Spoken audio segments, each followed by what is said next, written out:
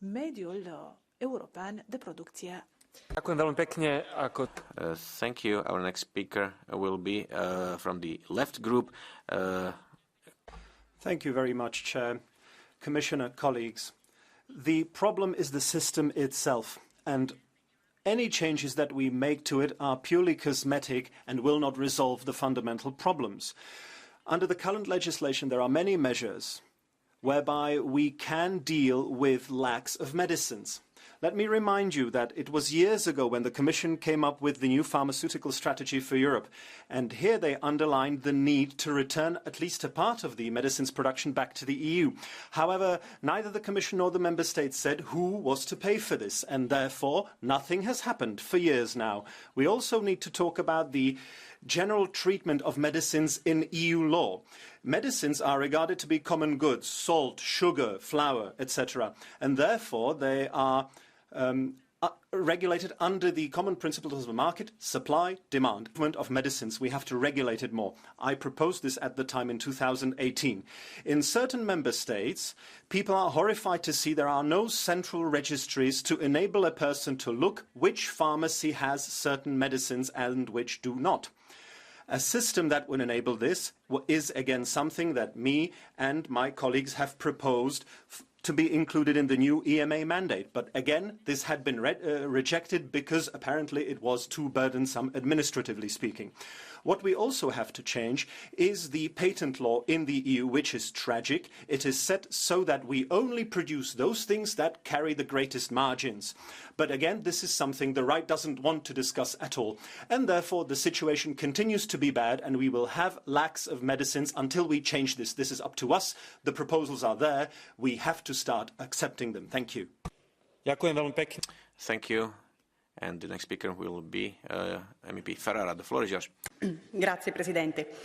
In Italia si registra la carenza Thank you, President. Well, in Italy, we're currently seeing around 3,000 pharmaceutical products that we're lacking at the moment, and other member states have similar problems. And this doesn't only relate to the COVID and respiratory diseases wave.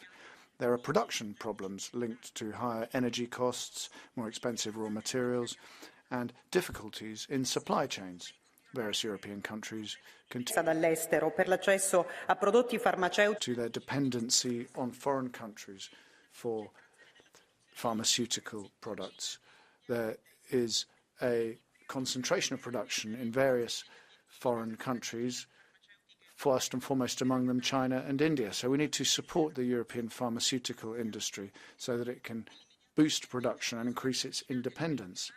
We need coordinated actions at the union level to find, purchase and distribute medicines to ensure that all member states have their fair share. We also need storage of pharmaceutical products so that we have them when we need them. We need joint European responses so that no one's left behind with this issue. Thank you. Pekne a ďalší vystupí pán Bartoš Arlušovič. Kiitos. Bartoš Arlukovič. Panie przewodniczący, pani komisarz. Thank you, President. Madam Commissioner, dear colleagues, cancer has been proving to us every day, and it's still proving to us every day, without combating it in common, without combating it on a global basis, we stand no chance. And the pandemic has proven the same. Hundreds of thousands of people have died. It proves that without acting together, we are unable to save people's lives. And this is the moment, Commissioner, when you need to decide. We've been talking about it during the meetings of the Special Committee for Combating Cancer. Europe has to say it's enough. We need to start common negotiations on prices for medicines for Europeans, common purchases. In Europe, we need to create a system in which we will be creating stocks of critical medicines as to avoid situations in which we have another wave of the virus and people are helpless, running from one pharmacy to another without being able to buy medicines. The politicians are there to save the lives and the health of the people. Europe can build roads, bridges, schools, but we need to face illnesses and we need to provide medicines for our citizens. I always hear that health lies in the hands of member states. This is true, but we can just look by. Or we may say no. If the regulations make it impossible to save people, we need to change the regulations to save the people. We need to start purchasing medicines together, and we need to create European stocks of critical medicines. Otherwise, people will continue to die. And we will be watching passively. Commissioner, we've been talking about it many times. Thank you. Ďalšia vystúpi pani Sara. The next speaker is Ms. Sara Gerdas. You have the floor. Obrigada, Presidente, Comissário. Thank you, President. Commissioner, Council. We need responses to the medicines shortage, and the EU can provide them.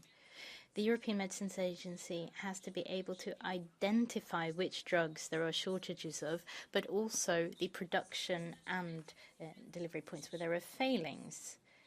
When it comes to stocking products and withdrawing from the market, we need more information, and we need to move forward with joint purchases of essential drugs, which is what happened for the COVID-19 vaccines. We also need a new pharmaceutical strategy for Europe. It needs to contribute to autonomy and sustainability in the EU when it comes to pharmaceutical production. Drugs access cannot fluctuate as a consequence of wars, invasions or other factors.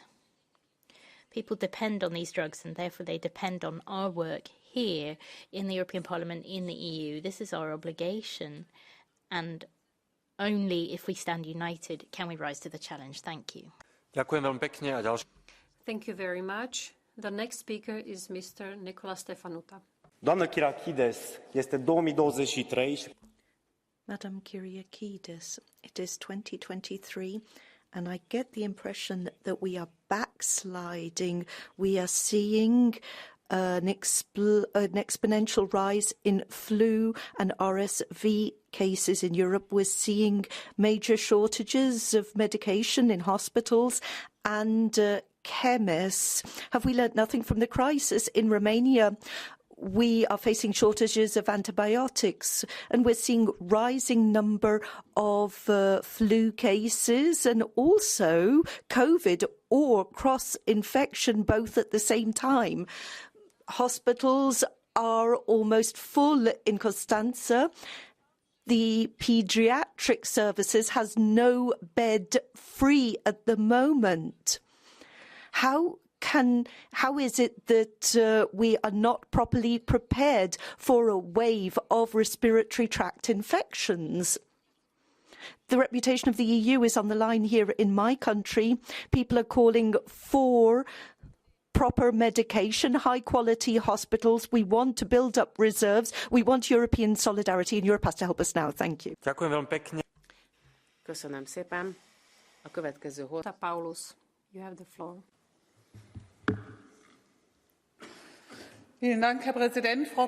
Thank you, President. Commissioner, ladies and gentlemen, we've had 2 years of coronavirus during which there were many limits in place and people wore masks, and that prevented many infections. But now we're seeing a massive wave of airway infections which are overwhelming member states' health systems.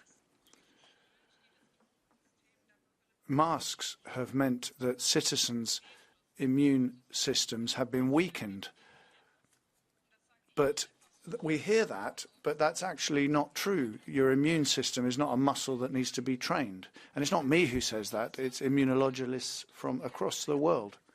We're seeing young children affected by these respiratory diseases, and these are people who've never worn a mask. Studies show that corona infections are detrimental to our immune systems over the long term. There are many studies from right across the world on that. And so the question is, when are we finally going to establish a program which researches lung infections and the long-term effects of COVID? Thank you. Ďakujem pekne. A ako ďalší. Thank you. And the next speaker will be Ms. Sylvia Limer.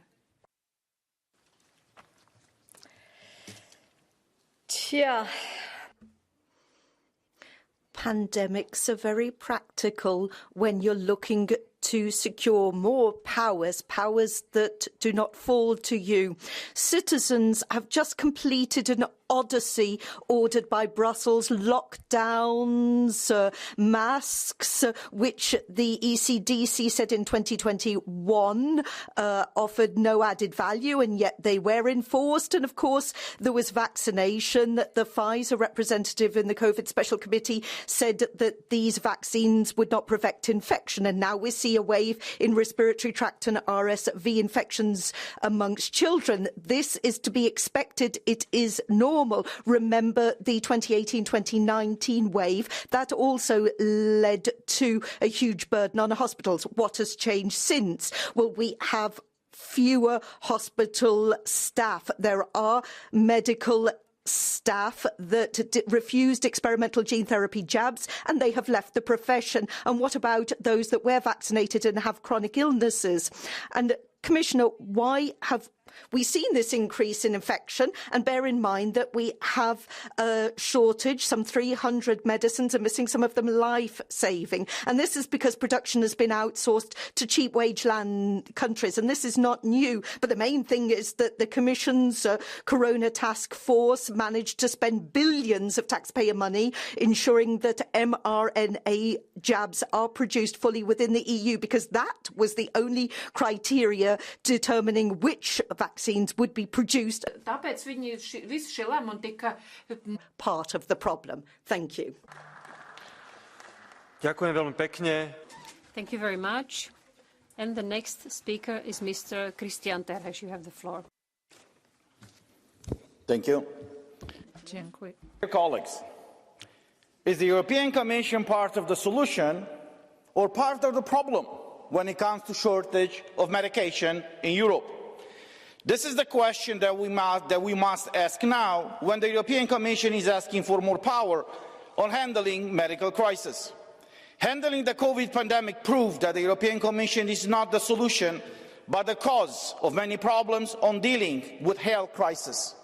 While the focus of the Commission was to purchase astronomical quantities of alleged anti-COVID vaccines, people could not find antivirals or antibiotics in the European pharmacies.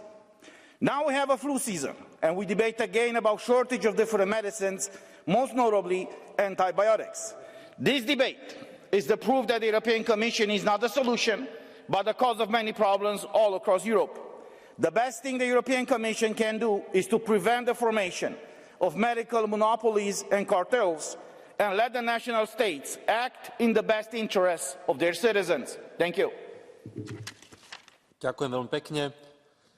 A ďalší vystúpi pán João Pimenta López. Prosím, máte slovo. And now Mr. Lopez has the floor. Obrigado, Sr. Presidente. Thank you, President. The cases of infection con complicazioni adesso and morbidity and mortality has gone up too. Health services and their response has been challenged. We need to bear in mind the social dimension and the coincidence of people's worsened life conditions. European policy must contribute to better care, better food, better housing, and guaranteed heating of our housing. These problems are all the more often associated with medicine shortages.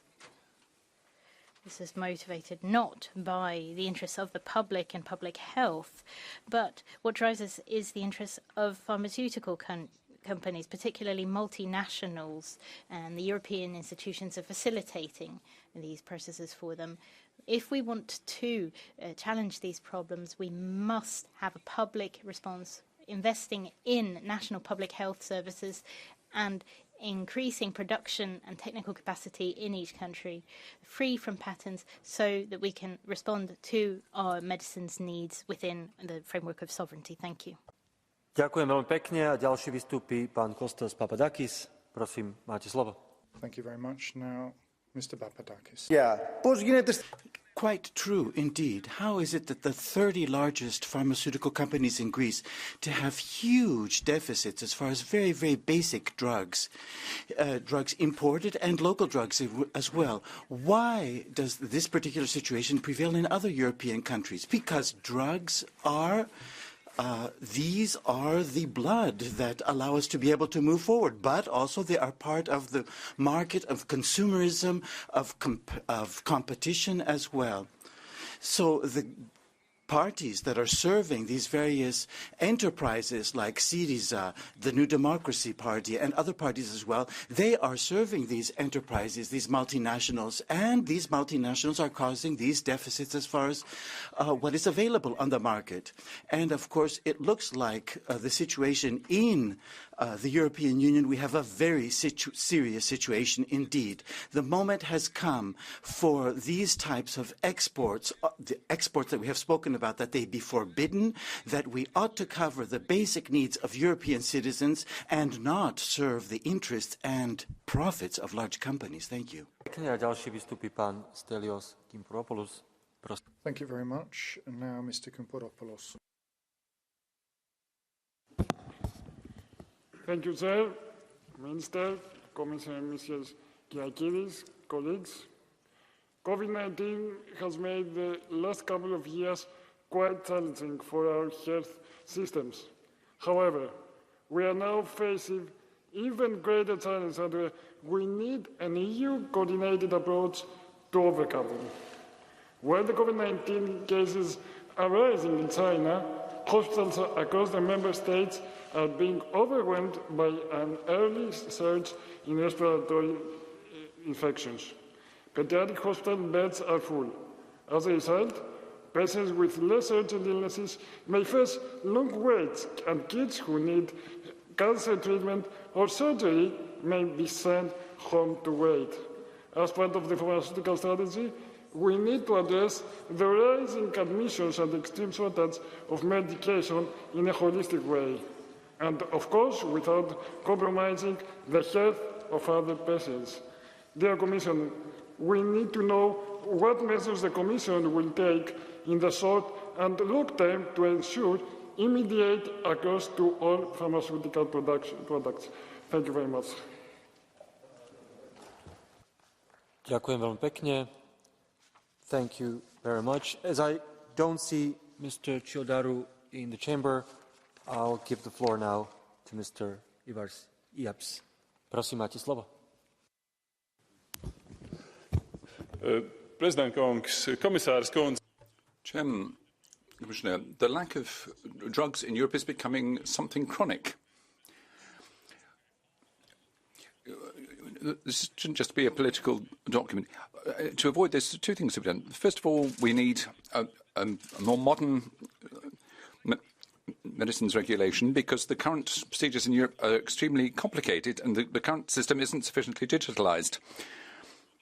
European rules need to be modernised, and the digital infrastructure and digital tools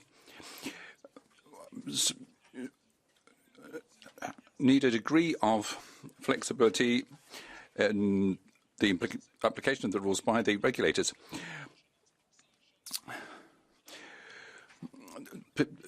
The payment for drugs has become a real jungle. Drugs for public health needs to be disseminated, and people need to know how to use drugs more effectively at the best price. Vystúpi pani Michelle Rivasi. Prosím, máte slovo. Thank you very much. Ms. Rivasi has the floor now. Thank you, President, Commissioner.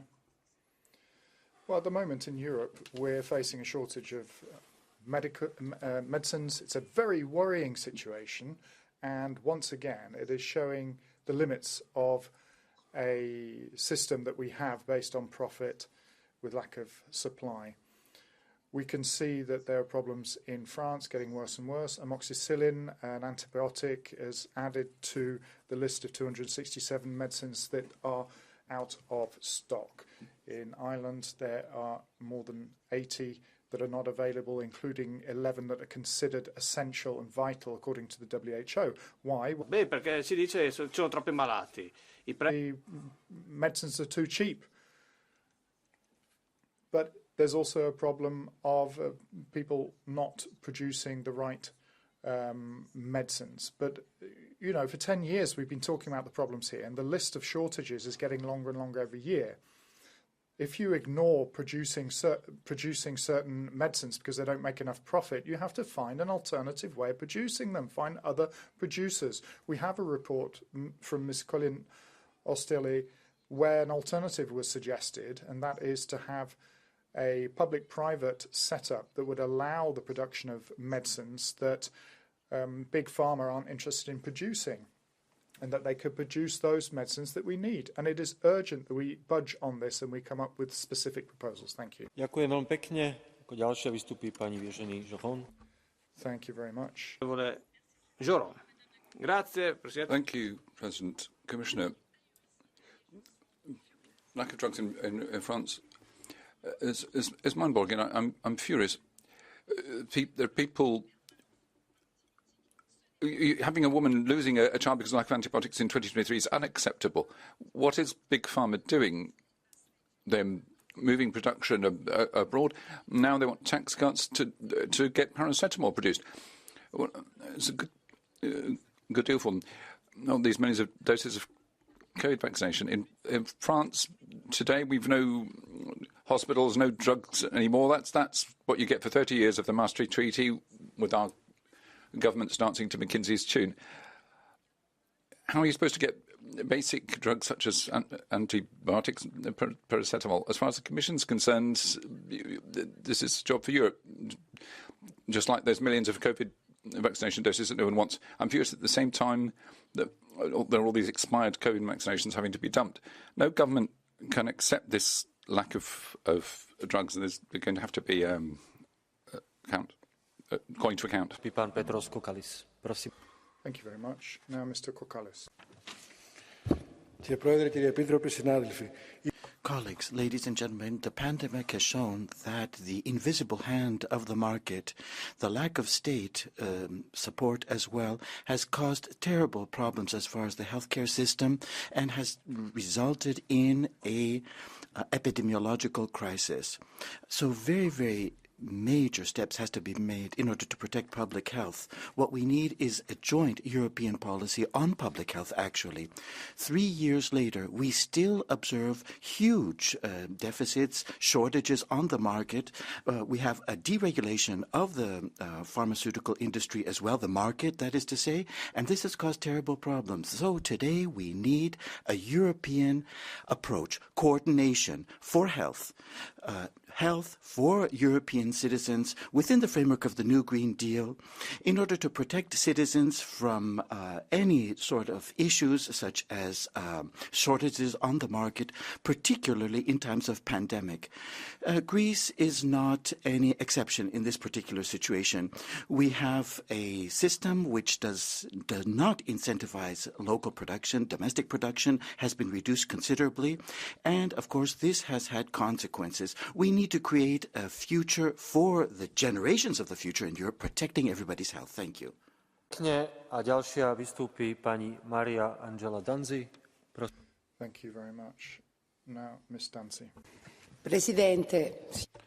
Thank you, President. Commissioner, the severe lack of common drugs is a serious problem that cannot be kicked any further down the road. We don't seem to have learnt that much from the COVID crisis. There doesn't seem to be applied as quickly as possible.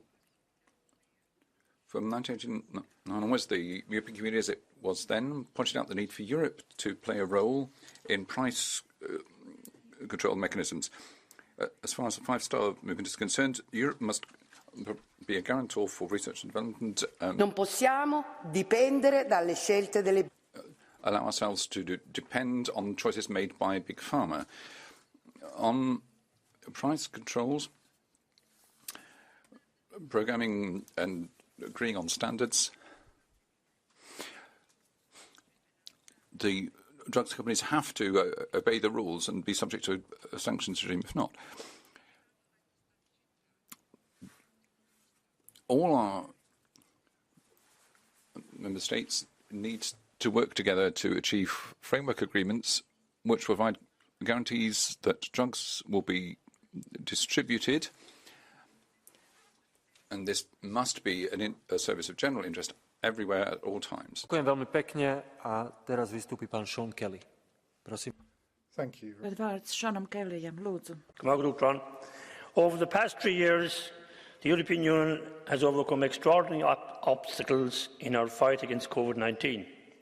Unfortunately, this winter has again been exceptionally challenging for our hospitals. We are witnessing public health systems across the EU become overwhelmed and exhausted as a result of the recent surge of COVID-19, flu and RSV patients. Earlier this month, Ireland reached record levels of overcrowding, and it is clear that we are at crisis point. Consequently, the surge of respiratory infections has had an effect on our medical supplies. It is vital that we take action and that our supply of medical products are assessed to ensure access to medicines for all patients in need. I also highlight the importance of coordination at European level. What we have learned over the past years is that a public health problem affects the functioning of all European sectors. It is time for swift and immediate action. Ďakujem veľmi pekne. Ako ďalší vystúpi pán Milan Grles. Thank you very much. Now, Mr. Birkelec. Predsedujoči, hvala za besedo. Dear President, thank you for the floor. Ladies and gentlemen,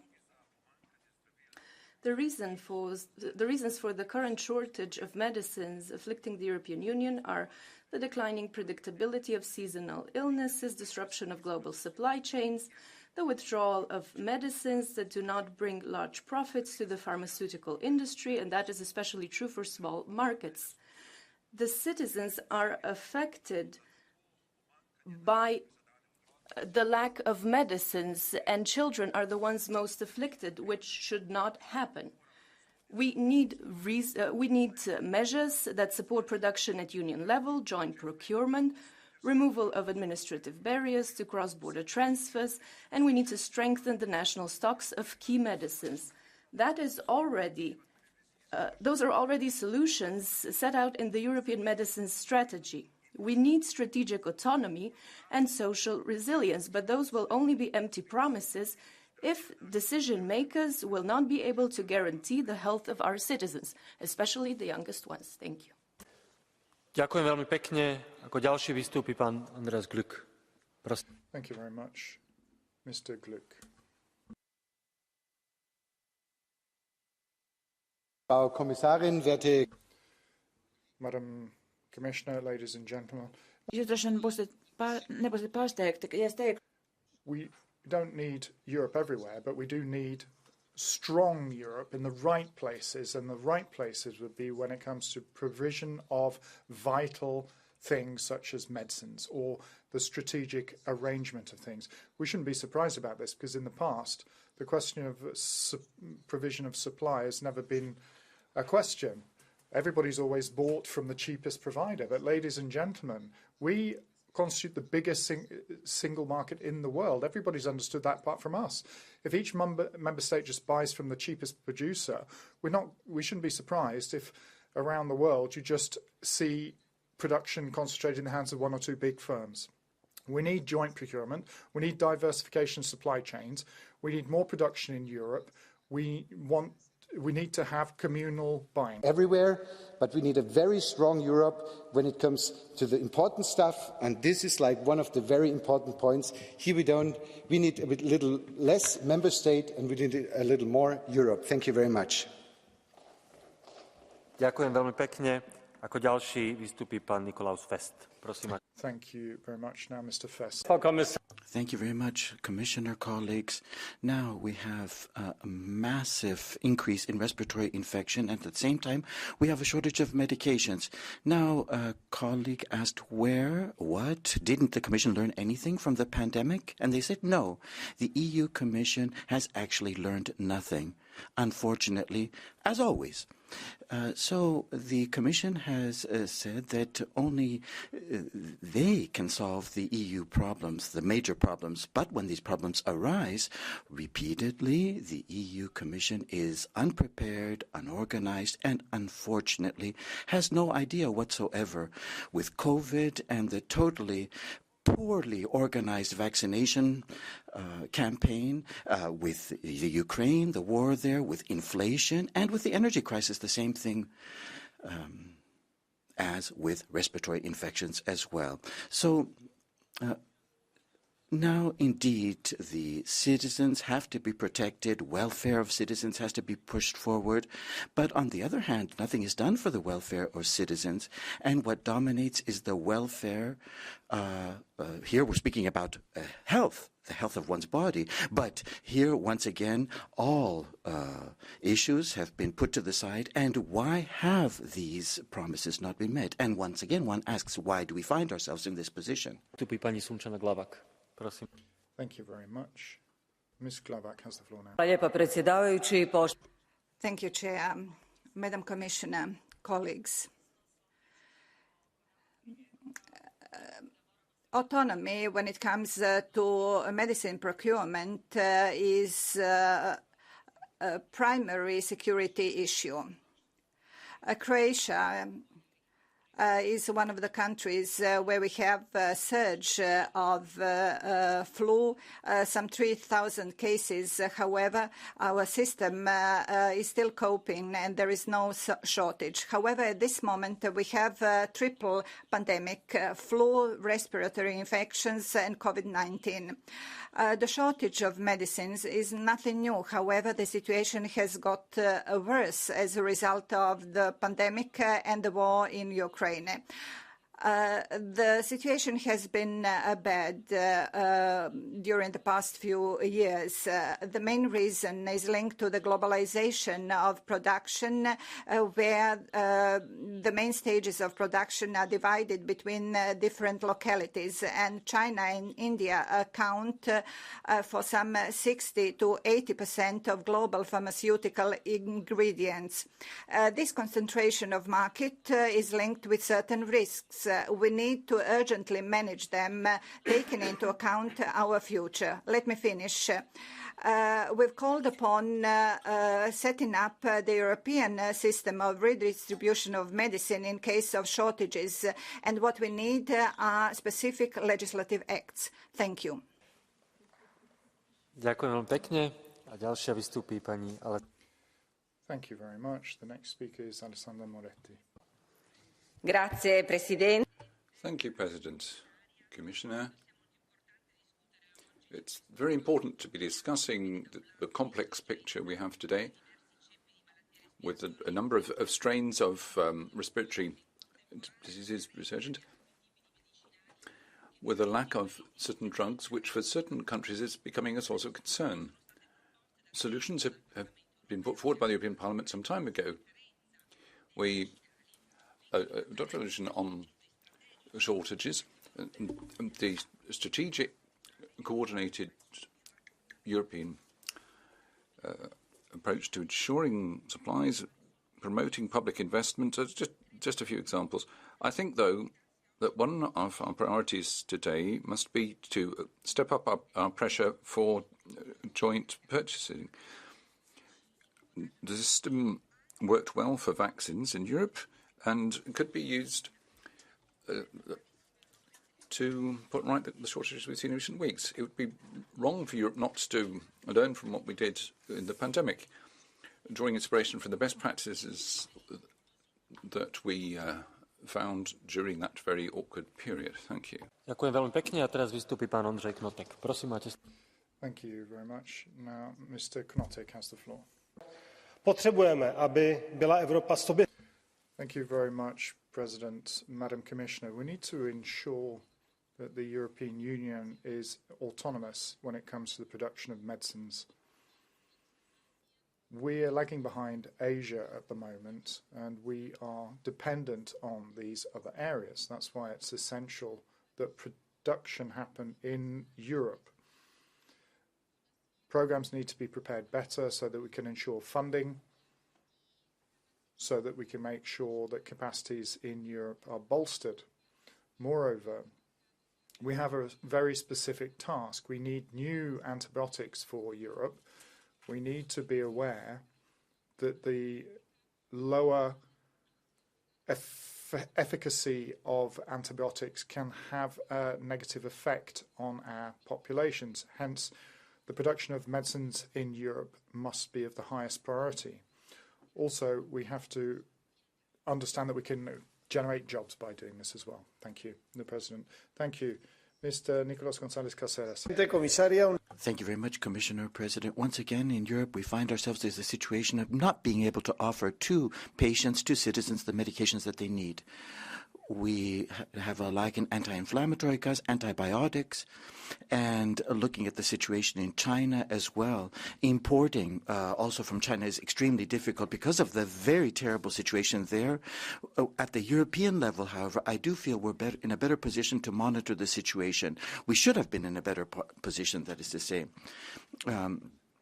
We have to take into consideration the numerous different possibilities that we have, the numerous different implements, legal implements as well, in order to adopt a whole series of reforms in order to change the system of production and distribution as well. But we know what's missing, we know what the lacunae are, but we have a European market that is not functioning effectively. So we have to look at it once again. In other words, the legislation as concerns pharmaceuticals, we need to redefine, restructure this particular market.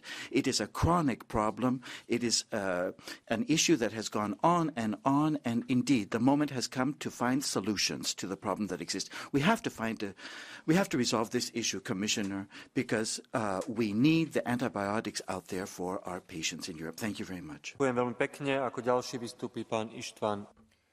Thank you very much. The next speaker is Mr. Uhelyi. Thank you, President.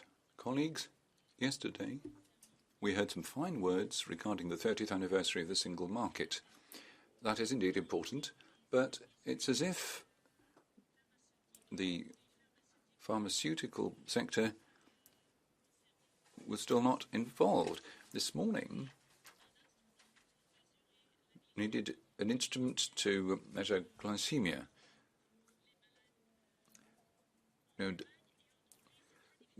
Diabetics are entitled to this as a right in Germany and Hungary, but it's very difficult here. Now, as the father of a 14-year-old child, I need to make this my concern. Can it be right and proper that we don't have some minimum level of health service across Europe to which all European citizens would be entitled? De aceea avem nevoie de o Uniune Europeană Union. We need a minimum level of service guaranteed.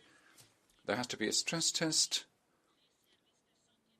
against which to gauge health services everywhere. That would include drugs, and we need to establish the situation of each of the health services because all European citizens need some minimum level of health care that actually works properly. We need to avoid fashionable expressions. The health union has to be a constant endeavour. Thank you very much. Now we move on to Catch the Eye. Ms. Klum. Thank you, President. And as we can see, rising RSV cases, the flu and corona have created enormous pressures on our health systems across Europe, and they've also highlighted a gap in terms of supply of essential medicines. The number of out-of-stock medicines in Ireland has risen to over 200 this week, and this is also in line with a pan-European shortage of critical elements that require a pan-European response. We need to evaluate our methods of procurement, purchasing, storage and distribution of these key medicines, and we need to move towards increasing domestic production in Europe to reduce our dependency on imports. Member States, led by the Commission, need to discuss common procurement, as we did during the pandemic. The people of Europe benefited from the common purchase of vaccines, and they want to see this type of approach as well. As one speaker has said, we need to see more Europe in this area, a European approach now to benefit all of our citizens. Ďakujem veľmi pekne. A teraz vystúpi pán Tomislav Sokol. Thank you very much. Mr. Sokol. Dok se Europa bori s While Europe is fighting inflation, all other crises and increase of prices of food, we have more and more respiratory infections, and the lack of medication is even worse. So there is a lack of paracetamol. Patients don't have antibiotics, but especially also medications that are used for curing cancer and other very grave diseases. Therefore, we need a European response. The European Union has to help member states financially in the because of the lack of medical workers. We also need key medications like antibiotics because their production is not profitable. In short, we need more support for the production of medication in the EU. The protection of health of the European citizens must not be dependent on third countries like it is today. Thank you very much. Ďakujem veľmi pekne. A teraz vystúpi za Európsku komisiu. Thank you very much. Now, Commissioner, Ms. Kyriakides, you have the floor.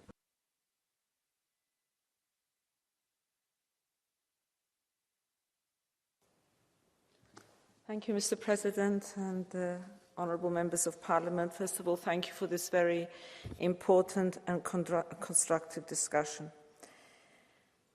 Now, I will start with what honourable member of Parliament Sokol spoke about. And he spoke about needing a European response. And I have already said in my opening remarks, and I will be repeating it in my closing remarks, that yes, we do have a European response, and that European response will be the pharmaceutical strategy we will be presenting at the end in March, and that I hope will have the opportunity to discuss within the European Parliament and the Council, and that it will lead to the solution of many of the issues that we all recognise, not now because of the pandemic, but for a number of years that has to do with access to medicines and affordability across our member states. Now, since the pandemic, we have all managed to work together. And I think that we also need to recognise that the work that we have done together in the pandemic, which I will not say has not resulted in any significant change, but I think that it is work that we can justifiably in many areas feel that we can feel pride in, and it was work of the European Commission, of the Council, and of the European Parliament. And a great deal of what has been achieved was achieved because of the constructive discussions we had at this Parliament. And because of our serious cross-border health threats regulation, which you know is in place now, we do now have the measures we need to respond. We have now integrated approaches to respiratory viruses. We have more robust sequencing and diagnostic capacities in member states, and we're supporting them with this.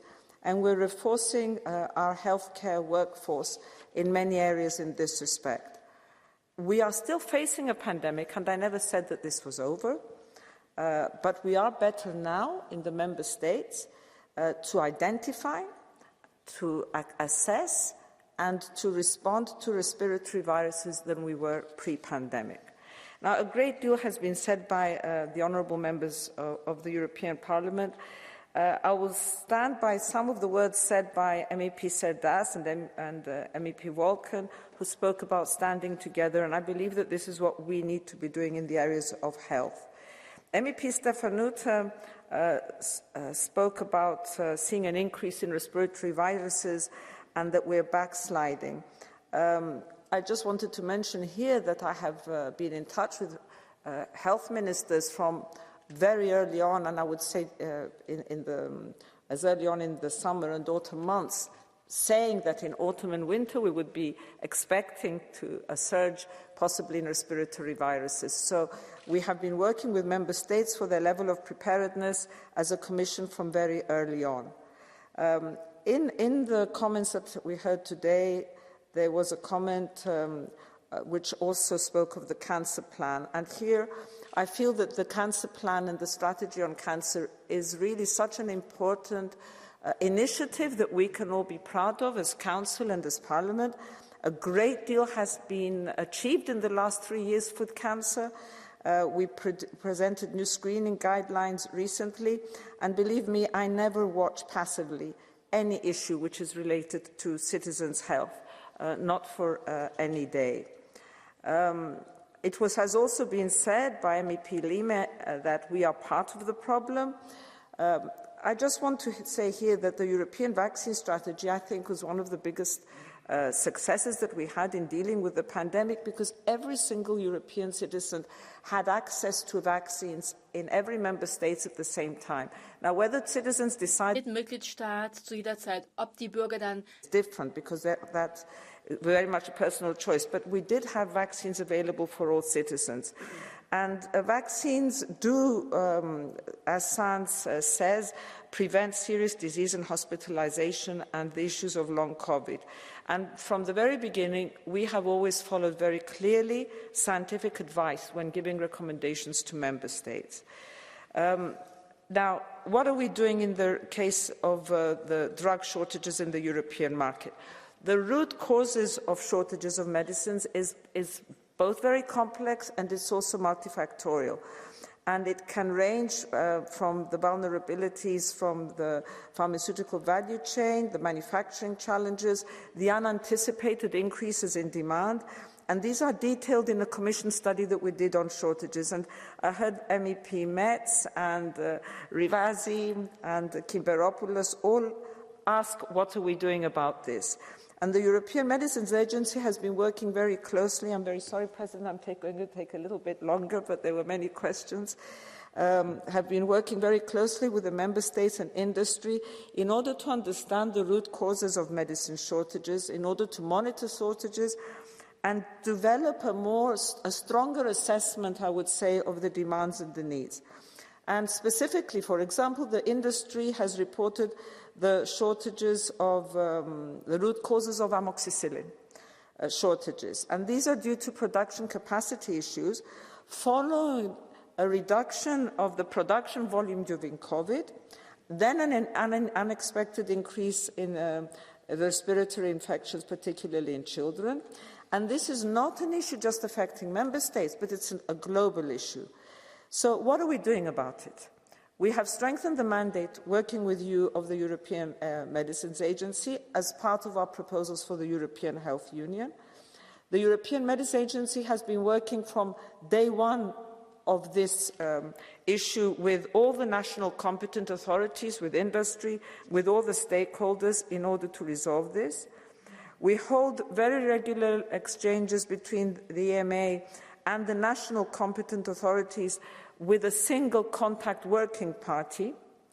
There are then discussions held ongoing with industry in order to identify the problems and to see what correction measures can be taken place. And this is really the crucial point. We need to understand that we need to have mitigation measures, including a close engagement with the marketing authorization holders, including engaging with other manufacturers to determine if we have other production capacity.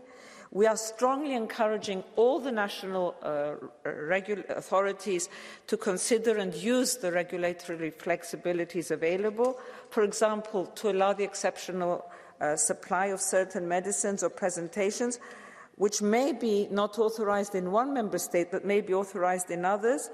And the EU has the opportunity to grant full or partial exemption to certain labelling or packaging requirements. So a great deal has been going on, and also working at national level to advise to avoid hoarding. Now, on the issues to do with the open strategic autonomy approach, in order to decrease dependence, which is extremely important, I think it was MEP Ortele who opened up with this. We're working on a very important project here of common European interest to increase production in Europe and the resilience of the European industry post-COVID. But this, of course, is ongoing. But let me be clear that the ongoing shortages we are seeing now are not linked to the active pharmaceutical ingredients short of active pharmaceutical ingredients.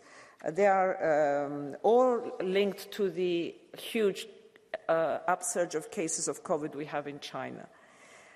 In terms of stockpiles, at this stage, the EU does not have an intention to increase stockpiles of medicines on the basis of the current circumstances, because where there is insufficient manufacturing capacity, stockpiling would not be resolving these issues. Now, on pricing, pricing and reimbursement does remain the responsibility of member states, but the EU does have a role to play. And the pharmaceutical strategy and reform will facilitate the earlier entry of generic, will improve transparency, and will support the cooperation between the national authorities so as to exchange, for example, best practices on pricing, on reimbursement and procurement policies. I will end here by saying that I hope to be able to put forward this proposal in March. We are very aware of the pressure that health systems are under because of the increase of the respiratory viruses and because COVID is still ongoing. And we have been working since the very first days with member states and oral agencies to see how we can support. But I have also really highlighted this to member states from very early on, that this was a situation, the challenge that we would be facing in the autumn and winter months. Thank you once again, and thank you for the opportunity to be here. Thank you. Ďakujem veľmi pekne a na záver vystúpi za... Thank you very much, Commissioner. And now, on behalf of the Council, lastly, I give the floor to Ms. Roosevelt, Minister. President, honourable members, Commissioner, let me assure you that the action is being taken by the Member States at national level as required. As you all are aware of, EU Member States are responsible for the organisation and delivery on their health and care policies and services. The Presidency, however, is ready to discuss possible coordinated actions and exchange of good practices. The shortage of medicines in the EU is a recurrent issue. Therefore, in addition to resolve the current situation, we also have to consider long-term sustainable solutions to the structural causes of these shortages, as I said in my first statement. In this sense, I also would like to recall the important step forward that was taken by the co-legislation in 2022 with the revised and enhanced mandate of the European Medicines Agency, EMA. The EMA is now responsible for monitoring medicine shortages that might lead to a crisis situation, as well as reporting shortages of critical medicines during a crisis. Mr. President, the Swedish Presidency will continue to monitor closely the situation and also in close contact, of course, with the Commission to consider any additional supportive measures that could be needed at the European level, both in the short and in the long term. We count on the Parliament to be a part of these efforts. Thank you very much once again for a very interesting debate. Thank you. Ďakujem veľmi pekne. Thank you very much. Colleagues, the sitting is now suspended until 3 o'clock, whereupon it will resume with question time for the Commission.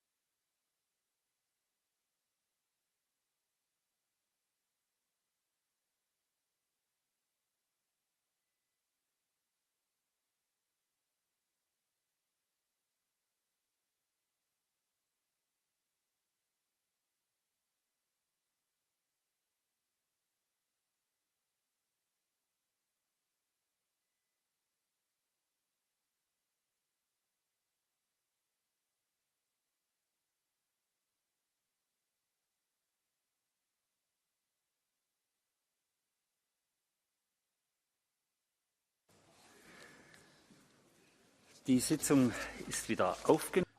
So, let's begin, ladies and gentlemen. Yesterday's minutes and the texts are available. I don't see any reservations whatsoever, and so the minutes have been approved.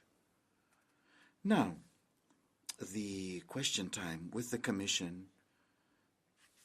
I would like to welcome Commissioner Wojciechowski for this period.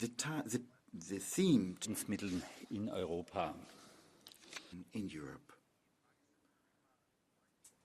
About approximately 90 minutes. 1 minute for the questions. So there will be 1 minute to ask a question, 2 minutes for the reply, 30 seconds for the supplementary questions. And I remind you that possible supplementary question is granted only if it is related to the new question. It ought not be a new question in itself. So I'd like to ask you to register your question right now using the Catch the Eye function on your voting machine. After having inserted your voting card, during question time, interventions will take from place from your seat, and I invite all speakers to stick to the allocated speaking time. Once again, you can register through the voting machine. And I'd like to ask you to do that right now. Let's begin with the first question. Colleague Šojdrová is our first speaker.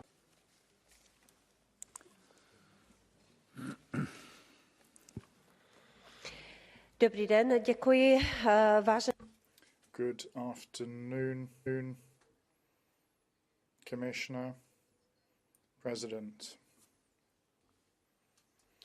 We know that prices are going up, energy prices are going up, and that has ramifications on the growth in food prices.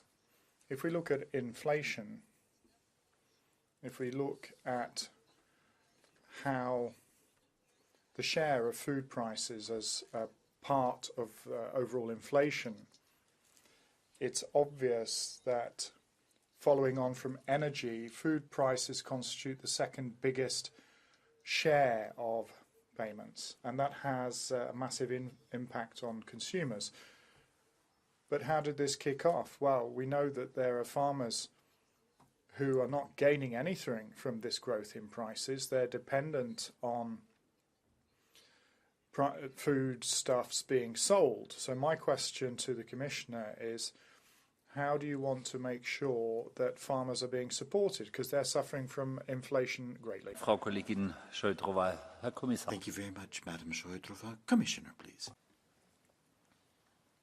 Thank you very much. Maybe thank you, Ms. Šojdrová, for your question. Yes, we can observe the increase of the food prices. That's general inflation in European Union is 11%, comparing November to November, 21-22. But food inflation is 18.3%. We can observe different situation across the sectors, across the member states. But you're right that farmers' incomes was increased in last year, 13%, but also there are differences across the member states. Not everywhere they increased, but it is easy to observe that increase of the farmers' incomes is less than increase of food prices. And increase of agriculture costs comparing costes agrícolas en comparación con los años 21 production is about 30%. Increase of agricultural prices of agricultural products is 24%. It shows that increase of cost is not fully compensated by the increase of prices which farmers receive. What we can do, of course, the fertilizer prices. This is the main factor of increase of the agriculture cost. Also energy, what you said. We presented our agriculture. There is possible support on the member states level, support for the fertilizer producers, for the farmers. State aid for the farmers, possible amount 250 €1,000 per individual farm. This is what we main instrument which we propose. Of course, there is a common agricultural policy, but the strategic plans, but it will be in the future, in the coming years, implemented. Thank you. Vielen Dank. Well, thank you very much. Madam Šojdrová. Děkuji za odpověď, pane komisaři. Thank you very much for that answer. I do have a supplementary question, Commissioner. Your answer is one I can't accept for this year, 2023, because there's a calculation that inflation will be taken into consideration for funding the Common Agricultural Policy.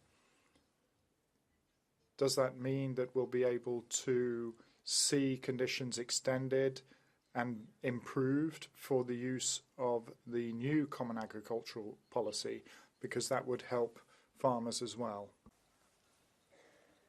Vielen Dank, Frau Kollegin Šojdrová. Thank you very much, Madam Šojdrová.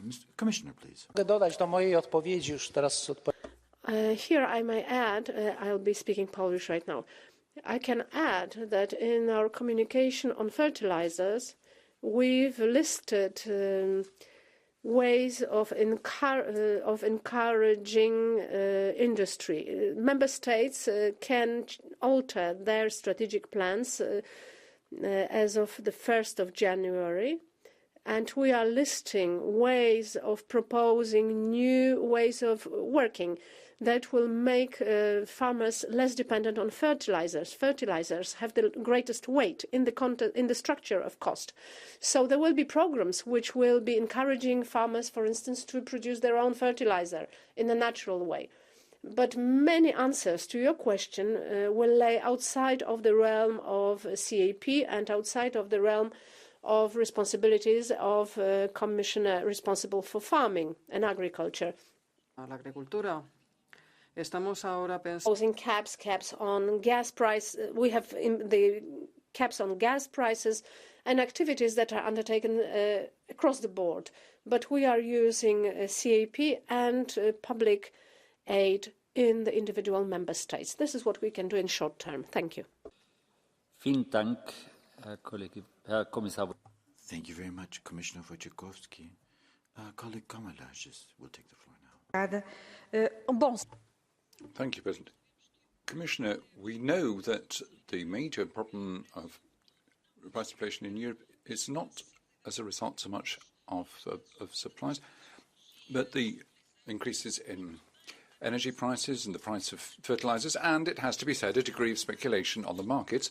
It's all led to an upsurge in prices, and that is above all hitting the most vulnerable families. We know that there's a huge burden to their family budget as a result of expenditure on food. So we have vehemently defended the package of measures, a solidarity package for families and firms. We've also called for ongoing support measures to keep energy costs down on the market and so forth. Now, what I would like to know from the Commission is this. What other measures could be implemented, not just to support our farmers, but also to help the most vulnerable families across the European Union? Thank you. Vielen Dank, Frau Kollegin Carvalhes. Thank you very much, colleague Carvalhes. Commissioner, please.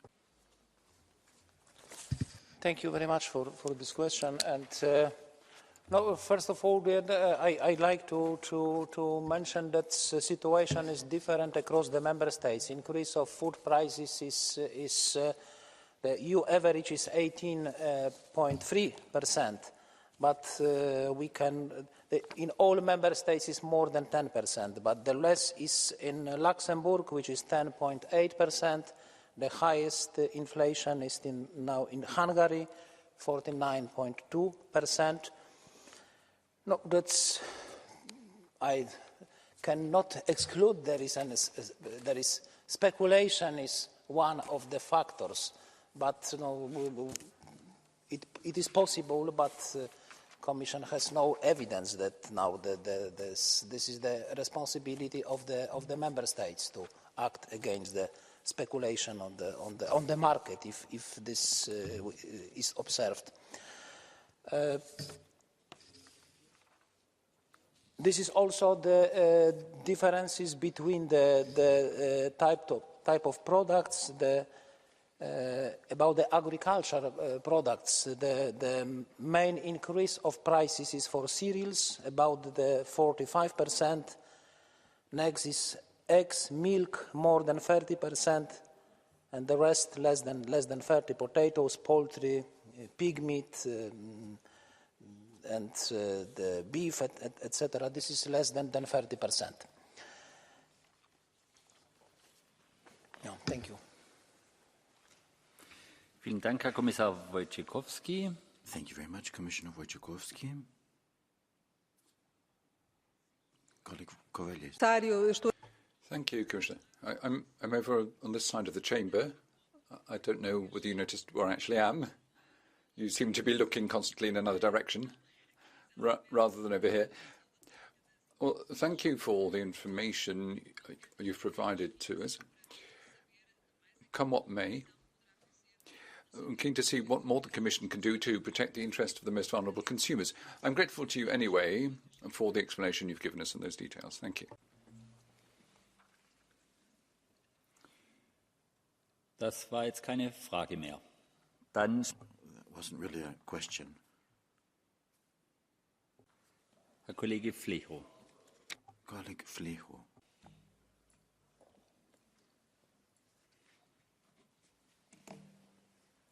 Hvala, poštovani predsjedniče. Thank you, Chair.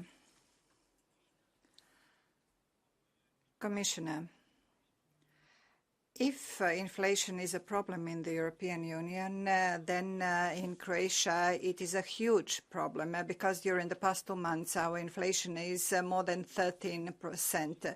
And if we speak about inflation of food prices, this is an extremely huge problem. In Croatia, we introduced euro on the 1st of January, and the prices skyrocketed. Somebody will say the situation was similar in Italy and Slovenia, but the figures were much lower than today in Croatia. That is why I would like to put a question. Are you aware of this problem of synergy between inflation and rounding up of prices and in Croatia, and whether you can do anything in order to stop this trend, in order to protect the most vulnerable citizens and to prevent them from diving into poverty? Vielen Dank, Herr Kollege Flecho. Thank you very much, colleague Flecho. Commissioner Wojciechowski. Dziękuję bardzo. No, mogę potwierdzić. Thank you very much. Yes, I can confirm in Croatia, I'm aware of it. Before the euro already, there was a problem because Croatia has one of the highest inflation rates when it comes to foodstuffs and their prices. General prices have increased by 19.8. Well, this is an average for the EU. I'm not able to comment on what has happened after the euro has been introduced. We do not have full data in this respect yet, so I'm not well placed to make comments on this, but I have been listening to you very carefully. The data which I have at my disposal compare November 2022 and November 2021. If you are asking about Croatia precisely, I can tell you that it was 19.8% inflation for foodstuffs. For cereals and bread and other cereals, bread products 27.7, milk 26.5, and lower increases for vegetables and fruit and other products. Thank you. Bitte, Herr Kollege Flecho, eine Zusatzfrage. Yes, an additional question, colleague Flecho. Thank you very much for your reply, which actually confirms everything I have said. Could you please provide a specific answer to the question? Will the fight against inflation of prices of foodstuffs be your priority for 2023? And if so, which measures are you going to apply? Thank you. Dankeschön. Bitte, Herr Kommissar. Thank you very much. Commissioner, please. Tak, no, ja mogę się wypowiedzieć. Yes, well, in this debate, what I can tell you is about what we are going to do under the CAP. New strategic plans are one such measure to support farmers. Our farmers are up to the task. We have seen it. They are working under very difficult circumstances. The energy price has skyrocketed, the fertilizers, the feed, all of this is increasingly expensive, but we still have food security thanks to our farmers. We need to support them using all the instruments which we have at our disposal thanks to the CAP. I would like to refer back to one of the questions which perhaps I haven't answered precisely. There is an inflation affecting the CAP which is being devalued. The budget of the CAP is about 55 billion euro annually. If you compare it to the value of the whole agriculture production, which has increased due to inflation, it has increased from 450 billion euro to 536 billion euro. But the expenditure on the CAP has not changed, despite inflation, despite the... miliarda euro. Can now experience this problem, but of course the budget is decided by the member states. This pertains to the whole budget of the EU and to the budget of the CAP. Nowadays, this budget might be less effective and might be less of an incentive for the farmers. Thank you. Vielen Dank, Herr Kommissar. Thank you very much, Commissioner. Colleague van den Gendelen, please. You have the floor. Thank you very much, President. Good afternoon, Commissioner. Thank you for being here. Because everybody who says inflation refers to energy prices, of course, but obviously we need to look at food prices as well. That's what we're looking at. Now, food prices have gone up and we can see symptoms there, but we need to look at the root causes as well. Given food price inflation and inflation in general, then I think there are problems of artificial manure, whose prices have skyrocketed.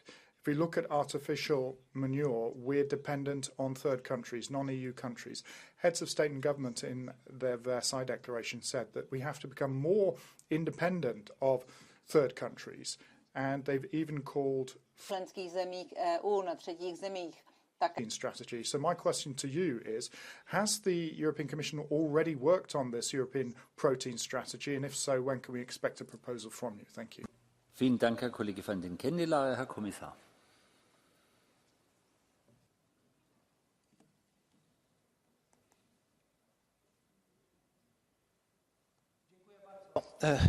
Za to pytanie. Tak, no przede wszystkim. Thank you very much for this question. Well, yes, we must underscore the fact that food prices are growing faster than inflation, just because the increase in the cost of production has affected the food production much stronger, to a greater degree than other areas of production. The increase of energy prices has affected the entire economy, but farming has been affected by higher prices of fertilizers, regardless of the prices of energy. So this is why inflation is so clearly visible in the area of food products.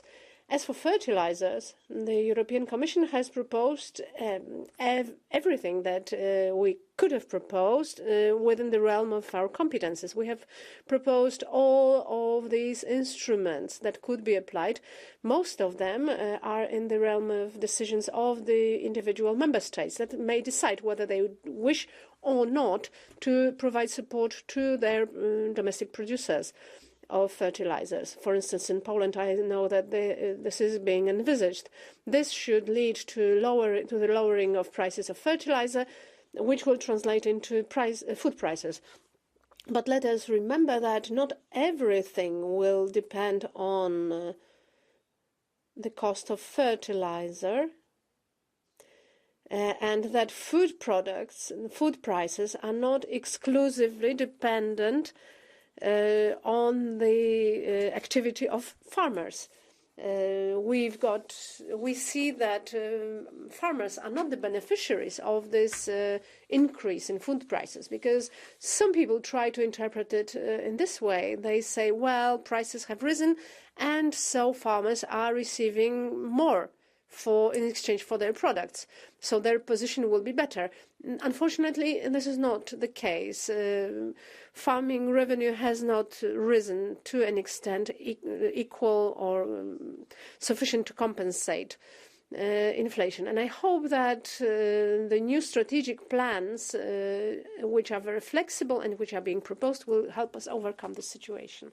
Thank you. Vielen Dank, Herr Kommissar. Thank you very much, Commissioner. Thank you very much. Yes, you're talking about chemical fertilizers, and indeed I'm looking forward to your action plan on integrated nutrient management. And I think we have a place there for that. But I'm talking about specifically the timing of your European protein strategy. Could you maybe give an answer to that?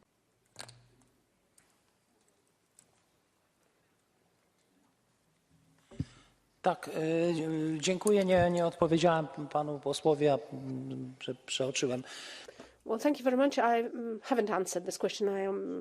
My apologies. Yes, we are working on this document, and at this point, we don't know whether this is going to be a strategy or a communication from the European Commission. This is not yet certain, but we are working on that.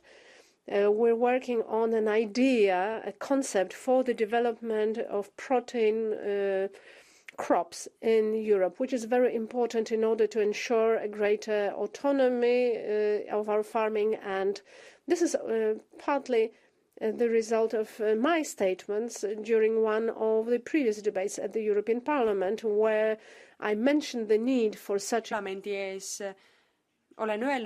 these food crops. And this document will certainly see the light of day.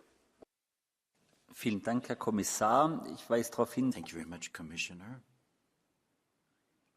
Now we're trying to strike a balance between the groups.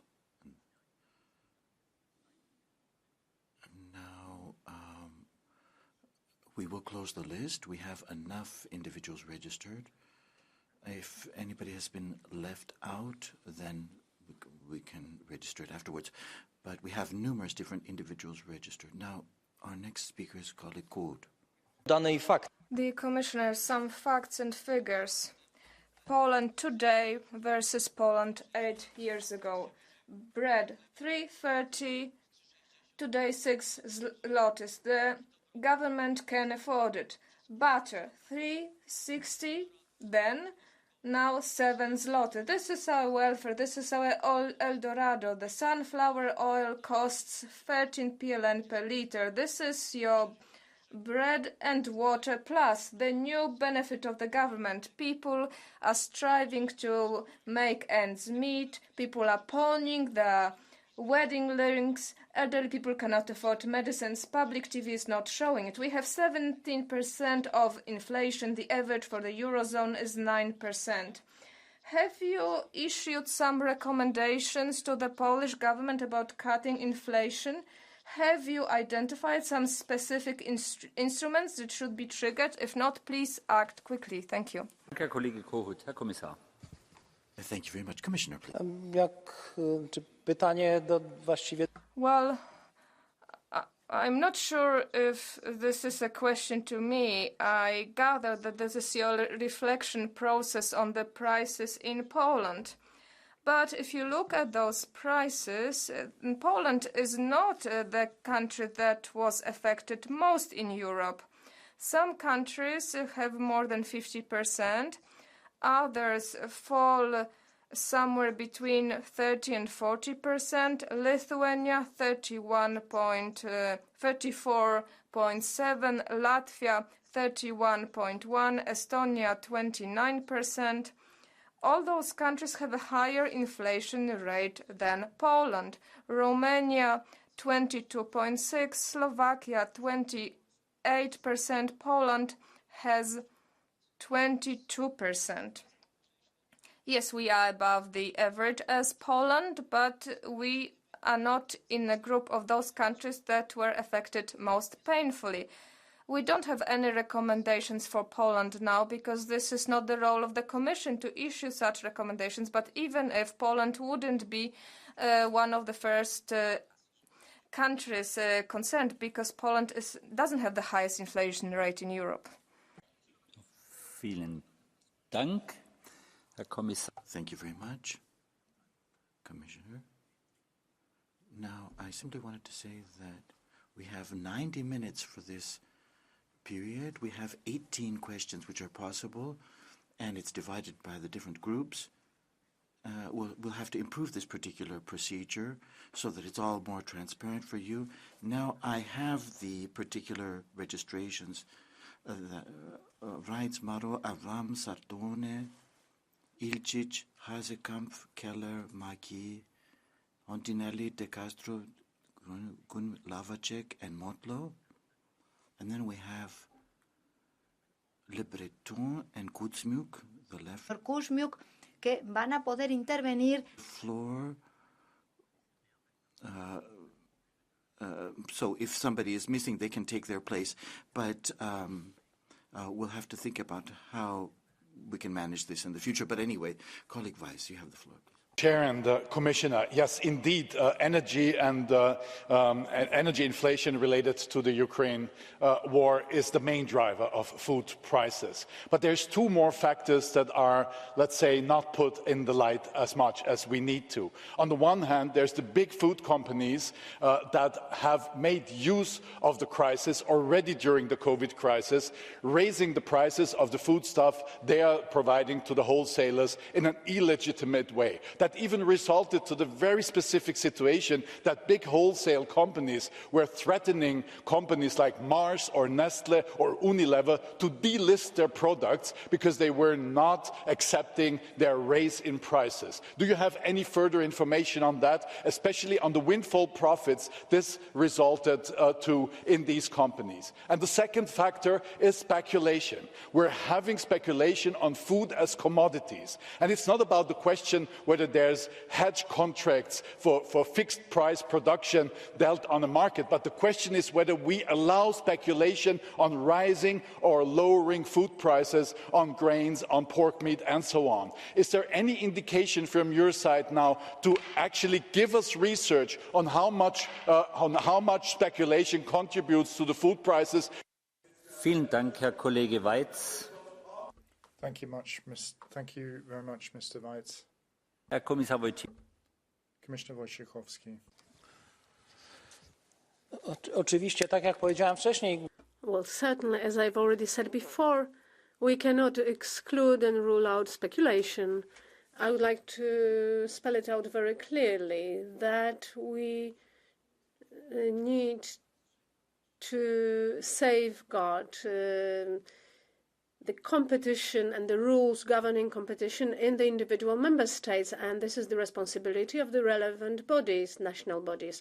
We have not received any significant signals indicating that speculation has got a significant impact on food prices. No, we see that the increase in food prices is the consequence of Russia's aggression in Ukraine, and which translated also into energy prices. All these cost factors had inevitably had to find their reflection in food prices. As for the bodies, the organizations that are purchasing food produce from farmers, well, clearly farmers are still the weaker party facing those large companies.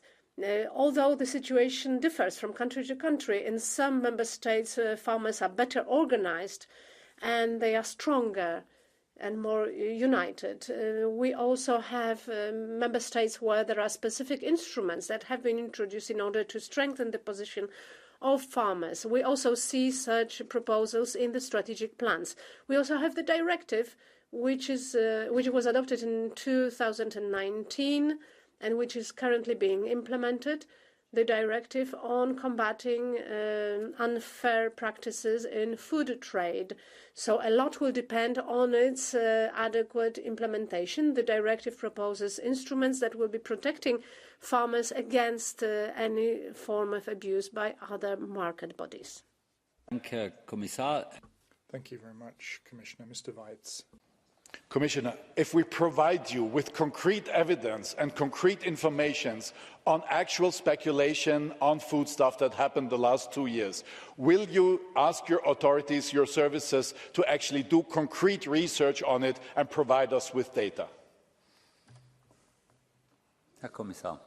Commissioner. Such information we will very seriously consider. Okay. Vielen Dank. Thank you very much. Well, so you can see we can have supplementary questions. Now, please, I do beg your indulgence. This question time is a new tool. We've been running it in for a few months. It's coming from the focus groups. You have recommendations and indications. You can see from your console if you're registered or not. If you leave, then you leave. Now, we're still trying to optimize the procedure. The next speaker is Mr. Amaro.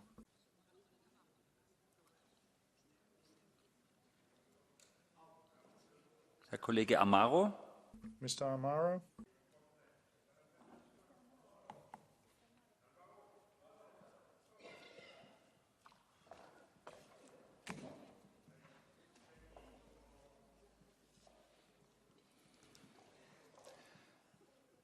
You were foreseen. There is no reason to complain.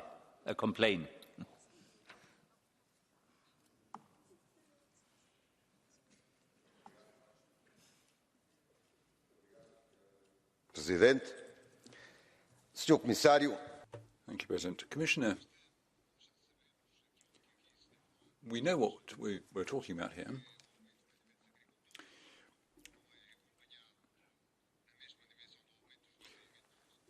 Farmers' incomes are not increasing in line with other increases. Now, it's important that there be alignment.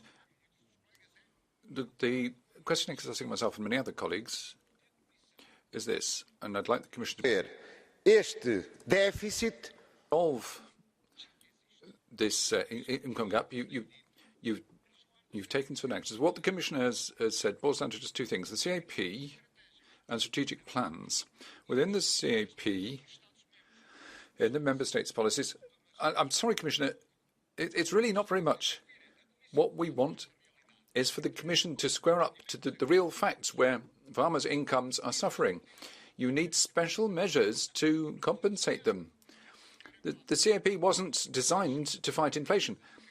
It's unfair when it comes to defending farmers if we just refer to the CAP and those strategic plans. Thank you. Thank you, Mr. Amaro.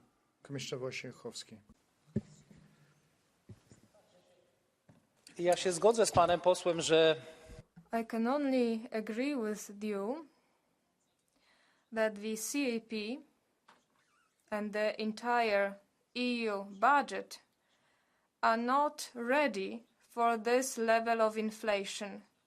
We are always ready for some level of inflation because we have a two-digit adjustment rate, but we were not prepared for the enormity of this crisis. First we had the pandemic, now we have the brutal war caused by the Russian aggression. This is una sfida che ancora non avevamo. We're not in the situation when the budget was adopted in July 2020. We already had the pandemic, but we had no idea that soon there would be a war ravaging Europe. This is a problem because you rightly referred to specific instruments. Let me repeat one more time. The Commission has done everything in its power to increase the supply of food. This is decisive for the prices. We have suspended, not revoked, but suspended for this year the provisions on non-production areas that normally would have to be set aside. The same applies to obligatory crop rotation. So we have suspended all the instruments that would bring down the production level. We have triggered the crisis reserve. We have the private storage aid. We wanted to remove all the obstacles hampering the increase in food production and potentially bringing up the prices. I don't know what else we could do. Some measures are within the budget, such as more money for crisis intervention. We have 500 million euro under the crisis reserve. The crisis is huge, so I concur with you that this is not enough. Our budget currently is 0.4% of the EU GDP. This is the CAP, 0.4% of the GDP. And this policy is responsible for food security and for environmental security alike. Thank you.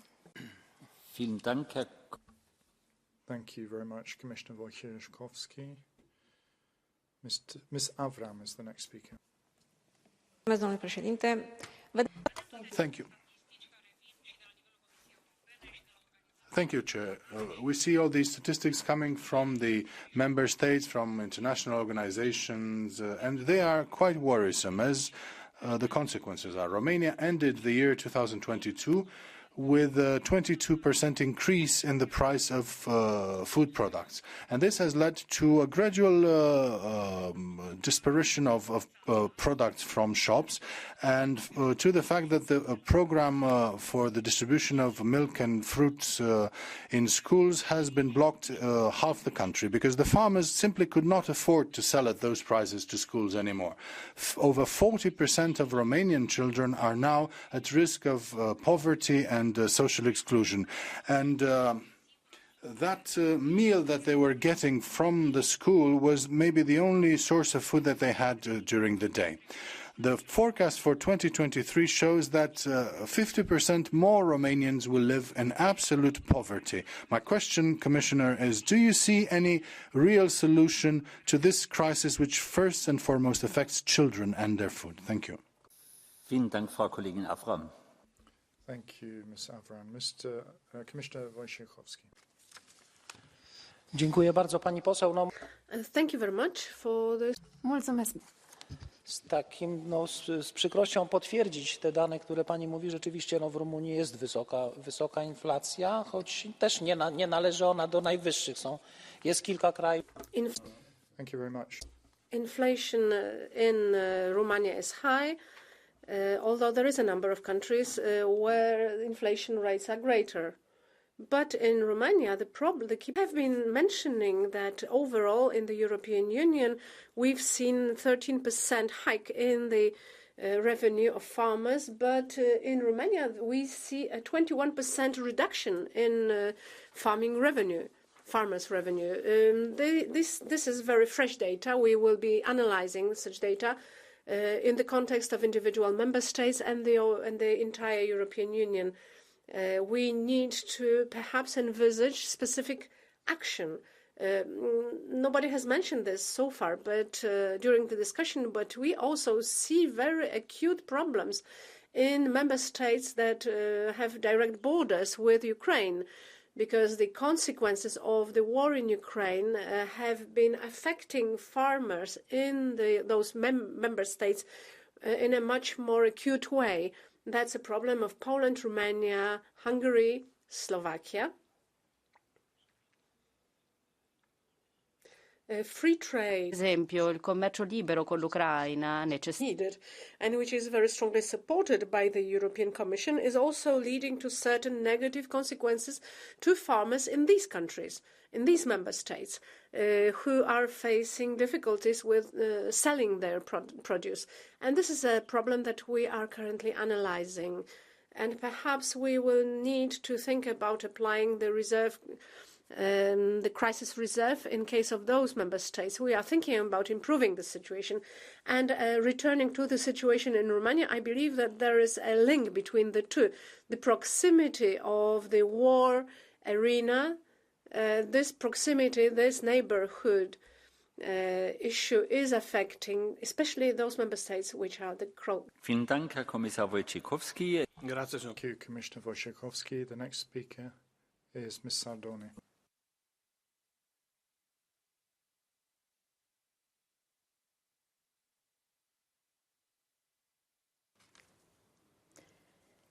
Latte più 14%, uova.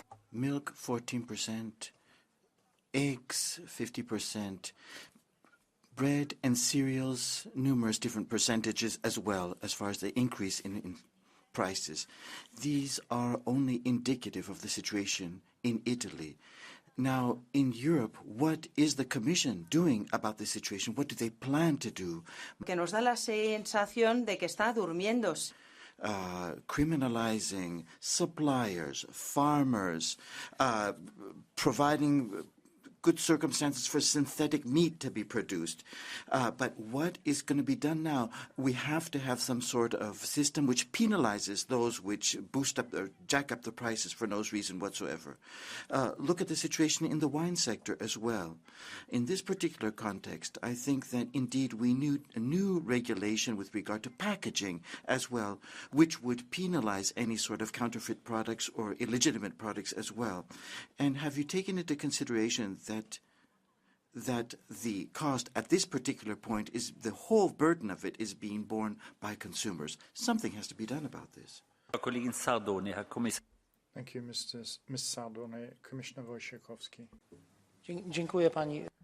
Thank you very much for this question.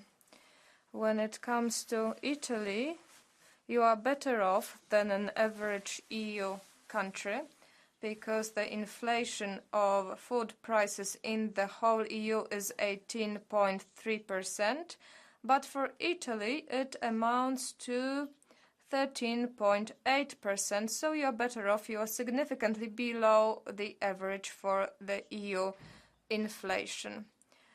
I cannot talk about all the activities of the EU. I have to focus on agriculture. And as far as agriculture is concerned, the recent decisions by the Commission show that there is a reflection process that we want to facilitate, that we don't want to make lives more difficult for farmers. We have a financial regulation concerning the CAP, including important provisions allowing not to penalize farmers for small irregularities which are not their fault or which are a result of force majeure. So we are open-minded. We do not want to be repressive towards farmers.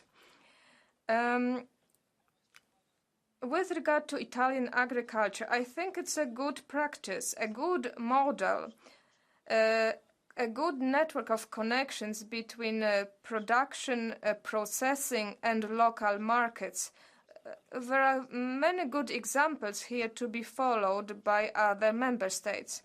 Yes, the input costs are higher, so everyone is affected to a smaller or higher extent. Inflation is painful to everyone. Farmers are struggling with input costs everywhere, but as I have already said, Italy is anyway better off than other member states. Thank you. Vielen Dank, Herr. Thank you, Commissioner Wojciechowski. Now, Mr. Ilčić. Poštovani povjereniče, Commissioner, the market has clear principles of actions, and it's difficult for politics to prevent it. If there is a surplus of a particular product, the price falls, and then if there is a deficit, the price is higher. The growth of food prices that we talk about now is certainly the consequence of a reduced production, especially in the European Union, because of the high ecological standards that are the highest in the world. In addition, during these 17 days, when, according to the President of the European Commission, we have successfully introduced the euro, in Croatia, food prices have increased an additional 20%. And according to studies presented at the Committee for Agriculture, the production of food in the EU will continue to be reduced, as well as farmers' revenues, and we will have to import more and more food from third countries of dubious quality. Therefore, I'm asking if the Commission will work on the fact that the same ecological standards are going to be requested of food imported from third countries, the ones produced in the EU. Thank you. Vielen Dank, Herr Kollege Ilčić. Herr Kommissar. Thank you, Mr. Ilčić. Commissioner.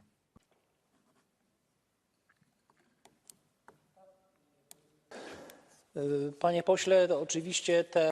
Well, yes, of course. Those equal standards and the application of the reciprocity rule in trade with third parties is a constant item during all of our negotiations concerning free trade agreements, which are being concluded with partners such as, for instance, New Zealand recently.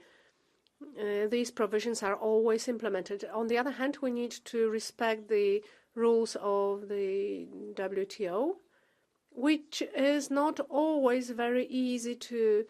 It is not always very easy to ensure that elevated EU standards can be adhered to whenever they go beyond the World Trade generalized standards, because in certain cases they might be seen as unwarranted, unjustified barriers to trade, because we don't want the European Union to be seen and perceived as creating such barriers, because we've got a considerable surplus in production. We want to make sure that our trade with the external world, outside world, is as open and as free as possible. So we're taking this into account. But you have underscored a very important item. The European Union has riguarda la qualità e la sicurezza alimentare. Food quality and security. We have safety. We have a very elevated environmental food production standards. And what is happening right now is that we need to pay more to farmers for adhering to these standards. And we will start paying farmers for making sure that certain standards are observed, even those standards that used to be observed prior. En ambos pilares de la PAC. Animal welfare. We are going to be paying out special amounts concerning better welfare. So all these elements which constitute high standards in the European farming will be rewarded for Thank you, Commissioner. And a supplementary question, Mr. Ilčić.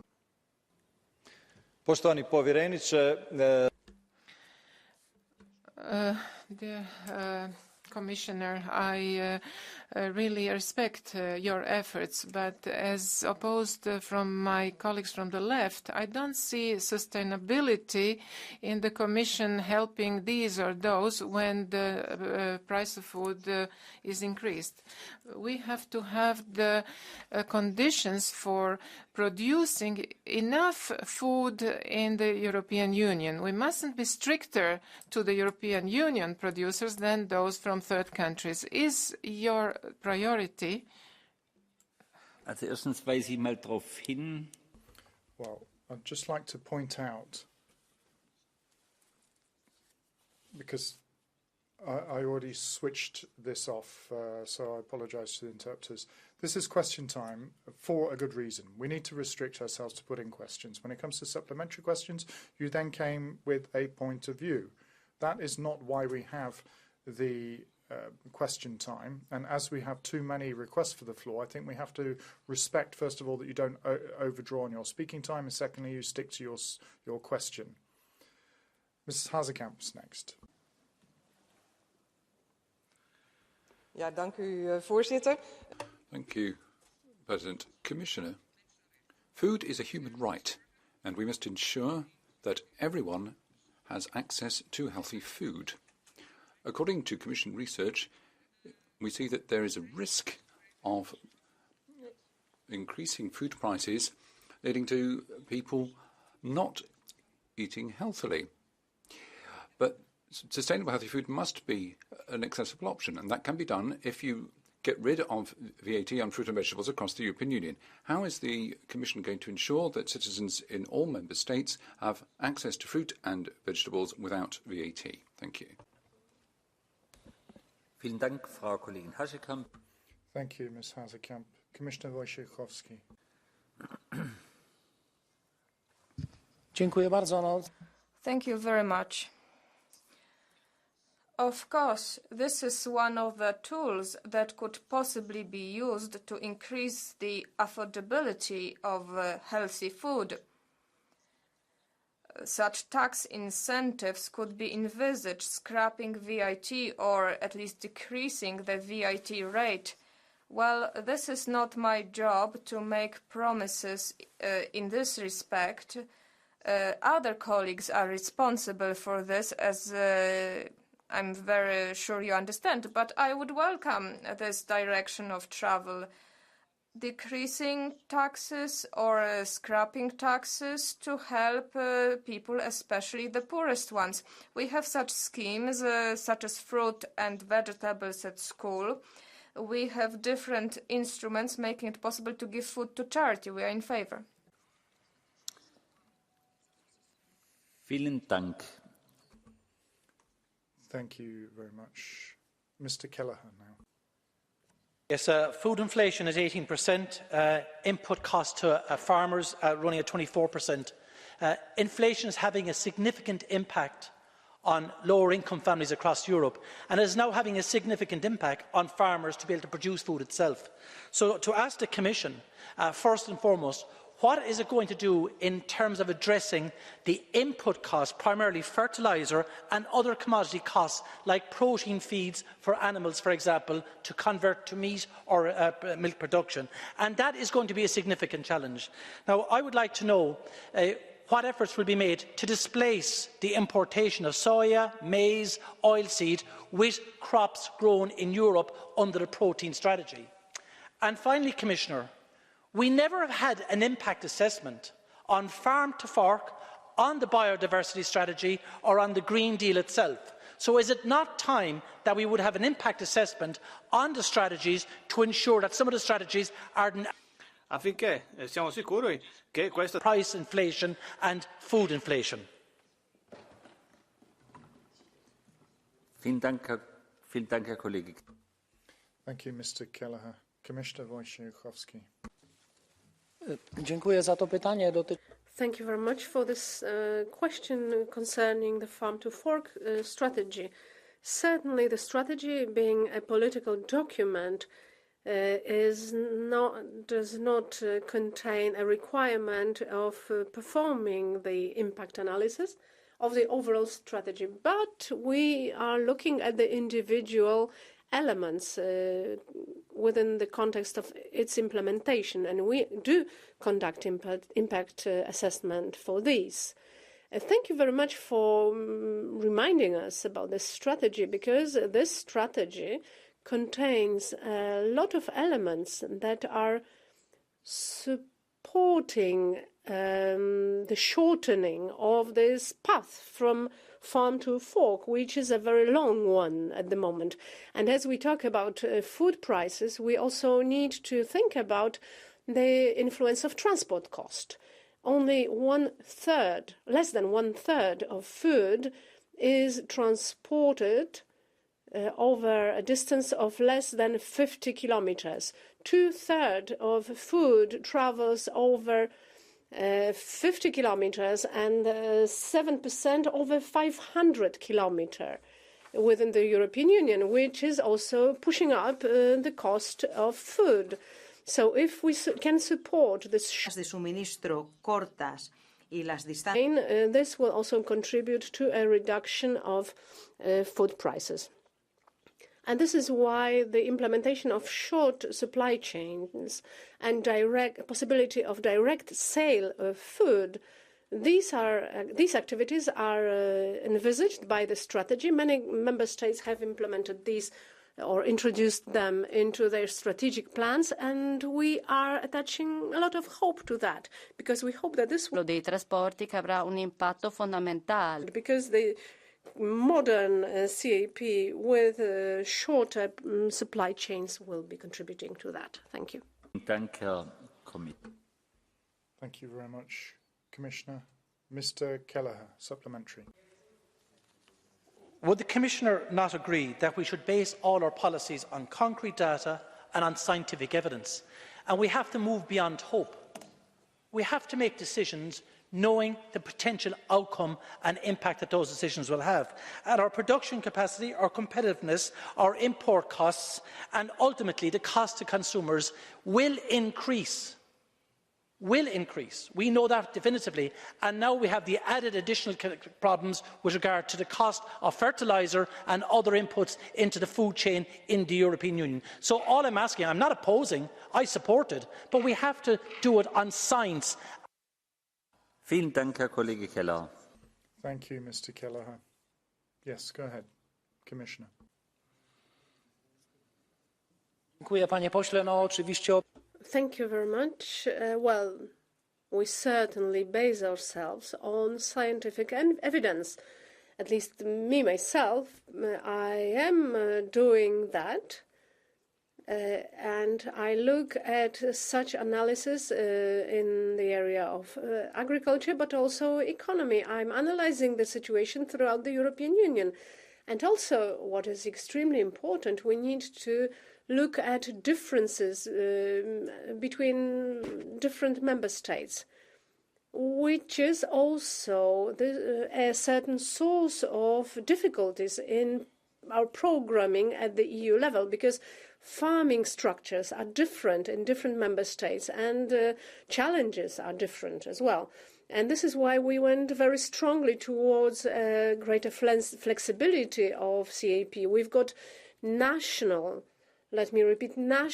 strategic plans, and I believe that this will allow us to better adjust the agricultural policy to the situation in the individual member states in line with scientific evidence. And I would like to take this opportunity, responding to your question and one of the earlier questions as well, because this is a recurring theme. I hear that we are reducing or curbing the farming production. Let me stress once again that under the current CAP, there are no instruments that would be intentionally reducing the production, even though there used to be such instruments. We could think that perhaps the set-aside requirement and the rotation of crops, these could be seen as potentially reducing production in short term, although they increase food security in longer term. These have been suspended, as they might have reduced our crops in the short term. So today, CAP, as it stands, as it is implemented, does not contain any instrument that would lead directly to reducing food production by farmers. There is a possibility of producing more. Of course, we are taking into account the fact that this production should not be valid only for today, but also tomorrow and for the future generations. So sustainability in agriculture is extremely important. Thank you. Thank you very much. Commissioner, colleague Markey, please. Thank you, Chair. We've also last year just how vulnerable our food supply is and how vulnerable food security is and how it has impacted on so many people. Well, I've listened to the figures you've given us here today, where less than 0.4% of GDP is spent on food production, and only 500 million of a crisis reserve. Well, if you divide that out by 10 million farmers, that's less than €50 per farmer across Europe. Well, I have one question for you. As the farmers' representative within the Commission, what are you doing to increase that budget? What are you doing to reduce them input costs? And what are you doing to increase fertiliser supply? Because clearly these are issues that are driving up the price of food across Europe. And we want to know what the representative of Agriculture is doing within the Commission to address this situation. Vielen Dank, Herr Kollege Marki. Thank you very much, colleague Marki. Commissioner, please. Dziękuję, panie pośle. Thank you very much for your question.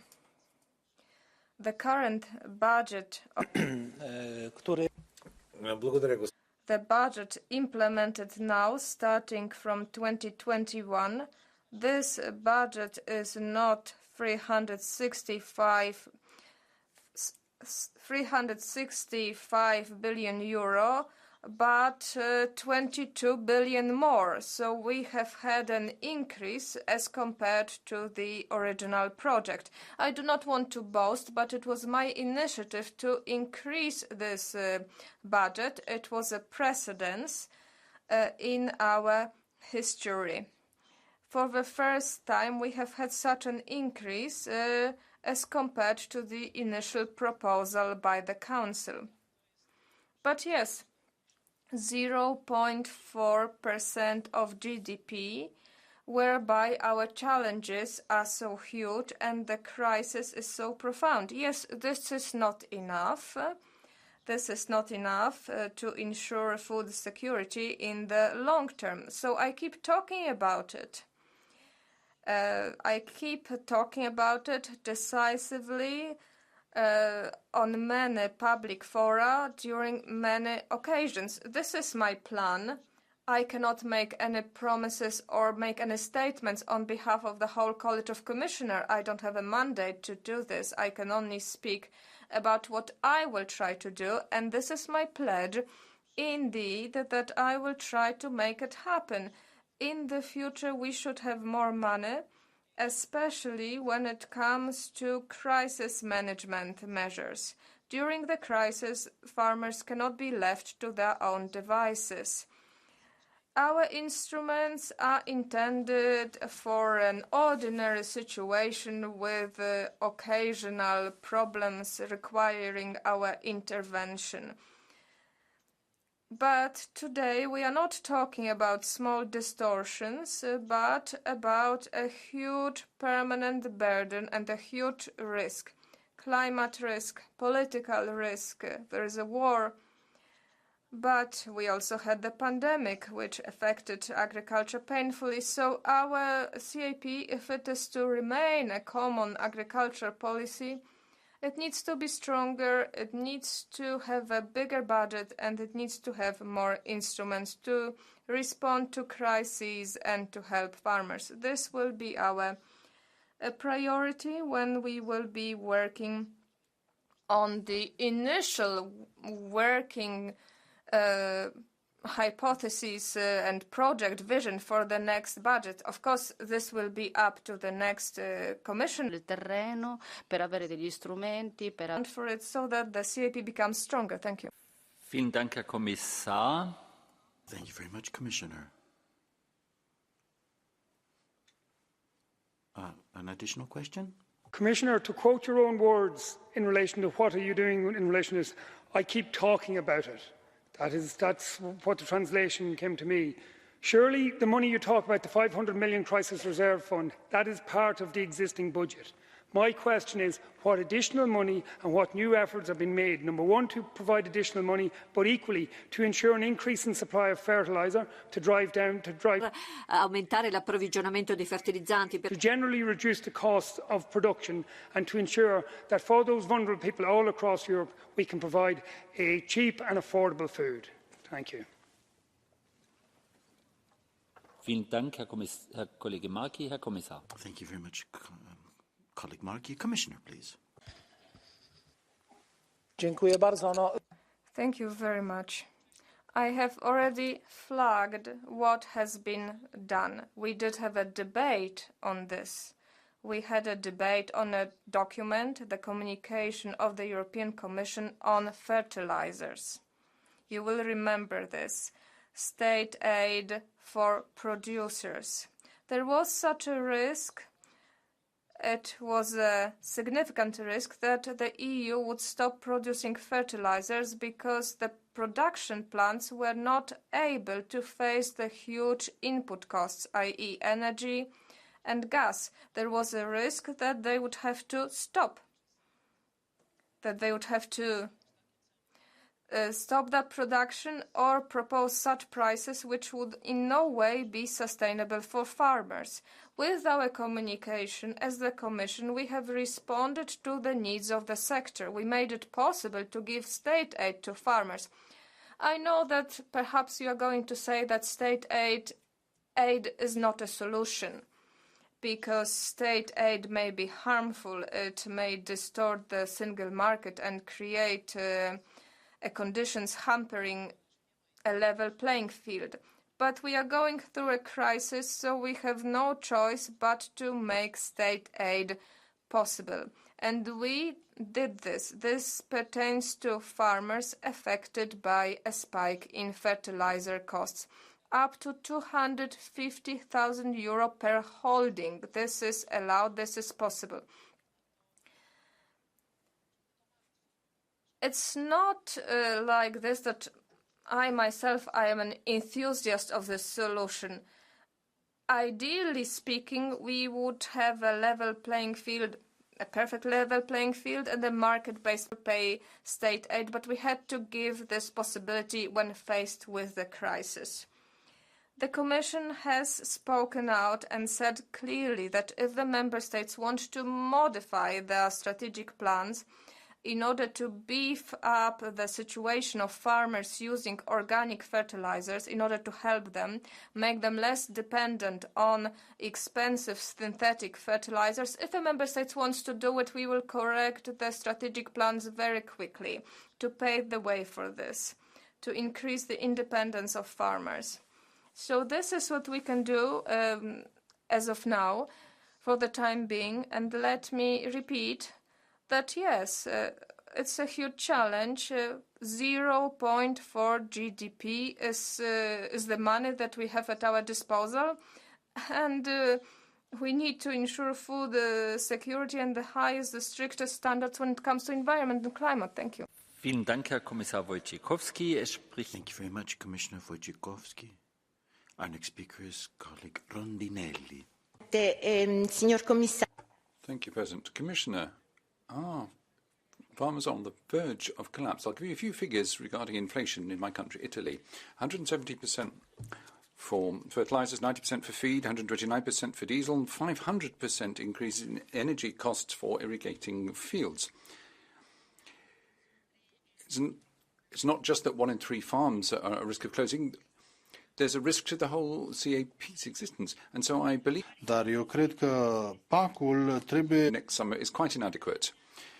Now, what I would ask you to do is this.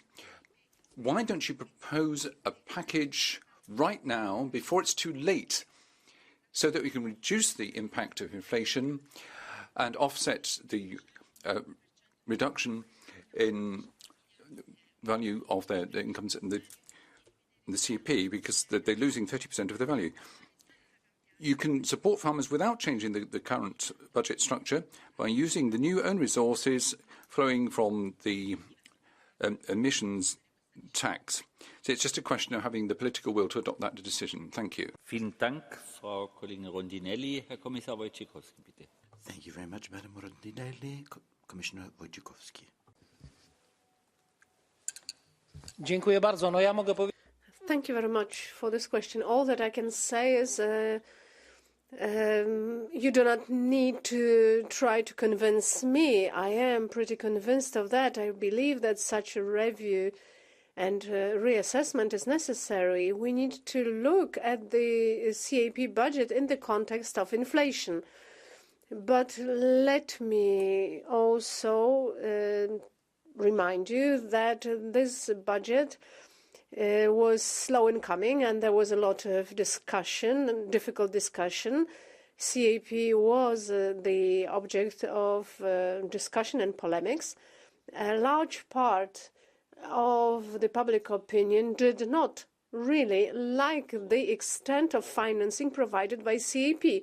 So increasing this budget would be a political challenge. All member states would have to agree to that.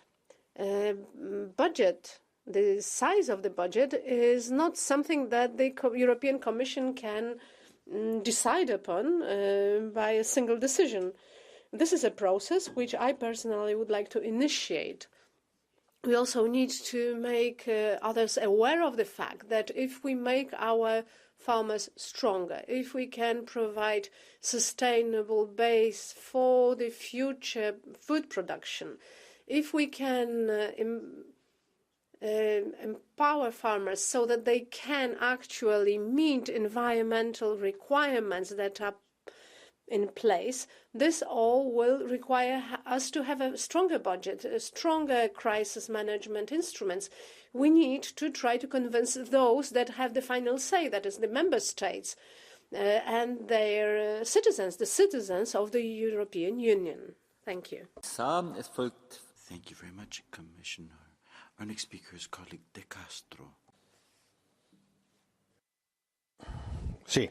Grazie, Presidente. Grazie. Well, thank you very much, President. Thank you, Commissioner. You know very well that with the increase in prices, we have millions of families in Europe suffering. And the effort that has been made in order to confront this particular situation, which is very complicated. Now, I'd like to add something to this particular battle, because inflation means something for consumers. It also means something for the agricultural sector as well. Not long ago, last August, the Biden administration introduced the Inflation Reduction Act, an important intervention instrument in the United States, where di dollari, in particolare le misure che riguardano and the measures for the agricultural sector in the United States is a $20 billion package only for agriculture, investments for sustainability of production. My question is the following. Why, with these difficulties that we have before us right now, with the Russian invasion in the Ukraine, why Europe, gli Stati Uniti, with that particular support package for farmers? Kollege De Castro. Thank you very much, Mr. De Castro. Commissioner, please. Commissioner Wojciechowski. Dziękuję bardzo. Thank you very much for your question. This question goes beyond the remit of this debate and beyond my mandate as it is today. It goes beyond the issues of agriculture. Yes, the European Commission is discussing this issue and considering its possible response to what the US administration has done. You will remember that the European Commission has made it possible to pay state aid to support the economy, including agriculture. I'm relying here on data as of the end of November. Aid amounted to 450 billion euro that was spent or that was earmarked and endorsed, out of it 90% to be spent by France and Germany, all this to alleviate the impact of the war. The fact that there are two major economies dominated here may be problematic, but I don't want to dwell on this. Less than 1% of the state aid went to agriculture, even though it is eligible. We have 250,000 euro as a possibility per holding. Under the current budget, state aid is a good tool. It's a good tool in a crisis situation. It's not an ideal tool for the single market in general. A lot here hinges on the individual capacities of the member states. Thank you. Vielen Dank. Well, thank you very much, Commissioner. Our next speaker is colleague de Bankunen. Herr Vorsitzender, Herr Kommissar. President, Commissioner, Eurobarometer shows that 93% of European citizens are very concerned about the increase in food prices, and they notice this every day. But what the Eurobarometer survey also shows us that 94% of people want to live in an environment, work and enjoy a sustainable environment. And of course, part and parcel of this is an ecological environment and economy. So the prices of organic agriculture have increased far less than conventional agricultural products. So this has shown once again its strength. So we don't want to see a reduction of environmental standards. On the contrary, we need to see an increase in environmental standards. Hence my question to you, is there something that can be done in the short term to strengthen this particular beneficial cycle in the long term? How do you intend to make sure that this flows into the Common Agricultural Policy? Herr Kommissar. Thank you very much, colleague de Parne-Grün. Commissioner, please. Thank you very much for this question.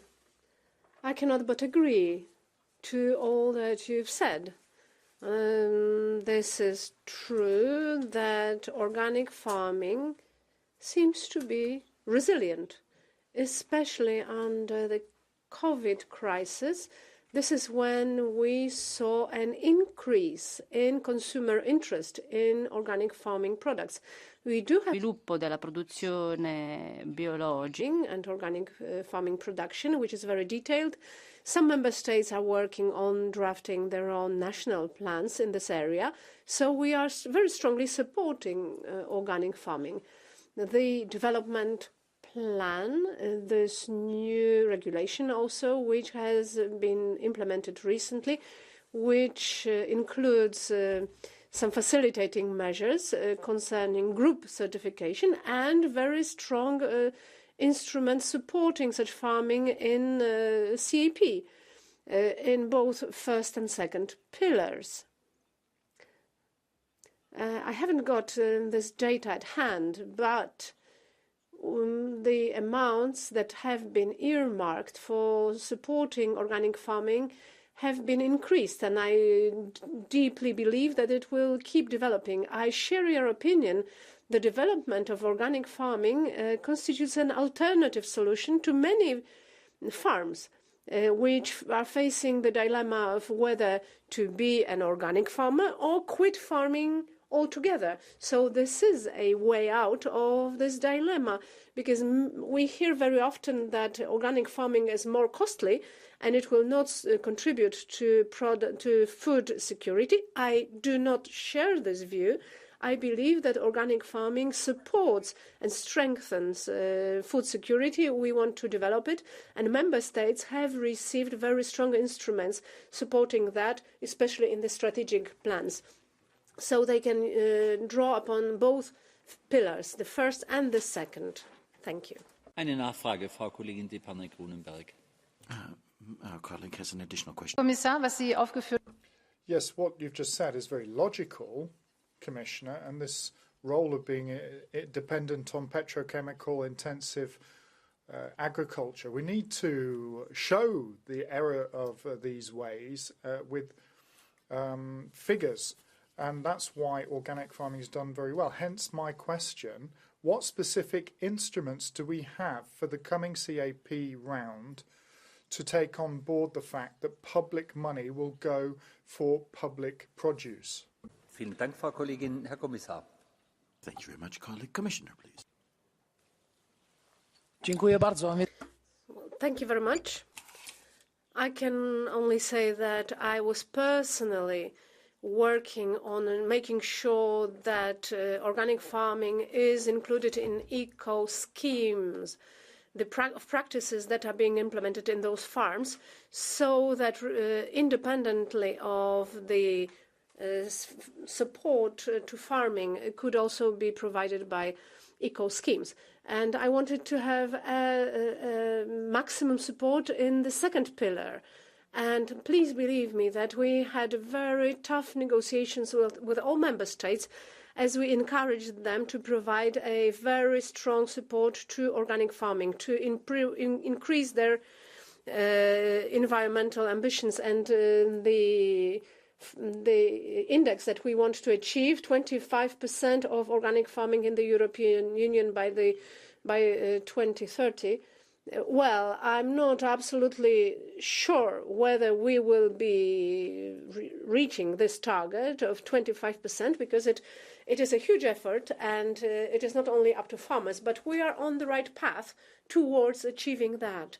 There is a lot of interest on the part of farmers, and it will also depend on our skill, on our ability to increase demand for organic farming products. This is very important for farmers. This is all open. There may be preferences to organic farming products. For instance, organizations that are providing food and catering to larger groups of people can also have a preference for organic produce. And this is also legal and appropriate. So we have great hopes. We hope that already in 2027, as we wrap up the CAP, or during its review, we will see a stronger position of organic farmers. Thank you. Vielen Dank, Herr Kollege Wojciechowski. Thank you very much, Commissioner Wojciechowski. Our next speaker is colleague Lavacek.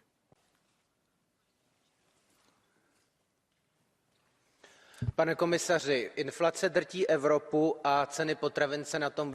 Thank you, Commissioner. Inflation is skyrocketing. This Didelė.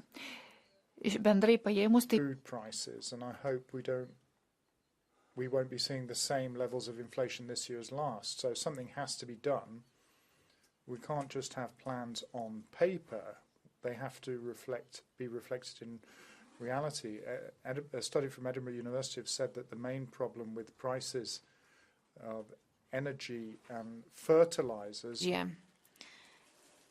strategy a lot, but the strategy that you have framed is weak.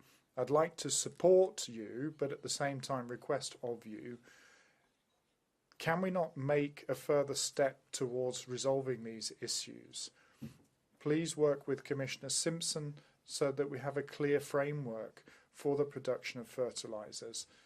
Talk with Commissioner Timmermans so that we can have a rapid transition to green sources for fertilizers. Speak with Ms. Kyriakides so that the margins can be achieved. Dziękuję, panie pośle. No, tu mogę... Thank you very much. When it comes to fertilizers and their availability and affordability, the Commission speaks with one voice and works in one direction. We have had a document on fertilizers. It was adopted.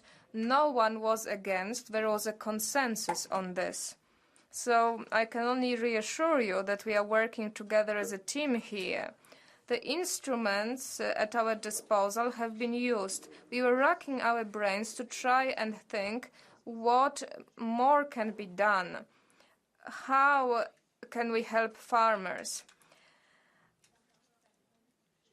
For the time being, I don't know what could be added to this communication. I don't see any potential to add something to this. Of course, the uptake of these incentives in the member states is of key importance here. How will the member states support organic fertilizers? A lot can be done. Eco-schemes. When it comes to eco-schemes, we are not imposing anything. It's up to the member states to use them upon taking into account their individual specificities. Energy prices. Everyone here is well aware that there have been disputes in the Council. It was a very controversial issue. It was very hard to take decisions in this respect. we all know that the member states tend to differ on a number of issues, and their interests are not always convergent, so the decision-making aliniază întotdeauna, iar procesul de luare de decizii. But we did arrive at the price caps for gas. It was a huge step, which should go a long way towards improving the situation of fertilizer producers, farmers, and consumers. Thank you. Vielen Dank, Herr Kommissar. Well, thank you very much, Commissioner Wojciechowski. Colleague Modler is our next speaker.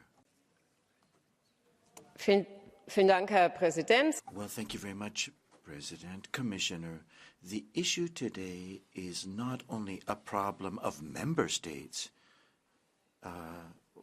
because, of course, the situation in the Ukraine has had effects throughout the world. 50% of the wheat in the world is hoarded by China, and they've stocked up on that.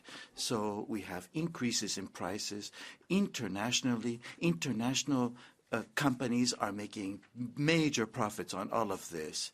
And at the same time, farmers are in a difficult situation in dire straits. So why the Commission, under these particular circumstances, has not looked at the major restoration law, and secondly, the fertilizers, natural fertilizers, on the one hand, and on the other hand, however, the Commission is doing everything so that livestock raising in Europe, that it be reduced considerably. So those two issues brought together, what is your point of that? Thank you very much, colleague Modler.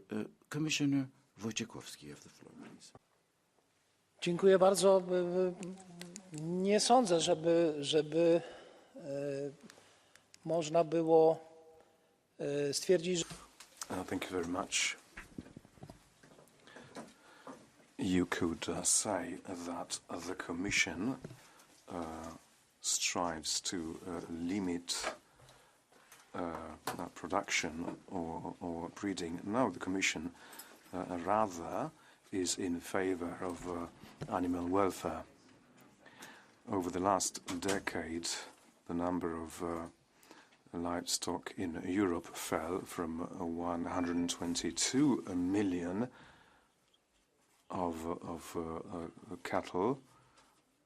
Now we have 113 pieces of livestock. We have fewer mixed farms now. I mean by this, those which combine plant production and animal production.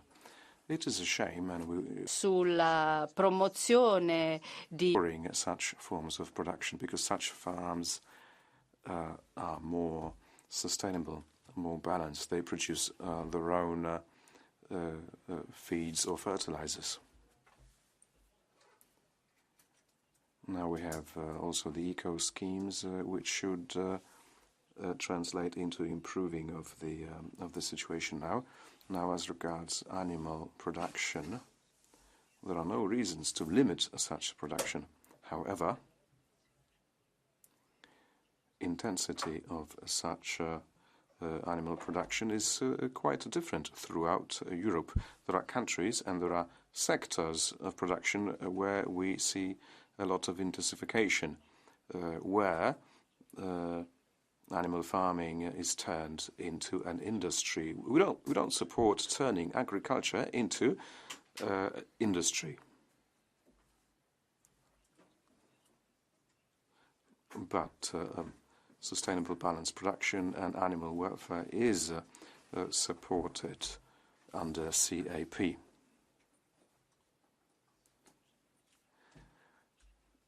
In the previous financial framework, we had €1.5 billion, and now we have €7.5 billion, so 5 times as much money. So I think this is quite an important support for animal production. Thank you very much. Vielen Dank, Herr Kommissar. Die Fragestunde ist da. Thank you. Thank you very much. This closes the question time. The next agenda item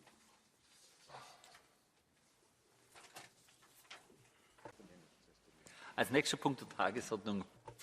So the next point on the agenda is a statement from the Commission on the latest developments in the corruption allegations and influence of Morocco, efforts to improve transparency and accountability in the European institutions. I'll give the Commission the opportunity to change over as rapidly as possible. Und im Vorsitz auch. And we'll also have a change of president.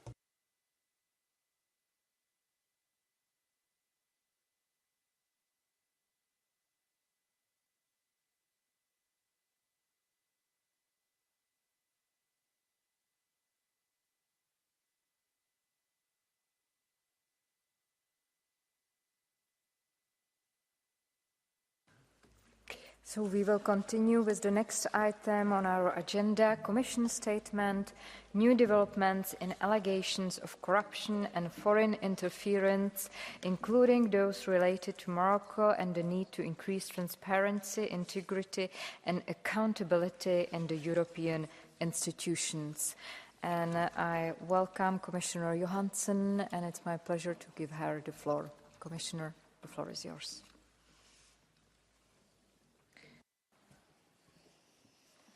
Thank you, President, honourable members. Last year will be remembered in history for Russia's brutal war of aggression and our unprecedented unity and solidarity with Ukraine.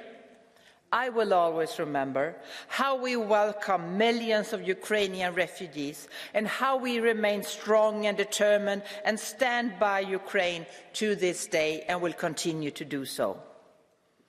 But when I went home to Sweden during the break, what did people say?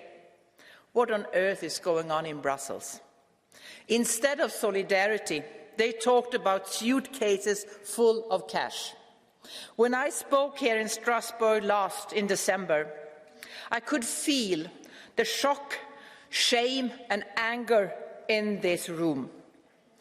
Outrage that the alleged criminal behaviour of so few put at risk all the good work of so many. But követtek el, és az összes and the will to learn, to change, to reform. In December, trust was broken. Now we must pick up the pieces. Now we must rebuild better and stronger than before. So I welcome the measures announced last week to increase integrity, independence and accountability in the Parliament. That's a good start, but we must do more. Nothing but the highest standards will do for all institutions. That's why it's critical to have uniform, strong rules in place, guarded by a joint ethics body for all to answer to. Vice President Jourova is in constant contact with Parliament and Council, and the Commission is ready to put forward a proposal. We can build on the interinstitutional agreement on the Transparency Register, signed 2 years ago, a major milestone in fostering a common transparency culture. Like all my colleagues, I can only meet businesses and organisations on the Transparency Register. We are uncompromising in upholding the highest standards of transparency about who tries to influence us. It's normal for us to meet with civil society, with businesses and other partners. As politicians and leaders, we must always listen to words, but never, ever to favours, gifts, bribes. That is totally unacceptable. That's why we protect whistleblowers who report foul play. They are essential for the functioning of our democracy. We protect them with our own internal rules and with our EU laws, the Directive on Whistleblowers Protection.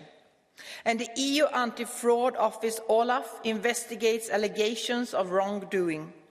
We will be debating one such case tomorrow, triggered by a whistleblower. The European Public Prosecutor's Office is proving its value day in, day out, defending the EU budget.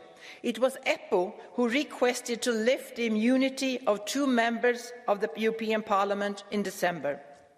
And in its first 7 months of operation, EPPO investigated more than €5 billion in losses to the EU budget. When we talk about fighting corruption, we must be clear. Transparency, accountability will not be enough. Corruption is a serious crime, and we must fight it with the full force of the law. 60% of criminal organizations engaged in corruption. Criminals are buying people, buying politicians, buying power. Soon I will propose a new law to criminalize all forms of corruption, with unified definitions of corruption and harmonized penalties across the European Union. We are shaping the proposal as we speak, and I promise you we will be as ambitious as we can, as tough as we possibly can. Più ambiziosi possibile, ma anche il più. They need to eradicate corruption. The scandal we are discussing goes beyond criminal corruption. In the media, there are disturbing allegations about activities of foreign states, foreign aid agents. It's normal for us to talk to foreign politicians, business people, leaders.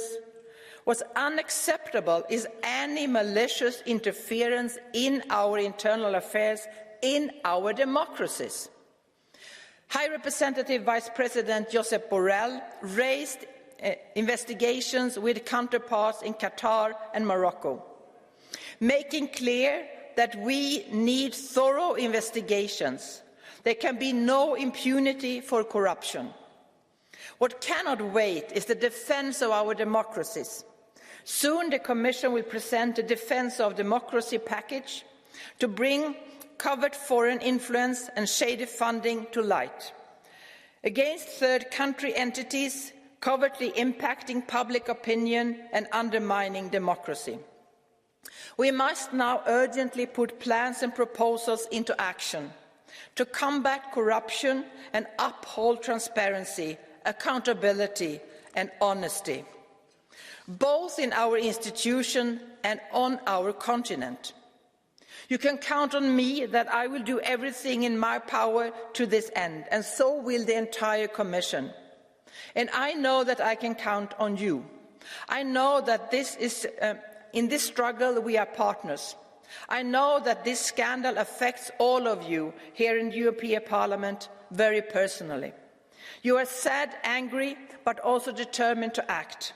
And I ask you, take inspiration from all we have done in the last 3 years. We dealt with COVID. We are dealing with this war. We can clearly also deal with corruption and root it out wherever we found it. Thank you. Thank you very much, Madam Commissioner. Now, on behalf of the group of the European People's Party, colleague Mr. Belčík, the floor is yours.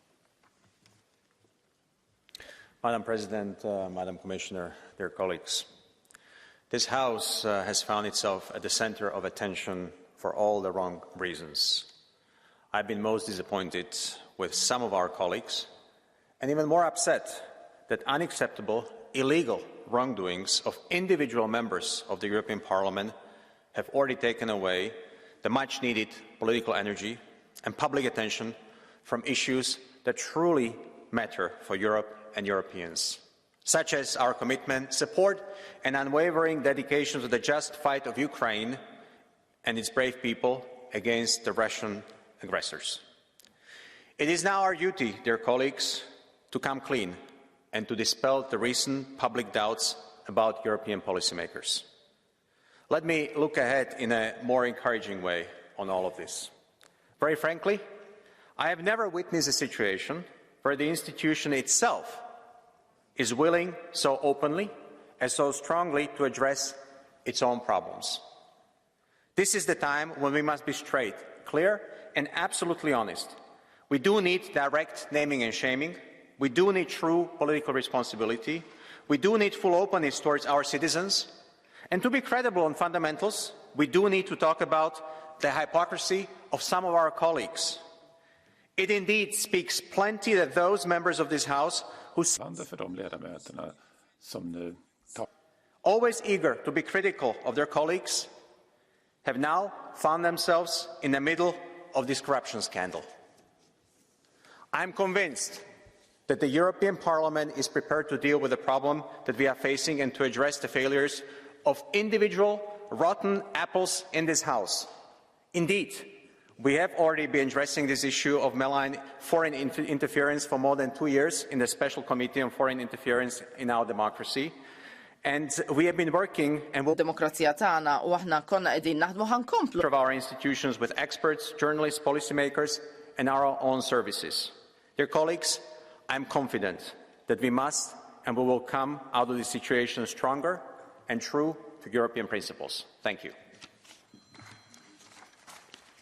Thank you very much. On behalf of the group of the Progressive Alliance of Socialists and Democrats in the European Parliament, Monsieur Glucksmann, s'il vous plaît. Merci, Madame la. Thank you very much, Madam Commissioner, ladies and gentlemen. This story makes us sick. These men and women of the left that have betrayed our ideals for cash, but it's not an individual story. It's about Qatar, it's about Russia, China and others, Morocco, that think that there's some kind of market where they can come shopping. Democratic institutions such as ours that didn't know how to or didn't want to protect themselves against the corrosive influence of corruption. Now we have this committee on foreign interference in the Parliament. The time has come to act. The transparency register has to become mandatory. We need a European ethics body with substantial powers. And if anyone pinpoints something that's not okay, then we need a whistleblowers rules and statute. Now, the time has come to show that our democracies aren't for sale. We have to fight against this general blanket suspicion because it means that we can't stigmatize populism. We have to tackle corruption. We have to defend democracy against its enemies. So let us get our own house in order. Thank you very much. On behalf of the Renew Europe Group, Madame Loiseau, s'il vous plaît. Merci, Madame la Présidente, Madame la Commissaire. Thank you, Madam President. Commissioner, my anger has not abated that corruption had been able to affect members of our Assembly, that foreign powers thought they could buy European democracy. Well, how not to get angry? But we must act today, quickly and strongly. Let's not forget what we already know, and let's not tar everything with the same brush. We must combat corruption wherever it comes from. To do that, we will look at the proposals on the table. One is missing, and it is a vital one. The European Union needs an independent ethics body inspired by good practice such as the High Authority on Transparency in Public Life in France. In 2019, I campaigned by proposing that, and it's time to decide to do it. We must also track all malicious foreign interference. The work that we've done in the Special Committee on Interference has been very clear. The first country that tried to manipulate us and that found listening ears on the far wings of this hemicycle is Russia. Some people wanted to draw a veil over that, but we won't draw a veil over it, and we'll continue our work, in particular to find out whether some people are defending Russia by conviction or simply because they're filling up their bank accounts. That can put an end to our work. I regret it, and I really wonder why. Thank you very much. On behalf of the group of the Greens European Free Alliance, Mrs. Reintke, the floor is yours. Thank you, Chair, Madam Commissioner, dear colleagues. I think it is absolutely clear that we have to investigate until all facts of this scandal are on the surface, not only relating to Qatar, but also potentially other countries. But I think it's also important that we already take the necessary steps that can be taken now. And I want to thank the President for coming forward with a proposal in this direction. I believe it is a good starting point, but some of the points will need to be added and maybe strengthened and sharpened a little bit.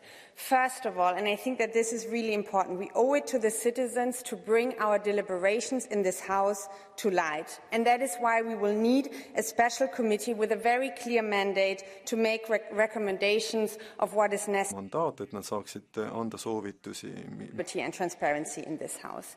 Secondly, this institution needs better whistleblower protection because people who bring misconduct and wrongdoing to light need to be protected and not punished. Thirdly, we need a stronger and mandatory transparency register. This is also part of the proposal, but I believe that we have to bring transparency by including also third country representatives and by enforcing the rules that we already have on transparency better. We need to make the register mandatory while at the same time ensuring that we do not put people at risk, like, for example, human rights defenders, by not granting reasoned and limited exceptions. We have a big majority in this House supporting the establishment of an ethics body. But let's not wait until the Commission comes forward. Let's already nominate our negotiators now so that the negotiations on the interinstitutional agreement can start as soon as possible. And fifth, we have to be better in enforcing rules, and clearer defined sanctions will play a very important role in order to make that possible. For all this, we will need clear deadlines and very understandable procedures. And colleagues, I think many of you know, I really love this House, and it is one of the greatest achievements that we have come forward with in the history of the European Union, that we come together here as directly elected representatives of EU citizens. And I think because of this, because we love this House and because we want to protect it, we need to do everything possible right now. Thank you very much.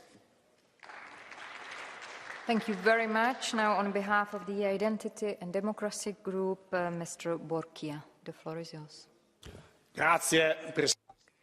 Thank you very much, Madam President. There are honest people rather than honest parties. Qatargate is going down in history as one of the most embarrassing pages in the history of the European Parliament. Now, I must say that I am dumbfounded by the behavior of the Socialists and Democrats.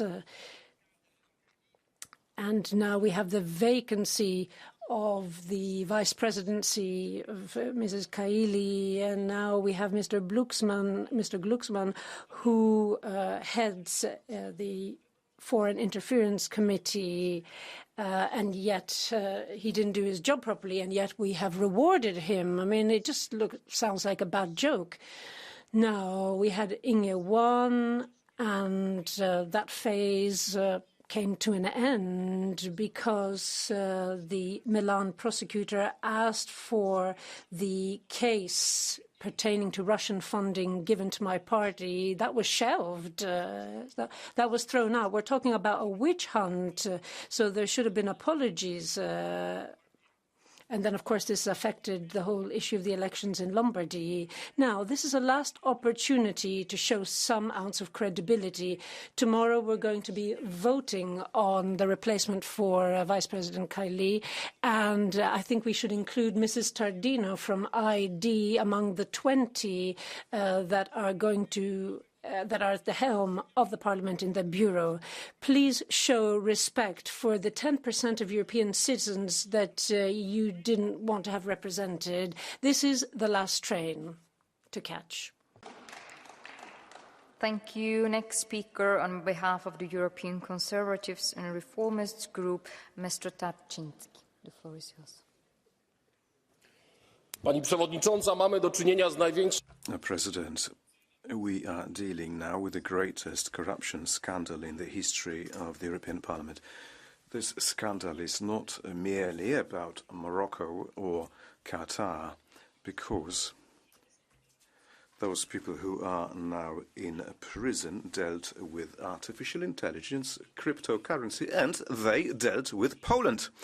Now, according to Mr. Panzeri's report, Panzeri, who is now in prison, in that report we can read that Poland is run by white supremacists, by extreme Catholics. Based on that report, we were attacked in this chamber. We were called fascists only because they didn't like our government. Poland is a proud country and has the right to elect governments as she pleases. We will never allow for Poland to be besmirched and overly criticized. We will never allow Brussels corruptionists to besmirch our country.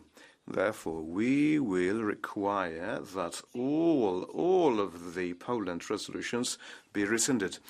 We will move for a resolution whereby all of the amendments put forward by those people who are now arrested in the Pegasus Committee, all of those amendments should be deleted, should be null and void. We will never allow Poland to be besmirched by anyone. Never. Thank you. Next speaker on behalf of the Left Group, Madame Aubry, s'il vous plaît. Chers collègues, Colleagues, in our last plenary session, Qatargate was already an unprecedented shock to hear, but it's only the exposed part of the iceberg since we've learnt that the corruption network used by Qatar was much wider still. We're discovering a tentacular system established initially by Morocco, I would repeat, because I'm surprised that none of the previous speakers, either on the Commission side or the members' side, mentioned Morocco, that set up this corruption system and had done since 2019 and possibly even before, and might have benefited other countries such as Saudi Arabia or Mauritania too. Now, of course, we must extend the measures applied to Qatar and Morocco, but that's not going to put an end to the omnipotence of public and private lobbies. That's just the root of the problem, the culture of impunity and opacity that leaves the door wide open to all interference. Our starting point for that must be simple. It's this.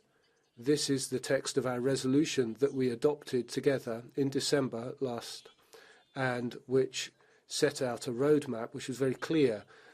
Implementation in full with a specific timetable should be our absolute priority.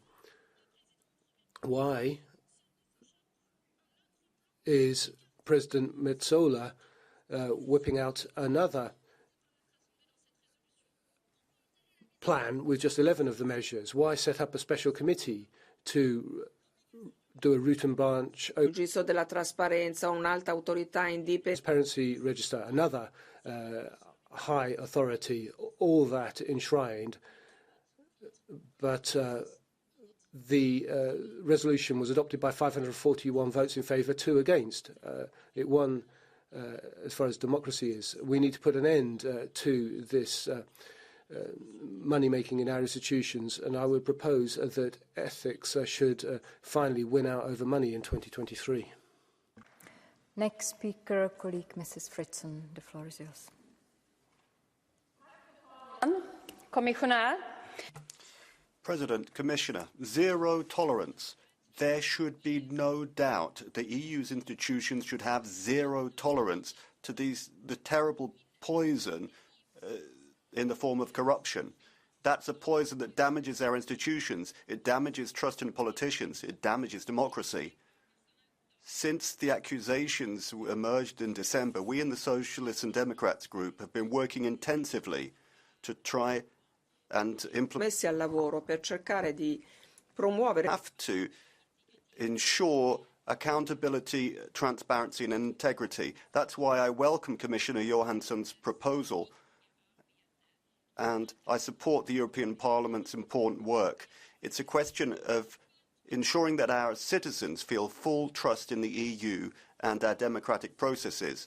There should be no doubt that we impose zero tolerance on all forms of corruption and foreign intervention.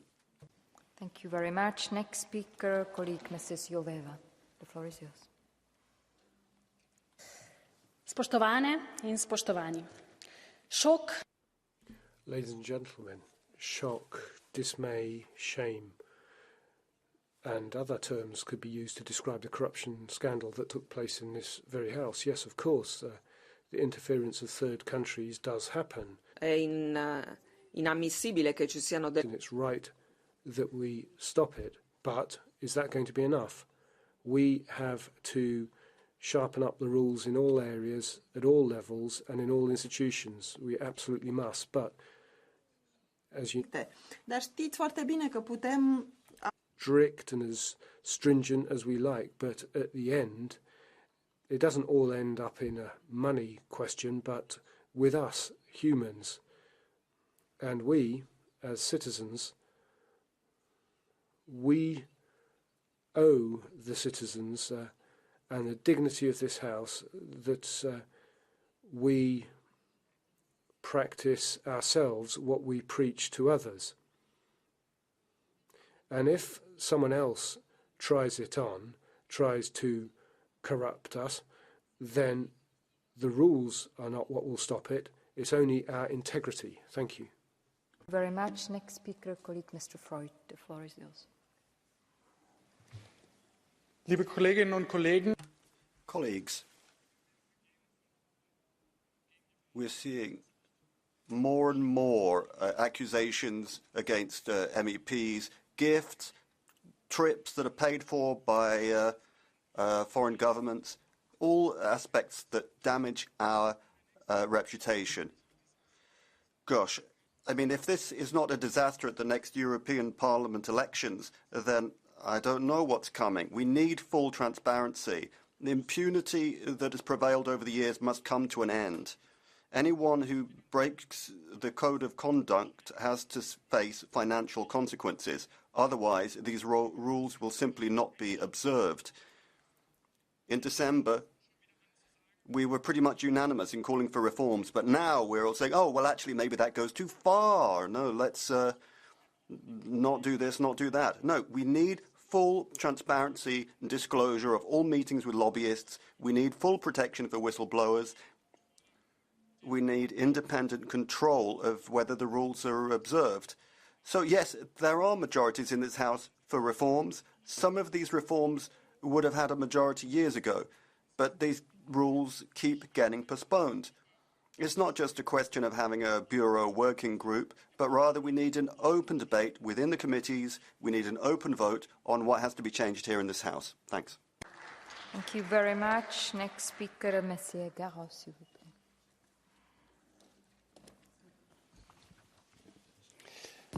436 euros. 436 MEPs voted against our amendment on the 15th of December, asking for a parliamentary committee of inquiry to be set up immediately to look into Qatargate, which has affected us for weeks. This is the only way to fight against the excessive influence, pernicious influence of these players. But we were told that this couldn't go ahead for as long as there was an open case before the courts. But in 2016, we set up a committee of inquiry for the Panama Papers case while there was a judicial investigation going on. We also set up a committee of inquiry in March 2022, even though there was an open judicial investigation. We demand setting up such a committee of inquiry to look at the political responsibilities of Qatargate. It's not going to meddle in the judicial investigation which will follow its course. Otherwise, you'll be aiding and abetting a system that is convenient for you, but we will not tolerate this. The Foreign Interference Committee didn't see this coming, so it's vital to set up this committee in order to offset or to deal with the shortcomings of the Foreign Interference Committee without waiting for years for the case to be wrapped up. Thank you. Next speaker, Mr. Stancanelli. The floor is yours. Grazie, Presidente. Thank you, President, Commissioner. It is vital that one thing is done first, so we don't prejudice any criminal proceedings when it comes to the people involved.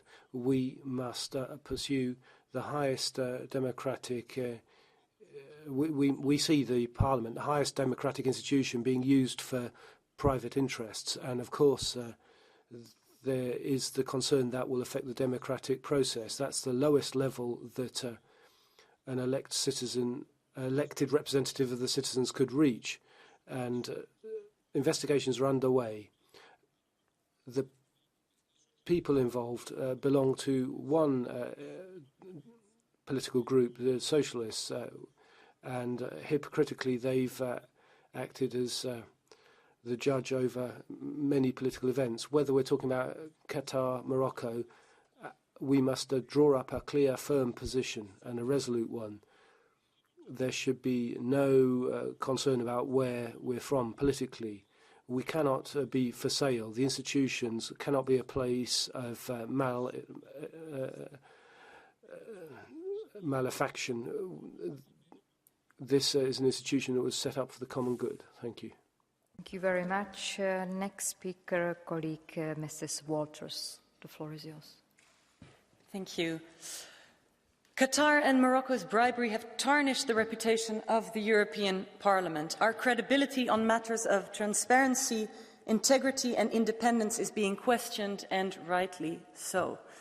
But this very dark thundercloud has one silver lining, and that is that this is the time for making real strides towards an open and trustworthy European Parliament. We need to put our money where our mouth is. Fewer grey zones, more checks and balances. Concretely, I'm talking about more checks on those representing third countries such as Qatar and Morocco. But this is broader. We need stricter rules on side jobs and side incomes of members of the European Parliament. We need more accountability on the general expenditure allowance. And fourthly, Commissioner, it's high time for the Commission's proposal on an independent ethics body that makes sure that these rules are enforced. Let today's scandal be a final call for introspection, and let's use this time not only for lists and for promises, but now for new rules that concretely bring true transparency and accountability. Thank you. Thank you very much. Next speaker, colleague Madame Dely, s'il vous plaît. Madame la Commissaire. Madam Commissioner, ladies and gentlemen, you said the situation is serious. We've been betrayed by some of our colleagues that preferred Qatar, that preferred Morocco to the European project.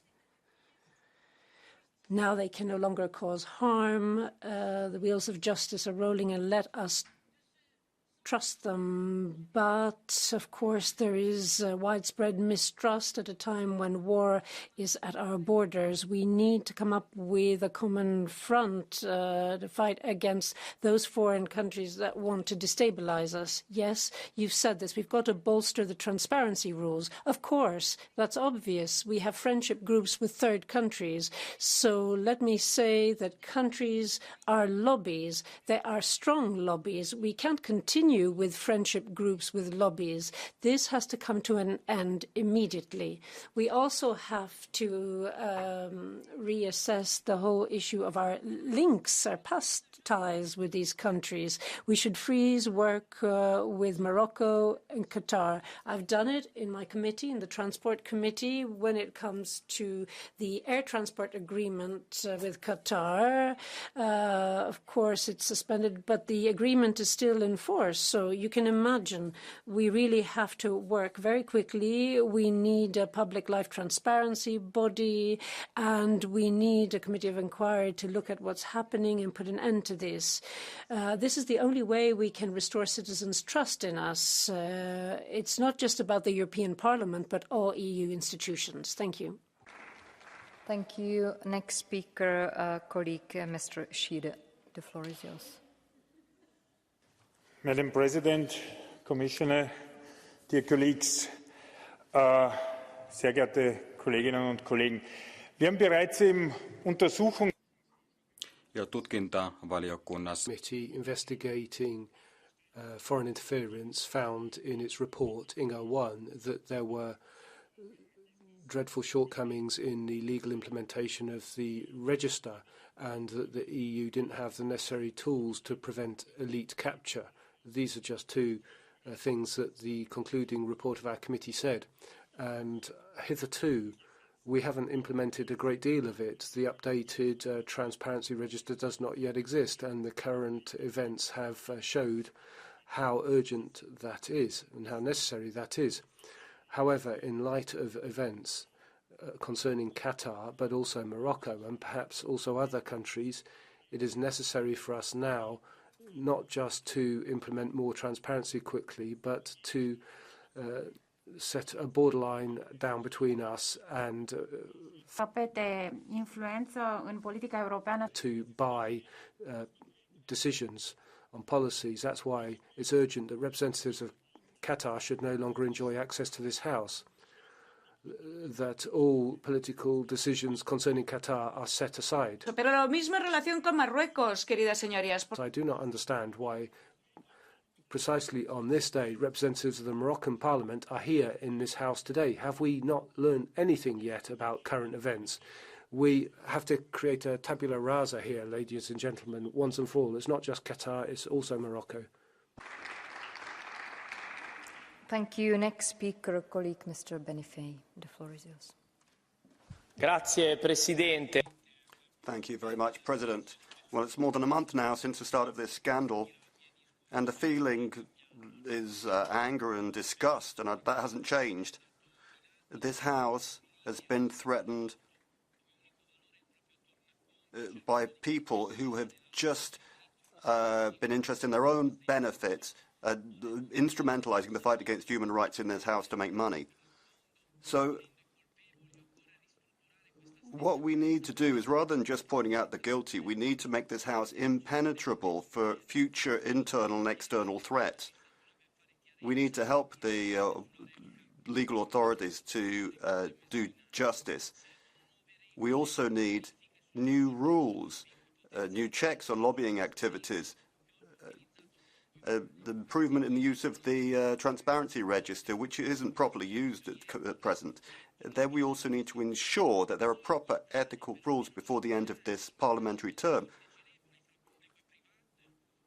For many years now, ex-parliamentarians have benefited from revolving doors. We now need to have a close look at the proposals put forward by the Bureau.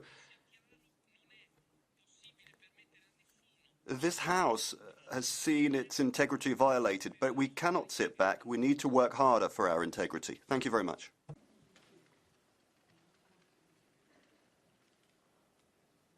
Thank you very much. Next speaker, colleague Senor Lopez, por favor.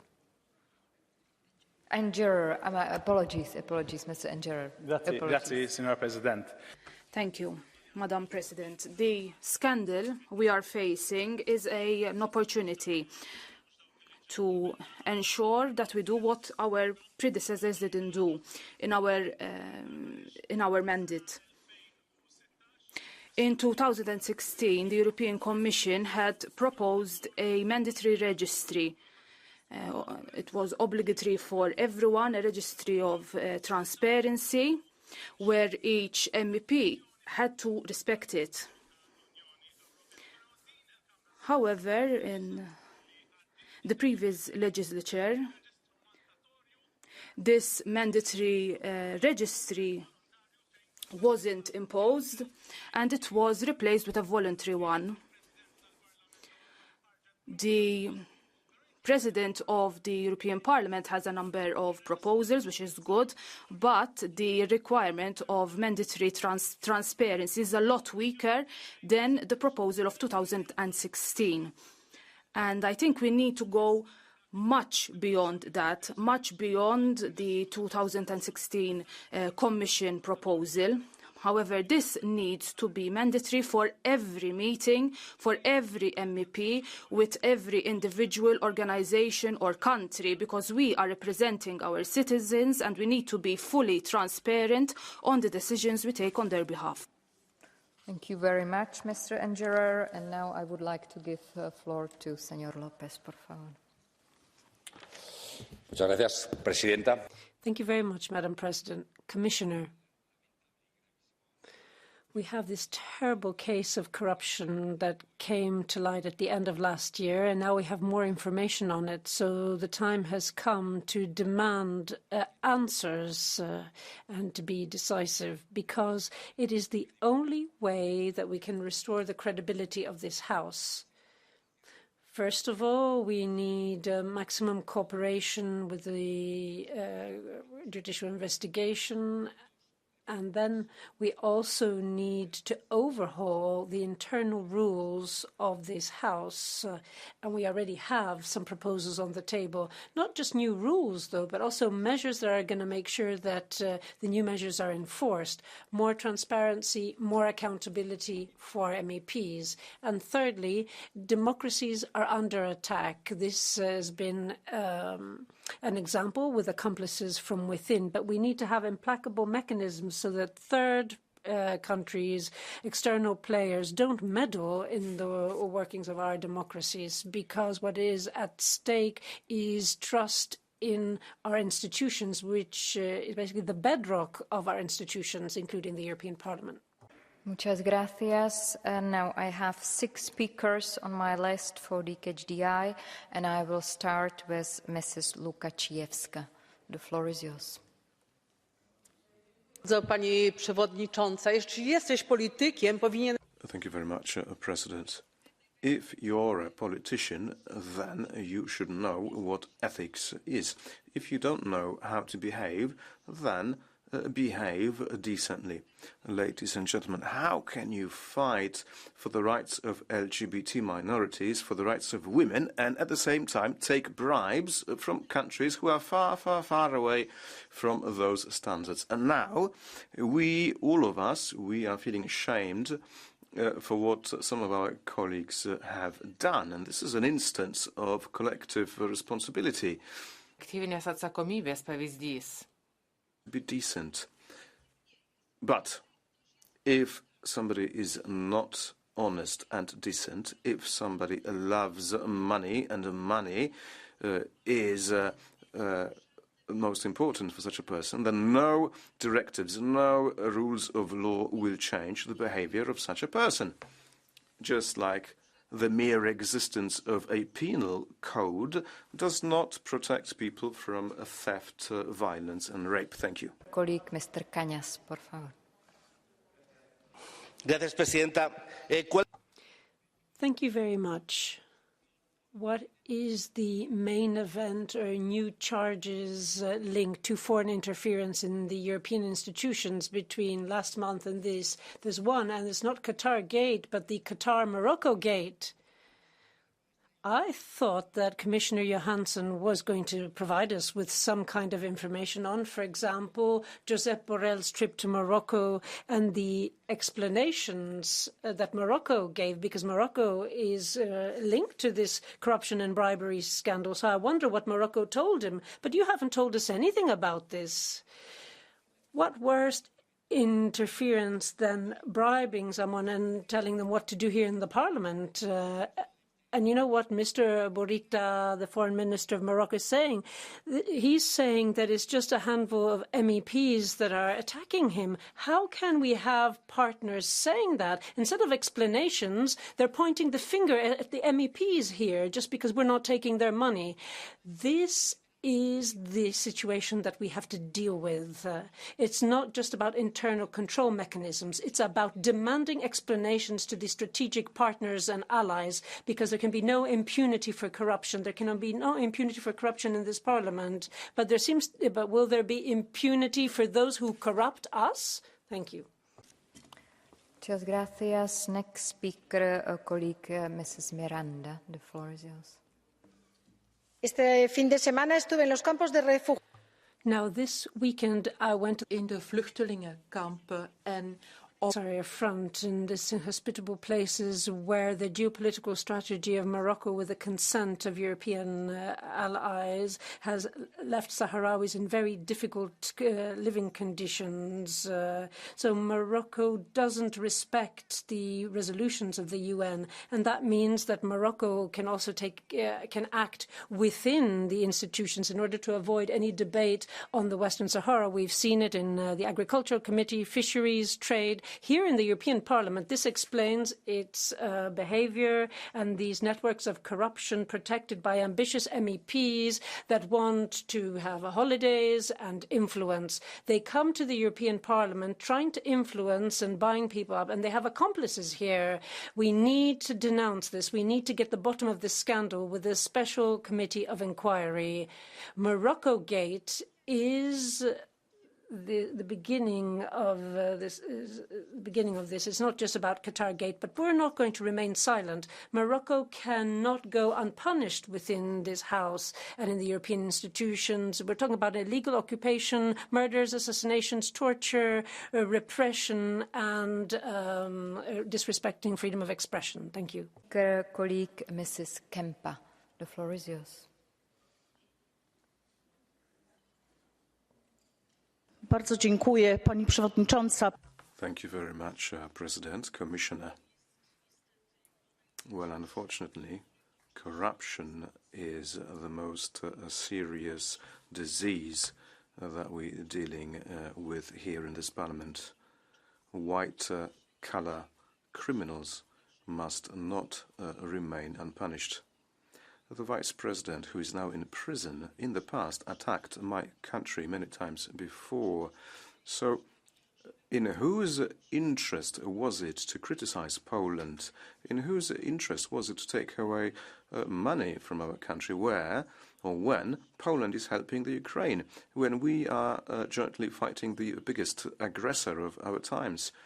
So, President, Commissioner, it is worthwhile coming to Poland. Please have a look at our experience. We have a really excellent anti-corruption systems and experience. We have public state che funziona molto a professional member of parliament. Yeah.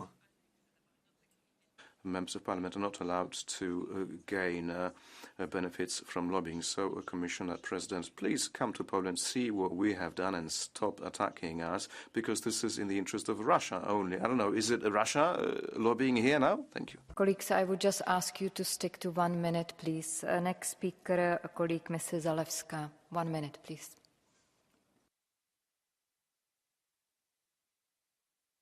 Pani Przewodnicząca, Pani Komisarz, koleżanki. President, Commissioner, ladies and gentlemen. Is it interesting? Have you heard what the socialists have been saying? They talk loudly about procedures, about principles, what to cover, the reality, and themselves in their own political group. They have been unable to solve this problem. So why has the Parliament agreed to proceed to allow to have another Vice President from the Socialists? They should be punished. Let's forget about fair representation in the Parliament's bureau. Let's have a thorough look at all the lobbyists, all the NGOs, all the foundations. They will tell us who is financing them. I'm sure there are more corruption scandals ahead of us. So have a good look at that, because the European Commission wanted to do exactly this, but so far nothing has been done. How is Gazprom and Russia influencing our decisions? Thank you. Thank you. Last speaker, Mr. Jaki, for 1 minute, please. Dziękuję, Pani Przewodnicząca i Pani Komisarz.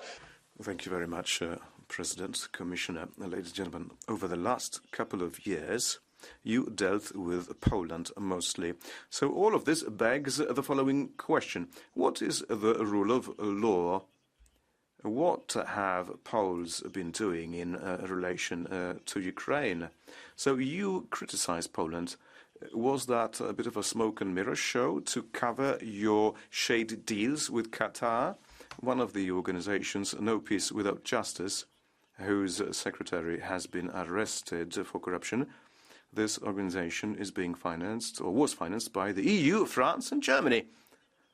What a coincidence, because this very organization focused on attacking Poland, maybe to draw attention from your shady deals. So this corruption scandal is about political corruption, and all of that has brought us to our knees. You, the socialists, Gerhard Schröder, the greatest symbol of political corruption, corrupted by Putin. You've been doing nothing about it, and you will lecture us. Please put your own house in order. So tell me, what about Germany's financing of this organization? Thank you. So this is the end of the intervention of the members of the European Parliament, and I would like to invite back Commissioner Johansson for the final comments. The floor is yours. Thank you, Madam President. Honourable members, listening to you today, one thing is clear. You are committed to take action, to make integrity, independence and accountability not only a goal, but reality. To rebuild trust, to ensure that decisions are taken for the right reasons. It is critical for the Commission that all institutions have uniform, strong rules in place and participate in an ethics body which is truly institutional. To ensure that all our institutions stand for the highest standard. When it comes to actual crime and corruption, we also need decisive action. I will propose the corruption package already in April.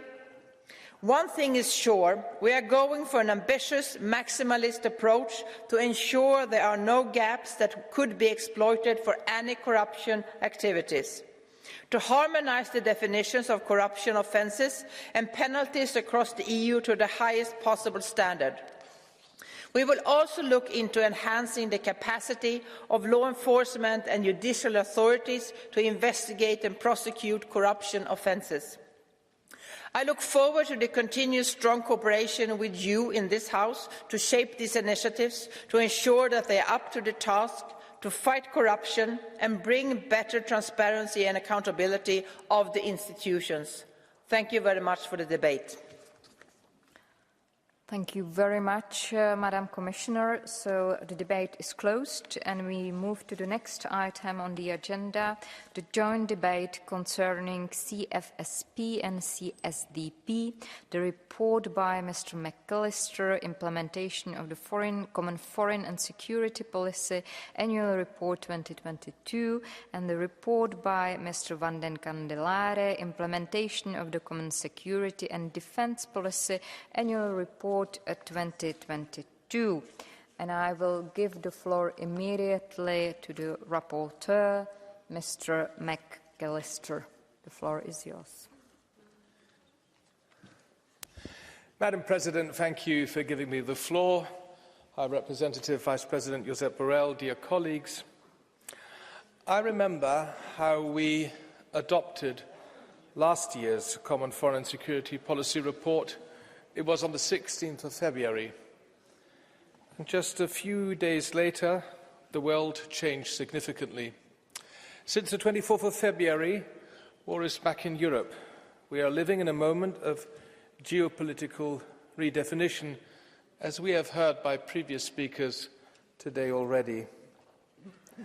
The European Union's swift, united and sustained response to the Russian war of aggression against Ukraine and our ability to learn and address previous geostrategic mistakes is a testament of the effectiveness of our common foreign, security and defence policy. Indeed, the world has returned to the rules of power politics. As the European Union, we need to adapt to these realities, making sure that our objectives are consistent with our means. My report this year emphasises that the European Union should shape its common foreign and security policy in accordance with four general actions. First, the concept of strategic autonomy, or strategic sovereignty, however you want to name it, needs to be put into practice. This can, inter alia, be done by swiftly and efficiently implementing the ambitious measures enshrined in the Strategic Compass. This can be done by reducing strategic dependencies, and this can be done by enhancing the European Union's resilience. But its action speaks, not words. Second, the European Union should strengthen bilateral and multilateral partnerships for a better world, from our closest neighbours and allies to those who are far away but need us most. We should cooperate with partners to defend the rules-based order and to maintain a principled position vis-à-vis those who exactly challenge our common values and principles. Thirdly, To strengthen the European Union's institutional and decision-making arrangements in foreign and security policy, we once again propose to turn to qualified majority voting progressively in all areas of the CFSP without military or defence implications. For instance, when it comes to the EU Global Human Rights Sanctions Regime, also called the EU Magnitsky Act, using the passerelle clauses in Article 48 and Article 31 of the Treaty on the European Union would be key. And finally, fourthly, we should do our best to enhance parliamentary diplomacy as one of the European Union's foreign policy tools with a proven added value. To conclude, let me thank the shadow rapporteurs, all the involved staff from the groups and the Secretariat, and also, dear Josep Borrell, the team of the High Representative, for the once again constructive and fruitful cooperation. And now I'm looking forward to carefully listening to the debate, to the arguments in this debate. Thank you very much. Thank you very much. And now I invite the rapporteur, Mr. Van den Candelare. You have the floor. Dank u wel, mevrouw de voorzitter, geachte vicevoorzitter en hoge vertegenwoordiger, collega's. Vorig jaar is een bijzonder gebied van veiligheid. Last year was a very special year when it came to CDSP. We had the Russian aggression against Ukraine and in termini letterali e anche figurati. So now we have to think about geopolitics. This was a year of strategic rivalry, even systemic rivalry. So we've really understood what it means to fight for the values that we defend so ardently, democracy, rule of law, fundamental freedoms, multilateralism, international law. It was also a year of progress because we managed to guarantee the security of our citizens and not only their prosperity. This was a year where we realized that we had to do more when it came to security. This is a year where the sense of European integration makes much more sense, because we feel this need more than ever. A year of tangible progress towards more European integration, with more cohesion and cooperation between member states, more tangible solidarity with our partners along the borders, and solidarity with our allies. So a year of war, but a year of ambitions which made us make sure that our feet were firmly on the ground. We have to be pragmatic, realistic, and personally, I think that meant that we were credible and efficient. Of course, there are urgent challenges which are multifaceted, and of course, the war in Ukraine and all its consequences is top of the list. We need to focus on intense and hybrid threats. There's also the need to bolster our military resilience. Riferimento anche a Our strategic compass has to be updated regularly and fully implemented, and we need to focus on our defense capability to make sure that duplication, gaps, and shortcomings are done away with.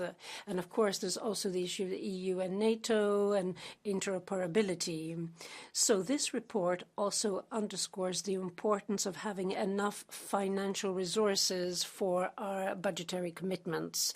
We need to beef up defense on the basis of more cooperation within NATO. But we also need generous investment when it comes to cooperation with our bilateral and multilateral partners, such as the UK, among others.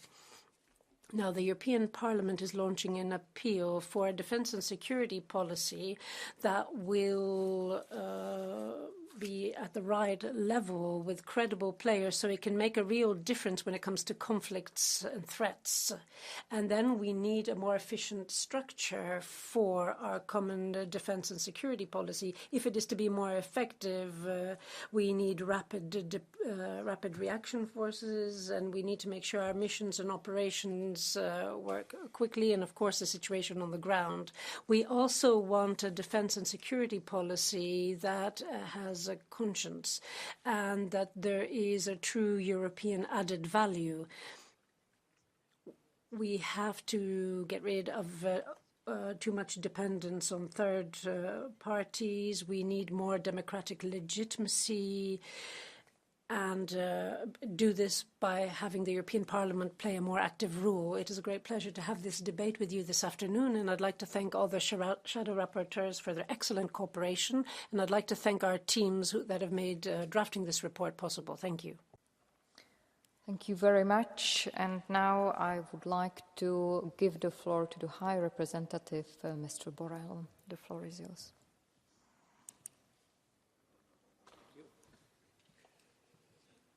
Thank you, Ms. President. Muchas gracias, señora presidenta.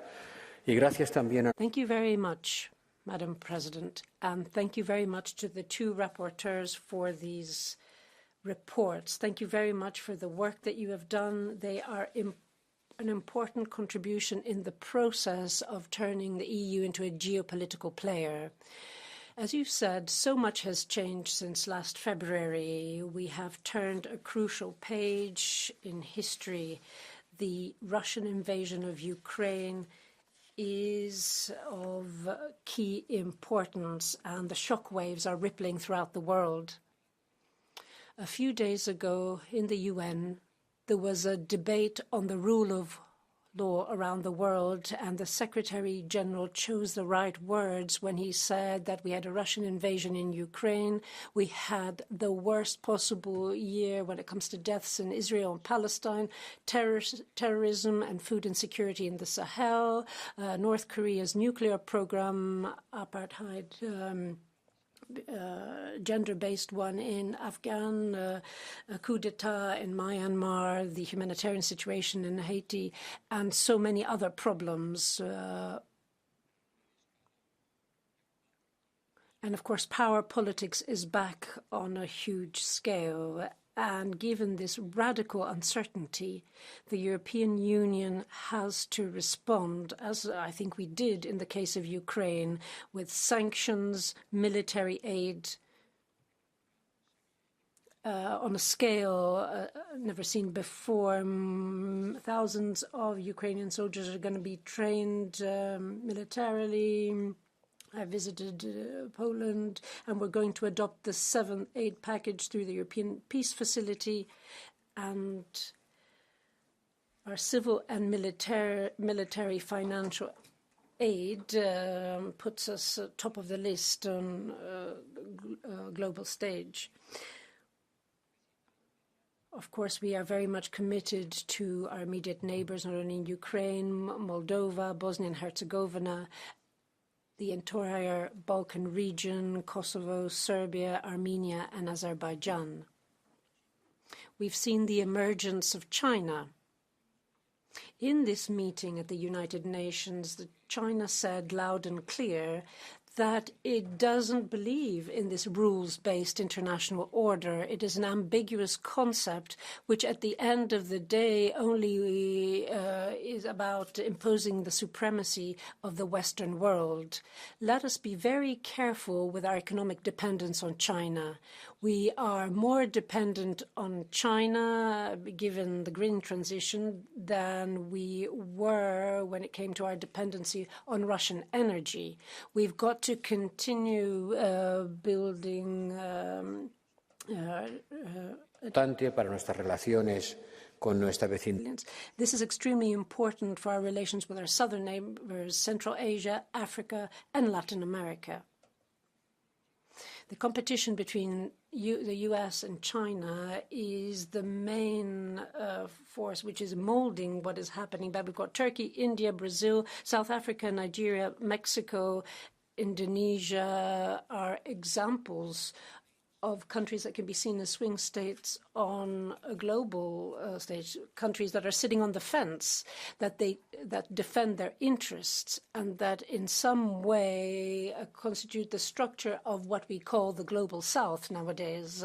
Countries that don't want to choose, that sit on the fence when it comes to la Russie et le monde occidental.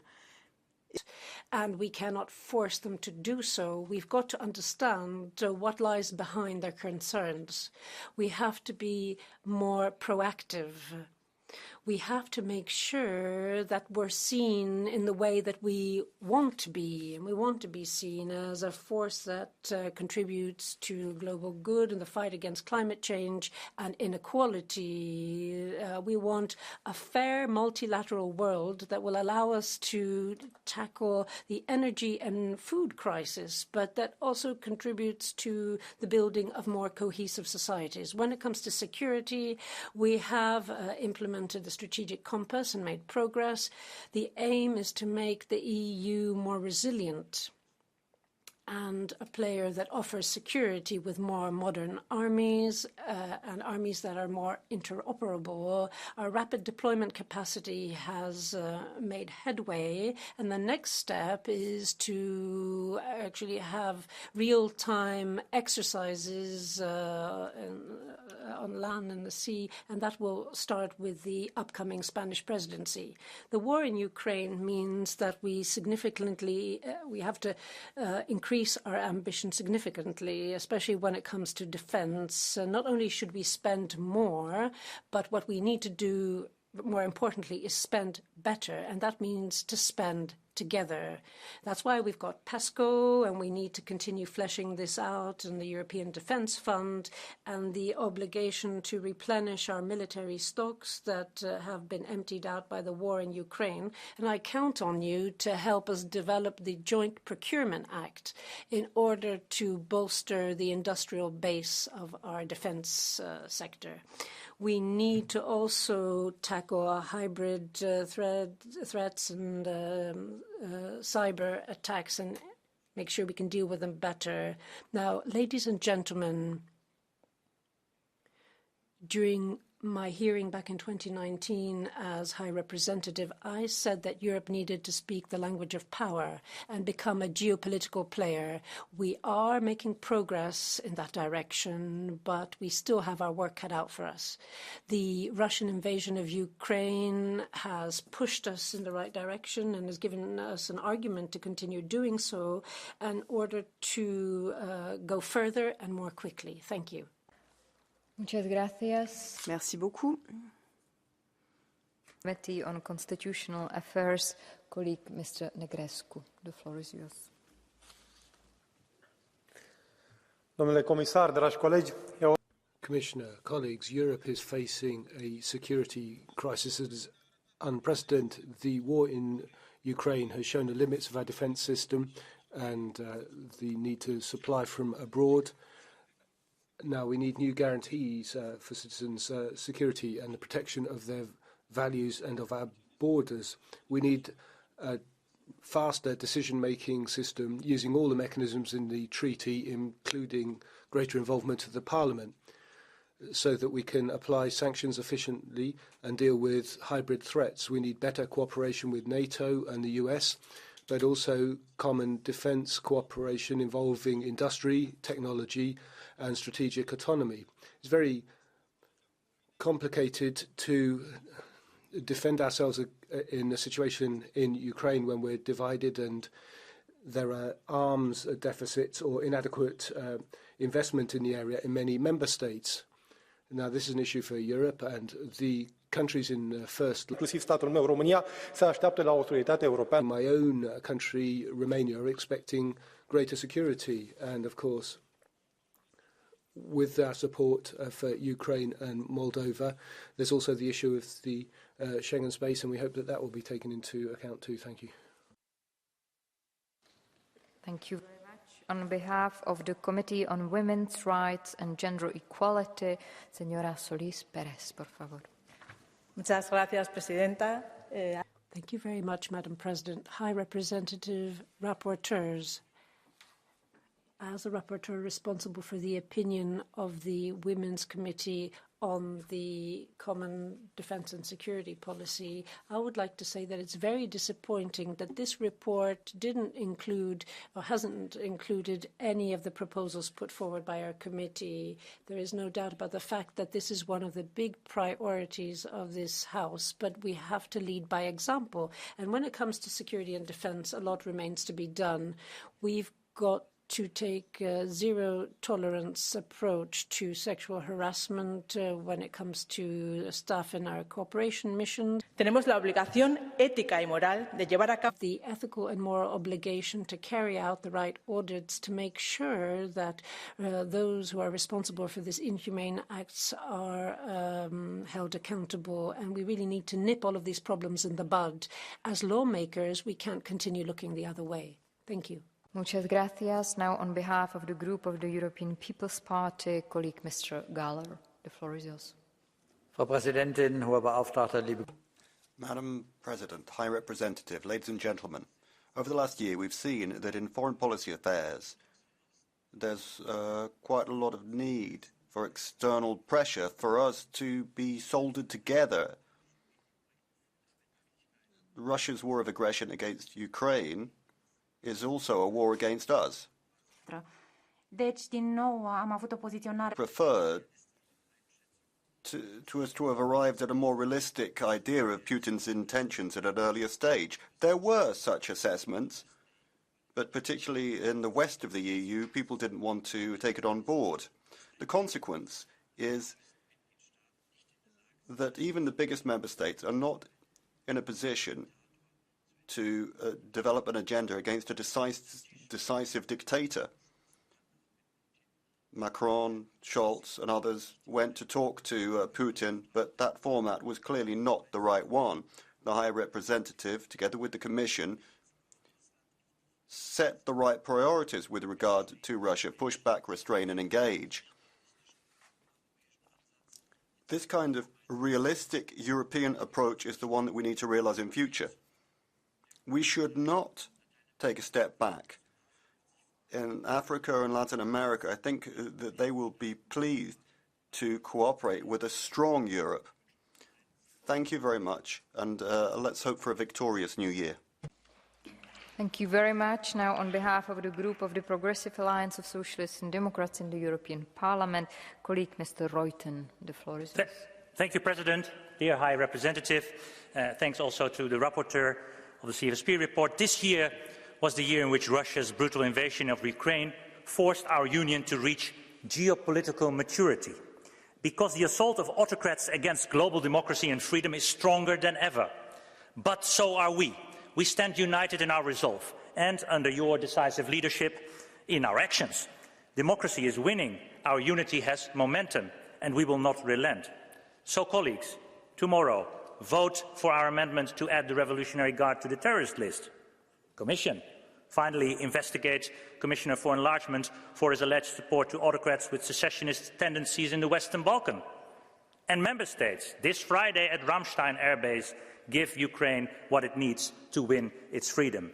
Dictators will not stop us. We will always defend our values. Slava Ukraina, Zan Zendegi Azadi. Thank you. Thank you very much. Next speaker on behalf of the Renew Europe group, colleague Mr. Pyatt. The floor is yours. Thank you, and dear colleagues, since the Russian aggression against Ukraine is the most important foreign and security policy issue for the European Union, all other foreign policy issues must also be viewed through the prism of Russian aggression in Ukraine. In other words, how the EU's relations with third countries can contribute to the end of Russian aggression. Regarding trade and development cooperation, it is necessary to look closely at how the partner countries of the EU behave in relation to Russian aggression. How do they vote at the UN General Assembly? What kind of relations do they develop with Russia? And even more, what kind of military equipment do they supply to Russia? They say you can't be everybody's darling. So, more support must be given to those countries for whom Russian crimes and violations of international law are unacceptable. And adjustments have to be made in relations with countries that continue to deal with the Russian regime as if nothing had happened. This is necessary in order to help Ukraine and continue to put pressure on the Russian regime, as well as to strengthen the international credibility of the European Union. Thank you. Thank you very much. Now, on behalf of the group of the Greens, European Free Alliance, colleague Mr. Bütikofer. The floor is yours. Vice President, HRVP, David, colleagues, we do live in a new era. For the EU, the next 7 years will decide whether we will sit at the table or be on the menu. We have to start with realism, though. Overblown dreams of strategic autonomy can be and must be discarded, because we learn in the present situation that without the United States support, we would not have been able to hold our own together to support Ukraine. That means we must continue to invest in transatlantic relations, but at the same time we have to up our own game. We have to increase our capabilities. Being an ally is not enough. We must be strong allies.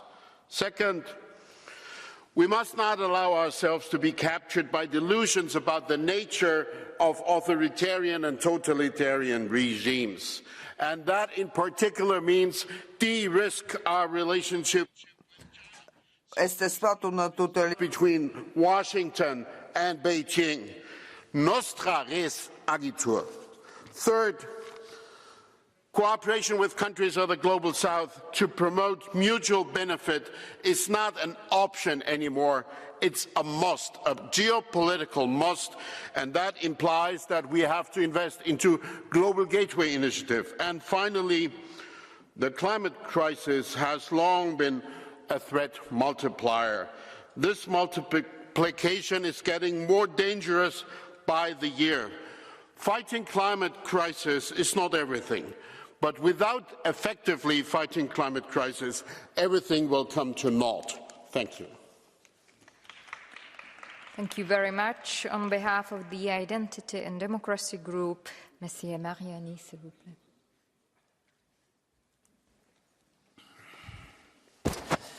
Merci.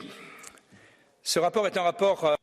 Thank you. This is a high-caliber report, but I have the impression probably it's also one the Communications Agency could have written. It's a historic plea to erase the nations in favour of a Brussels superstate. We're not here to celebrate the European Union and the External Action Service. We're here to scrutinise initiatives and to represent the will of our compatriots. The French, as you know, don't want an extension of the European Union. They don't want a shift to QMV to decide whether we're going to go to war or break off diplomatic relations or sell weapons. Neither do they want the sanctions to replace diplomacy, nor do they want to enter war in Ukraine today or perhaps tomorrow the Balkans. Georgia peace, thanks to Macron and then other nations with other peace initiatives, but this time Macron is wanting to work through international institutions, and that's a step backwards for peace and for sovereignty. Reformist Group, Mrs. Fotiga, the floor is yours. Madam President, Mr. High Rep Vice President, colleagues, I deeply feel all areas you mentioned, High Rep Vice President, and I engage there, assisting them in their dire situation, in particular people there. Yet allow me to focus on Ukraine.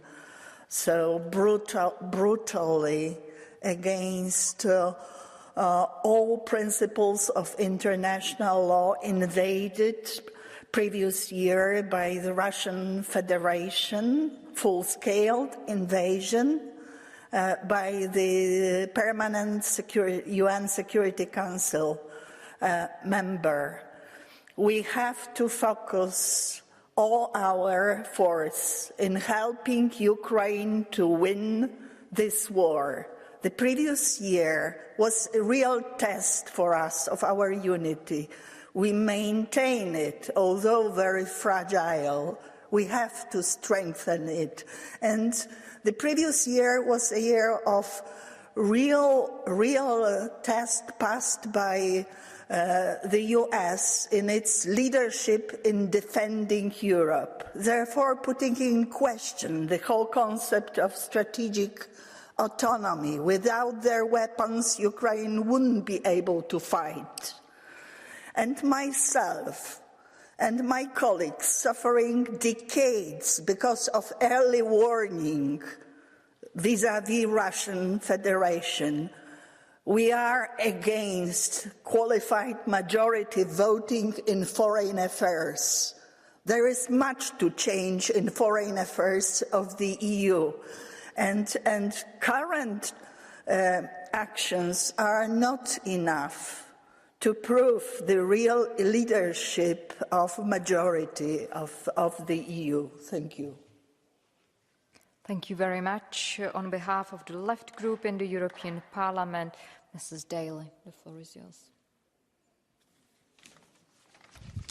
Thank you, President. This policy is selling militarism as something to keep us safe, when in reality it's the opposite. It's militarism that's driving a dramatic rise in geopolitical tensions, drastically undermining our security. And you'd think that the Ukraine war would have shocked us out of this approach, but no. This report wants more of the same. Increases in heavy weapons to Ukraine, massive hikes in defence expenditure to a minimum of 2% of GDP, budget increases for arms through the Orwellian European Peace Facility, and the European Defence Union with no vetoes on defence decisions, overruling small states, not to mention an active mutual defence obligation, transforming the EU into a military alliance. And if that wasn't bad enough, we've more sanctions, more EU-NATO relations, more failed and destructive EU missions in Africa, on and on it goes. It's the policy of lunacy, trumpeted by a Parliament bedazzled by the military-industrial complex, and we reject this vision. Militarism and war are not and will never be a solution.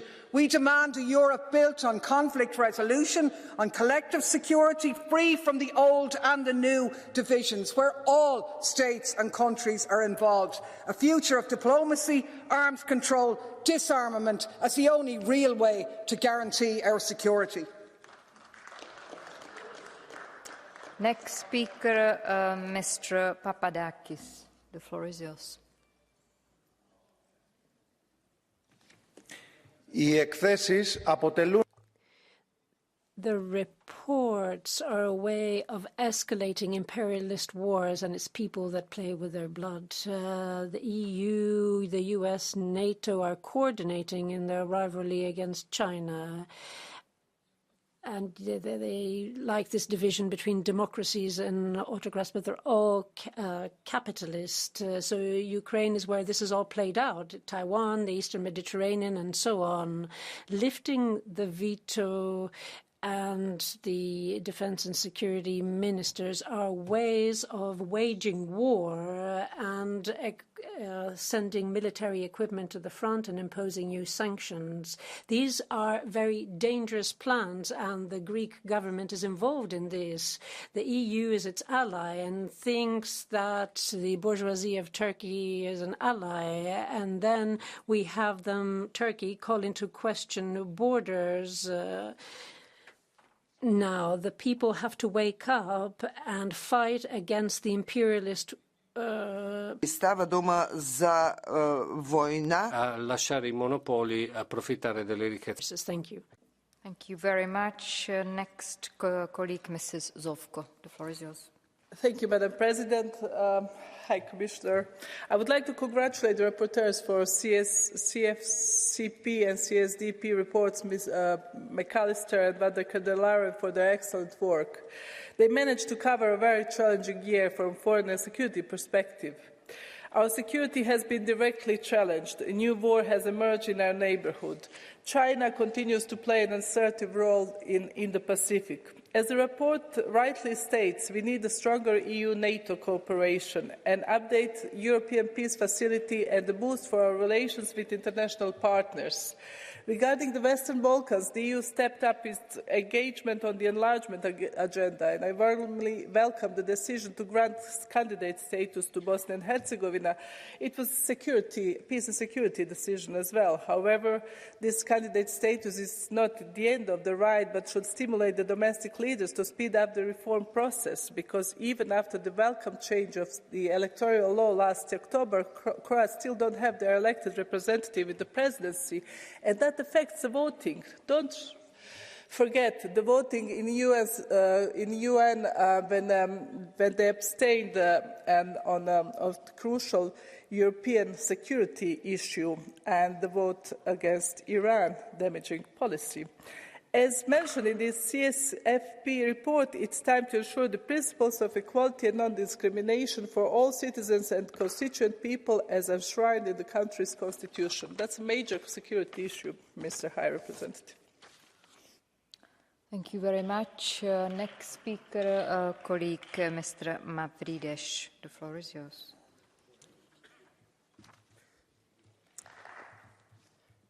Thank you, Madam President. This report reflects the annual evaluation by the European Parliament of the implementation of the EU Common Security and Defence Policy, and is the first after the Russian invasion of Ukraine and the adoption of EU Strategic Compass. In an era of threats and aggression, the future of the EU depends on our commitment to defend our common values through an EU defence union by taking, though, specific concrete steps forward, including joint actions and capacity, and always having international law at the core of our common rules and our common implementation mechanisms. A last word: enhancing the defence of the Union is a necessary condition to achieve our social, environmental and economic goals. And also this: we send a strong message to Putin that we do not accept the violation of international law and also the violation of Ukraine's sovereign rights. And this applies to everyone. That's why we also condemn Erdogan's aggressive and illegal actions against the EU, and in particular against Cyprus and Greece in the Eastern Mediterranean. Thank you. Next speaker, Madame Loiseau, s'il vous plaît.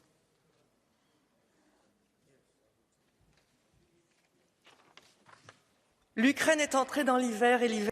Ukraine has entered winter and it is harsh. Russian strikes against civilians, the heroic resistance of the Ukrainian army at the front carry a price, and that price is costly. For Kiev to carry the day, we must do more, produce more military equipment and supply more of it to Ukraine. Today, we must salute what the EU is doing, the $3 billion committed under the European Peace Facility, and the will to do more. We must be pleased that in a few weeks 10,000 Ukrainian soldiers have been trained, and there's a commitment to train yet more. Tomorrow, Europe will equip itself with a financial incentive for the joint acquisition of military equipment by Europeans so that they can rebuild their stocks and continue their aid to Ukraine. This is all positive, and yet we're not there yet. Defence spending is not reaching the NATO goal of 2% of GDP in many states. As for arms deliveries, we're doing too little and often very late. Supplying tanks has been vital since the battle for Bakhmut began, which wasn't something that just began yesterday. France has shown the way, and eyes are fixed on the German Leopard tanks, and we have to hope that strong decisions will be made in Berlin. I've just spoken about Ukraine because on our partner will depend the future of our continent and union for years to come. We say a lot that will help Kiev for as long as it takes, but let's help it as quickly as it takes too. Merci. I would like now to give the floor to the next speaker, colleague Mrs. Ala Metsa. The floor is yours. Thank you, Madam President.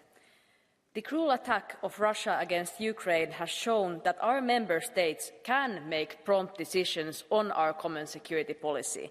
Europe is not weak. We have to have a unified front in critical issues. This is what our citizens want. In a recent polling, over 80% of common EU and security and defence policy and think that cooperation should be increased. Today, Ukraine is fighting for peace and democracy for all of us. We have to help them by sending Leopard 2 battle tanks, on which we Greens have made a proposal to this report. We need a European coalition to deliver these tanks to Ukraine swiftly and German leadership in this shared action. And we have to think even further ahead in security policy, as, for example, even with a swift decision, the delivery of these tanks will take some time. EU has to take strong leadership in decisions vital to Ukraine and to EU's own security. Our member states have to be ready and able to respond to this war that threatens our values and global peace. We cannot rely on the United States. The EU needs to take a stronger and more determined role in its own security. Give to Ukraine immediately matters even more. Thank you, colleagues, for working together on this. Thank you very much. Our next speaker is Madame Susanna Ceccardi. Grazie, Presidente. Thank you, President. Thank you, High Representative. The battle of the dictatorships against democracies has kicked off once again. What we need now is a unity of intent across all of our democracies, also outside the EU. And that's why it's so important that we should be building cooperative links that are more robust with the United States, with Israel, and the Asian democracies that share our values. But if we talk about unity of intent, can we achieve that overcoming the unanimity principle? Do we really want to take important decisions against the interests of the minority member states? Europe is strong because it is plural. Europe is strong when the nations that make it up are strong. We should never mix up unity with unification and centralization. We've decided to set priority on defending our eastern flank, and that's right. But I don't see much interest in this House for the Mediterranean. I'll remind you that we still have conflicts underway in Syria and Libya. We should be struggling against the hostile influence of Russia and China. That's only right. But we should also be cleaning up our own houses. Quartargate has shown that an important part of Europe's political class has been bought by a country that doesn't only violate human rights, but promotes an ideology of terrority in Europe. What we need is a free and plural Europe. Next one is our colleague Vondra Alexandra. Well, the report which we are discussing today contains a lot of interesting recommendations, but has one problem. It's a long list of the various recommendation ideas, including those which we will be discussing years ahead, like UMV reform. And meanwhile, there is a war in the Ukraine where we rightly support the Ukraine against this terrible Russian aggression, but our deliveries are deadly slow. The storages are empty, and we need to do much more and much faster. And therefore, instead of producing another hundreds, thousands of papers, the same what FDR did for Churchill, this land and lease program to allocate 50 billion euros into that and to start the really armaments of Ukraine that they would be able to win. But it requires the deeds, not the words. This is our problem. We have vorbe și asta este problema noastră, că noi avem. Thank you. Mr. Marcel de Graaf, the floor is yours. Voorzitter, de EU en de NAVO hebben zich President, the EU and NATO expanded aggressively to the east, and Russia wasn't considered as a potential partner, and the security interests of Russia weren't taken into account either. A genuinely independent Europe is one that includes Russia.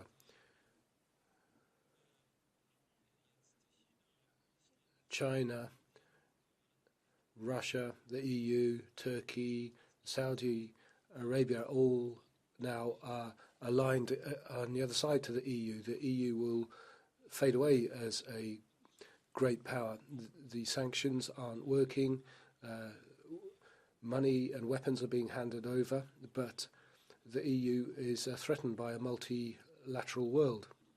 Turkey is now a mediator in this conflict. They should be an example.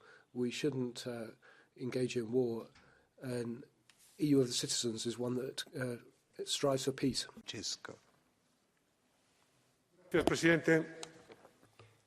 Mulțumesc, domnule președinte. În primul rând vreau să the rapporteurs for the reports.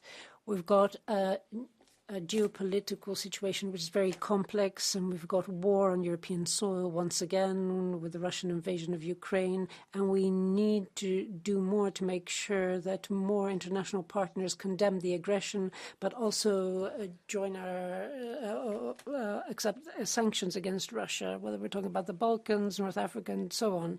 We also have to talk about cooperation.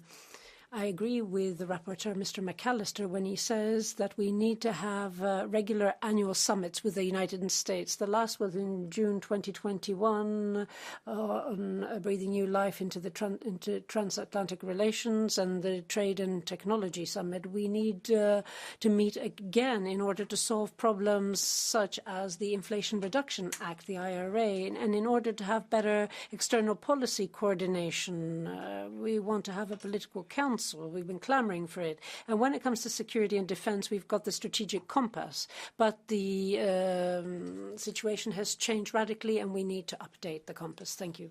Unser nächster Sprecher ist Herr Pedro. Thank you very much. The next speaker is Mr. Pedro Marques.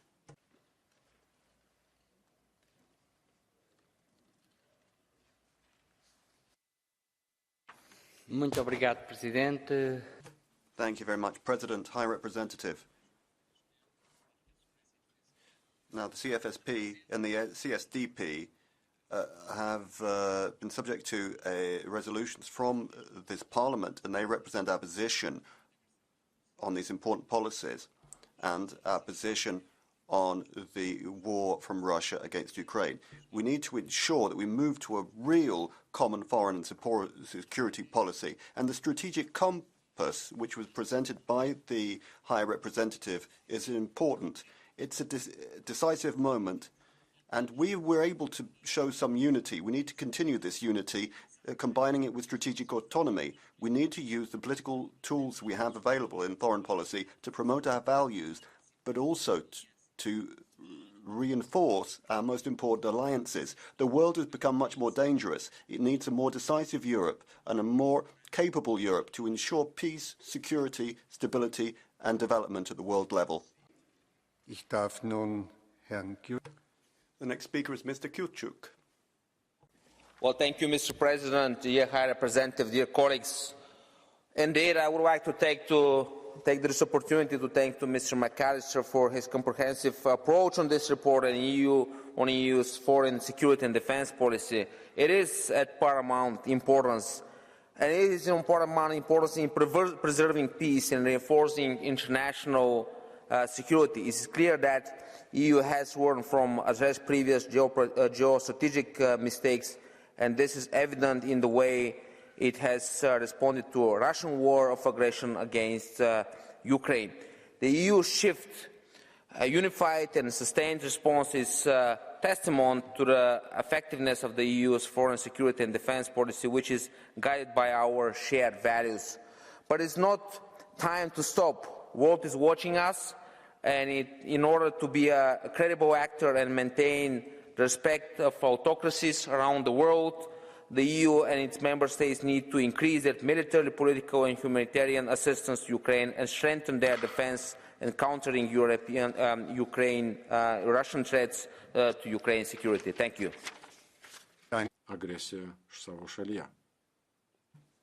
Thank you very much. Mr. Zimniuk. President, no one needs an EU army that would represent the incompetence of the EU in all its facets. For many years, the EU, through an CFSP, has tried precisely to bring in that EU army and thereby further undermine member state sovereignty. Centralisation is the only thing the EU knows, and it's failed in all areas. In all crises, it's failed lamentably, but still worse is the fact that in these two reports, the qualified majority voting is to be introduced and unanimity given up. The European nation in future will, on such important areas as the CFSP and migration, outvote vital national interests. And that you, Mr. McAllister, as a German, in this report have called for the ongoing abandonment of Nord Stream and therefore put German energy security in jeopardy should be used to demonstrate what the CDU is now, unvotable and a shame on our country. These reports should be turned down.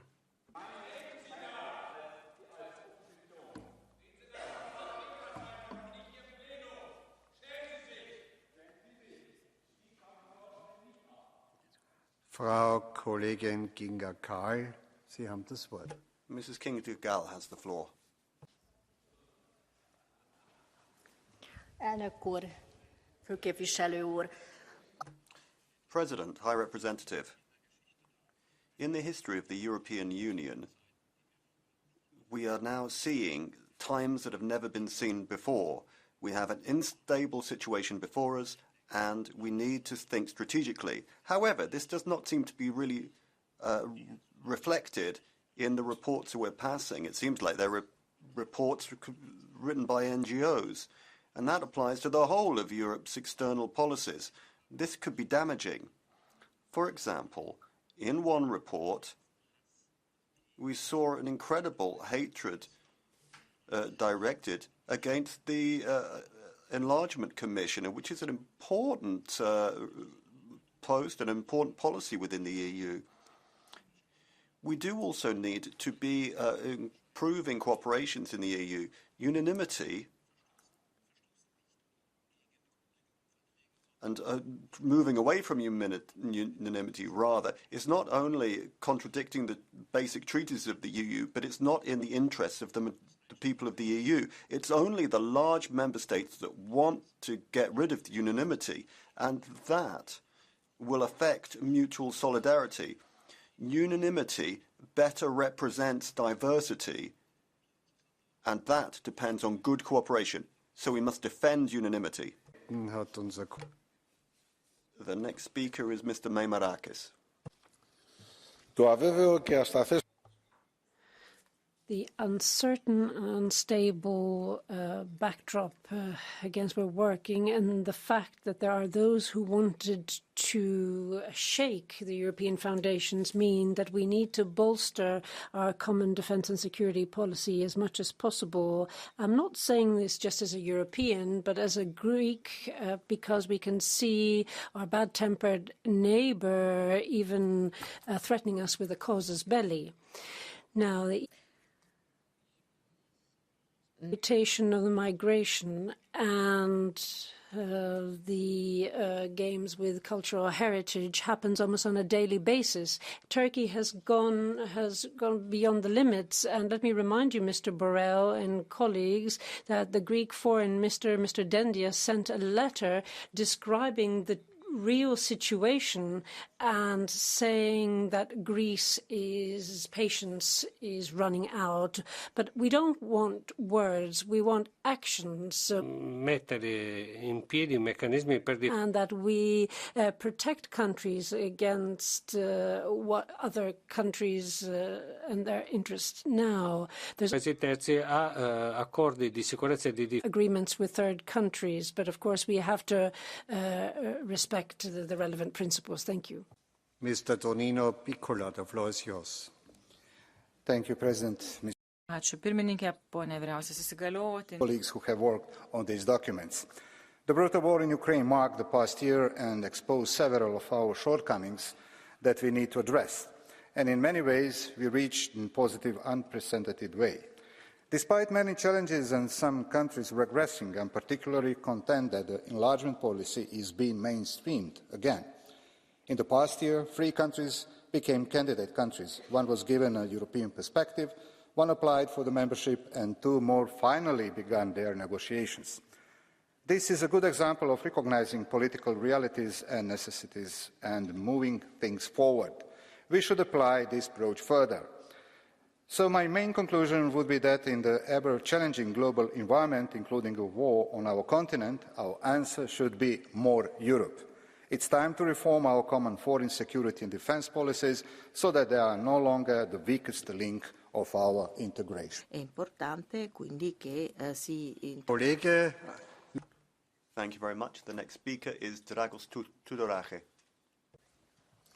Thank you very much, dear Chair. Dear colleagues, we can take pride in these reports, and I congratulate the rapporteurs and the shadows for the work on them. They capture the complexities of our posture in foreign affairs, as well as in building a stronger architecture for security and defence. If I am to think about all the pressing issues that lie ahead and select only one long-term goal to solve them, I would make a pledge for a true and credible defence union, accompanied by a rejuvenated defence industry. We keep speaking about the role of the EU in the world, our partners, our liabilities and dependencies, about strategic autonomy and, of course, about the war on our borders. A defence union would give a sense to all that. It would strengthen the EU's position in foreign affairs, its capacity to act quickly, decisively, to be taken seriously, both by the actors we want to partner with and by those challenging us.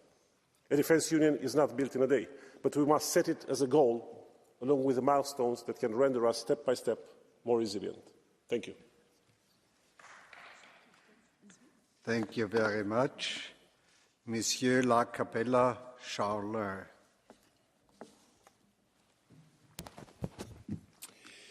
Chaque année, le rapport... Every year, the report on the CSDP is one stage further in federalism, but this shouldn't really fall within the remit of the EU. For us, the war in Ukraine is a tragedy, and we've got to put an end to it as soon as possible through negotiations. For you, it's an opportunity to wage war. It's incredible. It says here that the mutual assistance clause in the case of aggression has to be extended to destabilization, economic pressure, or disinformation. This is extremely serious. Do you want Europe to attack Russia? Russia attack Europe by sending heavy military equipment to Ukraine, knowing that Russia finds this tantamount to warmongering. You want to get rid of unanimity when it comes to defense issues. We cannot contemplate that. For us, it's absolutely out of the question to have European strategic interests and French strategic interests as if they were NATO interests. We're not going to allow you to destroy the European defense industry, French defense industry, and the diplomatic military power of France is non-negotiable. Merci. Am Wort ist nun Monsieur. The next speaker is Mr. Rivière. Merci, Monsieur le Président. Thank you very much, President. The European Union is not a nation, it's an international institution. Not just because it's got an anthem and a flag. It's a kind of illusion that there could be some kind of European patriotism. Mr. McAllister, despite of the treaties, without asking the opinion of our peoples, you're trying to get hold of competences that belong only to nations. That's to say, foreign policy and defence policy. That's why they're subject to qualified majority. So you want them to become subject to qualified majority voting. This means that member states would have policies imposed upon them. But look at the situation like Kosovo, Russia, Ukraine. Let's not forget Armenia and Azerbaijan. The European Union has made mistake after mistake, aligning our own interests with those of the United States, penalizing the views of our own citizens. Happily, we won't be having any loss of these competencies tomorrow. The next speaker is Mrs. Lexman. Thank you, Chair. High Representative, dear colleagues. From Russian aggression against Ukraine, coercive behavior of the totalitarian Chinese Communist Party, to the Iranian nuclear totalitarno ponašanje Kine, global security challenges. We can no longer afford to be discussing empty concepts or engaging in unnecessary battle between the EU institutions and NATO. Instead, we must put all efforts into concrete actions to rebuild the European security architecture, to support Ukraine with the necessary weapons to defend itself, to deliver on our defence spending commitments and to protect our citizens and companies against cyber attacks, disinformation or economic coercion. This is why I welcome the EU-NATO joint declaration. NATO is and must remain the cornerstone of our security, and the EU and NATO must work together to address the pressing challenges in accordance with their respective competencies. Thank you. Danke, Frau Kollegin. Thank you very much. Sven Mikser, you're the next speaker. President, High Representative, colleagues, at a time when the innocent Ukrainians continue to be killed by the Russian aggressors, I think it's clearly premature to congratulate ourselves for our unity or resolve or anything else. Indeed, we have to do more and we have to give much more. In exactly 1 year from now, we are going to look back at the year 2023, and then, let's be honest, the only yardstick with which we can measure our success or failure is our ability, or the lack thereof, to help Ukrainians to defeat the aggressor. When we say Ukrainians are also fighting for our future, it's not mere rhetoric. Because if indeed Russians are allowed, UN Security Council permanent member, nuclear state, if it is allowed to get away with grabbing additional territory from a much smaller democratic neighbor, this will effectively be the end of the rules-based international order, which, among other things, has allowed us to build Europe as a successful peace project. Danke. Ich bitte Herrn Clement Grosjean. Thank you very much. The next speaker is Mr. Grossel. Ladies and gentlemen, the security situation in Europe is complicated and around the world, so therefore we need to create common European defence capabilities. Although the political debate focuses on the issue of qualified majority voting, which I see as a historical necessity myself, we now have the war in the Ukraine, and the question is how we can provide and maintain the necessary military capabilities. In this area, we're very much dependent on imports, and we now need to move from words to deeds. First of all, we need to create a framework for common procurement in the area of defence. We need to be unified, as we were during the COVID crisis. This isn't only going to be good for having more rational and efficient procurement, we're also going to create greater transparency. And the progress won't only be in the area of defence, it will be in the area of basic research and civilian research. This will also create high-value jobs in the EU that we are creating elsewhere if we rely on imports. So I won't say any more about the strategic autonomy too. The EU in general, and especially the European Parliament, has been acting in a very unlucky way when it comes to foreign policies. I have taken part in dozens of debates in this Parliament. We have increased the importation of Russian gas. We've had a very naive attitude to dictatorships such as Russia and China, and we have spent too much of our energy on differentiating ourselves from the US and being very anti-American in our attitude to foreign policies. Even today, with the war in the Ukraine, European countries such as France and Germany still do not want to deliver the tanks that the Ukrainians really need. This is why it's totally crazy to hear that the answer to the challenges is that the EU and the European Parliament should have more powers. The real answer is that the national states must coordinate our common defense through NATO and with a strong United States. Ich darf Herrn Lukas Furlas das Wort. The next speaker is Lukas Furlas.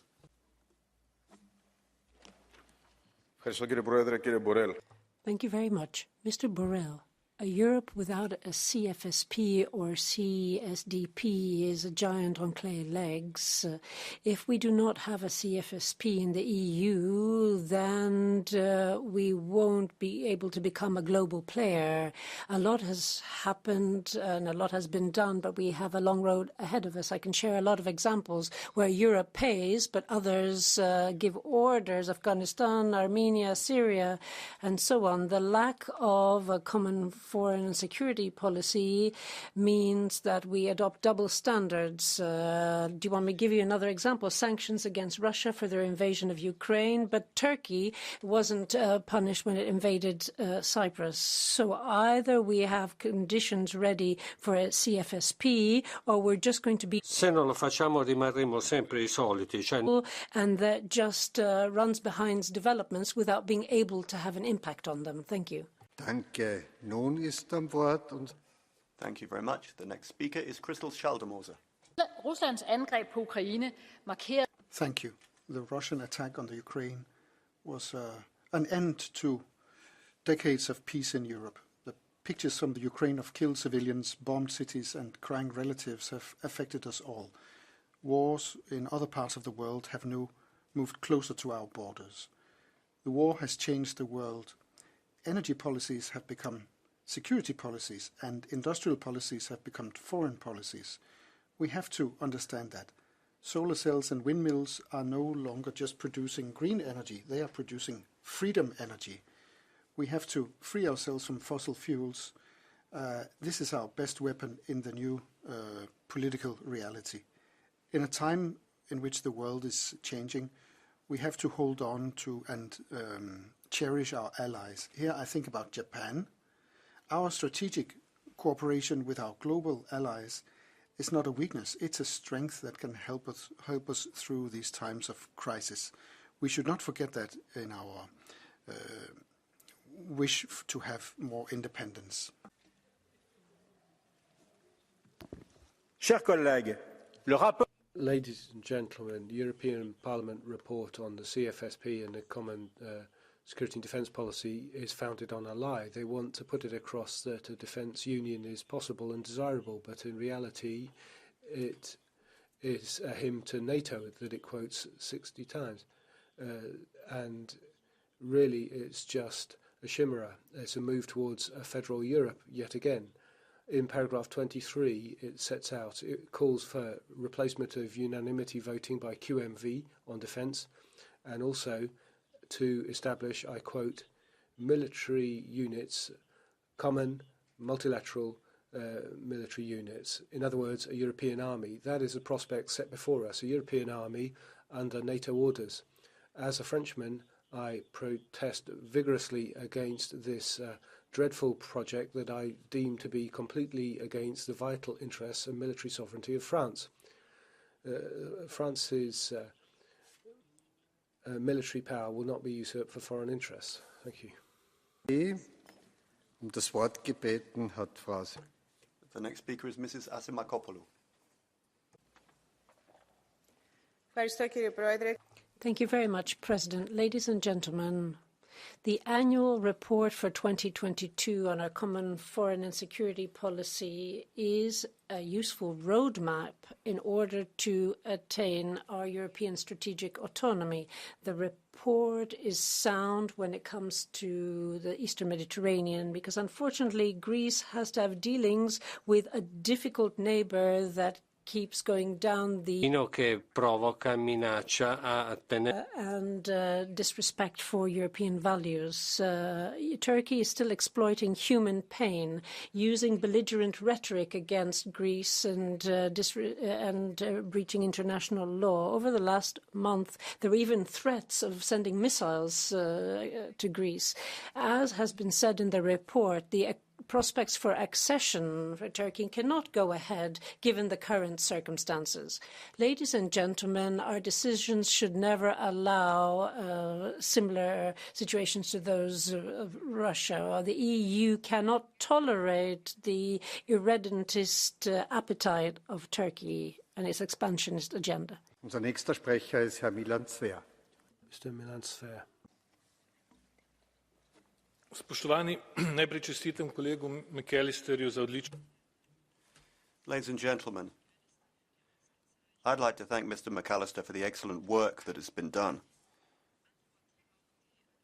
The response to the aggression against Ukraine is a sign that we have learnt the lessons of the past and that we have a better approach now.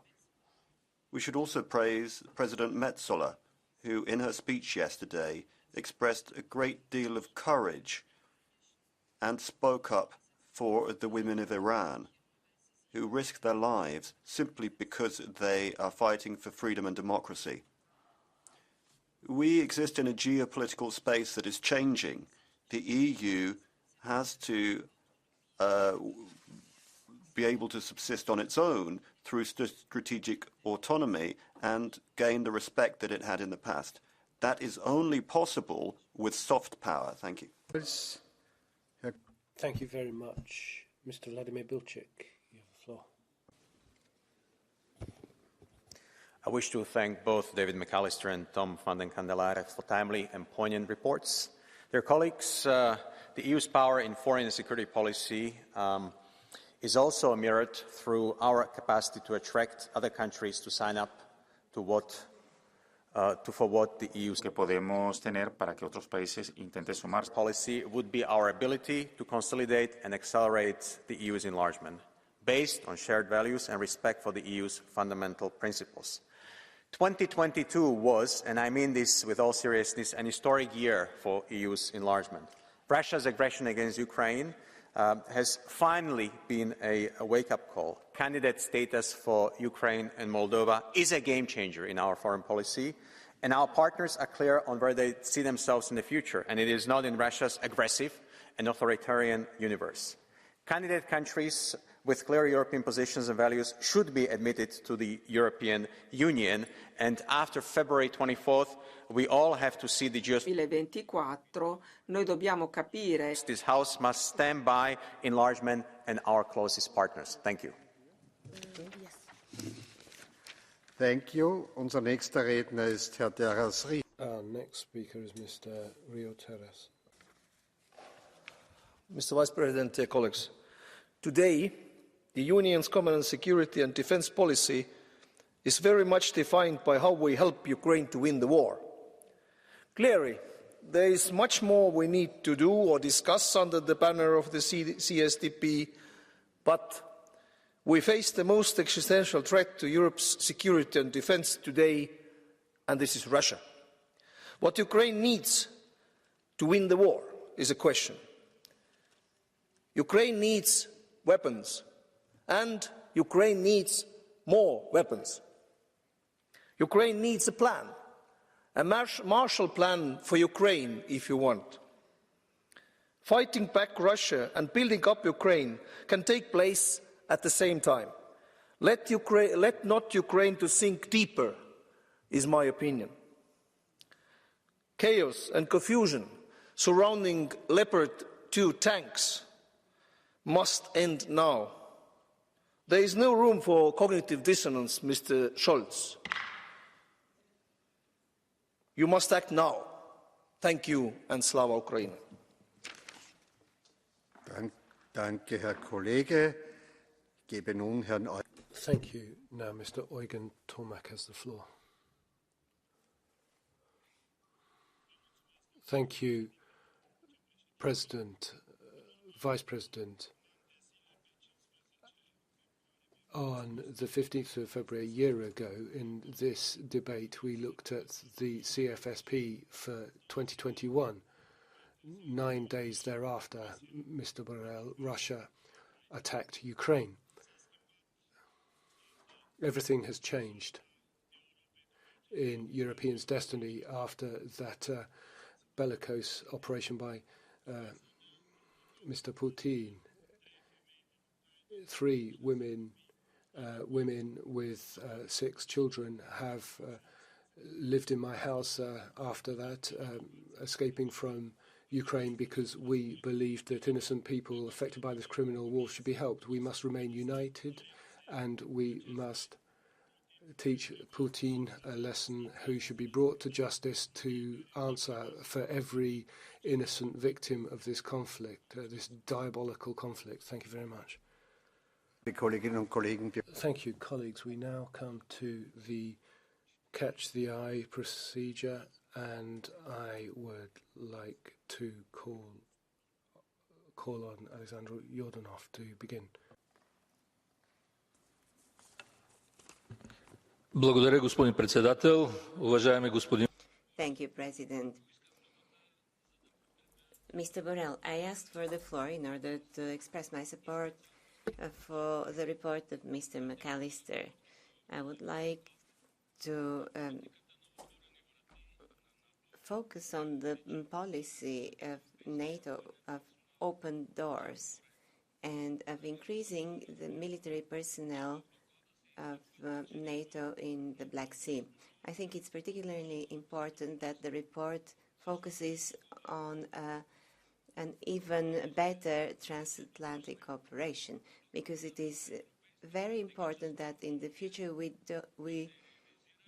don't let the idea of strategic autonomy lead to some sort of strategic distancing from the US.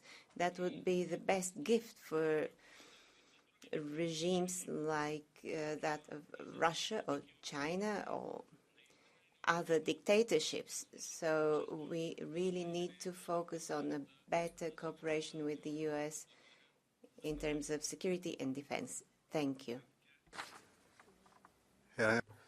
Thank you. Nikos Chantolakis. Micro, please. Το 2022 In 2022, it became obvious that appeasement doesn't work against revisionist leaders that don't respect international law. Europe has to take the necessary steps for a defense union in order to protect its citizens enough. We have the impact of the illegal invasion of Putin in Ukraine, and yet the international community isn't doing anything in the face of the Turkish escalation against Turkey, Greece and Cyprus, and now Greece will be within range of Turkey's missiles. Turkey reiterated and broadened its casus belli against Greece if we exercise our sovereign rights in Crete and the Aegean.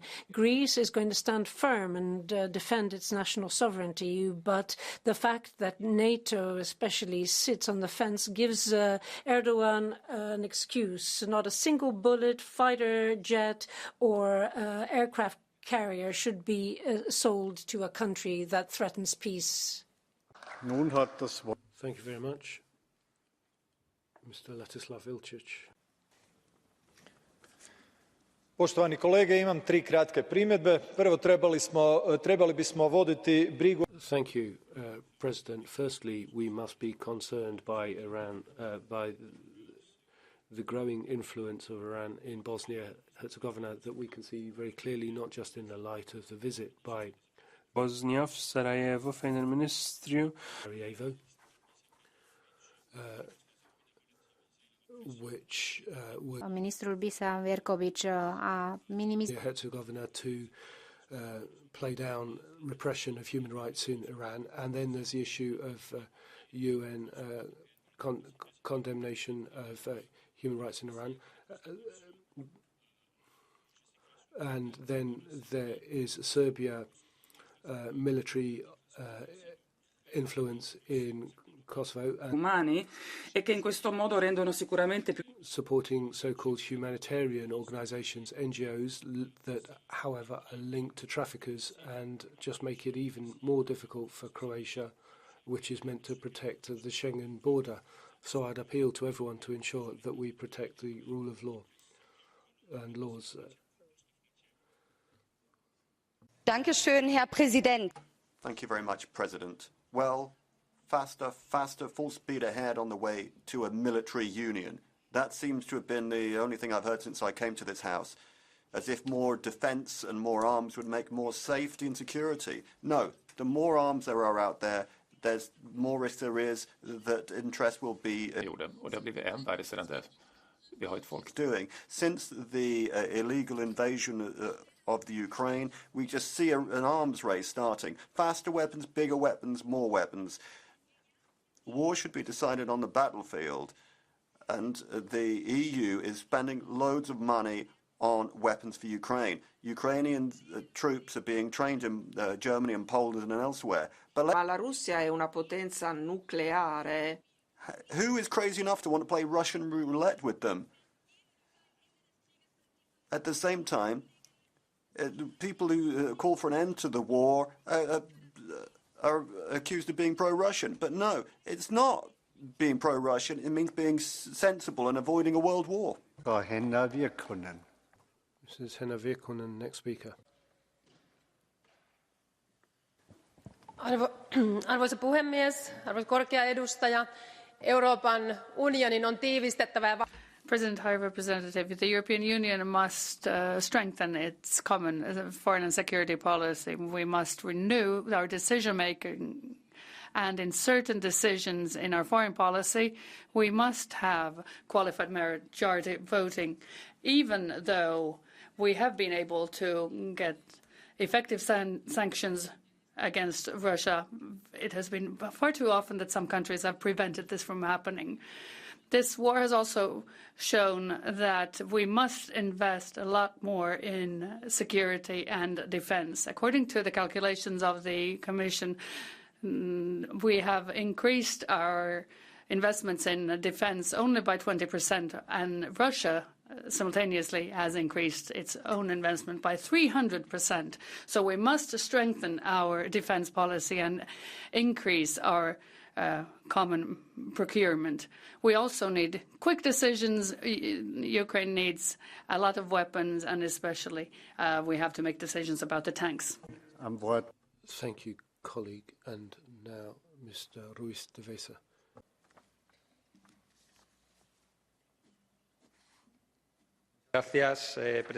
Thank you very much, President.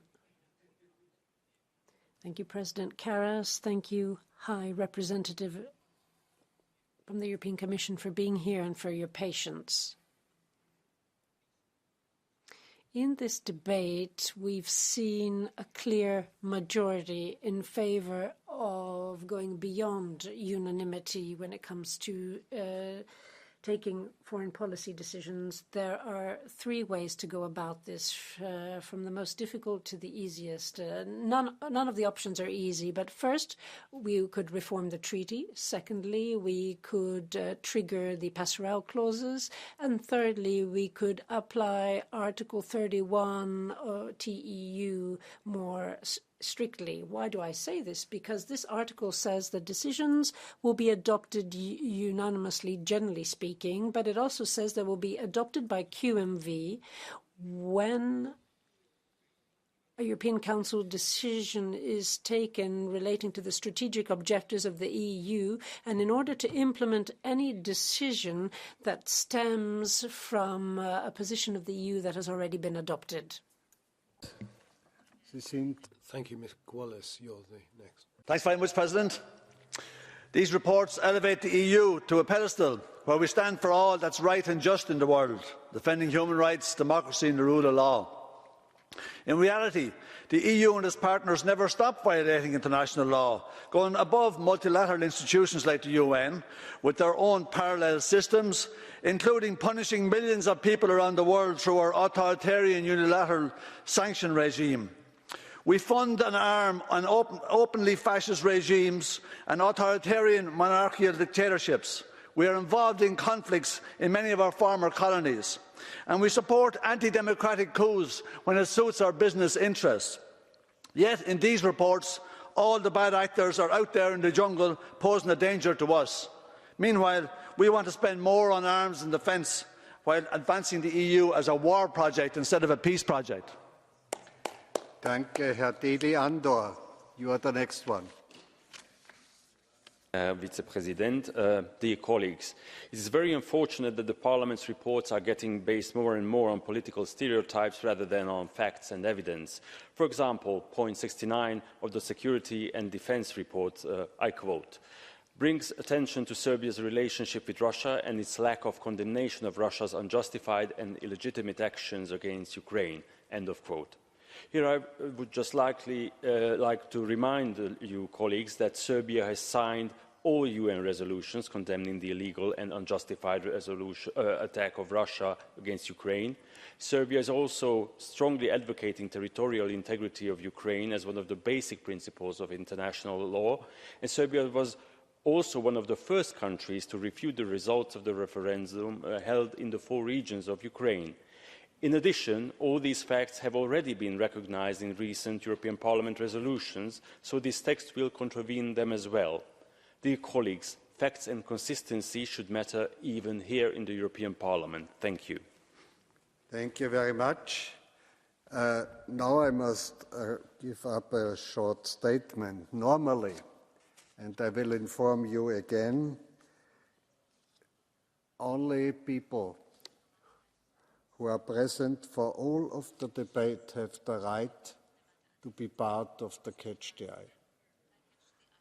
Our next speaker was not here for all of the debate, but he was a majority of the time here. That is the reason why I give you the floor, but next time please be present for all of the debate. Mr. Sokol, Tomislav, the floor is yours. Hvala lijepa što ste mi dali riječ. Nedavne odluke visokog predstavnika. Thank you very much. The recent decisions of the High Representative means that the High Representative is part of the executive, but I'd like to say that the stability of our neighborhood hinges on the stability of the government in Bosnia.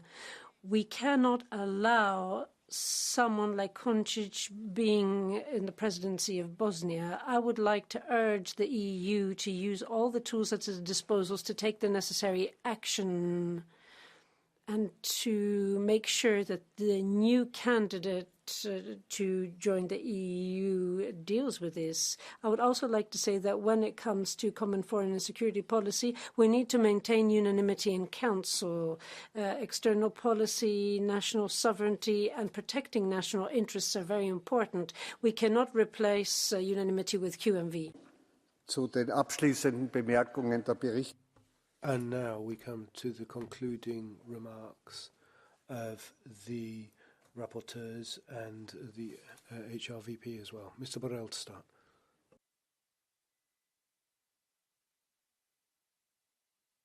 Muchas gracias, señor. Thank you very much. Thank you very much, ladies and gentlemen. There have been a lot of MEPs who have spoken, and the remarks have been very interesting, and they illustrate that there is a vast ideological spectrum in this parliament, because almost on all issues we've heard views that have been diametrically opposed. Now, bearing in mind how many remarks that I've had the honor to hear and how varied they've been, I'm going to ask for your indulgence and allow me more than the 5 minutes that are allocated to me, especially since I'm one of the few people that have actually been here throughout the whole debate, and I've followed it with great interest. So I ask for your indulgence. President, ladies and gentlemen, first and foremost, I'd like to thank the rapporteurs, Mr. McAllister and Mr. Van den Candelare. I'm sorry if I've mangled your name, but thank you very much for the work that you've done. Thank you for your contribution, and I'd like to thank all those who spoke for their comments. One of the issues that has been mentioned, even if not the most often, was Iran, and I cannot close this debate without referring to Iran. We have many challenges, but Iran is one of the most difficult. The brutal crackdown of the protesters and the use of the death penalty is unacceptable. And military support to Russia is also unacceptable given Russian aggression in Ukraine. Of course, I have told my Iranian counterparts on numerous occasions, they deny that they are sending weapons to Ukraine, but I think the reality is different. And that is why we have adopted 5 sets of restrictive measures, 3 on the basis of the violation of human rights and 2 based on sending drones to Russia.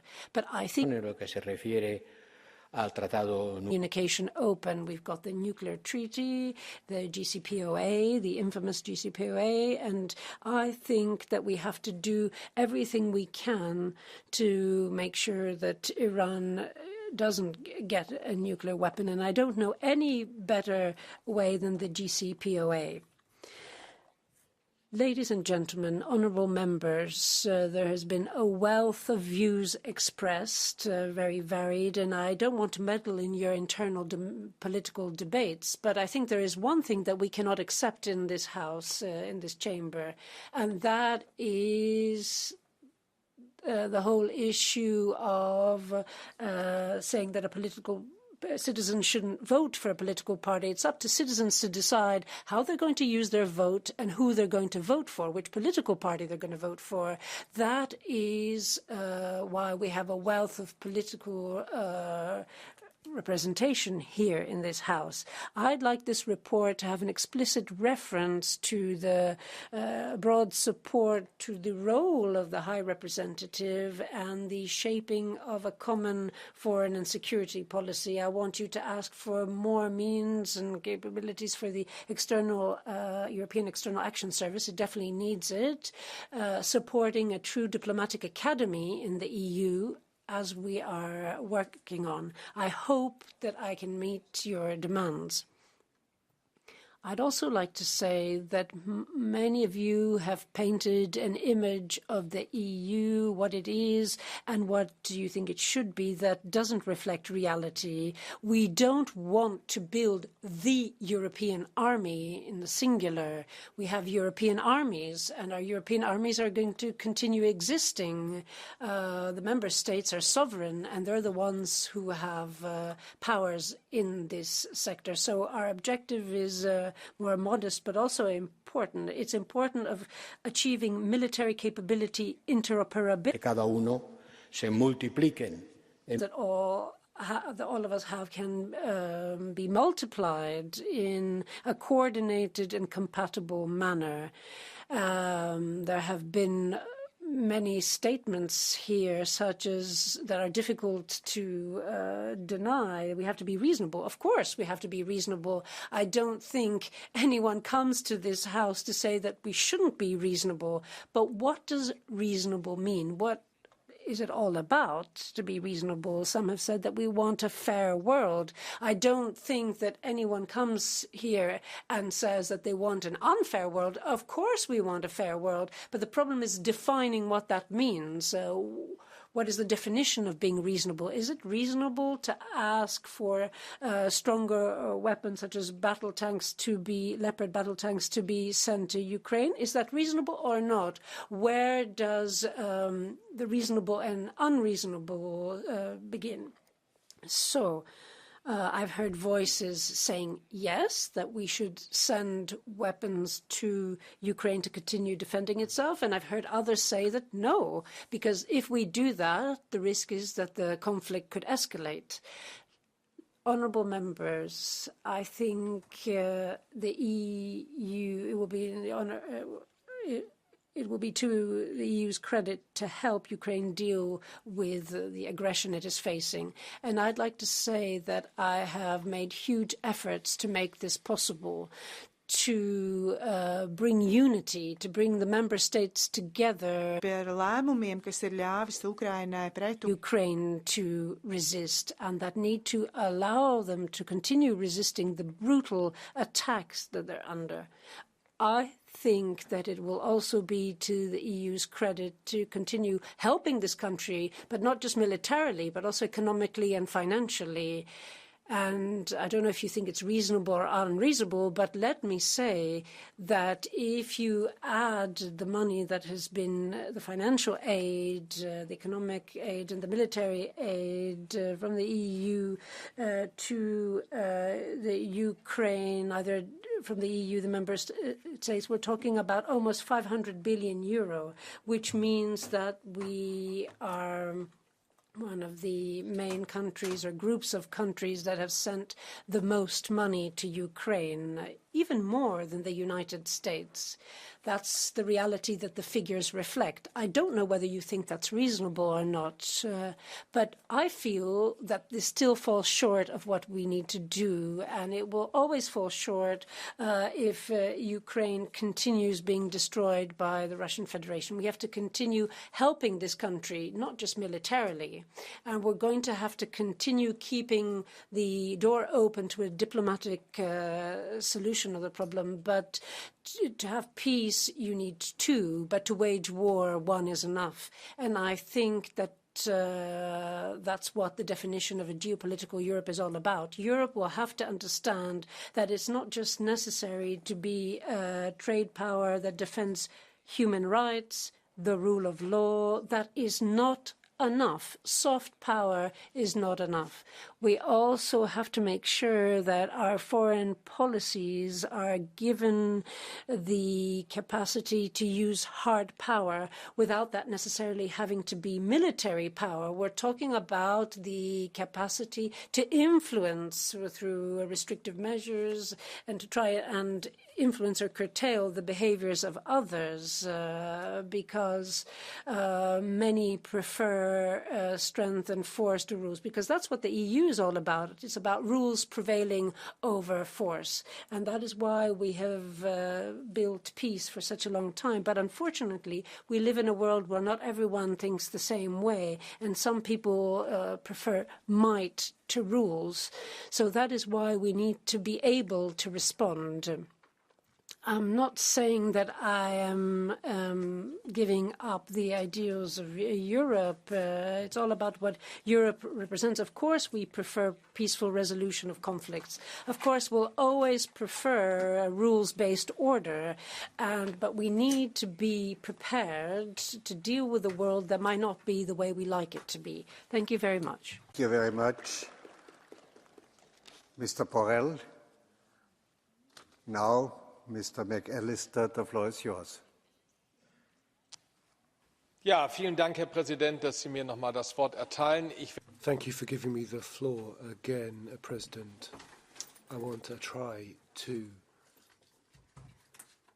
sum up the debate we've had this afternoon or this evening. I'd just simply like to state that I've heard some very good contributions from a number of colleagues. I would also minute that I've heard some comments right from the left, far left and far right of this parliament, which I think are unparliamentary and continue to think so. Everything that the High Representative Vice President Mr. Borrell said, I would support, and I think it's important that the European foreign and security and defence policies, in the case of Mr. van den Kendelare and his report, we need to ensure that we achieve a great degree of convergence between the reasonable groups of this House. We've had some very good meetings of the shadow rapporteurs, and very many amendments were incorporated, and I think we've achieved something good in the end. Now, 91 amendments, including ones tabled at the last minute, apply to my report that we'll have to vote on tomorrow, and I do hope that this high degree of resolve and unity on the fundamental questions of the CFSP in the Parliament will be maintained, and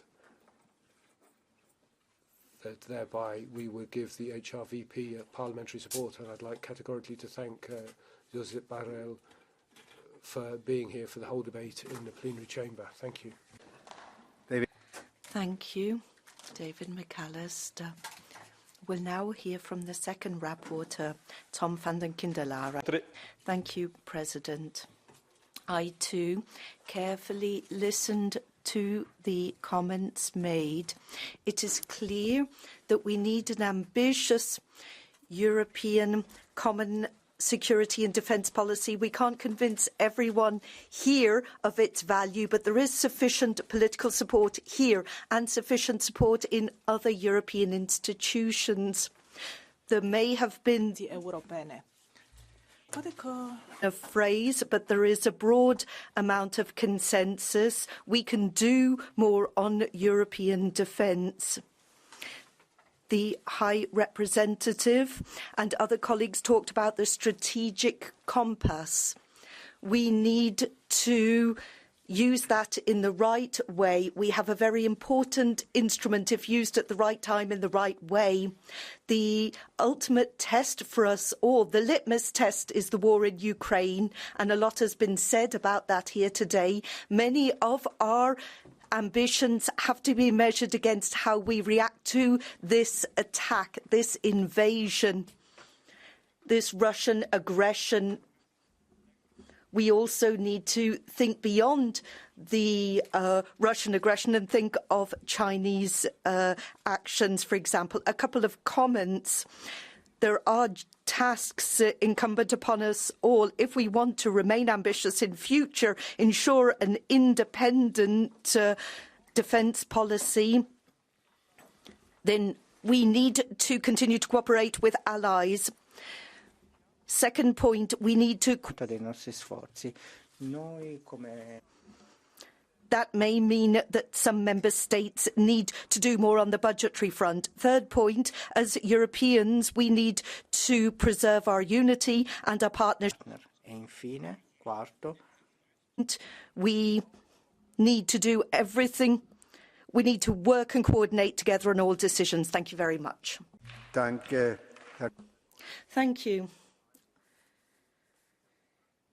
Thank you to all those who have contributed towards this debate, this very important and nuanced exchange of ideas. The vote will be held tomorrow. I'd like to thank the Vice President and High Representative. I'd like to bid him farewell and thank him for his presence here. The next item on our agenda is the report by Ms. Wiesler Lima, Human Rights and Democracy in the World and the European Union's policy on the matter. Madam, you now have the floor to make your initial presentation.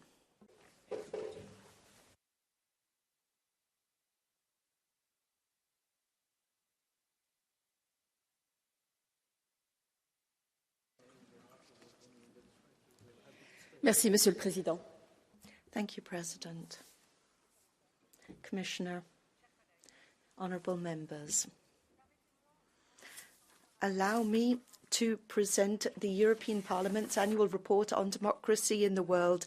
Allow me to begin by being positive, by sparing a thought for all those women and men doing their utmost to defend democracy, champion human rights. They show great commitment,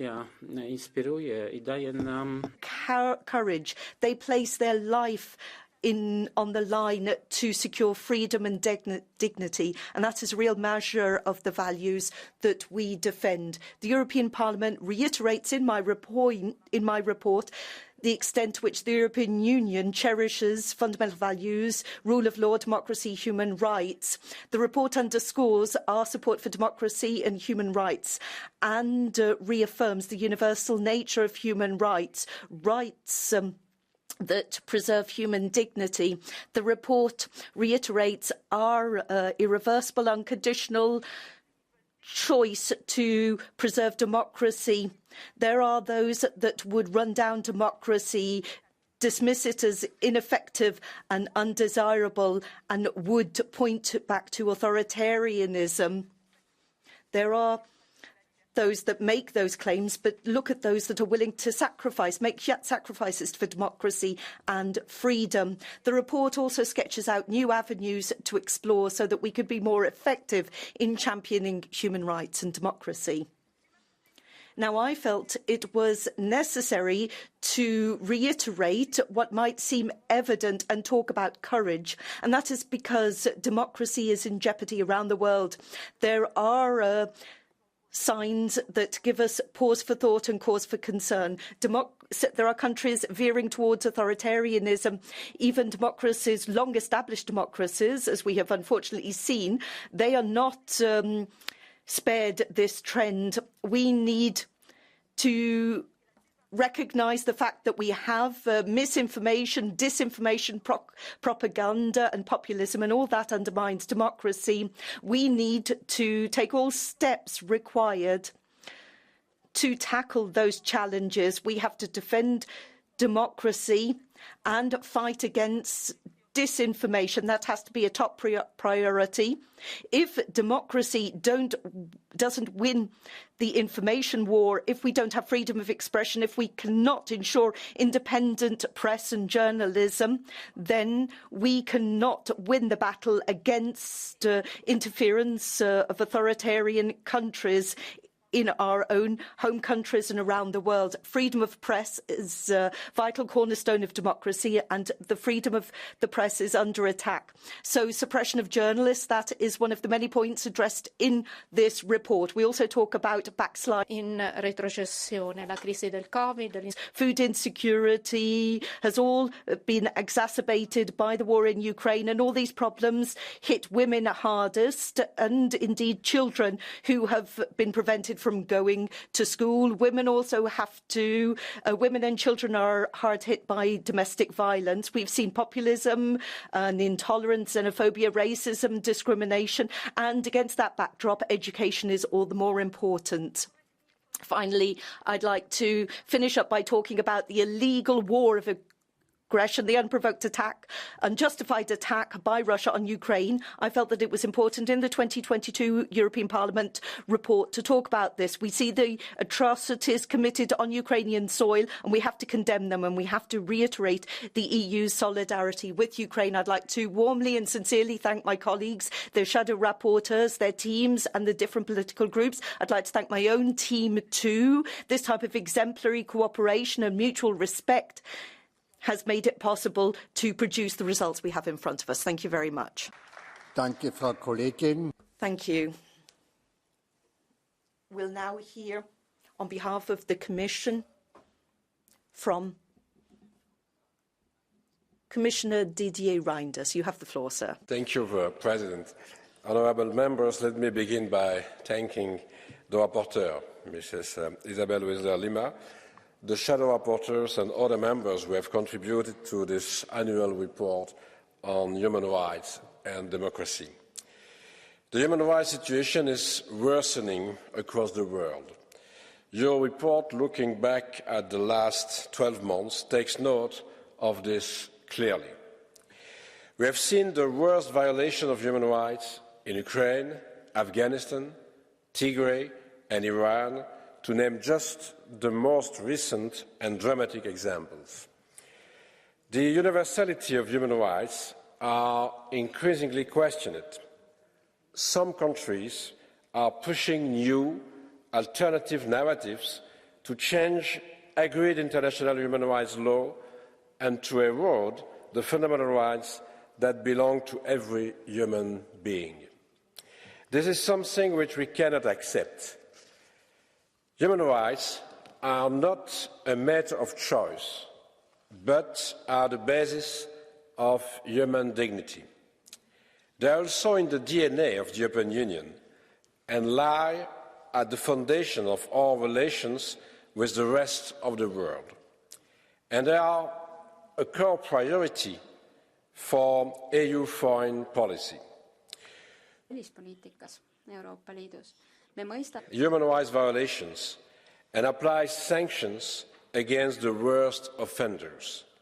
The new EU global human rights sanctions regime that we created in 2021, as requested by this House, allow us to go up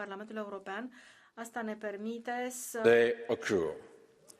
Honourable members, in December 2022, the 24th EU NGO Forum gathered more than 230 human rights defenders from over 70 countries to discuss how to stop impunity and build a road to accountability and justice.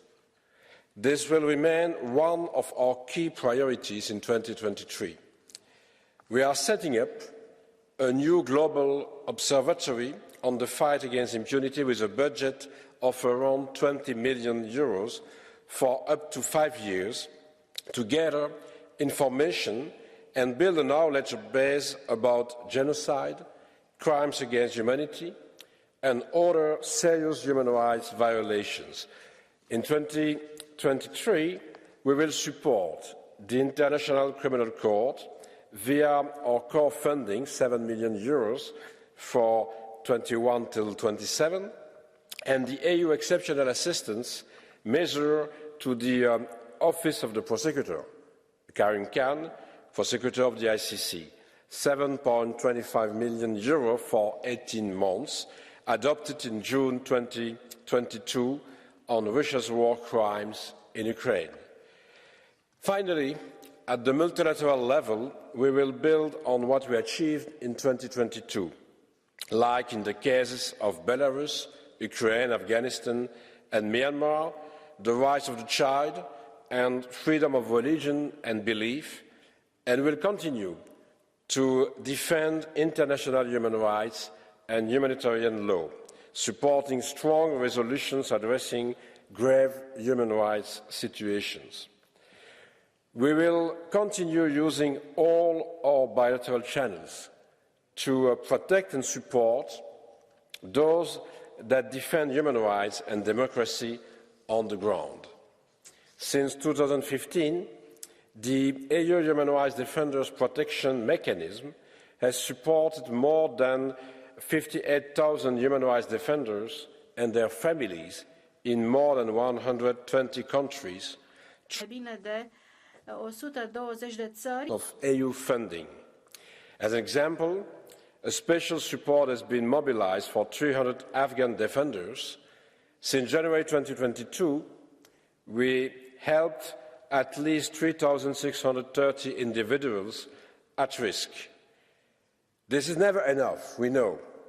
To further step up our support, we have recently renewed our commitment to fund our Human Rights Defenders Protection Mechanism with 30 million euros for 22 till 27. We also need to make the private sector more involved on businesses, trade and human rights. In 2022, the Commission proposed draft legislation on corporate sustainability due diligence and on banning forced labour products from EU markets. We hope to adopt countering racial and other forms of discrimination, defending gender equality and women's and girls' rights is and will stay at the core of our action. Other concrete areas for work in 2023 include digital transformation and surveillance technologies, the human rights consequence of climate change and environmental degradation, and the right to development. Honourable members, in 2023, the international community and we, as European Union, celebrate the 75th anniversary of the Universal Declaration of Human Rights. We are already at work with the United Nations, partners across the world, as well as civil society and others. May this anniversary be used to join our forces and reverse the current global trend. We have to make sure that 2023 is a year of action and results for human rights. Thank you for your long-standing and principled support. Thank you, Commissioner. Now, on behalf of the Committee on Women's Rights and Gender Equality, we'll hear from Robert Biederon. Women's rights are human rights. In 2023, it cannot be anymore. 2023 nu mai putem. Millions of girls and women and LGBTI people around the world continue to experience every day's discrimination in the enjoyment of civil, cultural, economic, political. Civili, sociali, economici, politici. Every conflict and every crisis, girls and women pay always the highest price. They are on the front of the victims, and they are often even used as weapon of war. Fighting human rights globally, we need also to be credible, Commissioner. We live in Europe of inequalities, where women's rights in Poland, where women have less rights than in 2004 when Poland was entering EU, where within European Union we have LGBTI zones. So while talking about human rights worldwide, we should think also about our own credibility. And it's always the case. Thank you very much. Danke. Wir kommen nun zu den Thank you. We'll now hear from speakers on behalf of the political groups. First up, EPP, Mr. Lopez Gil.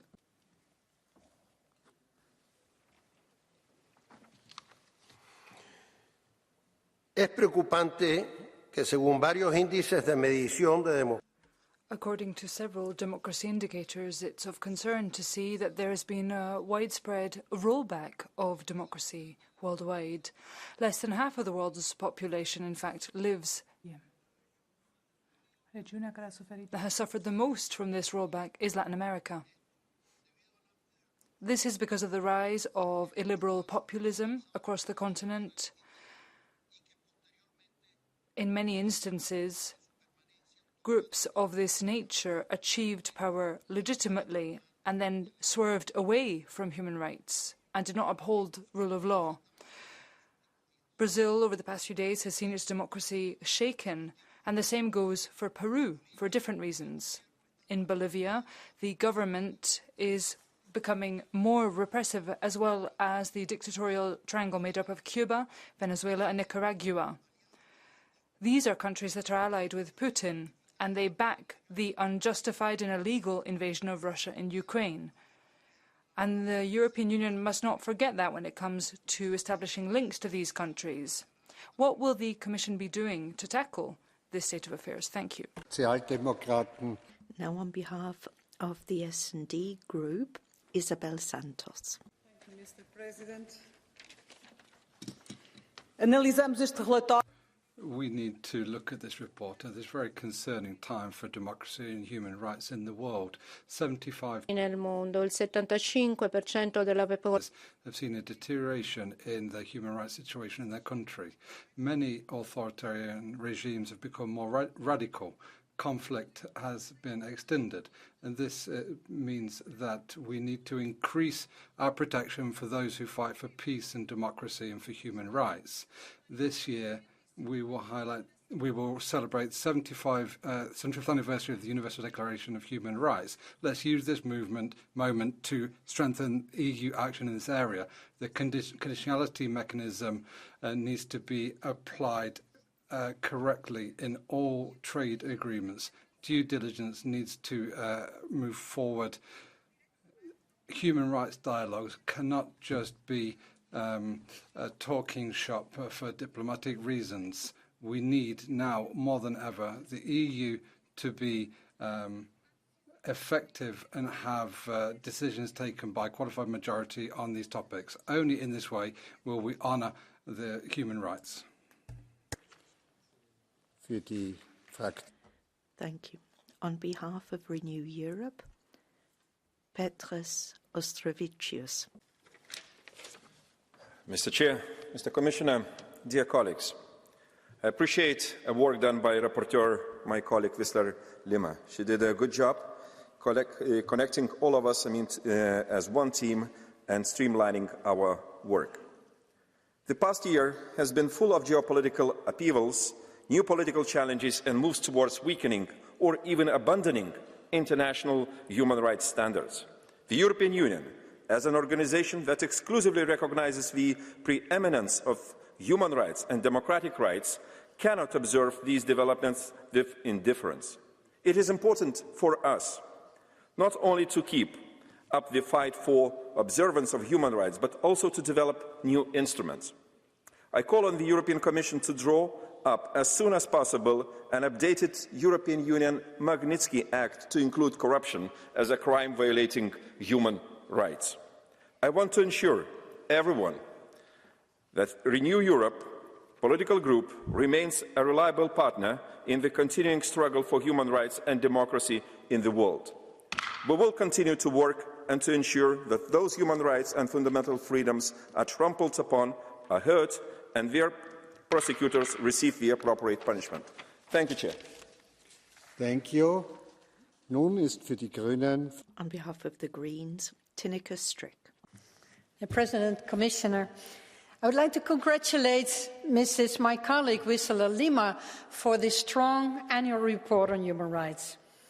As human rights are, I diritti umani sono is key. Human rights cannot be sacrificed for EU's interests like trade or migration. And of course, the Parliament should never be silenced because of own financial interest of some MEPs.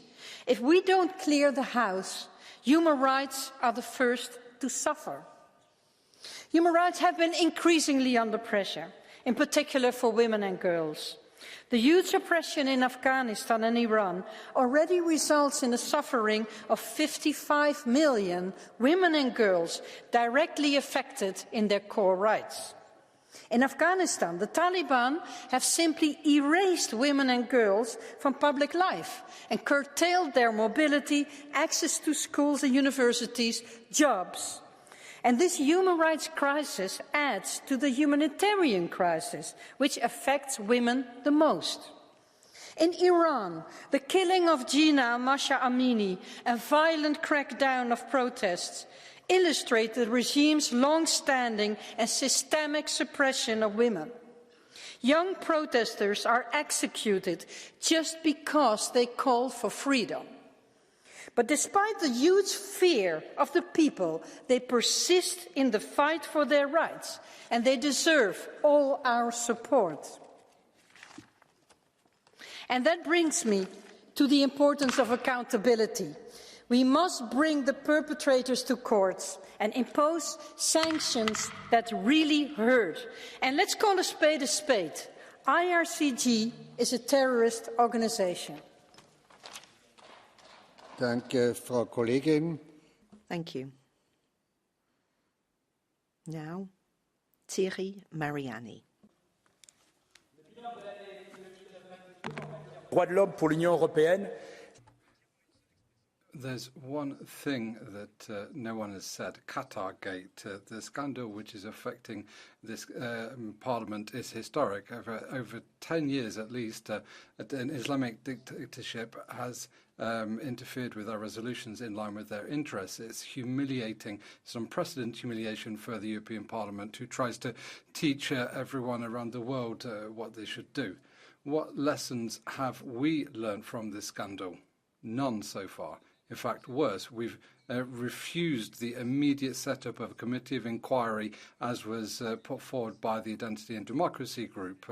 This is a system which has been revealed by Qatargate. We're seeing NGOs which are corrupt. We're seeing the parliaments who work with Islamic dictatorships who try to teach everyone what to do. No one will take this report seriously because the credibility of this institution is undermined. It is urgent to set up a true committee of inquiry without any further delay, without waiting for years for a judgment. Danke. Thank you. On behalf of the ECR Group, Nicola Procaccini. Grazie, Presidente. Thank you, President. Well, this report is drawn up by Parliament every year. But when it comes to dealing with human rights and corruption, well, this year we need to give these matters special consideration. All too often, these topics have been instrumentalized to lay blame on governments that are anathema to the left, only to find out that the admiration professed for some of the world's most illiberal members of the left came about for a reason, in fact, several hundreds of thousands of reasons, and not exactly honourable ones. I hope that in future words will once again have meaning, that we can go back to defending the vulnerable, the oppressed, victims of religious hatred, like the people who were burned alive in Africa yesterday just because they were Christian, to the silence and indifference of all, including the European institutions. Danke. Thank you. On behalf of the left, Miguel Urban Crespo.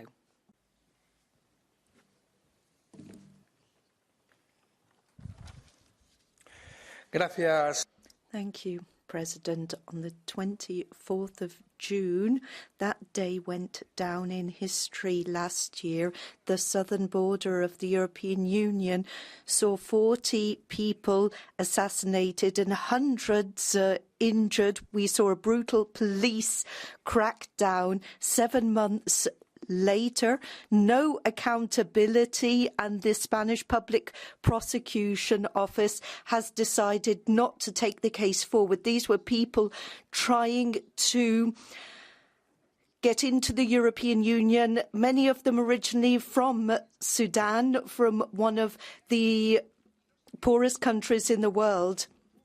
This is not mentioned in this report. Bear in mind that we have armed conflict in at least 23 countries and 850 million people are affected. These armed conflicts are being fueled by our arms and our trade and geopolitical strategies. Economic profit seems to be prized above human lives. When those victims affected by our policies knock on our doors, we don't seem to be interested, though. You have racist, hypocritical policies. We need to recognise the consequences of the decisions taken. We can't have second and first class refugees, depending on where these refugees come from. International law is clear here. We just need the political will to enforce that. Thank you. Thank you. We'll wind up on a round of political group representatives by hearing from Mr. Puigdemont. EU is the space with most freedom and respect for human rights in the world, cannot justify complacency or make us give up self-criticism. Fundamental rights are violated in the EU. Political dissidents persecuted, illegally spied on, sentenced to prison, artists sentenced to prison for the lyrics of their songs, states such as Spain, which do not apply 61% of the judgments of the European Court of Human Rights. The double standard wipes away some credibility from the determination that the EU shows in its texts. We need to be more demanding with those at home if we are to be more pressing with those outside. And we need to be strong, because democracy, as the report shows, is more in danger than it was a few decades ago. Thank you. Danke. Das Wort. Thank you. We'll now hear from Peter van Dalen.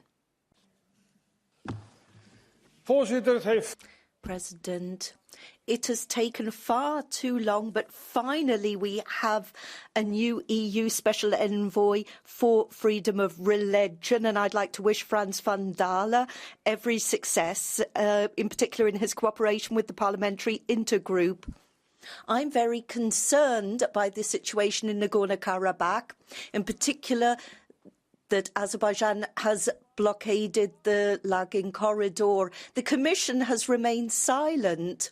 I've not heard anything from Mr. Borrell on this particular state of affairs, and I regret that. We are seeing lives lost in Nagorno-Karabakh. We are seeing real suffering. Instead of signing up to gas contracts, then the Commission should put its foot down and say no gas deals until we see an end to aggression targeting people. Why are you remaining so silent? Why have you not tackled this issue? It is a scandal and a stain on human rights. Thank you. Thank you. Our next speaker is Mr. Nacho Sanchez Amor. Gracias, presidente, comisario. Gracias. Thank you, President. Commissioner, I would like to thank my colleague Isabel Wiesler-Lima for her work. The widespread nature nel mondo, la sicurezza apparente dei the fact that we have stopped being a model for other societies, the erosion of our soft power, a repeated failure when it comes to implementing democratic experiments following conflict, well, all of this shows an erosion of trust in mature democracies. We've got a narrative where human rights are not a universal conquest of civilization. Rather, they're a neo-colonial, westernized idea. This is an ideological war between democracies and autocracies. And we need to speak out openly in this regard. Civil society in authoritarian regimes, for instance. We need to reaffirm our principles to support them, and we need to reaffirm our principles. On the anniversary of the Universal Declaration of Human Rights, we have an opportunity to underscore our values and how willing we are to fight for them. Thank you. Kiitos, kollega Sanchez Amor. Ja seuraava puhuja. Thank you, Sanchez Amor. The next speaker is Ms. Shemechka. Thank you very much, Madam Chair, Mr. Commissioner. Roughly speaking, 3 out of 4 people on the planet have seen their human rights deteriorate in the past year, which is also why this report makes for a very sad reading. On the one hand, we see an intensifying pushback against democracy, against human rights, women's rights globally. But what we also see is the more severe breach of human rights here in Europe, at our continent, the most severe since the Second World War. With its aggression against Ukraine, Russia has trashed the entire concept of human rights because it's waging a war against the civilian population to cause maximum suffering and misery. The European Union thinks of itself and aspires to be the global leader in protecting freedom, human rights and democracy. Now, today, the single best way to prove that is to help Ukraine win this war. Thank you very much. Paljon kiitos edustaja Šimečka ja sitten edustaja Thank you very much, Mr. Šimečka. Now Ms. Anderson has the floor. Zu diesem Bericht hatte ich I produced an opinion on behalf of the FAM committee for this report. I underscored the importance of gender equality and condemned any form of violence targeting women. I noted that such violence increased dramatically during the various COVID-19 lockdowns. I called for action to ease the suffering of women that are victims of human trafficking and sexual exploitation. However, instead of adopting a position on this fundamental issue, the report became an ideological mess. There was reference to abortion, gender identity issues and climate change. You talk about democracy, but really you're driving ideological nonsense. You're talking about dismantling democratic principles and trying to force European citizens to go along with this. Freedom, democracy, rule of law is important, and so I will state a clear no to this report. Thank you. Kiitokset edustaja Andersson ja sitten edustaja. Thank you, Ms. Anderson. The floor now goes to our colleague. Lars Patrick Berg. Frau Präsidentin, Herr Kommissar. President, Commissioner. In principle, I would like to thank the rapporteur for her work. The annual report, however, is insufficient. There is a long list of supposed achievements and an even longer list of objectives. This is supposed to burnish our humanitarian credentials.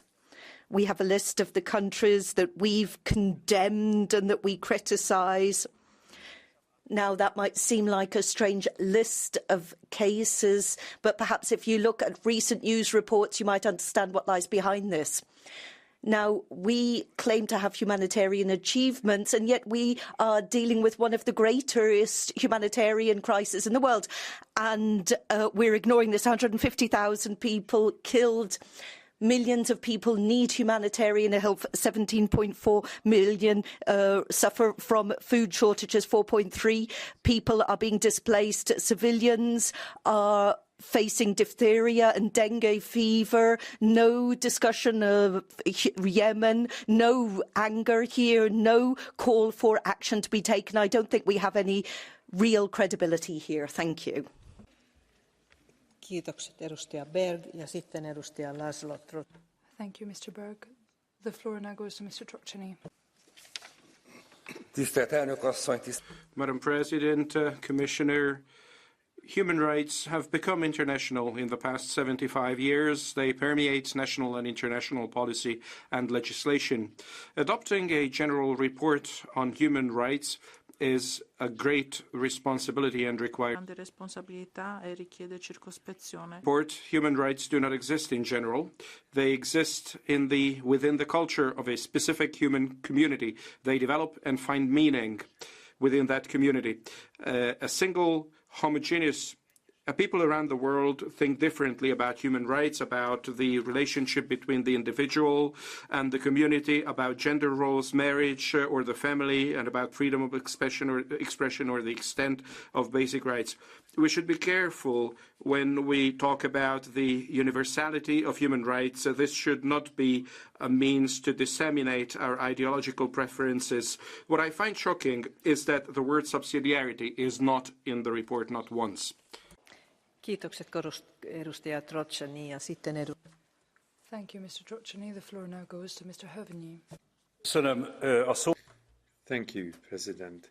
The European Parliament claims the authority to be a pioneer in human rights, and I thank the work to the rapporteur, and I welcome that the report endorses the rights for ethnic, religious and national minorities. It is also positive that it acknowledges that migration should be tackled in the countries of origin. Nonetheless, the report threatens the credibility of the European Parliament because it puts a contradiction between the religious freedom and the political interpretation of human rights. It is ridiculous that it demands 1,000-year-old religious communities to accept abortion, atheism, or the free choice of sexual orientation. It emphasizes the restriction of religious freedoms, which is not less than the restriction of the freedom of churches.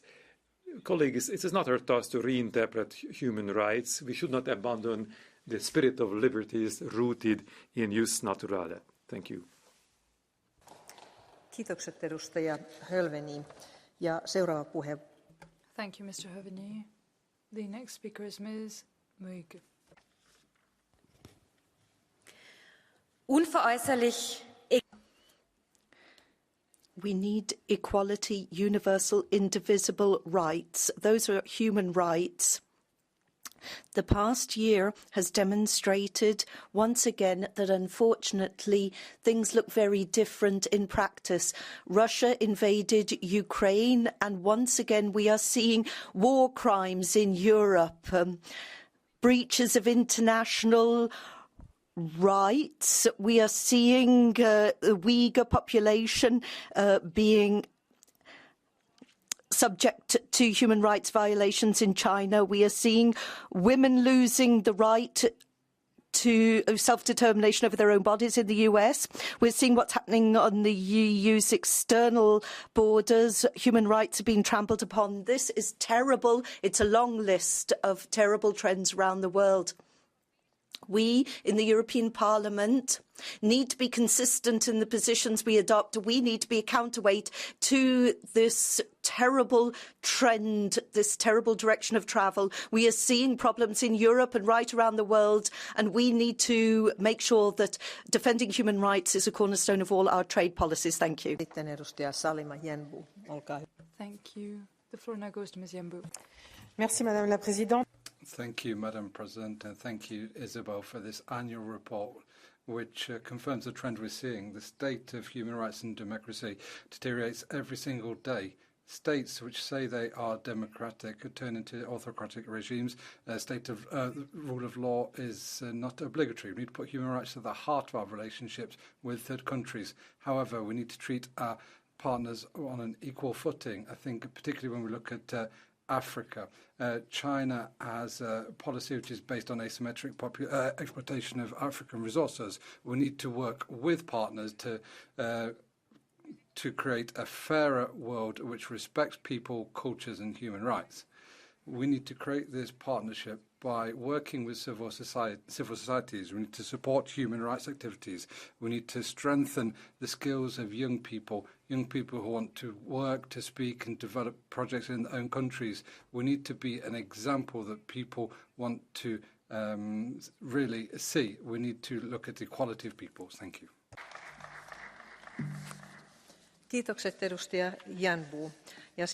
Thank you, Ms. Yembu. I now give the floor to Ms. Baldassare. Grazie, Presidente. Thank you, Madam President. Colleagues, this year, in its report, the Parliament once again will speak out against the terrible practice of surrogacy. The Parliament will condemn women selling their wombs for surrogacy. Those who have looked into this sector know that it's much broader than that, involving lawyers, clinics, and all sorts of middlemen. It's not a matter for altruism, it's a business. This has got to do with the market of reproduction. And so what we ought to be doing is supporting adoption. Wanting to become a parent is a beautiful thing, but it can't be done against the dignity of women and children. We ought to be speaking about all types of maternal surrogacy. That is the proposal that was put forward by the ID group. There is no altruism when children are ripped away from the women who have given birth to them. We shouldn't do things that way. Thank you. Kiitokset, edustaja Baldassare, ja sitten edustaja Margarita. Thank you, Ms. Baldassare, and I now give the floor to Ms. De La Pisa-Carrion. Presidente, colegas. Colleagues, President, this relazione contiene un manuale di buone intenzioni, ma but in reality it violates the freedom of thought and religion. It makes an example of those who do not indoctrinate themselves with intersectional approach, green agendas, or abortion. Supposedly we are protecting against dangerous abortions. This goes against the original spirit of the Universal Declaration of Human Rights, which begins with the recognition of the inherent dignity and of the equal and inalienable rights of all members of the human family is the foundation of freedom, justice and peace in the world. In Article 3 it says, every individual has the right to life, liberty and the security of person. We all begin our lives in the stomachs of our mothers, but let's not forget, abortion always means putting an end to a life. We need to be faithful to the Universal Declaration of Human Rights. We need to go back to the culture of life. We need to listen to the yearning of human hearts, especially those of women. Kiitokset, edustaja De La Pisa-Carrion. Thank you, Ms. De La Pisa-Carrion. I now give the floor to Mr. Sinčić. You have the floor. Europe swears by the protection of human rights, human dignity. We need to lead in democracy in the world. We want to look everybody from a higher ground, but we cannot clean our own yard. In the past 2 years, we have been able to testify to a huge breach of human rights in the EU, where most of the MEPs did not say anything about it. Talking about corruption and transparency, let's just remember how the CEOs of Pfizer and the European Commission struck deals on vaccinations, knowing that it does not help. When talking about freedom of expression, many scientists were censored. Talking about human rights of children, different unscientific COVID certificates were implemented, non-texted experimental drugs were used, which we know now are not efficient, and face masks, which are dehumanizing. When representatives of the people are prevented to enter the parliament, children prevented to enter school, it must leave consequences. And we have no right to sell the rights of our citizens, and we first of all need to be able to clear our own yards. For that, politicians need to have proper attitude. Wake up, everybody. Thank you. Kiitokset edustaja Sinchis. Ja sitten edustaja Carina Olsson, olkaa hyvä, varsågod. Thank you. The next speaker is Ms. Olsson. Kommissionär, inget land i världen. Thank you. No country has total equality, but we also need to look at reproductive health and rights. This is something which is important. We also need to look at violence against women. Afghanistan is the most tragic example of this. We've seen gender apartheid there. We're looking at women who are suffering this type of violence. We know that women and children are suffering from this every single day, and we need to put an end to this. We need to ensure that there's integration of this, and there's gender mainstreaming in all policy. This needs to be done within the framework of sexual, reproductive and health rights. So we need to fight against the violence against women and girls. There are human rights defenders who focus on this, and people who receive hate online, and there's conservative forces who want to restrict the power of women to decide over their own lives. This is something we have seen over recent times, and we want an equal Europe. Thank you. The next speaker is Jan-Christoph Oetjen. Thank you, President.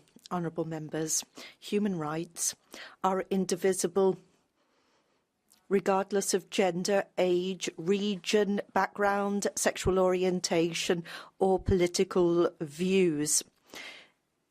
If people criticise human rights breaches elsewhere, then they need to get their own house in order too. So it is very important that we talk openly about violations of human rights within the European Union, and there are plenty of examples. LGBT-free zones in Poland, a ban on abortion, what happens in Greece, the way migrants are treated in Croatia. There are plenty of other examples. Of course, we could do more, honourable members. It is important that the EU external to champion human rights and support them rather than siding with and cuddling up to authoritarian regimes. We need to do away with the unanimity principle on external relations so that we can take swifter action against those that breach human rights. One final point, honourable members. I regret the fact that we hear from the Conservatives here that freedom of religion is being restricted if we defend LGBTI and other rights. That is not the case. Everyone should have the right to live their truth, to live their lives and take the decisions they see fit. No religion can prevent them from doing that. Thank you. Kiitokset edustaja Oetjen. Ja sitten Thank you, Mr. Oetjen. The next speaker is Nicolau Alavanos.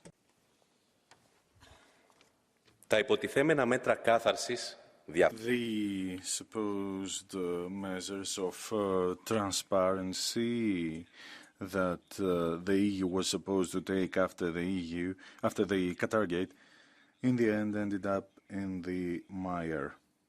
It seems that there was even a price list for amendments and the like concerning the votes on human rights. And this is what the Communist Party of Greece has been saying all along. And it seems that the DROA committee was about to be upgraded, and it was the epicenter of this scandal. So we have all of those imperialist wars caused by the EU, and on the other hand, the EU is trying to present itself as the one that is a defender of human rights. The EU is using human rights in order to be able to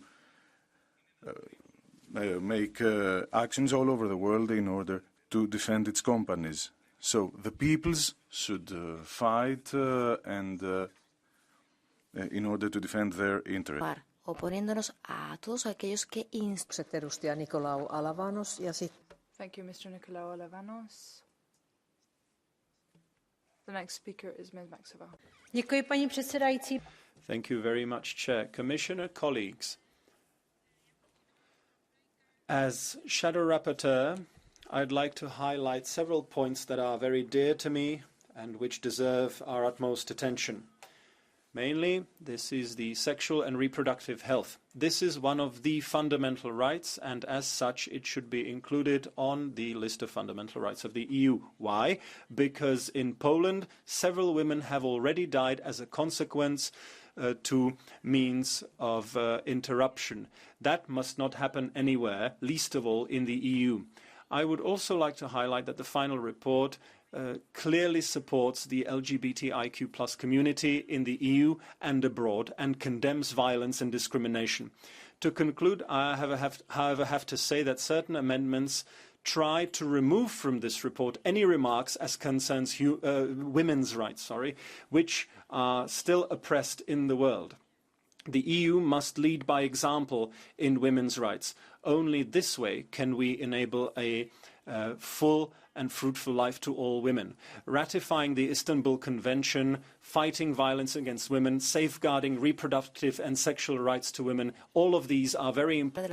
Todo esto es importante, pasos importantes que tenemos. Advise them together. Thank you. Kiitokset, edustaja. Thank you, Ms. Maxova. I will now give the floor to colleagues who have registered for Catch the Eye, and we have 5 requests for the floor, and I will give the floor to all those who have requested it, because I can see that things are going well and people are sticking to their speaking time. Mr. Bellamy, please. Merci, Madame la Présidente. Nous parlons des droits.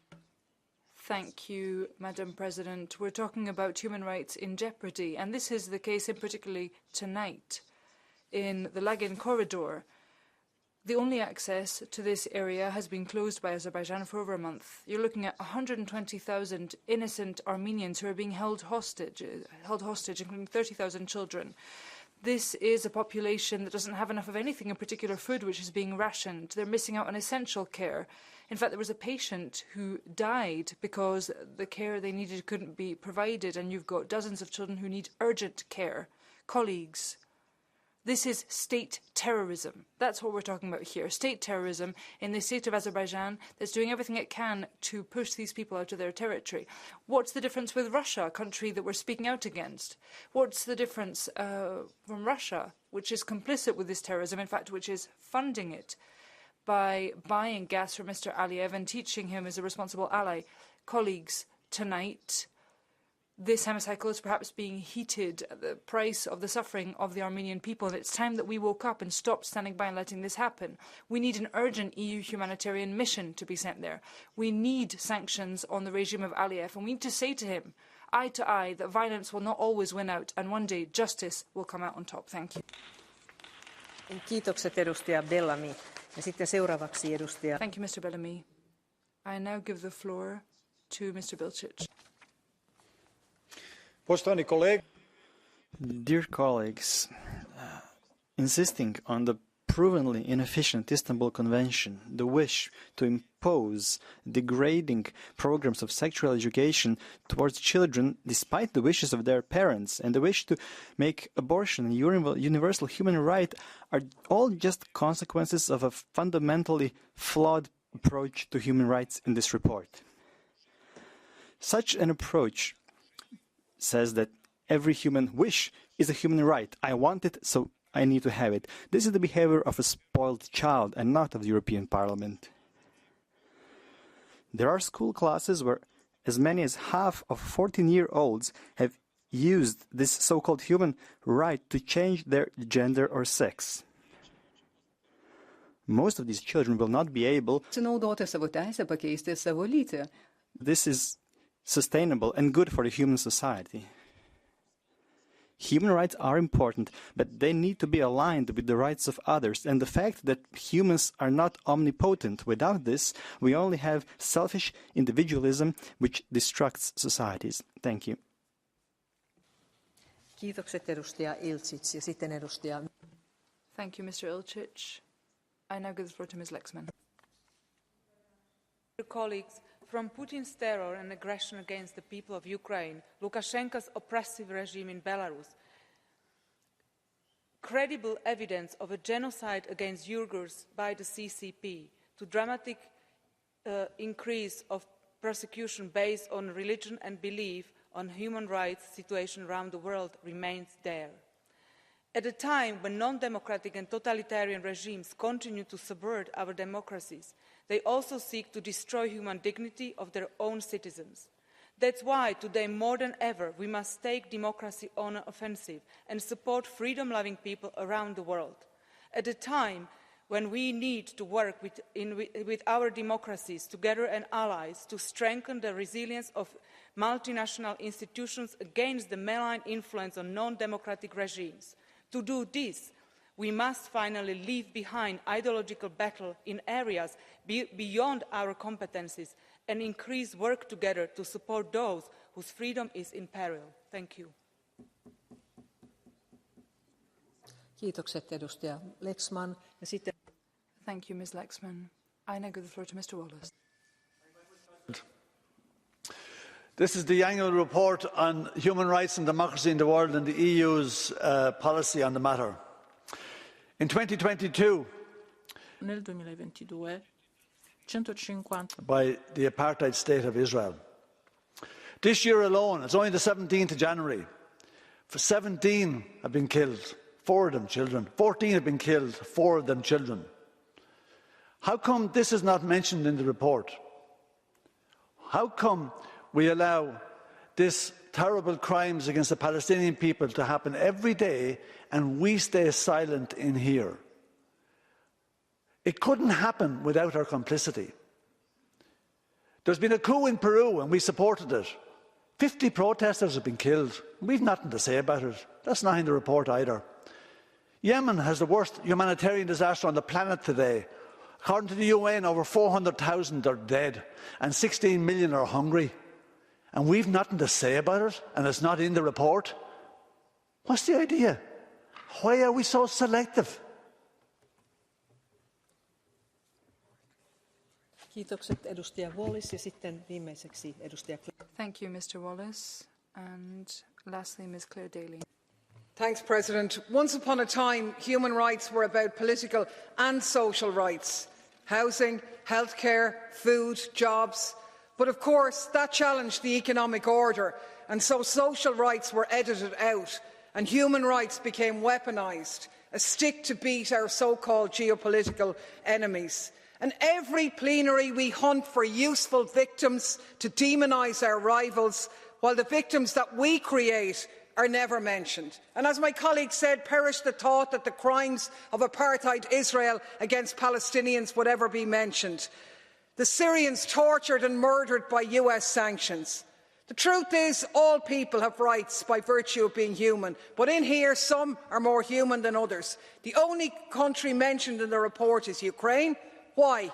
There are unspeakable horrors taking place in Ukraine. They do deserve to be referenced, but little distinguishes them from the horrors elsewhere, except the colour of their skin and how much use we can make of them. And that's the truth about EU human rights policy. It's not authentic, it's just another facade for European chauvinism, a cloak for modern colonialism. Kiitokset edustaja Daly. Ja nyt sitten... Thank you, Ms. Daly. And I'd like to give the floor to the Commissioner, Mr. Reinders, on behalf of the European Commission, and then I'd like to give the floor to the Rapporteur. Honourable members, I would like to thank again the Rapporteur and the contributors to the EP report for noting the efforts and initiatives of the European Union in the area of human rights and democracy. Indeed, we do a lot as the EU, often more than what we get credit for, but it is also clear that we must continue enhancing and improving our action. Recognising that the global human rights, democracy and humanitarian situation is worsening across the world, we must be determined in the defence of their universality. As your report stresses, our efforts need to be result-oriented, and our dialogues with third countries represent one of the most important tools and opportunities and calls for them to be respected, including with relation to individual cases. These dialogues are indeed not a standalone tool. The EU will continue to use all other instruments at our disposal, including sanctions, to reinforce our messages where necessary. The European Parliament is a crucial ally in our endeavour, including through your parliamentary diplomacy activities. Je ne vais, Madame la Présidente, pas revenir sur chacun. Madam President, I won't touch on all of the cases and situations that have been mentioned here today, but just to give one example, in Karabakh, which has been mentioned several times, a debate is set to be held specifically on this topic tomorrow, and the High Representative will be setting out their position on this. So that debate is taking place, and if I may just add, as has also been said, in order to be credible across all our actions worldwide, actions also need to be carried out within the European Union, and that is what we're doing. It's what we do when we make use of every instrument at our disposal, from the rule of law report, as well as conditionality and the infringement procedures that are brought before the Court of Justice. There's a message that's being sent out to the rest of the world, and that message starts with major concern for these same issues within the European Union itself. Thank you. Grazie, Commissario Reinders. E per concludere... I'd like to give the floor to the rapporteur, Ms. Lima, please.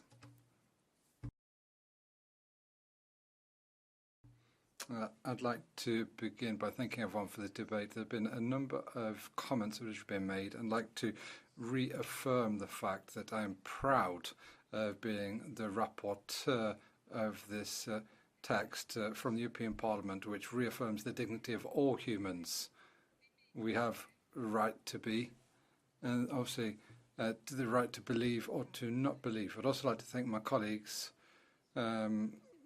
that we've been able to draw up this text in this way. Certain totalitarian regimes are trying to change the definition of human rights at an international level, and just say I am disappointed to see that they've found contact points in this Parliament to do so. And so certain colleagues have said, here, this isn't working, this isn't going right, we should not look at what's going on in other areas. We should not close our eyes to any situation. Thank you once again to Commissioner Reinders. Thank you for everything you've said. Thank you for the action of the Commission. I have to say, I am extremely pleased to see that the global sanctions regime from the EU, which has been called for on numerous occasions by the European Parliament, is coming into existence. 2 points that will make it more effective. Firstly, a request from another colleague to add corruption to the global sanctions regime. Secondly, qualified majority voting will be extremely welcome in relation to sanctions when we're talking about human rights. Thank you once again to all colleagues. It's been a pleasure to work with you on this. Paljon kiitokset esittelijälle. Thank you to our rapporteur. And the debate is closed. The vote will be held tomorrow. Colleagues, we can now move on to the next item on our agenda. This is a Council and Commission statements on the EU's response to the appalling attack against civilians in Dnipro, strengthening sanctions against the Putin regime and military support to Ukraine. To begin with, I'd like to give the floor to the Council, to Jessica Roswell, please.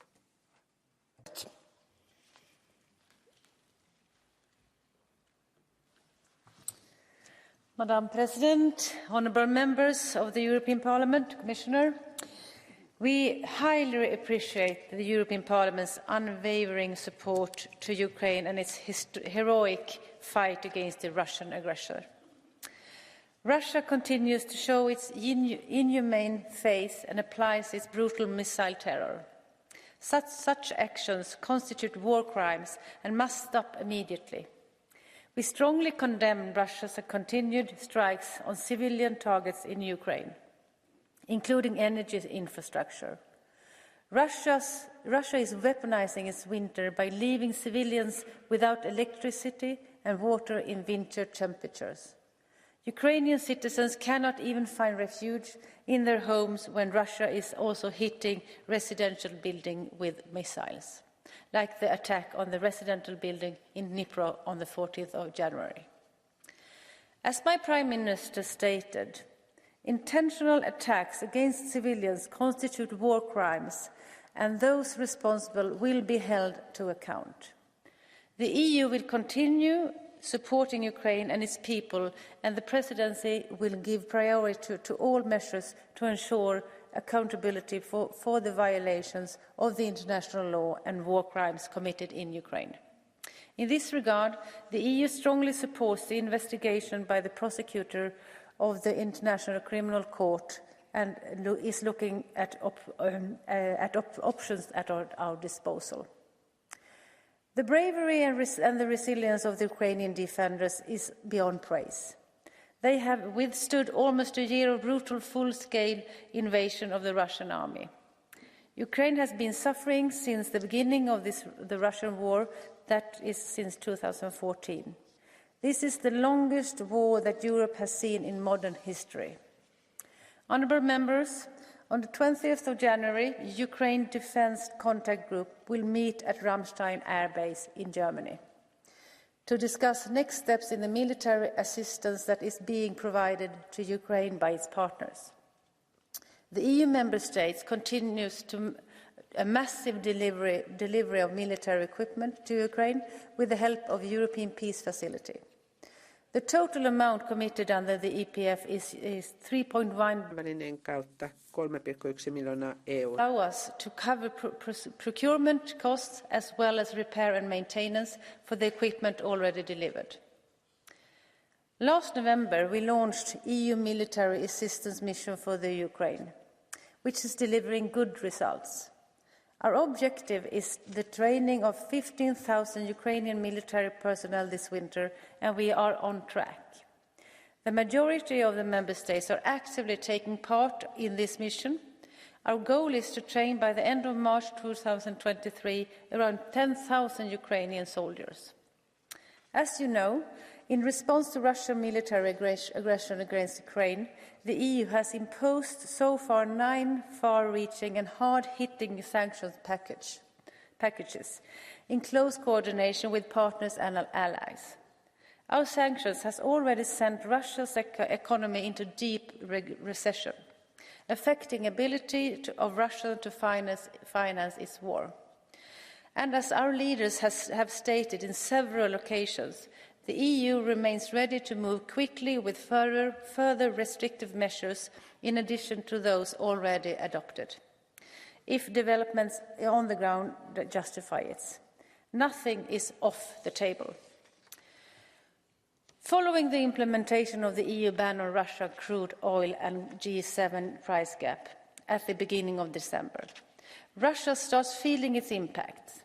Volume of crude export has fallen and the price has declined substantially from the peak of 2022. The long-term effect of our sanction on the Russian economy will likely be even stronger and will further weaken the Russian economy and its military capabilities. The European Council invites the Commission to present options in line with the EU and the international law enabling the use of Russian frozen assets to support Ukraine's reconstruction. Discussions among the Member States in this complex matter is ongoing. As Presidency, we are determined to take this work forward. Thank you very much. Paljon kiitos. Thank you very much. I'd now like to give the floor to the European Commission. Commissioner Reinders. Dear President, dear Minister, honourable members, after almost a year into this brutal Russian war of aggression against Ukraine, we keep being appalled by the Russian heinous attacks on civilians and critical civilian infrastructure. In Bucha, Irpin, Borodinka, Izium and many other places, mass graves have been discovered after the Ukrainian army liberated these Ukrainian territories. We have seen an intensification of Russian airstrikes against energy and water infrastructure, hitting also residential buildings. The latest is Dnipro city, where on 14 January the Russian military conducted an attack which hit multi-story residential building in an exclusively residential area where there were no Ukrainian military objects. This took 40 innocent civilian lives, among them also children. At least 25 people are still missing, so the death toll is likely to increase. This is one of many attacks that are potential war crimes committed by Russia in Ukraine since the beginning of this senseless war. Russia must stop. It's why the European Commission is determined to continue supporting Ukraine. Today, we disbursed the first €3 billion of the €18 billion macrofinancial support agreed last December. Let me recall that the aim of this emergency assistance is to provide short-term financial relief, financing Ukraine's immediate needs, rehabilitation of critical infrastructure, and initial support towards sustainable post-war reconstruction, with a view to supporting Ukraine on its path towards European integration. We will not rest until Russia withdraws its forces from Ukraine and until justice will be served. Russia's barbaric actions only strengthen our resolve to ensure accountability and to support Ukraine and its people. We will work to hold Russian decision makers accountable for their gross violations of international law and international humanitarian law in Ukraine. The European Council has invited the Commission, the European External Action Service and the Council on accountability in accordance with EU law and international law. The prosecution of the crime of aggression is of concern to the international community as a whole. The European Union actively supports Ukraine's efforts on accountability through our assistance to the International Criminal Court and its investigations, assistance to the Office of the Prosecutor General of Ukraine, as well as our assistance to national investigations by EU member states through Eurojust coordination. More concretely, the European Union is funding further development of the war crimes platform established by the Ukrainian Prosecutor General's office. General public to upload digital evidence of alleged core international crimes.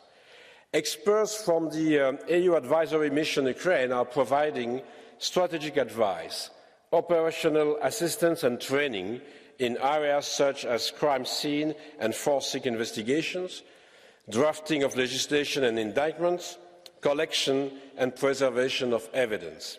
Finally, Eurojust supports a joint investigation team between several EU member states and Ukraine. The JIT is one of the most advanced tools to facilitate international coordination on national investigations of core international crimes committed in Ukraine. In June 2022, Eurojust's mandate was strengthened upon a proposal from the Commission to enable the agency to preserve, store and analyse evidence relating to international crimes. Eurojust has therefore been working on the implementation of this new database, which allows data to be stored safely and to be analysed in an advanced manner. These efforts need to be sustained. Ensuring accountability in Ukraine will be a lengthy process.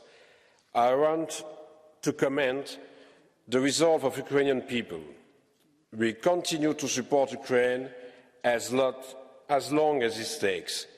I'm sure that you have taken the same commitment, and of course we will listen carefully to your proposals and suggestions, but again, we will continue to support Ukraine with a military support, a financial support, a humanitarian support, but also the way forward to be sure that it's possible to bring to justice the responsible of a lot of war crimes and crimes against humanity and the crime of aggression.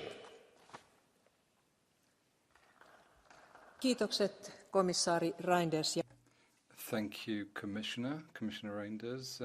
We'll have to say that the Council and the Commission Desde el Consejo como la Comisión ya han hablado del and the following item on our agenda, which is very important as well, and we'll speak about this slightly later. Now open the debate. I'd like to give the floor to Mr. Galla for the EPP.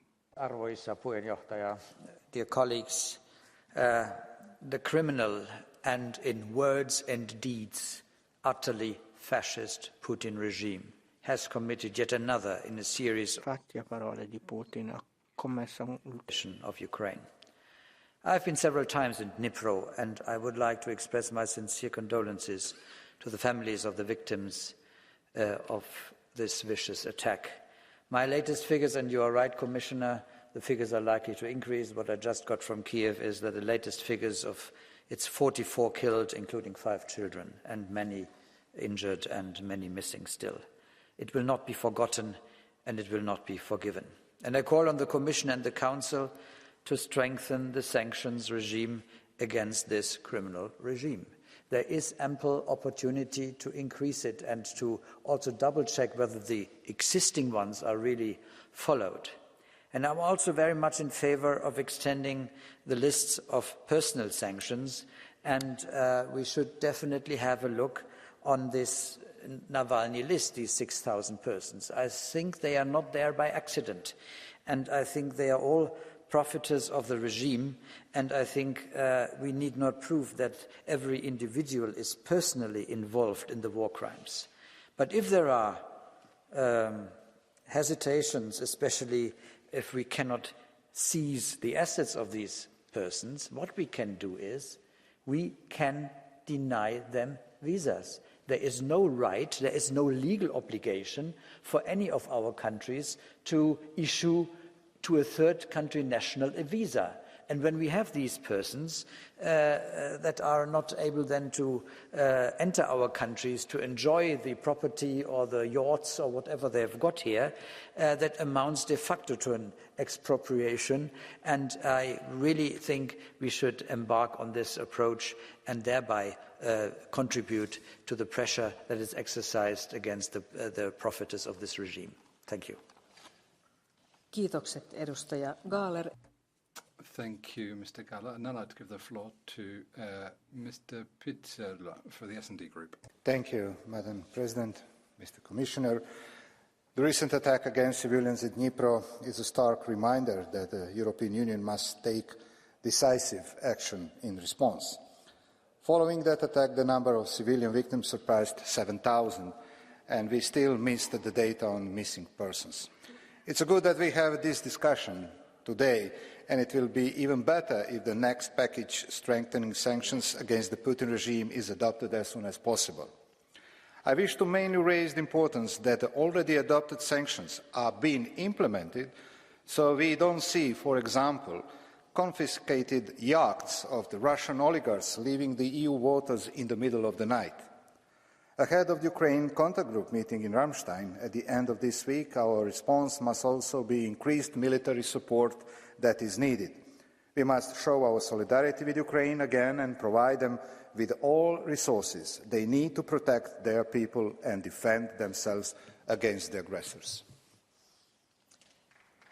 Kiitokset, edustaja Pitsula. Thank you, Mr. Pitsula. And now let's give the floor to Mr. Verhofstadt for Renew.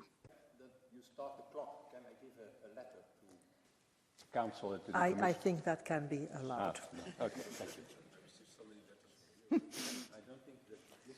It's in the name of quite many colleagues, I believe. No, because, sorry that I do this, but there's a letter signed by nearly 120 colleagues of the Parliament.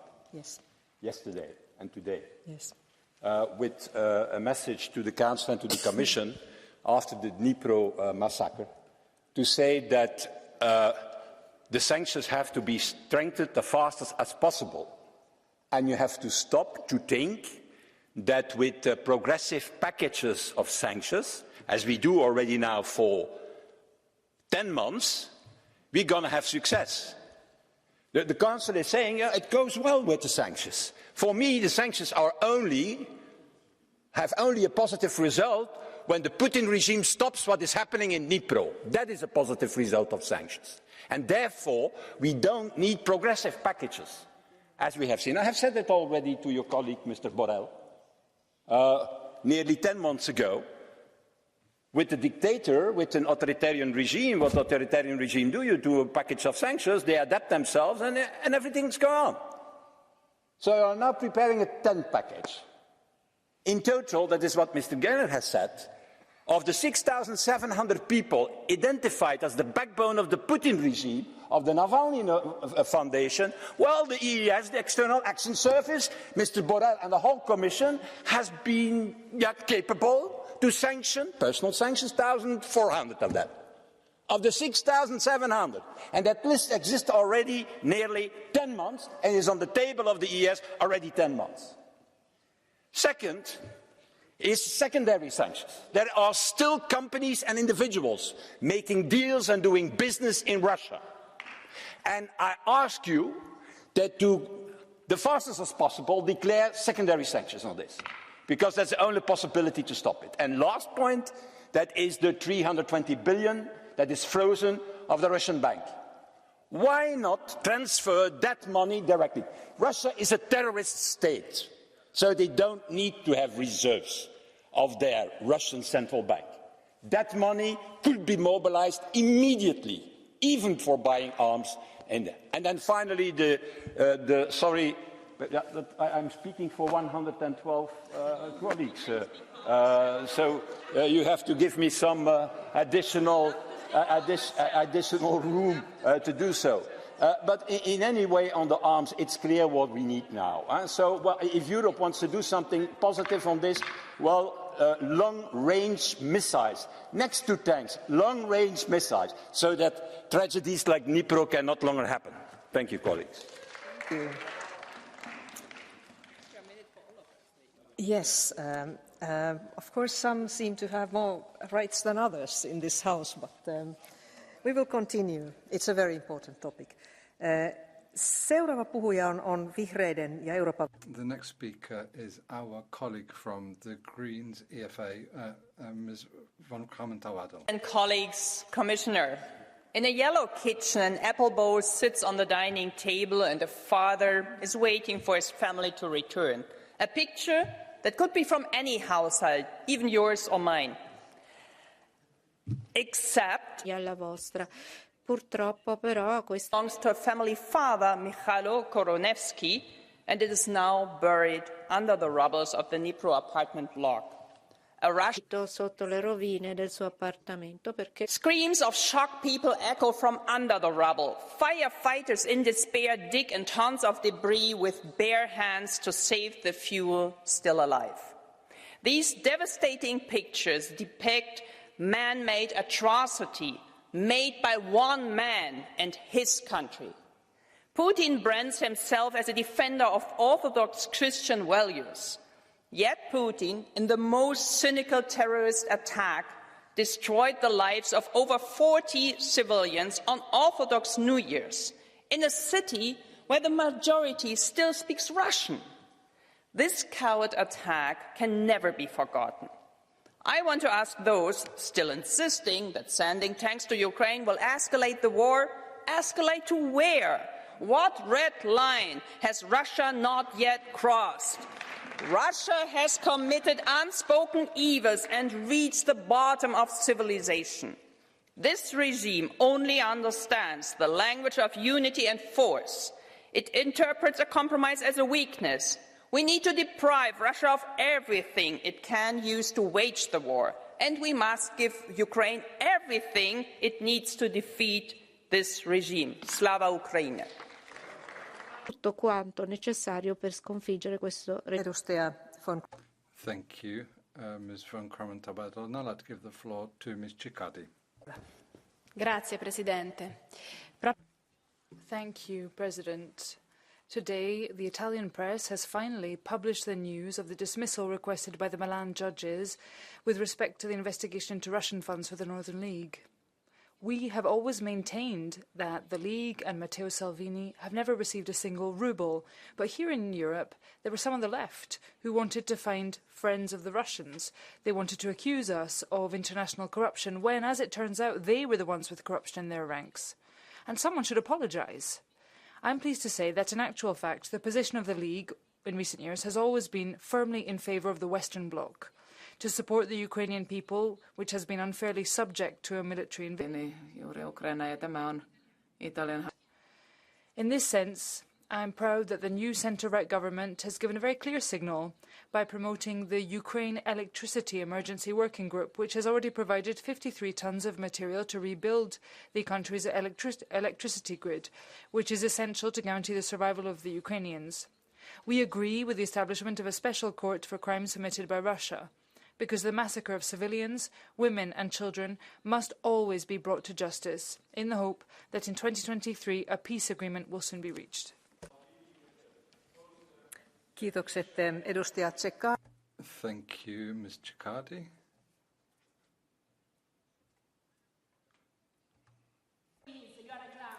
Okay.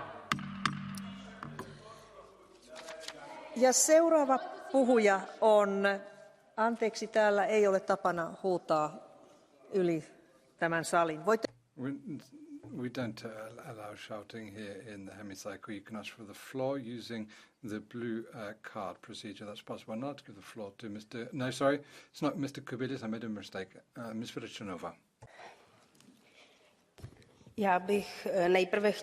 First of all, I would like to express my condolences to the families who have lost their loved ones due to the Russia's attack against residential quarters in Dnipro. It shows that Russia is not targeting military targets but civilians. They want to spread fears to promote a further migration wave to Europe. For the same reason, Ukraine is still the target of bombarding energy infrastructure. Do not trust the Russia's call for peace. The only aim Russia has is to frighten democratic world and destroy Ukraine. We need to continue in our support to the Ukraine, both through military and financial assistance. That's the only way to help the Ukraine. Kiitokset edustaja Vrecionova. Ja sitten... Thank you, Ms. Vrichanova. I now give the floor to Mr. Kubilius. Dear colleagues, what we witnessed in Dnipro is pure, simple state terrorism. This terrorist attack reminded me of another terrorist attack on September 11 in 2001. I do not see any difference in between of those terrorist attacks and the aims of terrorists.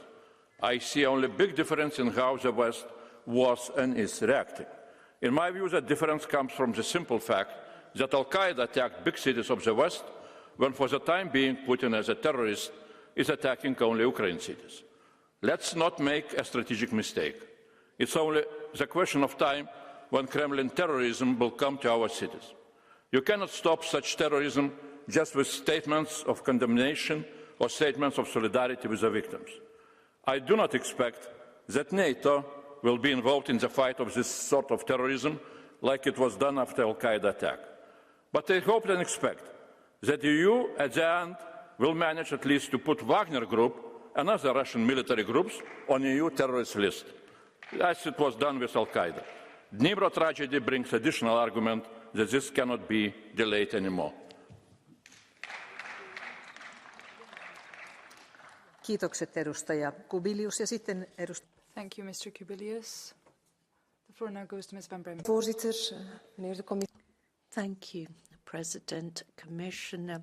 Images from the attack in tragische en een meedogenloosheid van of the tragic effects of Putin's war on the Ukrainian people. I agree with Guy Verhofstadt in his call for sanctions. Let me add one point, Commissioner. We have sanctions already in place, but they are insufficient, and we cannot understand that so many people are managing to sidestep these sanctions. And we are seeing the Russian war apparatus earning huge money through diamond trade. We really need to look at a 10th package of sanctions. Key players market are managing to avoid sanctions. We need to sit down with the G7 countries to ensure global sanctions. I am particularly proud of the rich history of diamond trade in my city, but Commissioner, we need to ensure that we don't allow trade in blood diamonds from Russia. Thank you. Van Bremt ja sitten seuraava puhuja. Thank you, Ms. Van Bremt. The next speaker is Ms. Lozo. Dnipro, at least 40 dead, all civilians, including at least 5 children. A war crime, another one, one too many. It's not the first time that Russia has deliberately targeted civilians in Ukraine. Irpin, Bucha, Kramatorsk, and many. Over a year, there can be no doubt. Russia wants to terrorize the population, wants them to flee and to crush their spirit. It's not a surprise for those who've seen Vladimir Putin's Russia raise Grozny or massacre civilians in Aleppo. We need to recognize the reality. Russia is fully responsible. We have not reacted significantly enough year after year in the face of Russia's war crimes. That's why this time this is a war crime which is a step too far. There needs to be a turning point after Dnipro. We need to intensify our military support for Ukraine. We need to provide aerial defence, more tanks, and this needs to be done without any delays or without any absurd problems. We also need to increase pressure on Russia. We need to take new sanctions, clearly, but we also need to ensure that the existing sanctions are correctly applied and fight against their convention. Is it true that Russian gas is being rebadged as Azeri gas and imported into Europe? How can it be that RT France is broadcasting again from the Parisian suburbs and that parliamentarians from this House are giving interviews? We also need to prosecute those responsible for these atrocities from all through the hierarchical chain in Russia. We owe it to the victims of Dnipro. Kiitokset, edustaja Loiseau. Thank you, Ms. Loiseau. The floor now goes to Mr. Bielan. Madam President, dear Commissioner, Russia's brutal actions since 2014 are an absolute violation of international law. Mr. Putin's inhuman disrespect for human lives requires condemning his attacks in Ukraine. The EU and its member states must coordinate faster and better on the objectives that we as a Union want to achieve. That is, free Ukraine from the Russian oppressor and support our ally with all the necessary means at our disposal. How many more attacks must Ukraine endure to allow some member states to update their obsolete defence doctrines? Central and Eastern Europe, together with a few other member states, the UK and the US, cannot support alone the heroic Ukrainian people and army against the Russian threat on behalf of our common values. We need a coordinated answer to put an end to Russia's aggression. And this is why I call for the urgent delivery of promised heavy weaponry, including armed vehicles, to Ukraine. Thank you. Kiitokset edustaja Bielan ja sitten edustaja Rafael. Thank you, Mr. Bielan. The floor now goes to Mr. Glucksmann. Monsieur le Commissaire, chers Thank you, President. Commissioner, colleagues. Maria Yebid was 15, her whole life ahead of her. She lived in a peaceful district of Dnipro. There were no military bases nearby, no targets, but she died this Saturday in the appalling bombardment of Dnipro. Why so? Because Putin and his cronies are terrorists, and this is a war of terror. Civilians are targets to them. This is the case for Ukraine as it was for Chechnya and Syria. For almost a year now, colleagues, Ukrainians have been resisting fascism, and we support them in that struggle, which is ours too, because yes, the European Union is a target for the Russian regime. But does our support live up to the danger, the jeopardy? Why these step-by-step sanctions? Why the timid steps forward in sending anti-airstrike support when since the 24th of February last year this has been going on? Why are we so slow to send tanks? There are hundreds, thousands of Leopard 2 tanks in Europe that could be sent in. There are almost 300 in Poland, many hundreds in Poland, and the same goes for Spain and other countries too. And you know as well as I do that we'll end up sending those tanks. So why are we waiting? Sono vite perse. The objective was to defeat Putin, that our lives depended on it. So now it's time to walk the walk, not just talk the talk. Kiitokset edustaja Glucksmann ja nyt sitten siirrymme Catch the Eye-puheenvuoroihin. Thank you very much, Mr. Glucksmann. This brings us on to Catch the Eye. There are 6 requests for the floor, and I will give the floor to all those who requested it. Let's start with our colleague, Mr. Jordanov. Благодаря, госпожо председател. Отговорът на наш... Thank you. The response from the European Union from the attack in Dnipro needs to be extremely swift and formal. We have been behind the curve for years in relation to reacting to Russia. That's why we have the tragedy in Ukraine today. Ukraine needs weapons, weapons that will allow it not just to dissuade the attackers, but not just to defend itself, but to attack targets on Russian territory. In times of war, any form of attack is the best form of defense.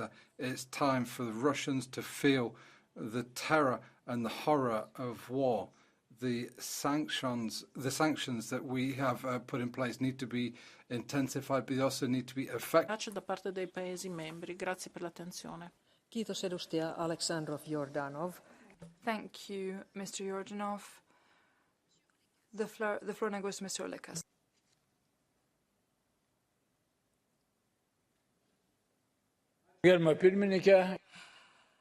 Mrs. Chair, Mr. Commissioner, representative of the Council. Indeed, the signal from Dnipro is very clear. Putin's regime, with his collaborators, tries to undermine human life. We do remember in Lithuania how 30 years ago the Soviet regime killed our men and women. After 32 years now, Putin's regime kills civilians in Ukraine. we said a number of times, this is a signal to strengthen the sanctions, so there are no gaps, and so Putin's regime cannot really profit from European trade. But I am speaking not only about sanctions. We need to free Ukrainian land from aggressor. We have to send good measures, heavy artillery, tanks, or whatever is needed. Colleagues, victims in Dnipro sends us a signal that we have to react fast and immediately. Slava Ukraini. Kiitokset edustaja Olekas ja sitten edustaja. Thank you, Mr. Olekas. I now give the floor to Mr. Ostrovicius. Commissioner, colleagues, Russia's war crimes in Ukraine have become an integral part of Russia's image, a way of life, and at the same time, a dead end. Meanwhile, I had hoped that we in the European Union had realized that Russia's aggression against Ukraine is a... This aggressor must be defeated. Therefore, when I hear the Austrian foreign minister calling for a sense of proportion once dealing with Russia, I invite him, Austrian minister, to wake up from the lethargy and look at the world with a sense of reality. People of Ukraine will not pardon our indecisiveness and ignorance. Let's act now. Let's deliver weapons as much as possible. Thank you. Kiitokset edustaja Austrevicius ja sitten. Thank you, Mr. Ostrovicius. I now give the floor to Mr. López Aguilar. President Hautala, comisario Reinders, efectivamente, un año desde la... 1 year into the war of aggression, Putin's war against Ukraine, we're seeing the seismic ramifications in the European Union, social and economic ramifications, energy, humanitarian ramifications, and geopolitical ramifications. We have shown unity, and Russia has been punished politically. It has been expelled from the Council of Europe. That is the first time that an international organisation has moved from 47 to 46 member countries. The European Parliament has called for sanctions. There have been legal sanctions imposed with the support of the European Parliament. Eurojust is working with the ICC and joint investigative teams to ensure that there can be no impunity for war crimes. But to this end, we need to ensure that Putin does not escape justice, and we need to maintain unity until we ensure that those perpetrators are held to account through international justice for crimes against humanity and war crimes on Ukrainian soil. Thank you. López Aguilar ja sitten edustaja. Thank you, Mr. López Aguilar. The floor now goes to Mr. Kelleher. Bucha, Irpin, Borodyanka, Mariupol and now Dnipro. Russia is a state terrorist, and Wagner Group are terrorists as well. And it is time that we accept, not just in this Parliament but across the entire European Union, that we are dealing with an aggressor of appalling brutality. And sanctions have to be brought forward swiftly and rapidly.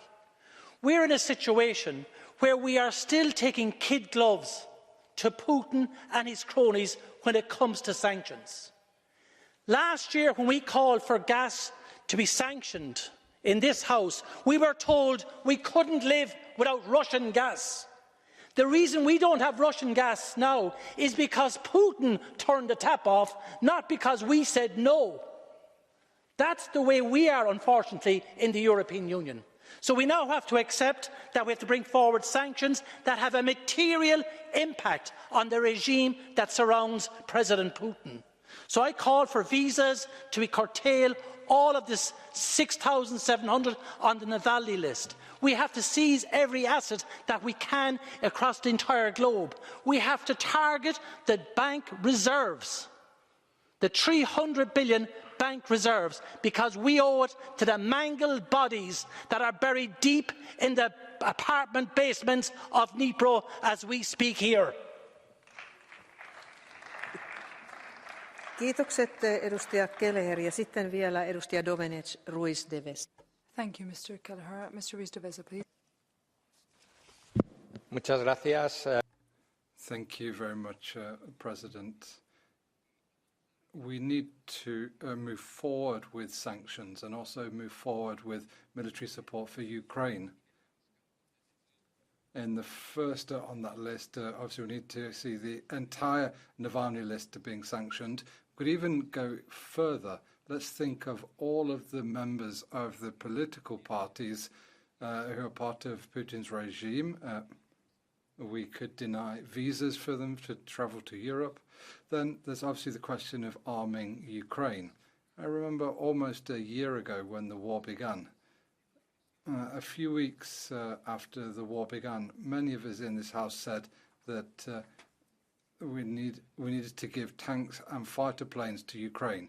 We were told that it wasn't possible because it would take a number of months of training for the Ukrainian army to be able to use them. Well, now we are here almost a year later.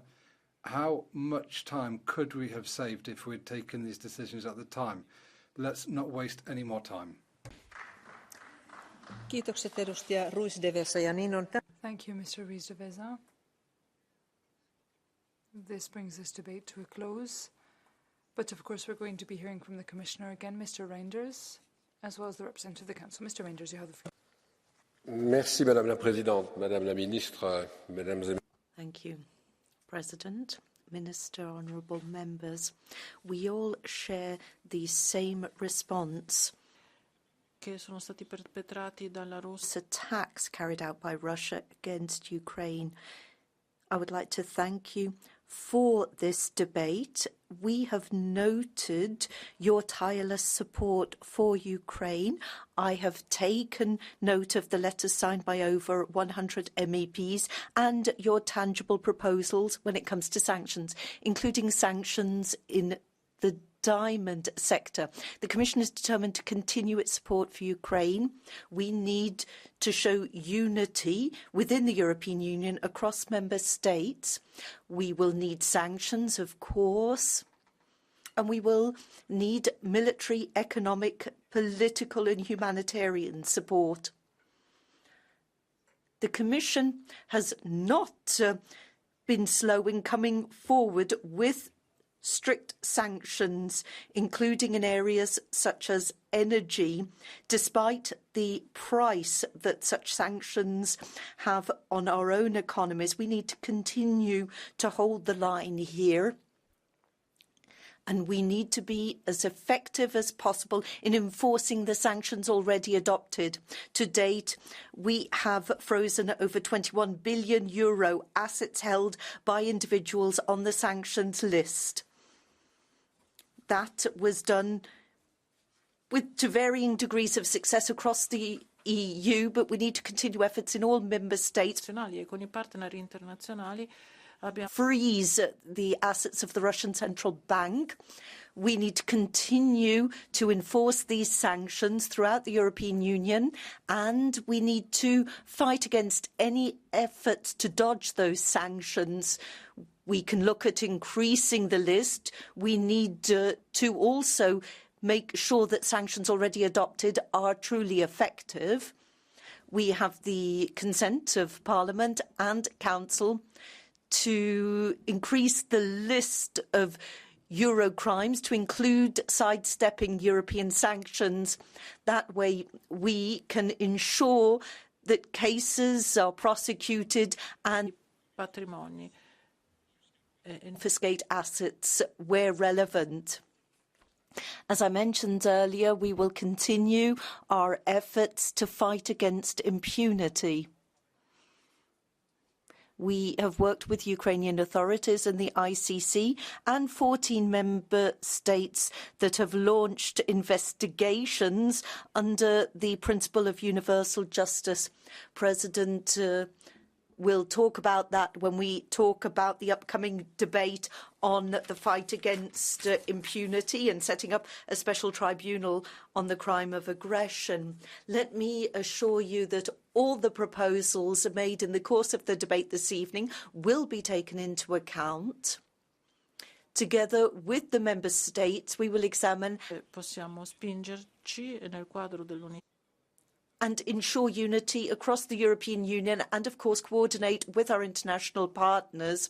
We'll coordinate on confiscating assets, sanctions, providing military support. Every step we take is coordinated with member states and, let me repeat, coordinated with international partners. I would like to thank you for your tireless support for Ukraine and your defence in the face of such horrific attacks. Thank you. Kiitos komission jäsenelle. Thank you very much, Commissioner. We shall now hear from the Council, represented by Ms. Roosevelt.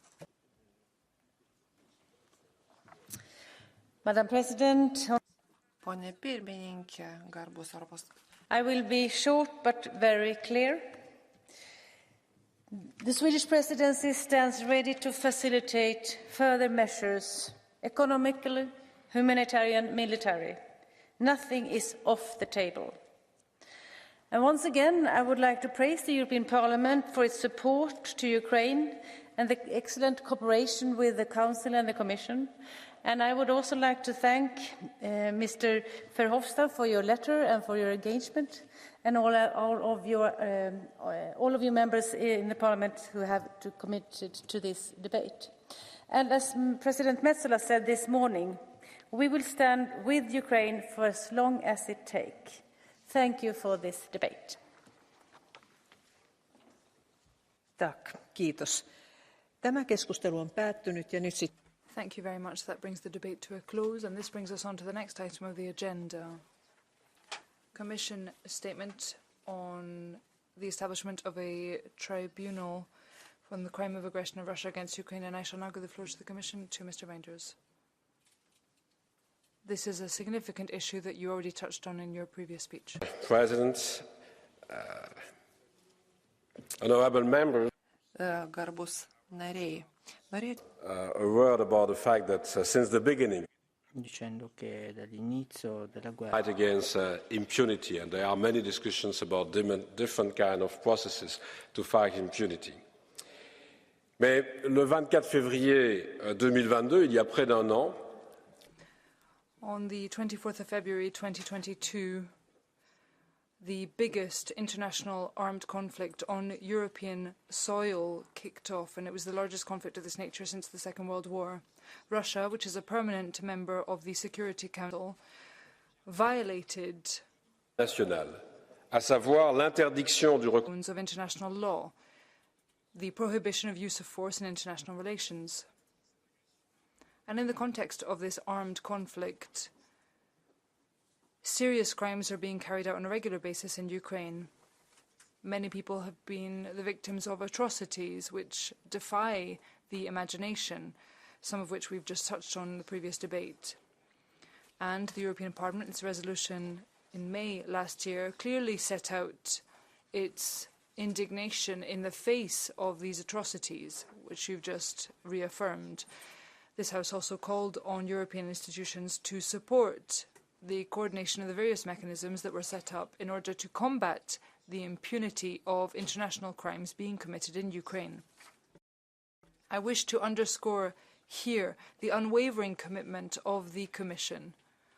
We will work to ensure that these crimes of the utmost severity will not go unpunished, that they will be brought to justice. That will happen. Since the outset of the conflict, the Commission has worked to ensure that international justice be able to do its work in the framework of a number of initiatives with regard to investigations into international crimes. Firstly, we continue to provide unwavering support to the Ukrainian authorities, particularly to the Ukrainian public prosecutor. Over 60,000 witness statements have come in on crimes in international law taking place. Furthermore, 14 member states have launched inquiries into this matter. Eurojust and Europol, too, are playing a crucial role when it comes to coordination in this context. In support of Eurojust, Lithuania, Poland and Ukraine swiftly set up a joint investigation team at the end of March last year. Estonia, Latvia, Slovakia and Romania have joined the team as well, and so has the Office of the Prosecutor of the International Criminal Court. This is the first time that the ICC has joined an EU joint investigation team. The Commission continues to encourage other member states to join the investigation team as well. It is important to collect, preserve and analyse evidence for future trials and to ensure coordination. Good cooperation is crucial between the Ukrainian authorities, the ICC, other states conducting investigations and also European bodies. This is why, in spring last year, the Commission proposed an urgent amendment to the Eurojust regulation to allow the agency to store, analyse and exchange evidence related to core international crimes. The European Parliament and the Council approved this amendment in record time. I want to thank you once more for backing this proposal so rapidly. The Commission also continues to support the International Criminal Court as the leading international actor in the field of international criminal justice. As you know, the ICC has already launched investigations related to the war in Ukraine. As regards accountability for the crime of aggression in particular, currently Russian leaders cannot be held accountable for this crime before any international jurisdiction. While the International Criminal Court is competent to prosecute possible war crimes, crimes against humanity and genocide, this court cannot, in the case of the conflict in Ukraine, exercise jurisdiction for the crime of aggression. In any case, we continue to consider that Ukraine should ratify the Rome Statute.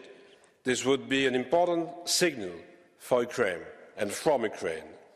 Ukraine has been advocating in various fora for the setting up of a special tribunal for the crime of aggression to close the gap in criminal prosecution at international level.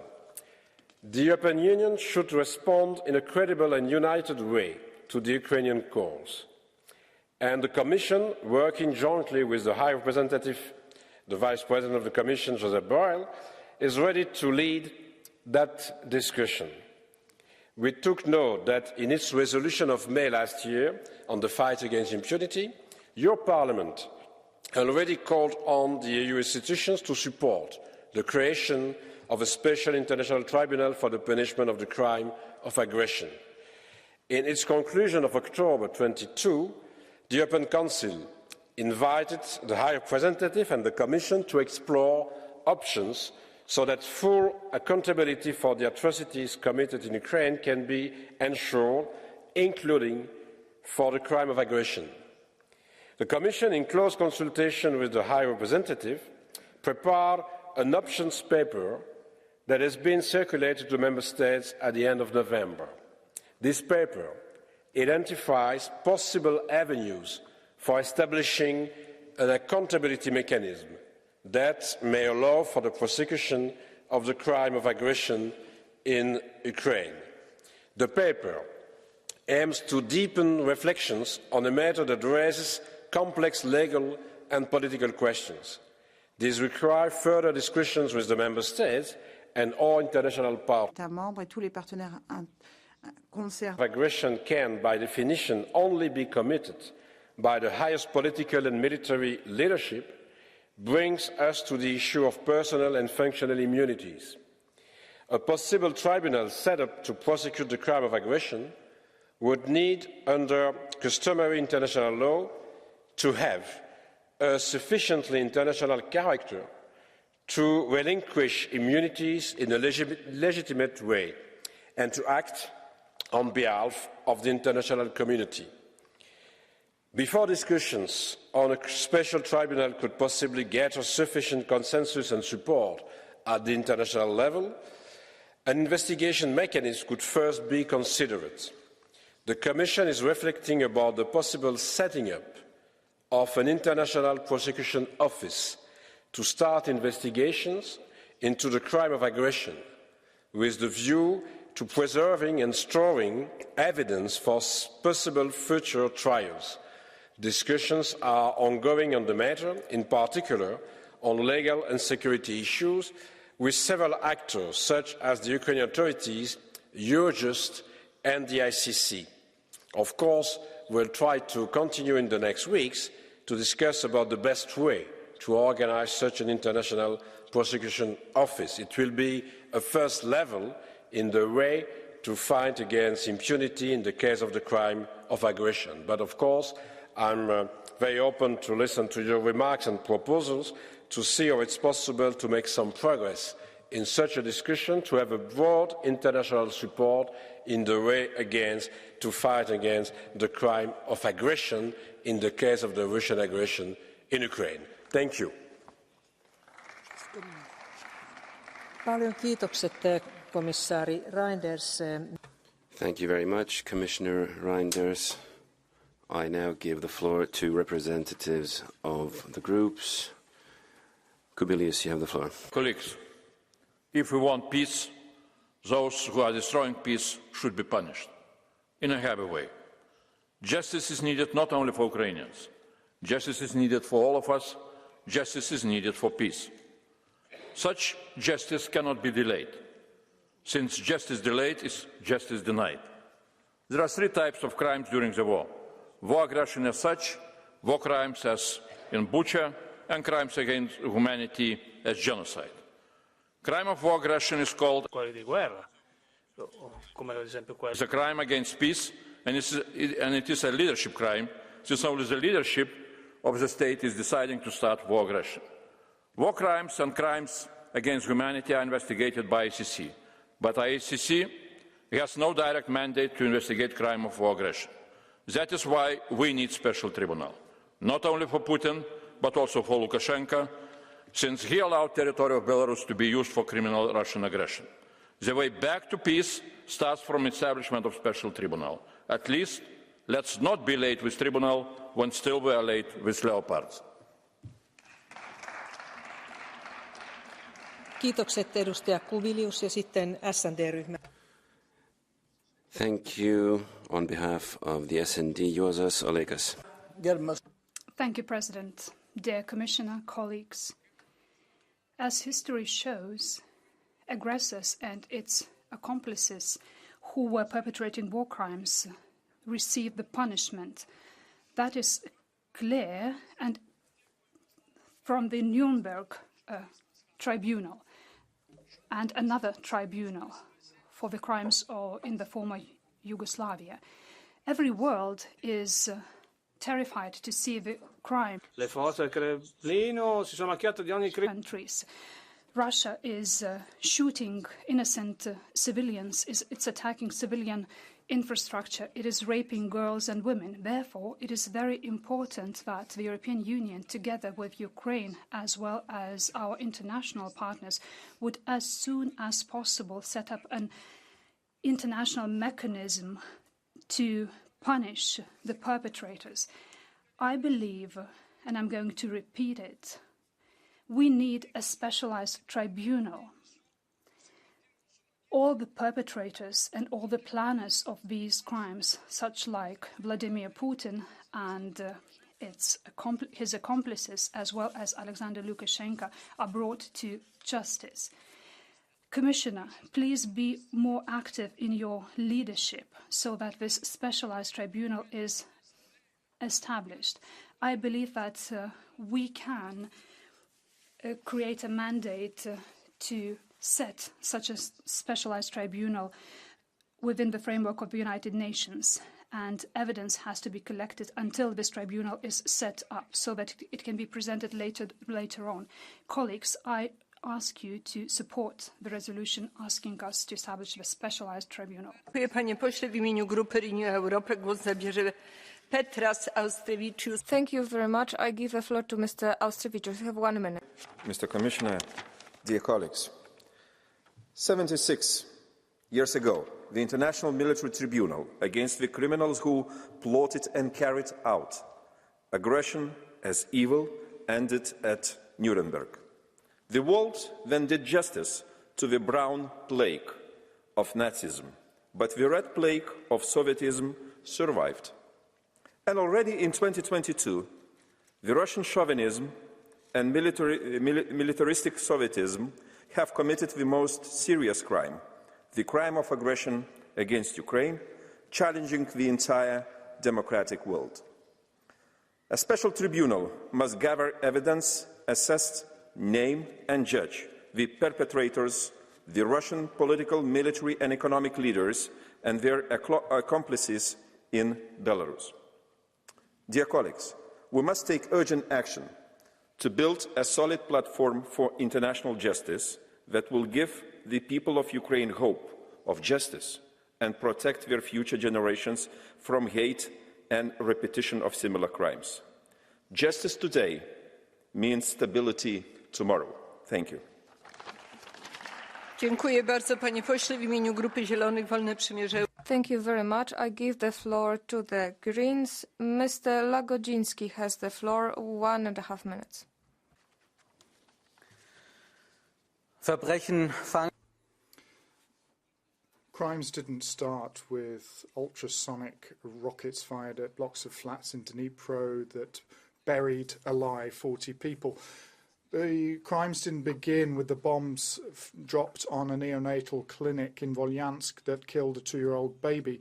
The crimes didn't start with the killings in Bucha, the torture chambers in Kherson, the filtration plants in Donbass. The crimes began with the attack of Ukraine back in 2014 and then in 2022. Dnipro, Bucha, the 2-day-old killed baby Sergei are all victims from this criminal decision to attack. We remain speechless given these pictures we've seen. Public international law seems to be speechless as well. But speechless is one thing. We must not be deedless. And just as for months now we've been providing protection for Ukrainians through our weapons, we are now asking for the establishment of a different weapon, the weapon of justice, the weapon of a special tribunal. It will not be a simple path to take, but as the German Foreign Minister Baerbock said, we need to send a clear message to the Russian leadership that a war of aggression in this world cannot go unpunished. I don't think we need to add anything to that. We just need to make sure that action is follows avowal. And we owe it to the people of Ukraine, the relatives, the victims, the parents of the children who are mourning their children in Dnipro and Bucha and Volyansk. Thank you very much. And now on behalf of ID, Mr. Zimniok has the floor, 1.5 minutes. President, the setting up of a war crimes tribunal in view of the aggression war and in view of the war crimes against humanity, irrespective of whether Russians or Ukrainians are involved, it is absolutely necessary. We do at this particular point in time, however, this would not be something which would be appropriate. Looking at the situation with the war, looking at the war developments, I think indeed this, under the particular circumstances, this might lead to further escalation of this war.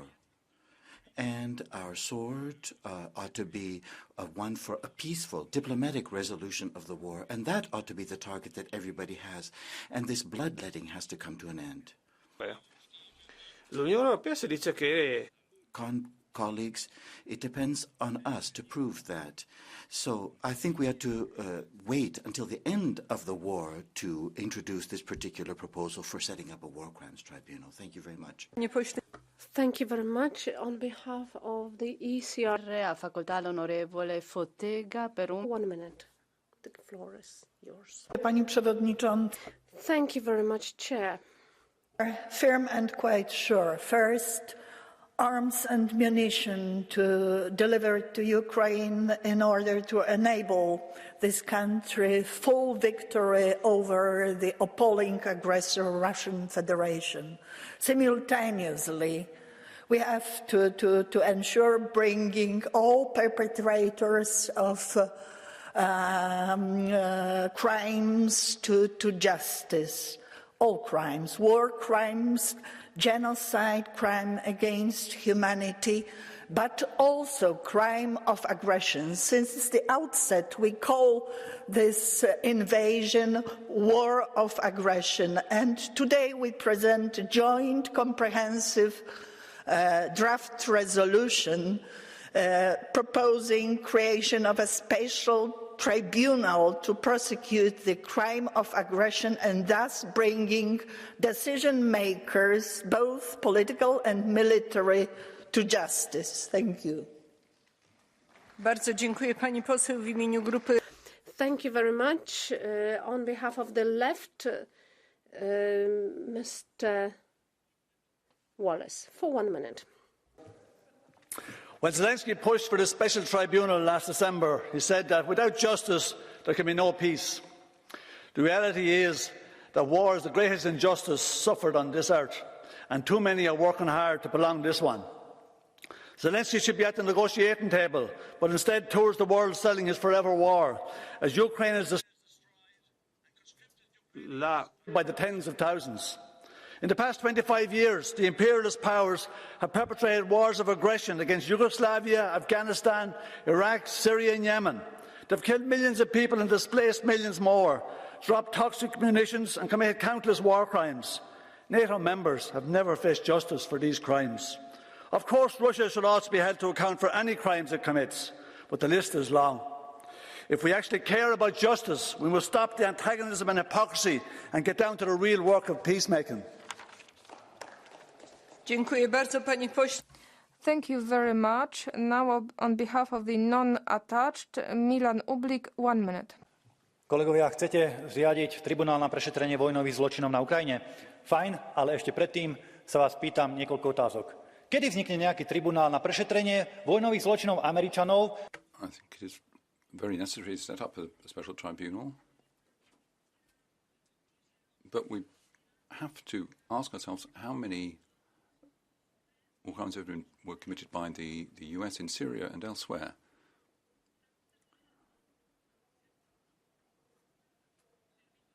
When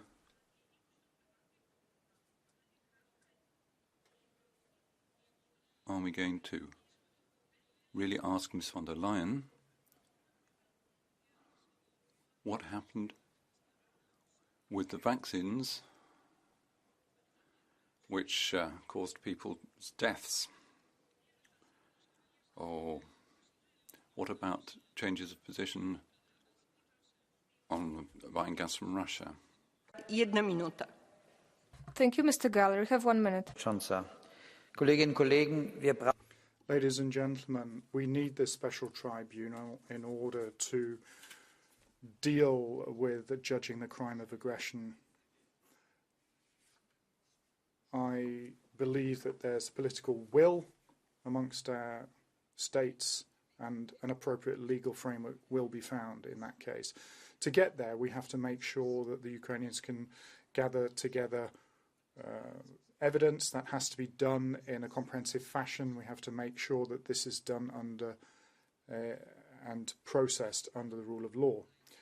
I think we can draw on an institution that we had in Germany during the GDR time, a central collection post where all the data of the GDR was registered, where people had been detained, tortured, unjustly condemned. Once they came to the West, they'd be able to find information, names, register that, and once the reunification was carried out, it was possible to find out who the perpetrators were and to punish them. So I think we need to have all of the Russian names registered who are involved in this crime of aggression and thus ensure the rule of law applies and make sure that we reach a successful conclusion on that. Głos zabierze pan Thank you very much. Mr. Pizzula for 1 minute. Commissioner, dear colleagues, I wish to start by giving my full support to establishing a tribunal of crime of aggression in Ukraine. In this House, I have been calling for it since May. Last week's attacks on civilians in Dnipro are the most brutal reminder of why we needed to establish this court without delay. The ongoing investigation by the prosecutor of the ICC into the situation in Ukraine based on war crimes and crimes against humanity is by no means important, but we are also aware of its limitations. It will be crucial that this court has the explicit backing of the United Nations and its establishment is closely coordinated with Ukraine. As the EU, we have to work towards increasing consensus among international partners and organizations to make this possible. It must be imperative that all those responsible for war crimes are held accountable for their actions. Only complete justice can enable the true recovery of Ukraine. Dziękuję bardzo, panie pośle. Głos zabierze pan poseł Dragos. Thank you very much. Mr. Dragos Tudorache for 1 minute. Dear Commissioner, dear colleagues, accountability is the basis of a society, a mark of its evolution through centuries of civilization and a fundamental brick in how international relations work. With his invasion in Ukraine, Putin broke all norms set by law or common sense, and as a result, the people of Ukraine have suffered beyond imagination. Of course, all crimes committed in this war must be punished, and of course, we must work with and within the UN framework to prosecute these crimes. But Putin's Russia must also be held to account for its crime of aggression. And for that, we must work swiftly to set up a special tribunal and coordinate as much as feasible with the ICC. Setting up an interim prosecutorial office in Hague can be a good first step. Once again, if we let Russia and Putin get away with aggression without consequences, it means that we, as a society, have failed. We, as an international body, have failed. We, as citizens demanding respect for basic fundamental rights, have failed. We, as human beings understanding suffering, have failed. So let's do the right thing. Thank you. Bardzo dziękuję. Thank you very much. And now I give the floor to the Vice President of the Parliament, Mr. Zile. Madam President, Commissioner. Now, when will there be peace and when will Ukraine win if we don't have this special tribunal? We've discussed the idea of the setting up this tribunal on a number of occasions, and a number of distinguished figures have expressed their support for this. It's important for Western democracies because without this tribunal at the end of the war, then in practice Europe, the US and other democracies will inherit a frozen war with the insecurity in the following steps. But we need a global system to maintain the peace. And a second point is that it's important for Russia itself that we have this special tribunal. That may sound paradoxical, but without this tribunal, the imperialist narrative in that society will not be brought to an end. And at least the future generations of Russian society would be affected. So we have to stop Russian imperialist militarism in the future. So it's important for Russia itself. Thank you very much. I give the floor to Mr. Castaldo. You have 1 minute. Thank you, Madam Chair, dear Commissioner, dear colleagues. The Russian cruise missile attack in Dnipro on Saturday afternoon was described as a hell on earth by those who were lucky enough to survive and witness the aftermath. In mere seconds, a building was transformed into a pile of rubble, resulting in 40 deaths, 75 injuries and many missing. My thoughts and solidarity go out to the survivors. Feriti. Un intero quartiere sia stato distrutto. Horrible and unforgivable crimes, it is even worse to consider the possibility that they're responsible could go unpunished. The silver lining is that we already have the instrument to make so that this doesn't happen. We just have to update and fully use them.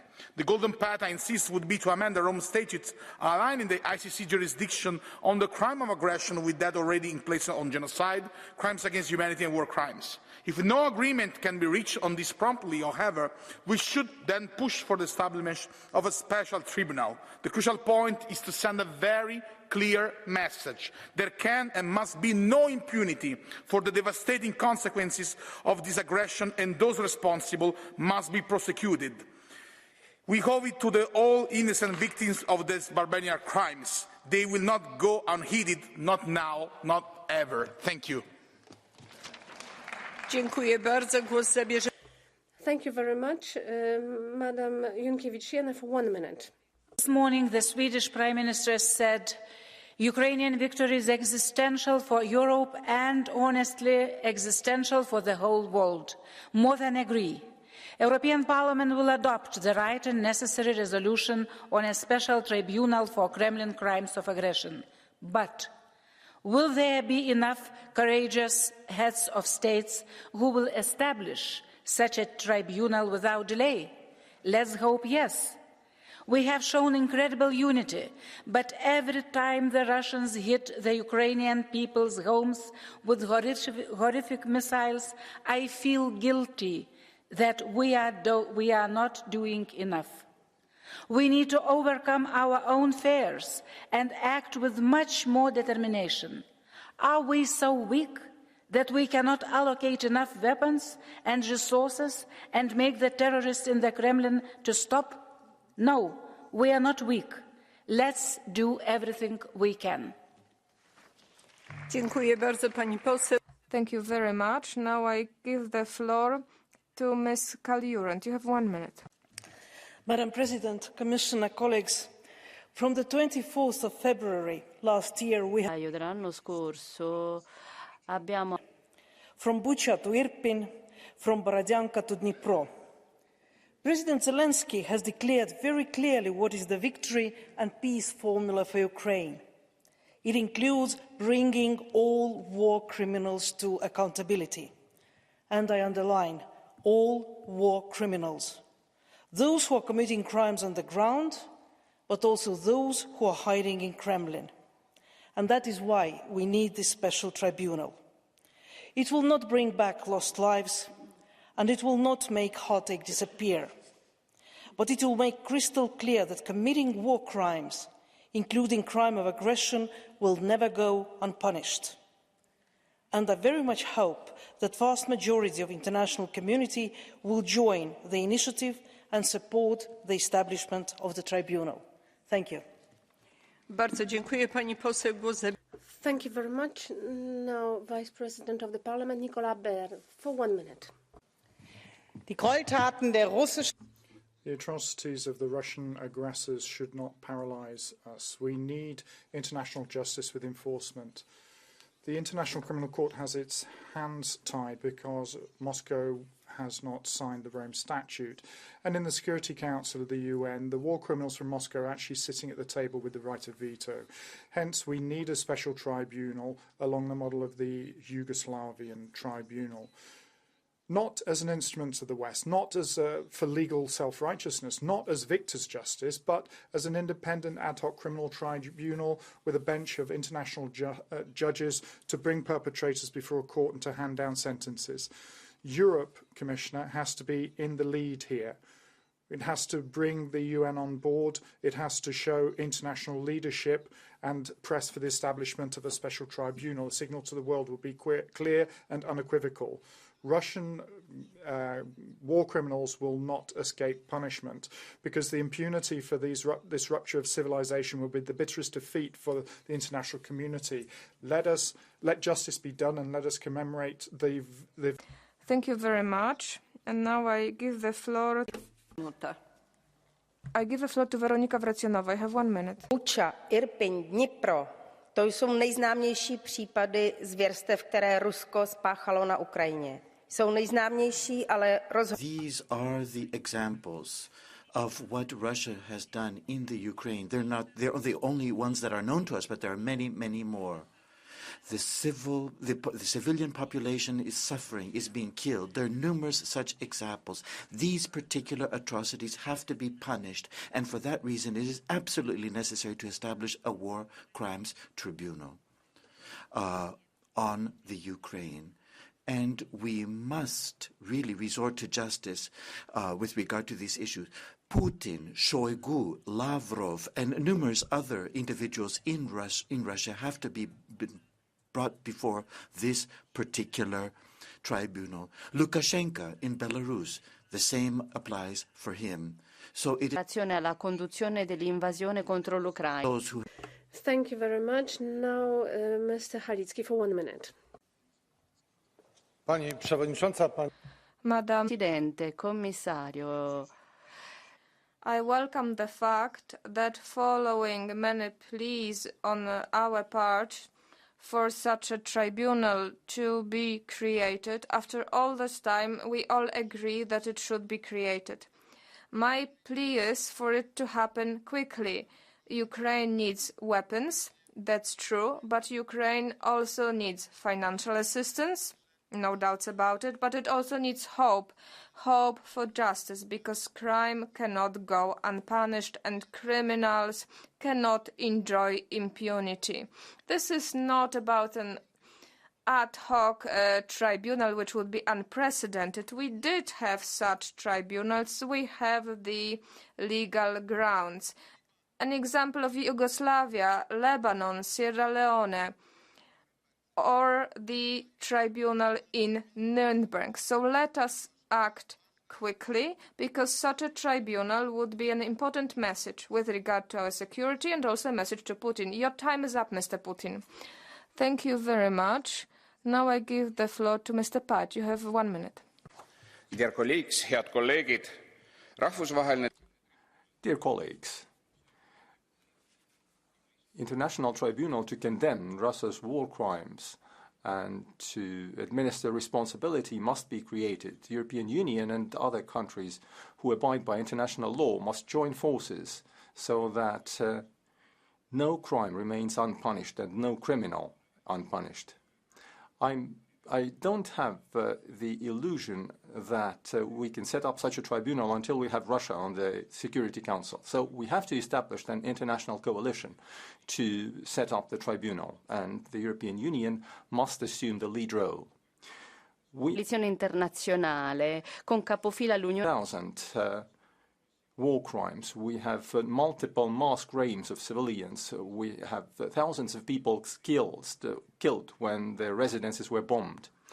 The UN observation mission has identified more than 7,000 civilians killed and wounded. 14 million people have been forced to leave their homes.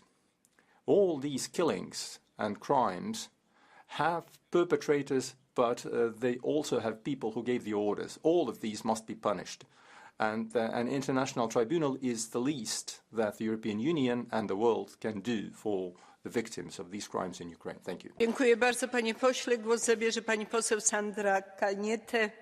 Thank you very much. Now Madam Kalniete for 1 minute. Madam President, Commissioner, aggression against any country is the most heinous crime. Therefore, the leaders of Russia have to answer for their act of aggression and the atrocities that have been committed as a result of it. The acts of terror, murdered civilians, millions of refugees, destroyed cities, an ecological disaster, and the valuable cultural artifacts that were stolen. Russia's aggression is an attempt by a totalitarian power to destroy democracy and threaten peace and stability in Europe and the world.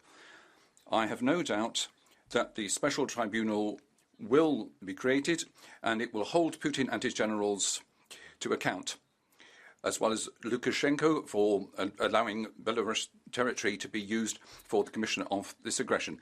Such a tribunal will be a warning to the leaders of non-democratic states that an end is coming to impunity for acts of aggression which have existed almost without exception since the end of the Second World War. Therefore, while Russia is continuing its atrocities, we must make haste to supply Ukraine with modern anti-air defence systems so that we can bring the war to a swifter end and that justice will prevail. Poseł Andrzej Kowachew, 1 minuta. Thank you very much. I give the floor to Mr. Kovachev. You have 1 minute. Thank you, Madam President. There is no excuse for Kremlin's crime in Ukraine, and they cannot remain unpunished. And already now, the European institutions must take the initiatives to establish an international tribunal against the Russian crimes. There are thousands and thousands of different nationalities that have suffered at the hand of the Russian aggressors, and Russians as well, civilians and soldiers. And I would like to finish with something Vasil Levski, a national hero of Bulgaria, said in the 19th century. He was asked, what are you going to do after Bulgaria's liberation? He said, I will go to Russia and I will work for its freedom, because the Russians are under greater suppression than us Bulgarians. It was the 19th century. We're the 21st, and it is still the case in Russia. And what happened in Germany after 1945 must happen again with regard to Russia, and it will only benefit the Russian nation. Mandl, 1 minute. Thank you very much, Mr. Mandl, for 1 minute. Sehr geehrte Frau Präsidentin. Madam President, Commissioner, ladies and gentlemen, what we're discussing this evening and will vote on a resolution on is to establish a special tribunal to deal with those who are responsible for the crime of aggression against Ukraine. It's just less than a year since the war began. We've been talking about this tribunal for that long as well, and it must be the EU that pushes for this initiative, with those who want to be on board, maybe those of goodwill in the Council of Europe, to make sure that those who are responsible in Putin's Russia will genuinely be brought to justice under the rule of law, because it's the rule of law that we're defending here. It's freedom that we're defending here, and it is important for the future that there be sentence passed on crimes that have been committed and will be committed. We owe that to the victims, to future generations, and to those who are suffering from this war, and those who are suffering under regimes who act in such a way as the Putin regime is doing today, so that in future that sort of thing can be excluded. Thank you very much. Madam Glavak, for 1 minute. Hvala lijepa, gospođo predsjedavajuća. Kolegice I kolege, povijest nas je naučila da... Thank you, Chair. Colleagues, history has taught us that there are rules to be observed during war as well. However, in Ukraine, daily rules of war are violated and the humanitarian crisis is getting worse and worse. It is inevitable that we have concluded that a number of war crimes has been committed and the international law has been violated. These violations are very severe, and therefore those who perpetrated them need to be sanctioned. UN Commission has gathered evidence about different types of crimes committed in the territory under Russian occupation. Sexual violence affects victims of all ages, children. Nei confronti di vittime di tutte le età. Why we need to set up a tribunal, because every crime has a name and a surname. Thank you. Thank you very much. I give the floor to Mr. Mazelis for 1 minute. Thank you, Madam Chairman. To paraphrase famous writers, crimes resemble each other and have to be punished. All crimes are similar in one aspect, regardless of whether they were committed by a private terrorist or by an international actor.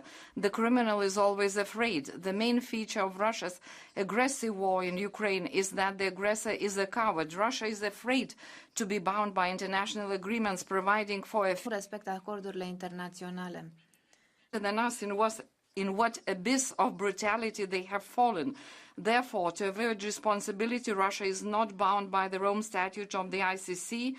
It has not ratified this statute. Russia is demonstrating its shameless impunity in the Security Council of the UN as well. In this way, Russia feels free to commit unthinkable barbaric atrocities.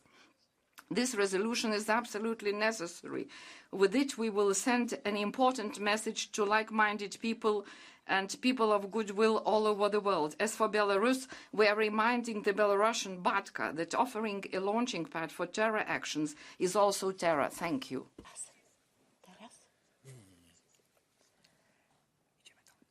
Głos zabierze pan poseł Krzysztof Hetman. Mr. Krzysztof Hetman for 1 minute. Thank you very much, Chair, Commissioner, ladies and gentlemen. Mariupol, Bucha, Irpin. Just 3 names of locations out of several dozen, several hundred, where horrible war crime has been committed by Russians. 21 mass graves, thousands of exhumated bodies, over 16,000 murdered civilians, 5,000 sites where torture was applied to, finally thousands of children who have been kidnapped. All those crimes have to be judged and perpetrators must be brought to justice. This is why the European Union must make this tremendous effort in order to support the establishment of a special tribunal, special court, which will judge all those, starting from those who pressed the button to release the missile that hit the building in Dnipro, right through all those who have been giving their commands, all the way through to Putin. Thank you very much. Thank you very much. Now, Mr. Nuno Melo for 1 minute.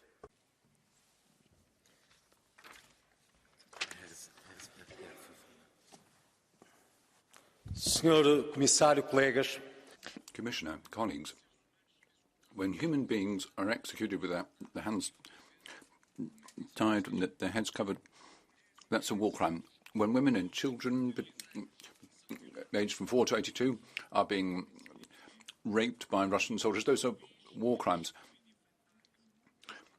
When hospitals and residential buildings are bombed, indiscriminately killing men, women, and children, and old people, that's another war crime being committed. If you use fragmentation bombs and other arms banned under international treaties, you're committing war crimes. In the 21st century, humanity must not be forced to accept medieval violence and coexist with something that we haven't seen since the Second World War. So whether or not you are a member of the... Ser o no ser miembro del Tribunal Penal not to apply the justice required by death and destruction, and that all peoples are calling for. And that's what the European Parliament here must support. Rozpoczynamy procedurę Catch the Eye. We now move to the Catch the Eye procedure. We have 7 people. We have 5 minutes, but I will allow everyone to speak. The first one is Madame Šojdrová. Thank you very much, dear Vice President. Dear colleagues, we have heard many solid arguments for the establishment of the special tribunal to prosecute the crimes of aggression against Ukraine perpetrated by the political and military leadership of the Russian Federation. One of these perpetrators is, without any doubt, the so-called Russian Children's Rights Commissioner, Ms. Belova. There are almost 14,000 confirmed cases of forced deportation of Ukrainian children, and this woman oversees the whole process. Questa signora è responsabile di tutto questo processo. Systematic attempts to eradicate the Ukrainian nation, those crimes of aggression against Ukrainian children, should be among many others to be investigated by the Special Tribunal. Let me quote the Nobel Peace Prize laureate and campaigner for creating a special international tribunal, Alexander Matviichuk, head of the Centre of Civil Liberties. We have to prove that the rule of law does work and justice does exist, even if they are delayed. So I have a hope that we will move forward. Thank you. Dziękuję bardzo, pani poseł. Thank you very much. Mr. Jordanov, the floor is yours. Госпожо председател. Thank you, Madam President.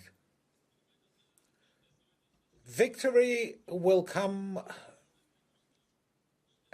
with the force of arms, and justice will prevail by the creation of an international tribunal. And those brought to that tribunal must be the politicians who planned, who masterminded and ordered the aggression against Ukraine. The foot soldiers who were perpetrators of crimes in Ukrainian territory. And the first that should be brought to that tribunal is, of course, Vladimir Putin himself. And here we must express our democratic will, our democratic conviction that in today's world, crimes as the Russian crimes in Ukraine today cannot remain unpunished. Where there is a will, I say, there will be justice. Thank you. Głos zabierze pani poseł Miriam Lexman. Thank you very much. I give the floor to Madam Lexman. Thank you, Chair. Dear colleagues, destruction of homes and cities, thousands killed, mass executions, rape or forced deportations, Russian war of aggression against Ukraine brings untold suffering every day. This evil is an attack on all basic moral and legal principles. As such, the leadership of the Russian Federation must one day face justice for crimes against aggression and crimes against peace. Justice must prevail, not least to bring a measure of justice to the victims, even if it cannot resurrect the lost loved ones. As Justice Robert Jackson told at the opening of the Nuremberg trials in 1945, we must never forget that the record on which we judge these defenders is the record on which history will judge upon us tomorrow. Thank you. Bardzo dziękuję. Pani poseł, głos. Thank you very much. I give the floor to Mr. Ruiz de Veza. You have 1 minute.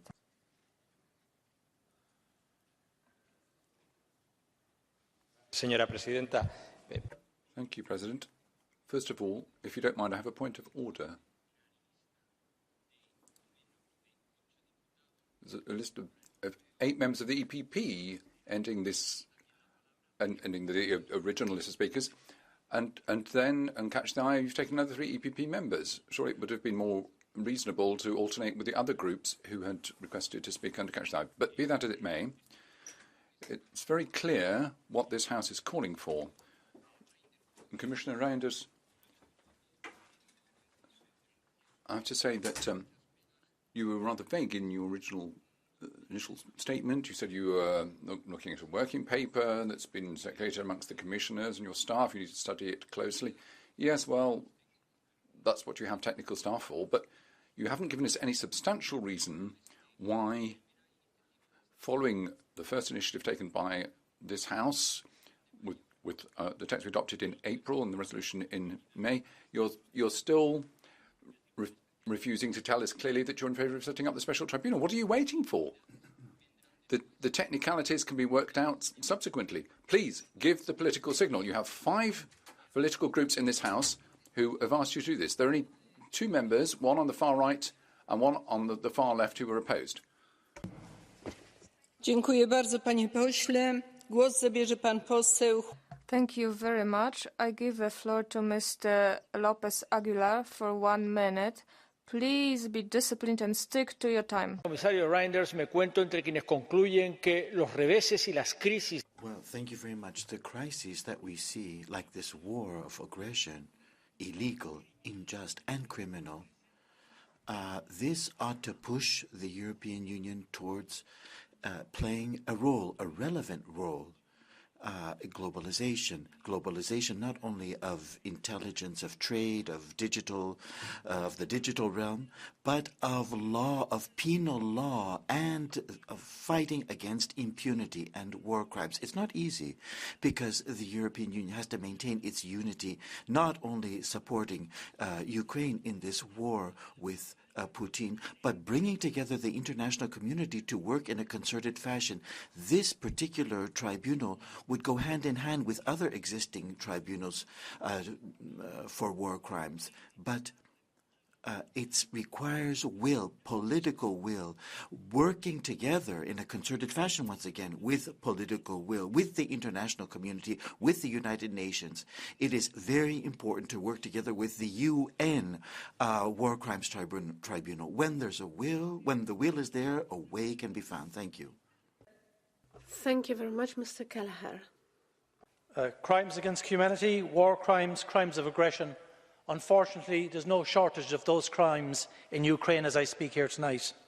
Having witnessed Bucha and the shallow graves where young men were bound and shot in the back of the head, meeting women who had been violently raped in their homes by Russian soldiers as they retreated from Kiev last April, and seeing firsthand the destruction of towns and villages di città e villaggi a nord di Kiev and March of last year. We have no shortage of evidence, Commissioner. What we need now is will, the will to act. Not just the European Union. The European Union must show the lead. It must be the lead in this, but it must build a coalition internationally of like-minded countries that are supportive of the concept of justice and the rule of law. Putin is responsible for all the crimes in Ukraine. He is the man that sent the Russian troops to kill Ukrainians, to plunder Ukrainian towns, to rape Ukrainian women, and to destroy the lives of multiple communities across the entirety of the country. We must show leadership, and we must ask the world to follow us to ensure the rule of law is upheld and people are held accountable for the dastardly deeds and crimes in Ukraine. Dziękuję bardzo, panie. Thank you very much. Now, Madam Pierrette Hesberger-Fofana. Présidente, il y a une erreur. Je fais le... There was a mistake there, I think. I'm doing catch the eye for Iran for the next topic. Sorry. La carte trop tôt. I put my card in too early. Pour l'Iran, oui. Merci. Dobrze. Zanotujemy, że... Very well then, duly noted, catch the eye for you during the debate on Iran. Now I give the floor to Mr. Commissioner. You have the floor.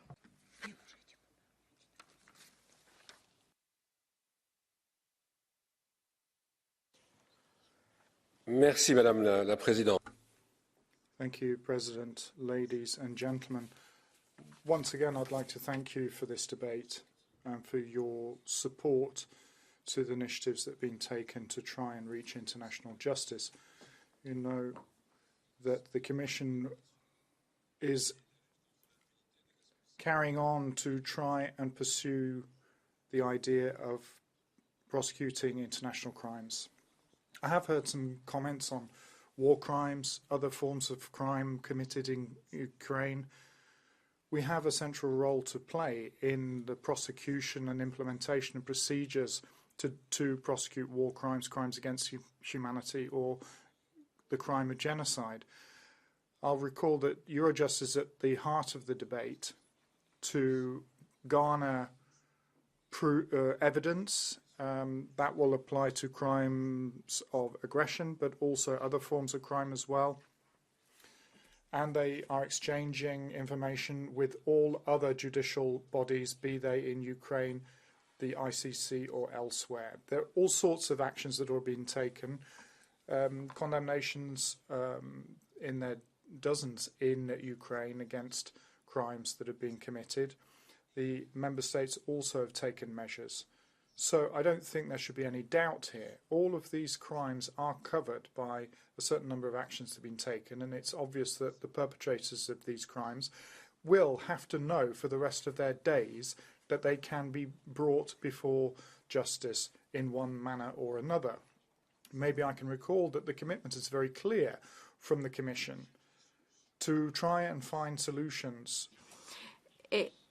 creare una jurisdiction that will allow to take into consideration the crime of aggression. We're working with the Ukrainian authorities, with members of the Union, with the UN, with international partners. Many people have mentioned. L'ho detto anch'io prima, se vogliamo. We need to act. We need to show an example. We need to deal with the problem of immunity that we need to deal with. In order to achieve that, we need broad-ranging international support. I've heard the comments on trying to get support from the United Nations. We're working on that track as well. But as you're aware, the implementation of a special tribunal of the crime of aggression is not just of a technical nature or even legal or political. It is extremely complicated in that nexus. And we have to make sure that we allow the International Criminal Court to play the central role that is due to it. So we want to make sure that partners ratify the Statute of Rome. Ukraine, for example, but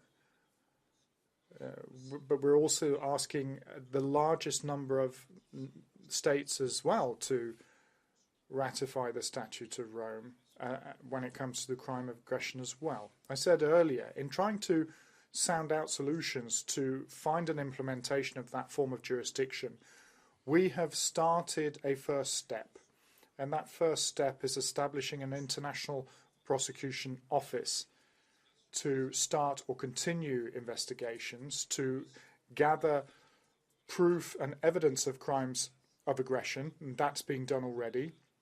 There's an international prosecutor's office that's being established. We're talking with Ukraine, with Eurojust, with the International Criminal Court, with the member states. And I hope that we'll be able to make speedy progress along that path. The resolution of the Commission is to make headway against impunity of all those crimes that I've already enumerated, and I think that's clear. Crimes against humanity, crimes of genocide, there are tools already. When it comes to the crime of aggression, we will unwaveringly continue our work with the partners I've cited already, but we will also try and establish that first step of putting in place an international prosecutor's office, and that is what we're already and have been in discussions about this. We're trying to make headway day by day with the Ukrainian authorities, the International Criminal Court and Eurojust as well. In any case, thank you very much for your proof of support. And I think we need to look at the fact that there are crimes that exist already and can be punished, and the crime of aggression where we're attempting to bring together enough interest to go in that same direction. Thank you very much. Zamykam debatę. Głosowanie odbędzie się The debate is closed. We will be voting on Thursday. We are moving on to the next point on our agenda. This is the statement by the Vice President of the Commission, High Representative of the Union for Foreign Affairs and Security Policy, EU response to the protests and executions in Iran. I give the floor on behalf of the Vice President. I give the floor to Commissioner Reynders.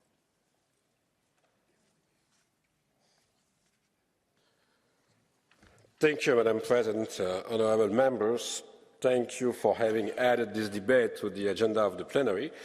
And like you said, I'm intervening today replacing the High Representative Borrell, who unfortunately could not be present for this debate. I cannot begin my intervention without condemning once again the execution of Alireza Akbari last Saturday. He was a British Iranian national, a citizen of Europe. The European Union and its member states were united in their response. The statement of High Representative Borrell on behalf of the European Union condemned the execution in the strongest terms and called on the Iranian authorities to pursue a consistent policy towards the abolition of capital punishment. The internal situation in Iran continues to be a source of great concern. The current uprisings reveal deep frustration. The key demands of the current protest are respect for fundamental human rights, dignity, and real change. However, the intensity of the protest seems to have decreased in the past weeks. This is probably also due to mass arrests and execution of protesters. The crackdown has now moved to the courtrooms, where harsh sentences, including death sentences, are used as a tool of repression. 4 protesters were executed, one of them publicly. Capital punishment is an unacceptable denial of human dignity and integrity, and we aim at its universal abolition. As part of a strong and coordinated reaction, the European Union and most member states summoned the respective Iranian ambassadors last week to strongly demand an end to this unacceptable course of action. People of Iran, as anywhere else, have the right to peaceful protest. Fundamental rights must be respected in all circumstances. It is still unclear how many people have been killed or arrested in connection with the protests. NGOs estimate that at least 500 people have died. Unofficial data speak of over 18,000 people arrested. Reports of abuse and mistreatment perpetrated against protesters while in custody are also a matter of serious concern. This debate is a timely opportunity to discuss the response of the European Union and its member states to the way the Iranian regime is handling these protests, as well as to reflect on the way forward. The declaration of High Representative Borrell of 25 September 2022, issued on behalf of the 27 member states, and the EP resolution of 6 October 2022 testifies to the quick reaction of the European Union and its member states to any attempt to crack down on fundamental rights and freedoms. Over the past 3 months, the Council added 60 individuals and 8 entities to the list of those subject to restrictive measures due to their role in the death of Mahsa Amini and the violent response to the ensuing demonstrations. And let me state clearly that this approach will continue as long as necessary, as outlined in the Council conclusions adopted last December. At the same time, we welcome the establishment of a fact-finding mechanism created by the UN Human Rights Council, as well as the appointment of its 3 experts. We now look forward to seeing the fact-finding mechanism at work, strengthening accountability for human rights violations across the world is at the core of our external policy approach. It is crucial that the European Union and its member states continue to send strong and clear messages to Iran, in line with what has been done so far. Iran will feature again on the agenda of the upcoming Foreign Affairs Council, and I assure you that all options for the European Union to respond to events in Iran remain on the table. I thank you, of course, for your attention, but I look forward to our debate and to receive your observations and proposals. Thank you. Bardzo dziękuję w imieniu Grupy Europejskiej. Thank you very much. On behalf of the PPE, Mr. Zazalejos, for 2 minutes. Gracias, Presidenta. Well, thank you very much, President, Commissioner. It's clear that the response to the protest and the executions in Iran cannot be a kind of normal, relaxed procedure. We have to provide a firm response, and we have to be very, very well defined in how we condemn these particular policies. What's taking place rechtsgebied, op juridisch gebied. And the terrible internal repression and the acts of destabilization which are being conducted by the Iranian government, which goes beyond the domestic scene as well. It is a very serious threat to international peace. It is a cruel regime, and we know that there are serious restrictions which go beyond the moral, political spheres. But what we have to do is we have to present a position of maximum unity on the part of this Parliament. That's what we're trying to cobble together in this resolution and with this debate and with future texts. We need solidarity. We need to work together. We have to continue into the future. There has to be a continuum to this work as well. And we have to make it quite clear what our policies are, that there will be consequences to the measures that have been taken by the Iranian regime. There will be an issue of accountability as well. The Revolutionary Guard is one of the key pillars of the regime there, and it has to be put on the list of terrorist organizations as well. We have to implement the sanctions in a consistent fashion. We have to support Iranians in Iran and outside of Paese. Dobbiamo rendere possibile la protezione degli and refugees as well, minorities, particularly those that are threatened. And we have to bolster the diplomatic initiatives as well and intensify communication and contact with those which are against the regime. And we have to work against the internet block, which has been implemented by the regime as well, supporting liberty, rule of law. It is the responsibility of European citizens, of the European institutions as well, to take very, very firm steps. Thank you very much. Thank you very much. For the S&D Group, Madam Inchir, for 1 minute. Colleagues, Commissioner, the words woman, life, freedom embodies liberty. Liberty for all people is achieved through real actions. Time is now to consign the brutal regime of Iran to the dustbin of history. Words of the international community are not enough anymore, though. Actions are crucial if we want to stop delaying the moment of freedom. EU must designate the IRGC as a terrorist organization. EU must sanction the leadership of the regime of the Islamic Republic of Iran, including their families. The words Jinn, Jian, Azadi are 3 words that a couple of months ago one heard in Jina Mahsa Amini's birthplace, the Kurdistan region, but they are now echoed all over Iran. The women of Iran have had enough. The whole population have had enough of decades of oppression. Let us listen to their voices. Let us send a clear message to the mullahs. Mardum ra nakoshid.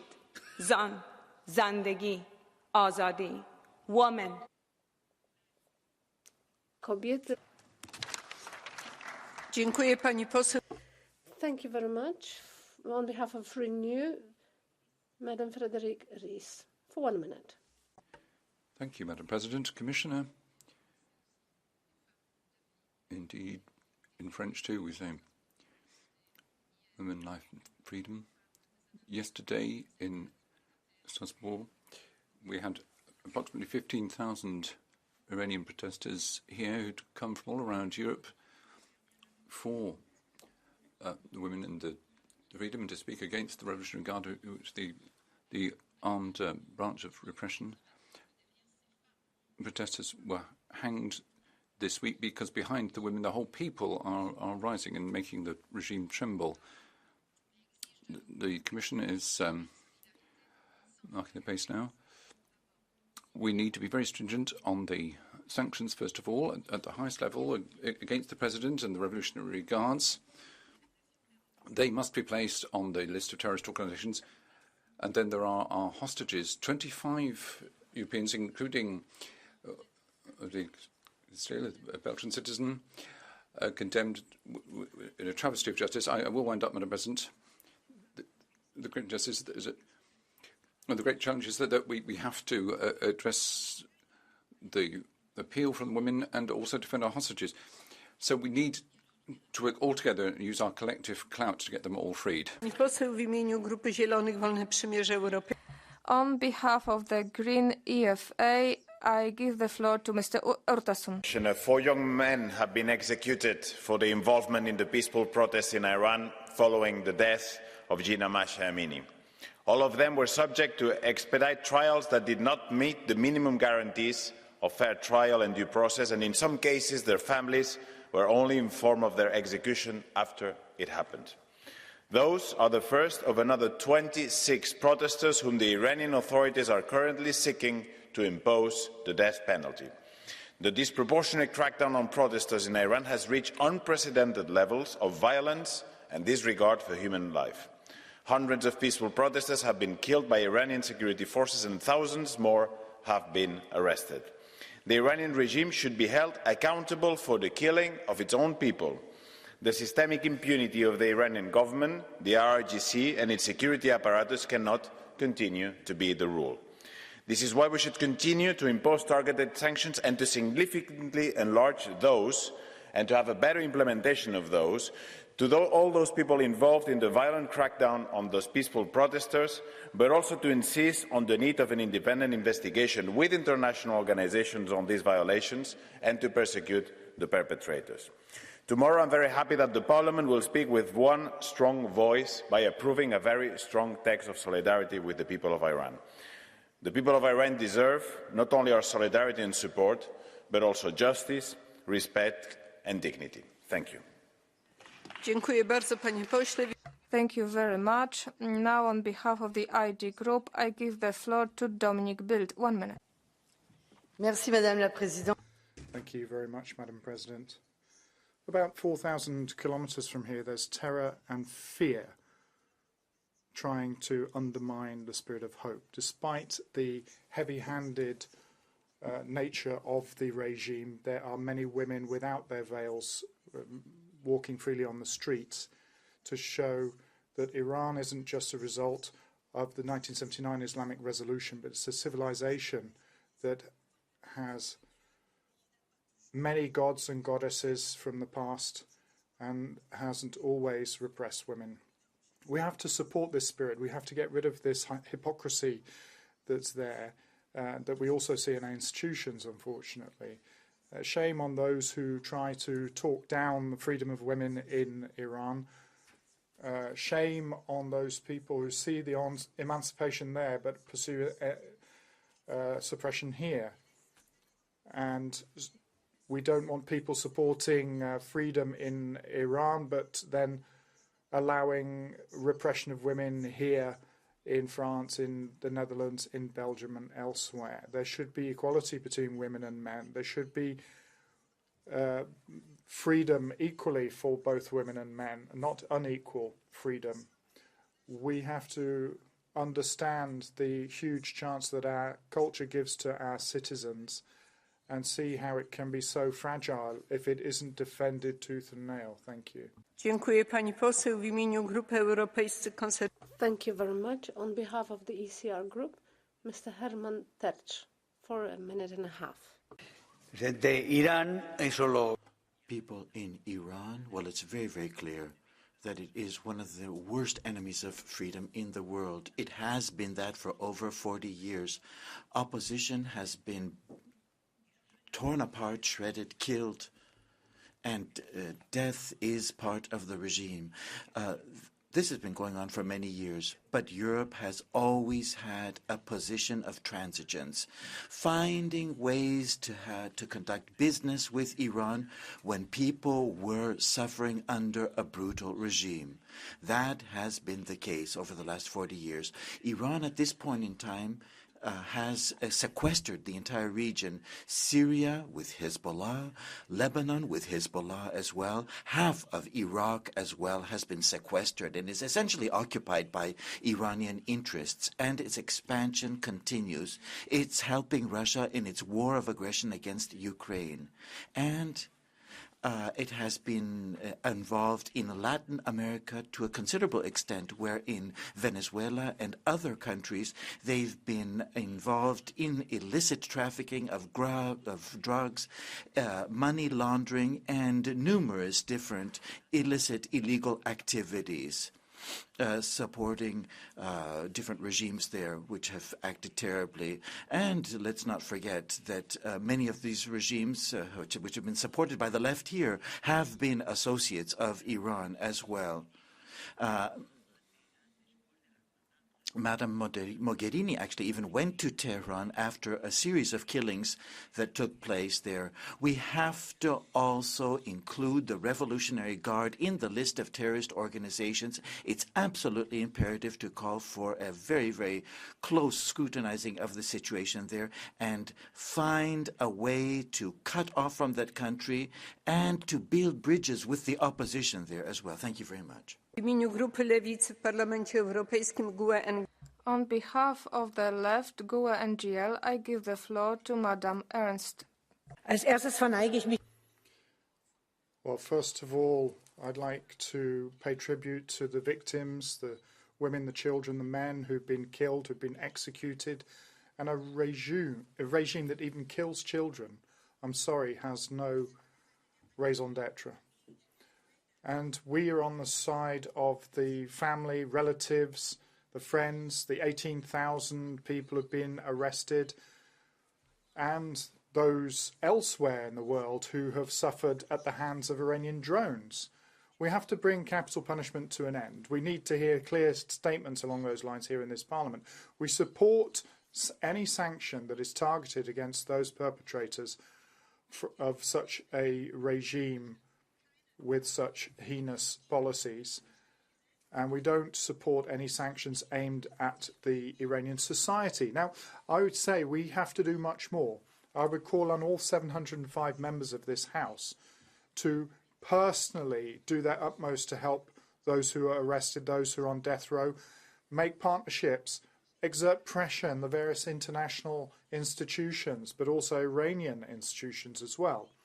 Make sure that in our 27 member states that not one single person can be deported to Iran. We need to have an effective, a genuinely effective stop to deportations from Europe to Iran. We can't just carry out symbolic policies and be satisfied with that. Iranian civil society needs much more, needs support in their networking, in their resistance to help a free Iran. It needs our heart and our soul. Thank you very much. On behalf of the non-attached, Mr. Puigdemont, for 1 minute. Grazie. Victims of the oppressive regime of the Ayatollahs, the EU is not just the Commission, the Parliament or the Council. It is also the heads of state and government of its member countries. The EU speaks to the world from this Parliament, but so does each European leader with their actions. The intensity of the statements of the European institutions are unquestionable. In this we are the champions.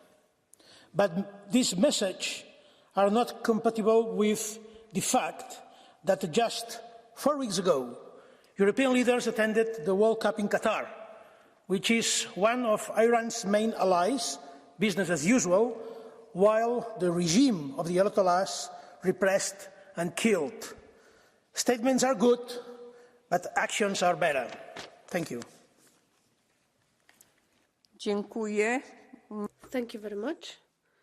Now, Madam Ahojska, for 1 minute. The floor is yours.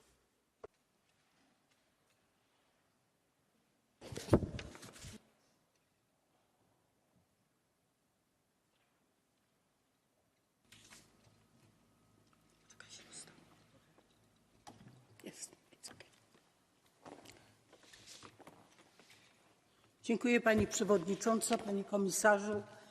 Chair, President, Commissioner, the Iranian revolution has the face of a young woman who is burning the veil as a sign of protest against the repression aimed mainly at women. Right now, this revolution is being headed by brave Iranian women, reaching far beyond simply women's rights. The protesters are demanding far-reaching reforms and the removal of the regime. We have 28 cities in Iran which are being covered. I would like to introduce an 18-year-old Rashad who has been condemned to death, whom I'm covering with my work. He was condemned in September in 2022. He was arrested, and at the first stage of investigation, he was tortured, and the whole group of people participating in those protests were forced to admit to their wrongdoings, alleged wrongdoings. Each one of us can work for the benefit of individual prisoners and their fate. I believe that the fate of this revolution may be crucial for the fate of the world and all of us. Thank you very much. Thank you very much. Now, Mr. Pizzula, for 1 minute.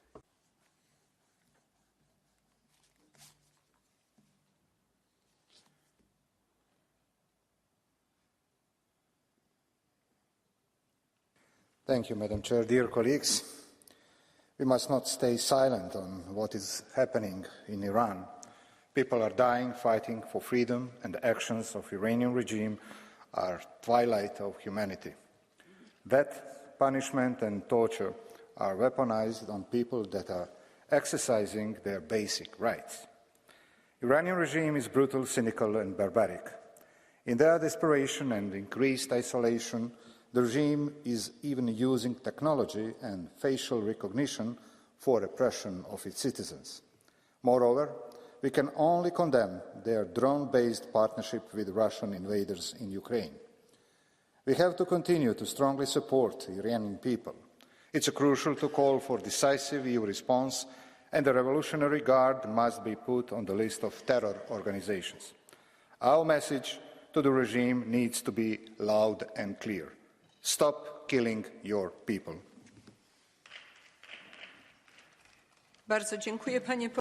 Thank you very much.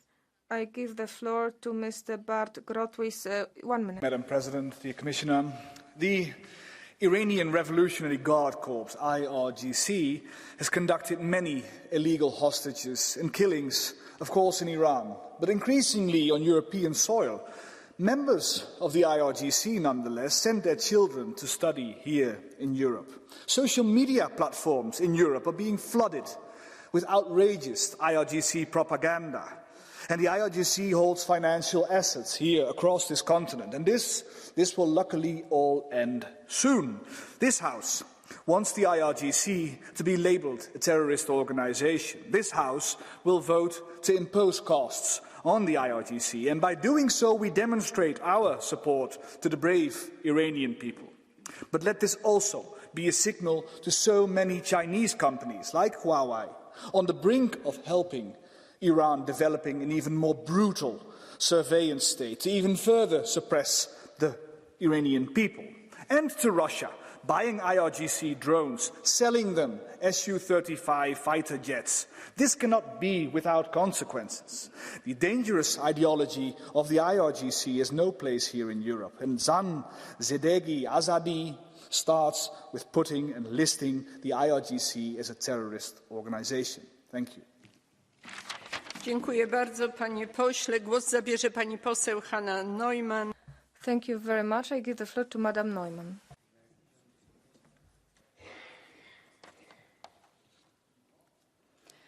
Yesterday, 12,000 people came to Strasbourg to demonstrate for a free Iran and against its brutal regime. And this regime is under pressure because people in Iran are even willing to die for a brighter future. And we, the European Union, should not be the ones stabilizing a regime while its own people fight for its downfall. So how can our High Representative on the one side denounce executions and at the same time meet the Iranian Minister of Foreign Affairs on the red carpet in Amman? How can he speak about reviving the JCPOA if the only thing reputation and recognition that the regime urgently needs? So the time for this ambiguous policy is over.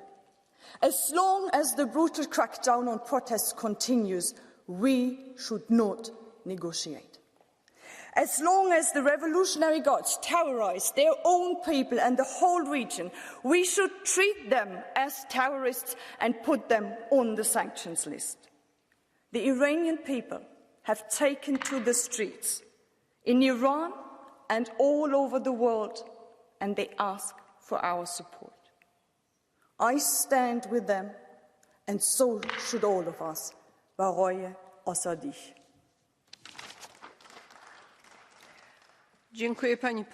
Thank you very much. Now I give the floor to Mr. Campomenozzi. 1 minute. Dziękuję bardzo. Thank you, Commissioner Tobia. Io sono anche membro della...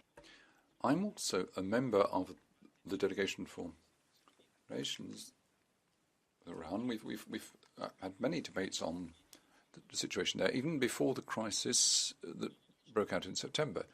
Now, some of us had already spoken out against some of the events. Now, maybe some of the blood that has been shed might have been avoided had we done more. The Akamari case is an extremely serious example, but I do hope at the next part session we won't have to have another debate of this type, because there are too many very serious cases. Apart from the blood that's been shed, there are cyber attacks on a European country in Albania, and then there's the drones that were mentioned earlier in the debate on Ukraine. They've been supplying drones to Russia. Our sanctions are too timid. We need to sustain the struggle against that regime. Here in this House, there are those who were too keen to defend a nuclear agreement, which is quite indefensible. We cannot be giving a gift to Iran. We can't be gifting them the status of an atomic power. Another brave gesture, however symbolic it might be, would be the inclusion of the Revolutionary Guard Corps on our list of terrorist organizations. So I look to the Commission to redouble its efforts. Thank you. Panie pośle, głos zabierze pani poseł Eugenia Rod. Thank you very much. Now, Madam Rodriguez Palop for 1 minute. Señora Presidenta. President, Mohammadi Sayed, 2 young people of 21 and 26 years of age were executed after having been tortured for protesting against the Iranian government. Ali Reza Akbari was executed accused of espionage. Hundreds of people have died in the protests with the brutal acts of the Revolutionary Guards. There have been very violent acts against dissidents, against women, against LGBTQI individuals, against ethnic minorities. Impunity is all over the place there. Madam Lufari, Nasari, and a number of others who fought for the rights of women have been condemned to 140 lashings and other similar such brutal punishments as well. So we need to provide that solidarity that the people of Iran ever so desperately need. Thank you very much. Now, Mr. Lucas Mandel for 1 minute. President, Commissioner, colleagues, the Iranian regime is a threat to the inside and to the outside, and it has been a threat to its own people, to the region, especially to Israel, and to the world, actually, for many, many years. And the world, also the free world, has done a lot in order to seek the one or the other opportunity to calm down the tensions within Iran and to calm down Iran as a player on a global scene, but it didn't happen. It became even worse. It is no surprise that those regimes who harm their own people, those regimes who harm others, those regimes who follow ideologies of hatred align more and more on this planet. When it comes to Iran and Russia, the Iranian regime and the Russian regime, we see this very clear picture. This is why it's important to support the freedom movement within Iran. This is why it's important to strengthen the sanctions we have already in place towards the Iranian regime, because this regime is rotten, morally rotten. No matter what they present to the world or they try to present the world with, it's a morally rotten regime of criminals. Dziękuję bardzo, panie pośle. Głos zabierze. Thank you very much. Now, Madam Santos for 1 minute. A pena de morte é anacronismo. The death penalty is an inhuman, degrading anachronism. The brutality with which the Iranian regime responded to the peaceful protests of men, women, and young people, calling in the streets for freedom, life, and democracy, cannot be permitted. What's going on in Iran, with the death penalty being wielded and people being condemned to death as a tool of terror, must lead to an unequivocal response from the European Union. And that's why it's vital that we strengthen the sanctions we've adopted, including a wider, more comprehensive range of the authorities affected. We have to support activists, journalists, and everyone who now need international protection. At the same time, we have to bolster our support to civil society on the part of our various diplomatic corps. The Islamic Revolutionary Guard Corps must be included on our list of terrorist organisations. We demand the release, the unconditional release and return of European citizens held in Iran. Death to death, long live life, as Victor Hugo said. Głos zabierze pani poseł Maria Soraya. Thank you very much. Now, Madam Rodriguez Ramos, for 1 minute.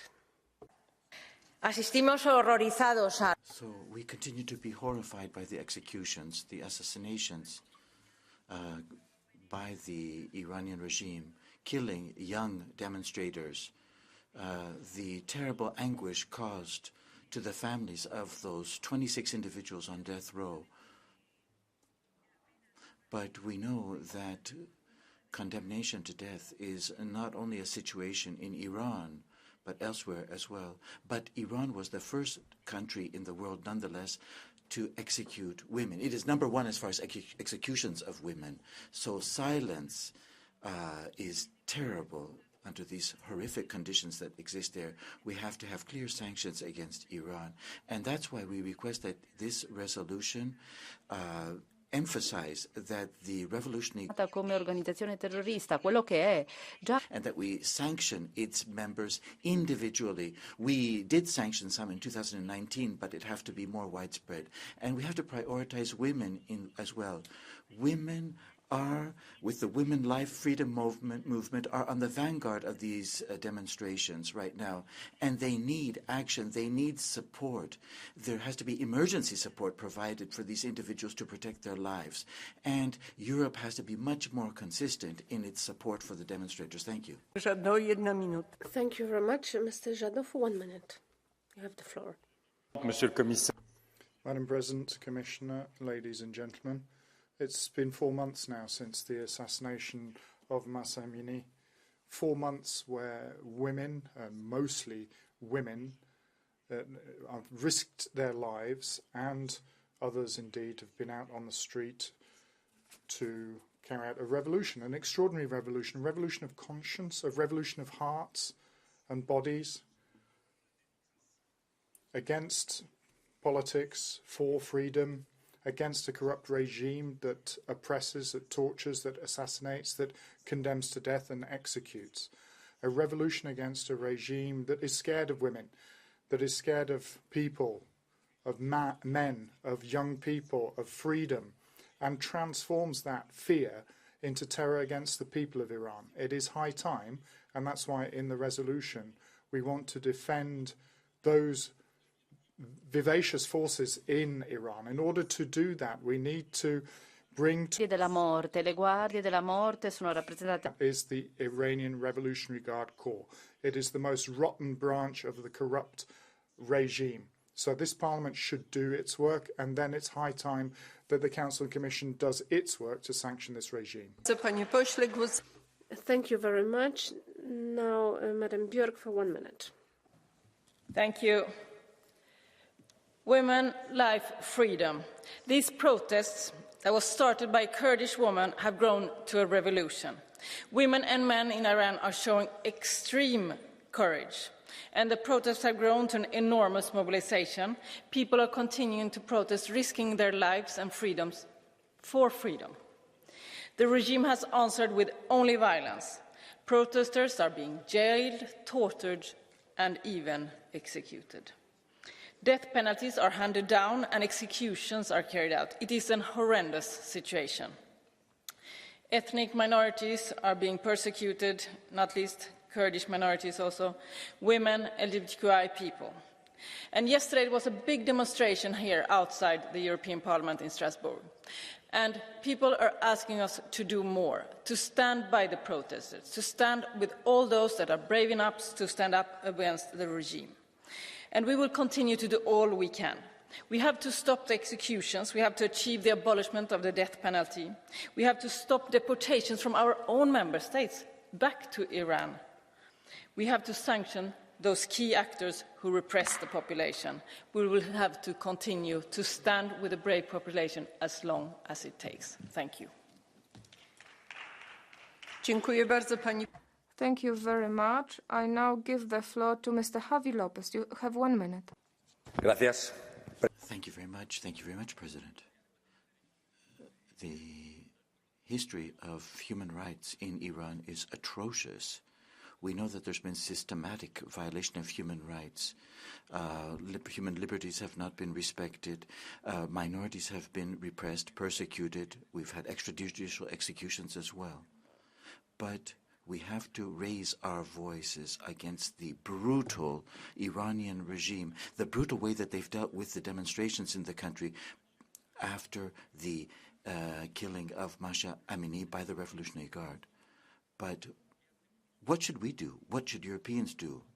What ought our response ought to be? We need a change in external policy of the European Union, of the member states as well, with regard to Iran. We need a policy of sanctions against those responsible in this brutal regime for this repression, and we have to deliver a message to young people, to women that are on the forefront right now of these protests, that we will not leave them, that we will not abandon them, they will not be left alone, that we will go along with them hand in hand in support their particular effort, protesting against this horrific regime. Getta, 1 minuta. Thank you very much. I give the floor to Mr. Guetta. 1 minute. Mais pourquoi? Why are they hanging so many young people? To scare people, of course. To persuade men, women and children to... No, they shouldn't be going into the streets shouting against the regime. But there's more to that. If there's so much terror there, it's because they've no more cards to play. Even the most remote provinces have even more mobilised people than the big cities. White-collar and blue-collar workers are also coming out protesting, men and women. In the 21st century, Iran wants to live in freedom. The whole of Iran is rising up. They don't want your regime anymore. They don't want your revolutionary guards. They don't want your religious hypocrisy and your murders. The more people you hang, the fewer days you will have ahead of you, because there's only the executioner and the murderer, your days are numbered. Bardzo dziękuję. Głos zabierze... Thank you very much. Now, Mr. Dietmar Köster, for 1 minute. You have the floor. Seit 4 Monaten setzen die... For 4 months now, people in Iran have been putting their lives on the line to fight for their rights, and it is our task to encourage this revolution and support it with all means necessary. Stability and peace in the Middle East will only exist once the Mullah regime is brought down. Security for Israel will only be there when the anti-Semitic regime is replaced by a democracy. The terrorism of these people has to stop. The Revolutionary Guard has to be put on the list of terrorists. The JCPOA has no future. For Amrin, for Lebretsa, for Morfin, for all of those who have been tortured, executed and tortured. Stop killing your people. Woman, life, freedom. Bardzo dziękuję. W ramach procedury... Thank you very much. Now we're opening Catch the Eye. We have just one person, Madam Pierret van Hersbergen Fofana, for 1 minute. Merci, Madame la Présidente. Thank you, Madam President. The revolt of the Iranian people started from the murder of Masajina Amini by the Iranian police because she had a single lock of hair that wasn't covered. The people of Iran are calling for justice, freedom and equality for women. In other words, they want to live according to their own ideals. The Iranian regime has responded with excessive violence, summary justice, executions. That's not going to stop this desire for freedom and the restoration of democracy, however. Yes, there will be children whose parents will lose them.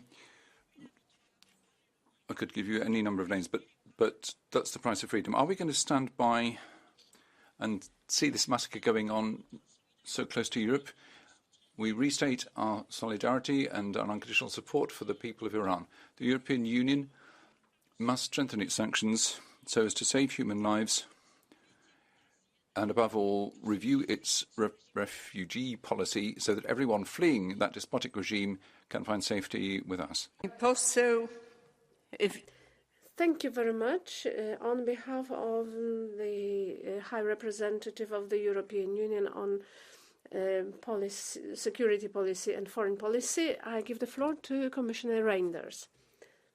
The debate today testifies that we all share the same concerns regarding the human rights situation in Iran and shows our strong determination to react promptly to any attempt to crack down on fundamental rights and freedoms.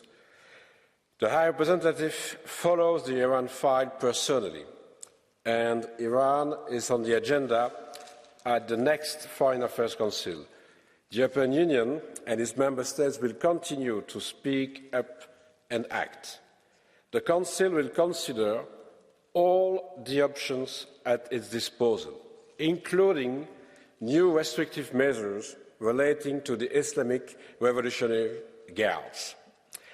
At the same time, as EU representatives, we will continue to use every opportunity in all direct exchanges with the Iranian authorities to convey our unequivocal stance on human rights and demand full respect for the fundamental rights of Iranian citizens. Concerning the detention of dual national and EU citizens in Iran, we work in close coordination with the member states involved. Stretta collaborazione con gli Stati membri interessati. To express our firmest disapproval to the Iranian authorities towards the disturbing and unacceptable growing number of cases Crescente, e questo è inaccettabile. Detained. Vous avez mentionné la situation des citoyens belges, Olivier. You mentioned the situation of Olivier van der Castel, a Belgian citizen. We've been in touch with the Belgian authorities who bear constant responsibility for this case, and we fully support the efforts of all the member states who find themselves in such circumstances. Using every opportunity and every channel of communication with Iran to express our firmest disappointment towards the growing number of cases involving EU citizens. We'll continue to work to support the Iranian population and will try also to continue to support European citizens detained in Iran. Thank you again for your determination and for your support. Bardzo dziękuję. Thank you very much. The debate is closed. We will be voting on Thursday. Let me move on to the next item on the agenda, which is the statement by the Vice President of the Commission, High Representative of the Union for Foreign Affairs and Security Policy, the road to 2023 towards a stronger EU-Latin America partnership. A facoltà. Reinders.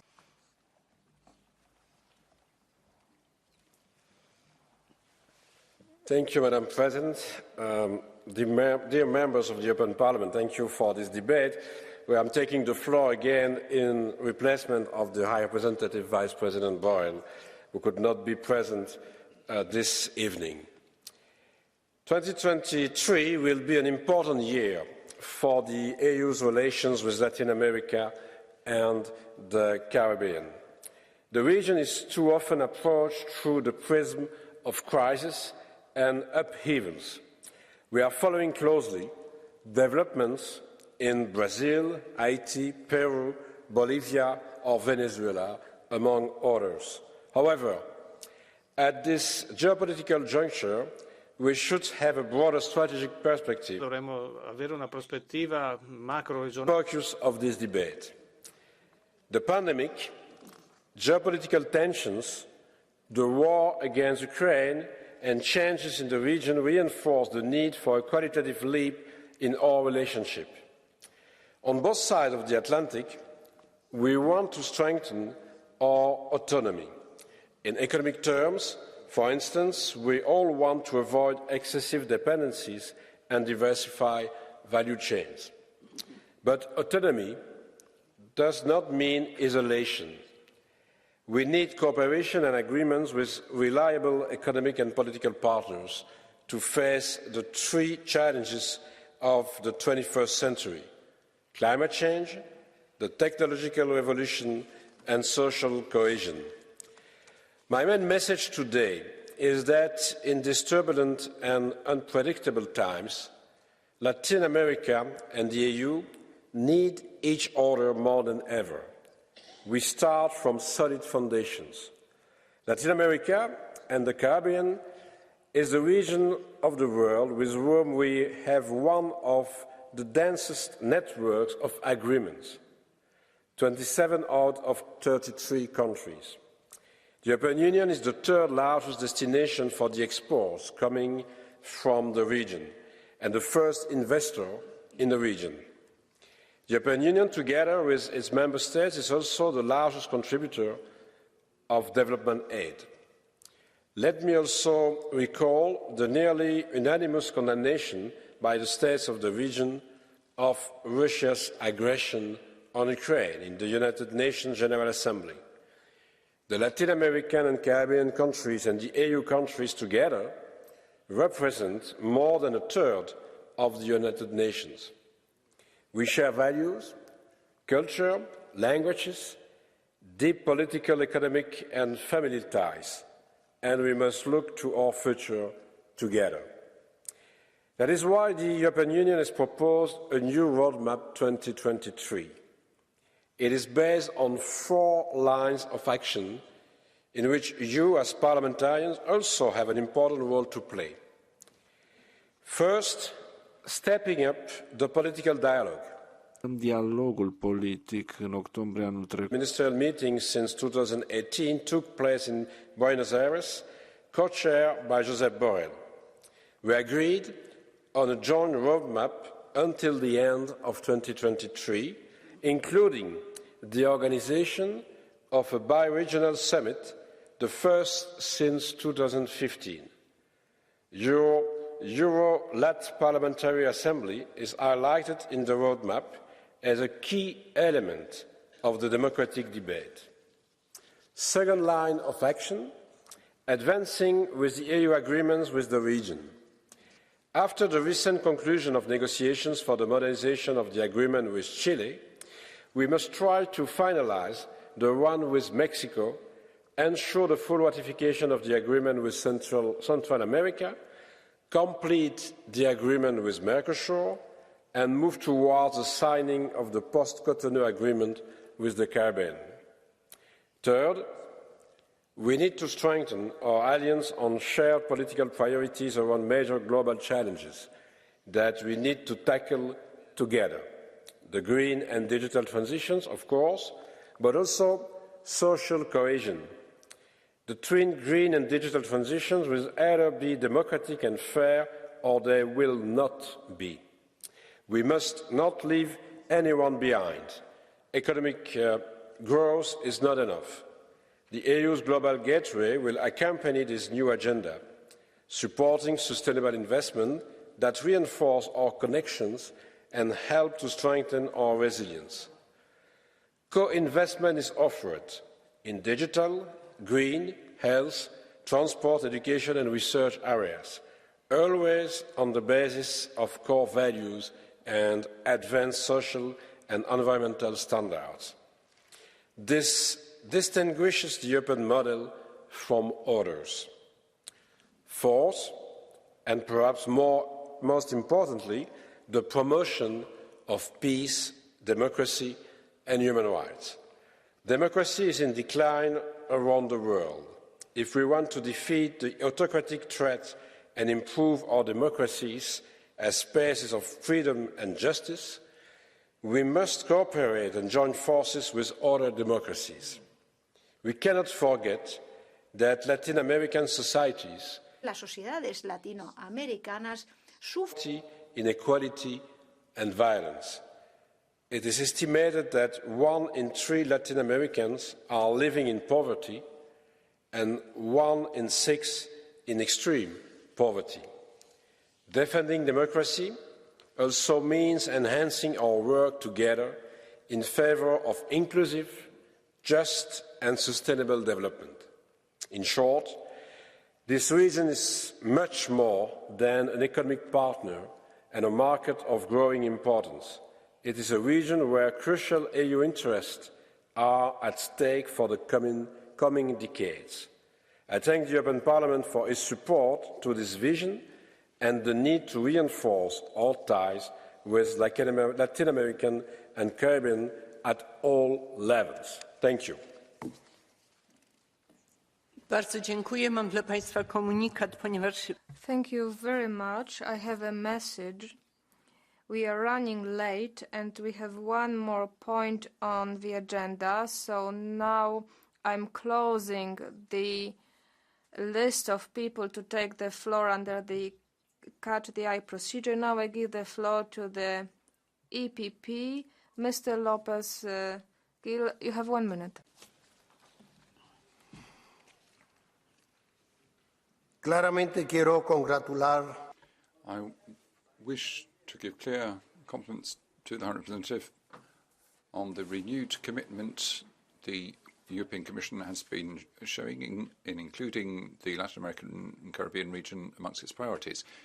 We recognise that the commitment it has shown since the beginning of its period of office in pursuit of that objective. As Mr. Borrell said, Latin America is much more than just a socioeconomic trade partner. There's no region in the world with which we have so much in common in cultural and historic terms.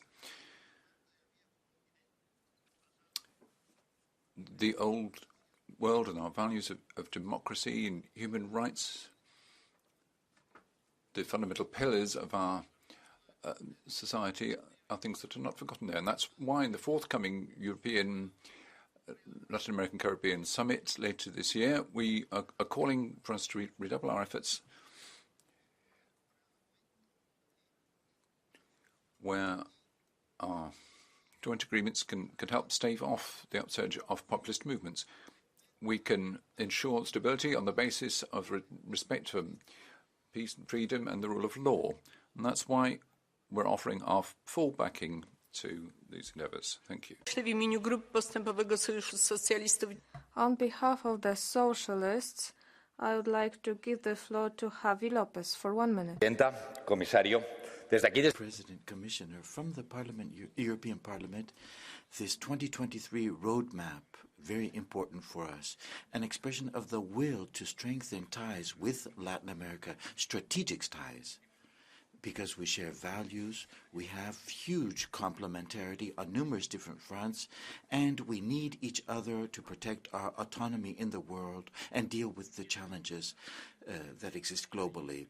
Now, Latin America and Europe, why? It's necessary to construct multilateralism, support democracies, two democratic blocs, to have just growth, equal trade, to deal with the food crisis which exists throughout the world, and to avoid a bipolar world.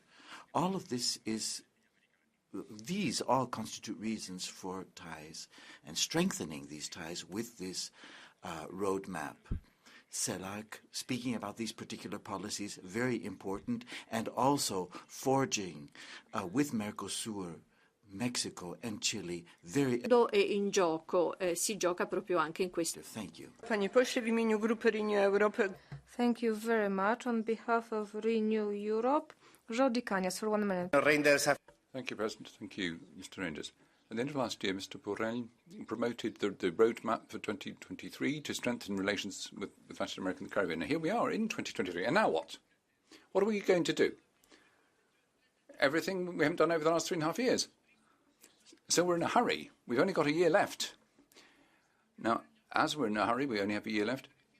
We have to do everything we haven't done. What are our priorities going to be? Ratifying the agreement between the European Union and Mercosur. Let me repeat that. Let's achieve ratification of the EU-Mercosur agreement. That's the key point, and that's something we absolutely have to do. That there are no more excuses that the people could... Well, the French and German and Brazilian elections are all behind us now. Lula's back. In Brasile abbiamo Lula. Qual è il problema adesso? Mr. Borrell has always defended this.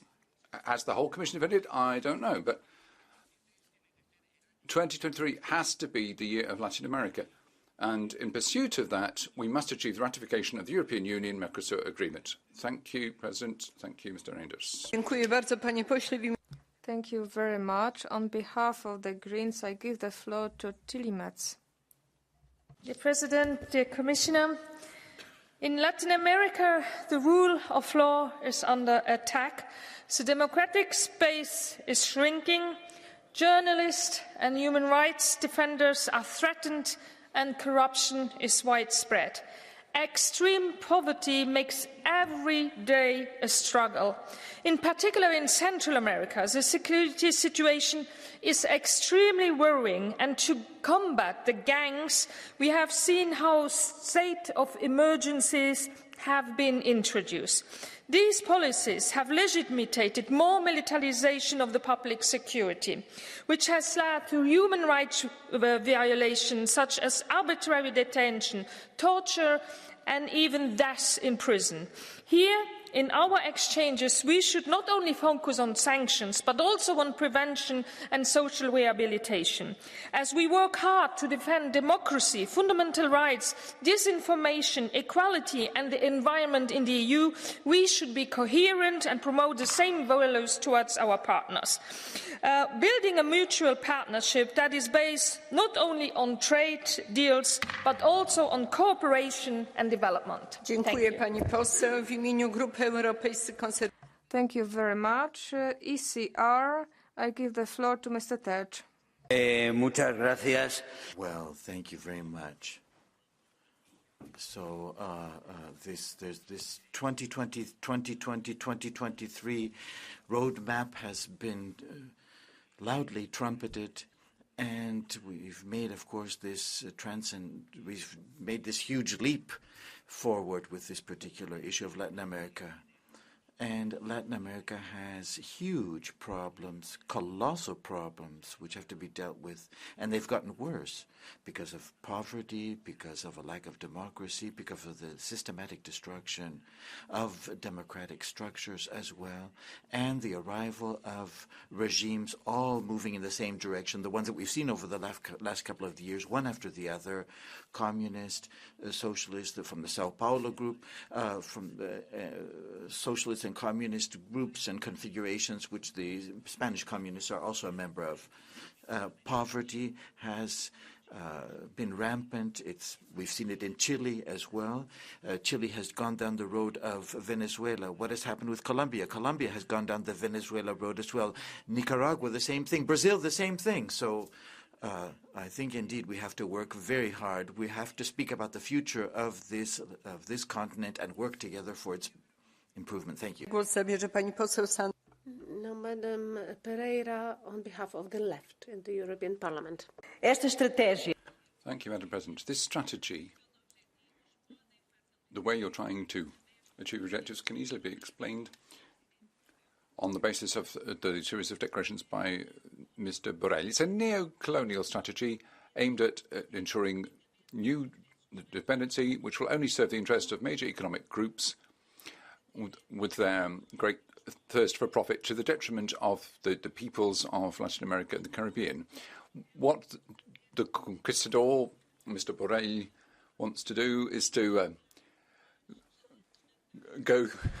navigate seas that had already been navigated as he heads off to the jungle, with Europe appropriating the resources of the peoples of Latin America and the Caribbean. This course of action and these unfortunate statements have to be countered by our efforts to ensure a relationship without foreign interference based on solidarity and equality on the basis of the United Nations Charter. Solidarity with the peoples, allowing them to choose their own path forward development freely. Zabierze pan poseł David McAllister, 1 minuta. Thank you very much. I give the floor to Mr. McAllister. Commissioner Reinders, ladies and gentlemen, I'm enjoying this midnight session. The relations between the European Union and Latin America are not just a priority for some European countries because of their traditional bilateral relations. This partnership is a priority for the entire European Union as a whole and strategically important to strengthen the international rules-based order. But colleagues, actions speak, not words. And to ensure that our efforts are credible, let us finally complete the modernization of existing association agreements with Mexico and Chile. Let us finally sign the negotiated post-Cotonou agreement with the African, Caribbean and Pacific community. Let us finally America, and let us finally finalize the EU-Mercosur agreement. Trade plays an important role, yet these agreements are not just trade deals. These agreements are vehicles for a new and modernized agenda of cooperation. They are in the end a matter of credibility for our relationship and key to strengthening the European Union as a geopolitical actor. Colleagues, actions speak, not words. Thank you. Dziękuję bardzo, panie pośle. Thank you very much. I give the floor to Maria Manuel Leitão Marques. Commissioner, 2023 is off to a good start. We're talking about what we have in common with Latin America rather than what separates us from us. In this Parliament, we finally have a positive, ambitious agenda, one which will strengthen links with that region, not just in terms of the values we share, but also fundamental partnerships in trade, Partnerségeket alakít ki a kereskedelem, az együttműködés. in the digital and green transitions on an equitable basis. Now, the digital agenda will shortly be brought before us. Now, it's important for us to focus not just on competition with China and the United States. We also need to look at the specifics of shared projects which will allow us to build on the work we've carried out. Artificial intelligence, and the common democratic digital agenda. Bella and Link are good examples. Latin America is the most natural partner for the European Union. Following the path we set on today, Iniciamos, sienta las bases para una alianza on goals of close cooperation in the future. Głos zabierze pani poseł Izas. Thank you very much. Now, Madam Bilbao Barandica for 1 minute. The relations between Latin America and the European Union require greater attention. And this particular summit, after 8 years, is very welcome. It will be an opportunity to discuss the very clear problems that exist and the necessity to have social justice and sustainability, and that ought to be a core part of our relations. We have a number of different agreements, for example, that with Mercosur and other pending agreements as well, which have to be dealt with in spheres such as governance, digital issues, and so on and so forth. We need equal development, economic development, but social development as well, to deal with poverty. This is the best way to bolster democracy, to avoid polarization, to fight populism, and to bolster and support democratic structures and rule of law. We need to make sure that stability is there, that poverty is done away with, so that we can work together effectively for the future. Thank you very much. Thank you very much. Mr. Jordi Soler for 1 minute. Gracias, Presidenta. Reforzar seriamente Thank you, Madam President. Seriously, systematically strengthening relations between the European Union and Latin America is something we absolutely have to do, particularly given that there's a wave of political change in Latin America which is providing the prospect for better cooperation at a time when it's clear that we Europeans need more reliable partners around the world. These relations have to be developed on the basis of equality and mutual respect, with agendas going beyond trade and investment to include such crucial issues as the fight against climate change, social inequality and the defence of human rights, shared development, the protection of nature and biodiversity, in defence of democratic constitutions, the fight against organised crime, and a la libre determinación. Y finalmente, free self-determination. Lastly, this strengthened relationship must also provide an incentive for greater integration amongst the peoples of Latin America. Thank you. Thank you very much. Now, Mr. Gabriel Mato for 1 minute. Gracias, Presidenta, Comisario. Thank you very much, President, Commissioner. 2023 has to be the year of agreements, intensifying the relations, making them more profound between the EU and Latin America. Part of that would be ratifying the Mercosur agreement and a number of other agreements as well.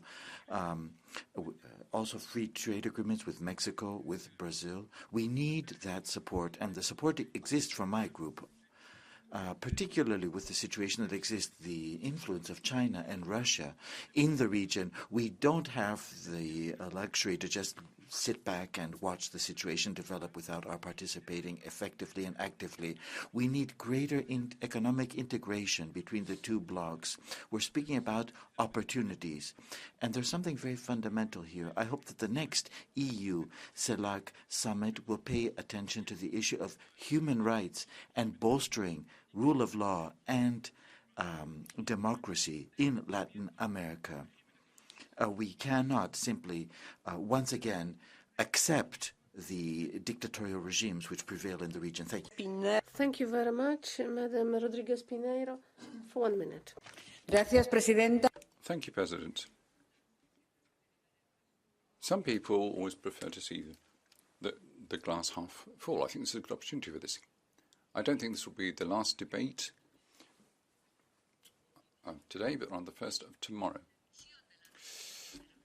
First time in which we have a new vision for relations between the European Union and Latin America. What doubt can there be that the European Union does need to strengthen its relations with Latin America and the Caribbean so that we can strengthen our model of democracy based on principles and values, which is more important today than ever, as we've just seen in relation to the elections in Brazil.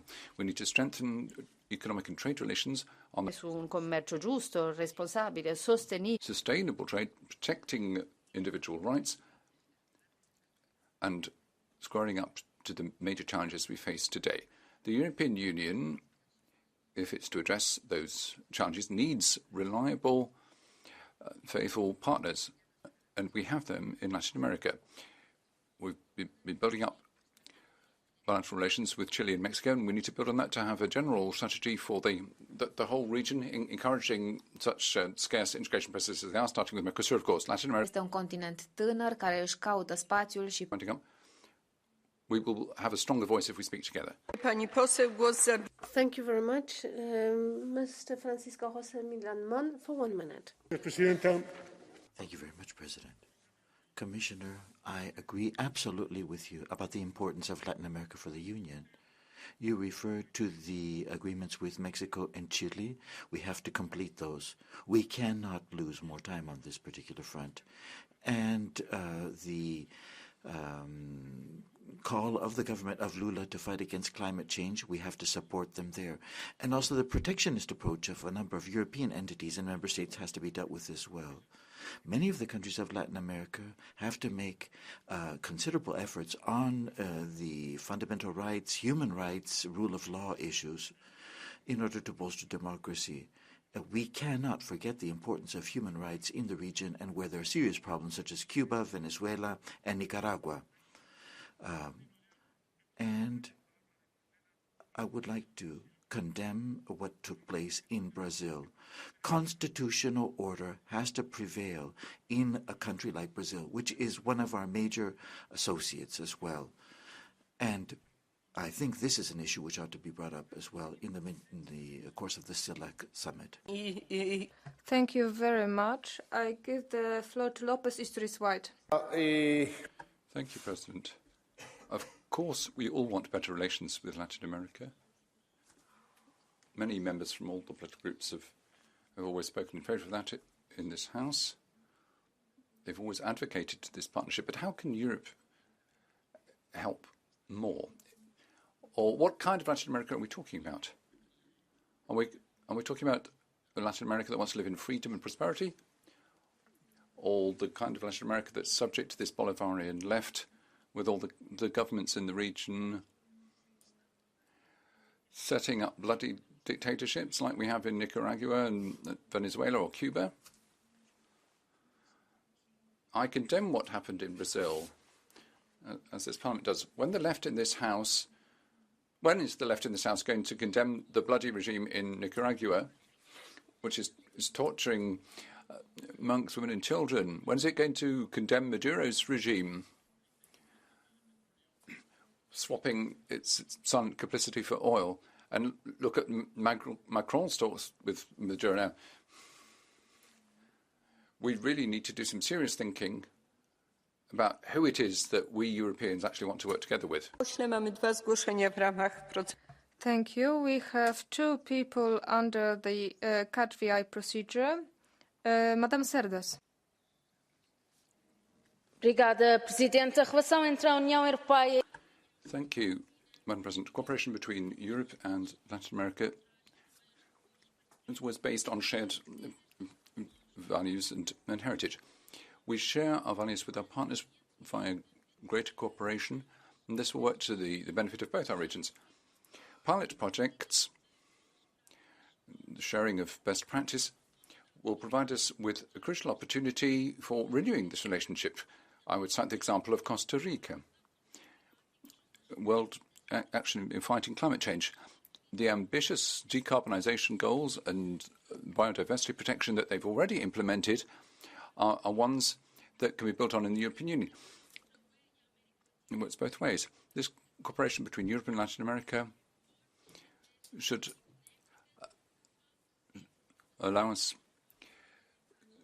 to embrace the strategic importance of upholding our values as we fight totalitarian regimes. We need to strengthen the multilateral system. Latin American countries face a wide range of global challenges, and it's time to acknowledge that. I give the floor to Madame Marques for 1 minute. Thank you, Madam President. Commissioner, making the most of the multilateral dimension of the European Union's common foreign security policy must, of necessity, include Latin America as a natural strategic partner. Portugal and Spain, too, ever since they've joined the European Union, on the basis of their bilateral relationships, have made a significant contribution to strengthening that European relationship. I cannot help but remind you that the first EU-Brazil summit meeting was held during the Portuguese presidency of the Council in 2017, when Lula was president. We have three key instruments in our relationship: the agreements with Chile, Mexico and Mercosur. Today, the political context is favourable on that side of the Atlantic. We share the same values. We must not waste this opportunity. We must do everything that is needed to ensure the swift completion of the agreements so that 2023 really is the year of Latin America. Thank you. Thank you very much. On behalf of the High Representative of the European Union, I give the floor to Commissioner Reinders. The floor is yours. Thank you, Madam President. Honourable members, I would like to thank all members of Parliament who intervened and for the support you expressed for enhancing our regional partnership with Latin American and the Caribbean region. We take home the invitation to bring even more reserves, to continue the dialogue, to engage strategically and mobilise resources for the benefit of citizens on both sides of this other transatlantic relationship. One thing is clear. The green and digital transitions will be just and sustainable only if enough countries around the globe join us in this endeavour and lateral partner to make this happen. There is a common understanding that we need to advance on the conclusion and ratification of pending agreements. These will open up new areas of cooperation and opportunities for both regions. In the particular case of Mercosur, as mentioned today, the change of dynamics brought by the new Brazil administration brings a window of opportunity that cannot be lost. We need to intensify our bi-regional political dialogue at all levels, and the work the Eurolat Parliamentary Assembly remains key along the way. It is remarkable that the Euro-Latin American Assembly has never ceased its work since its creation 16 years ago, helping to build bridges even in the absence of summits. Indeed, we have a lot of work ahead of us to put relations between our regions in the place they deserve. Let me thank this Parliament for its continued support to achieve this objective. We have a lot of things to do in 2023, but maybe starting from tomorrow. Thank you. Bardzo dziękuję. Zamykam. Thank you very much. The debate is closed. Now we are moving on to the explanations of votes. There is only one person, and it's Mr. Kelly. You have the floor. Pan poseł? Are you there? No, I can't see Mr. Kelly. Therefore, I will only tell you that we will resume tomorrow, Wednesday, 18th of January, 2023, starting at 9 a.m. The agenda has been published and is available on the European Parliament website. The minutes of this sitting will be submitted to Parliament for its approval tomorrow after the votes. The sitting is closed. Good night.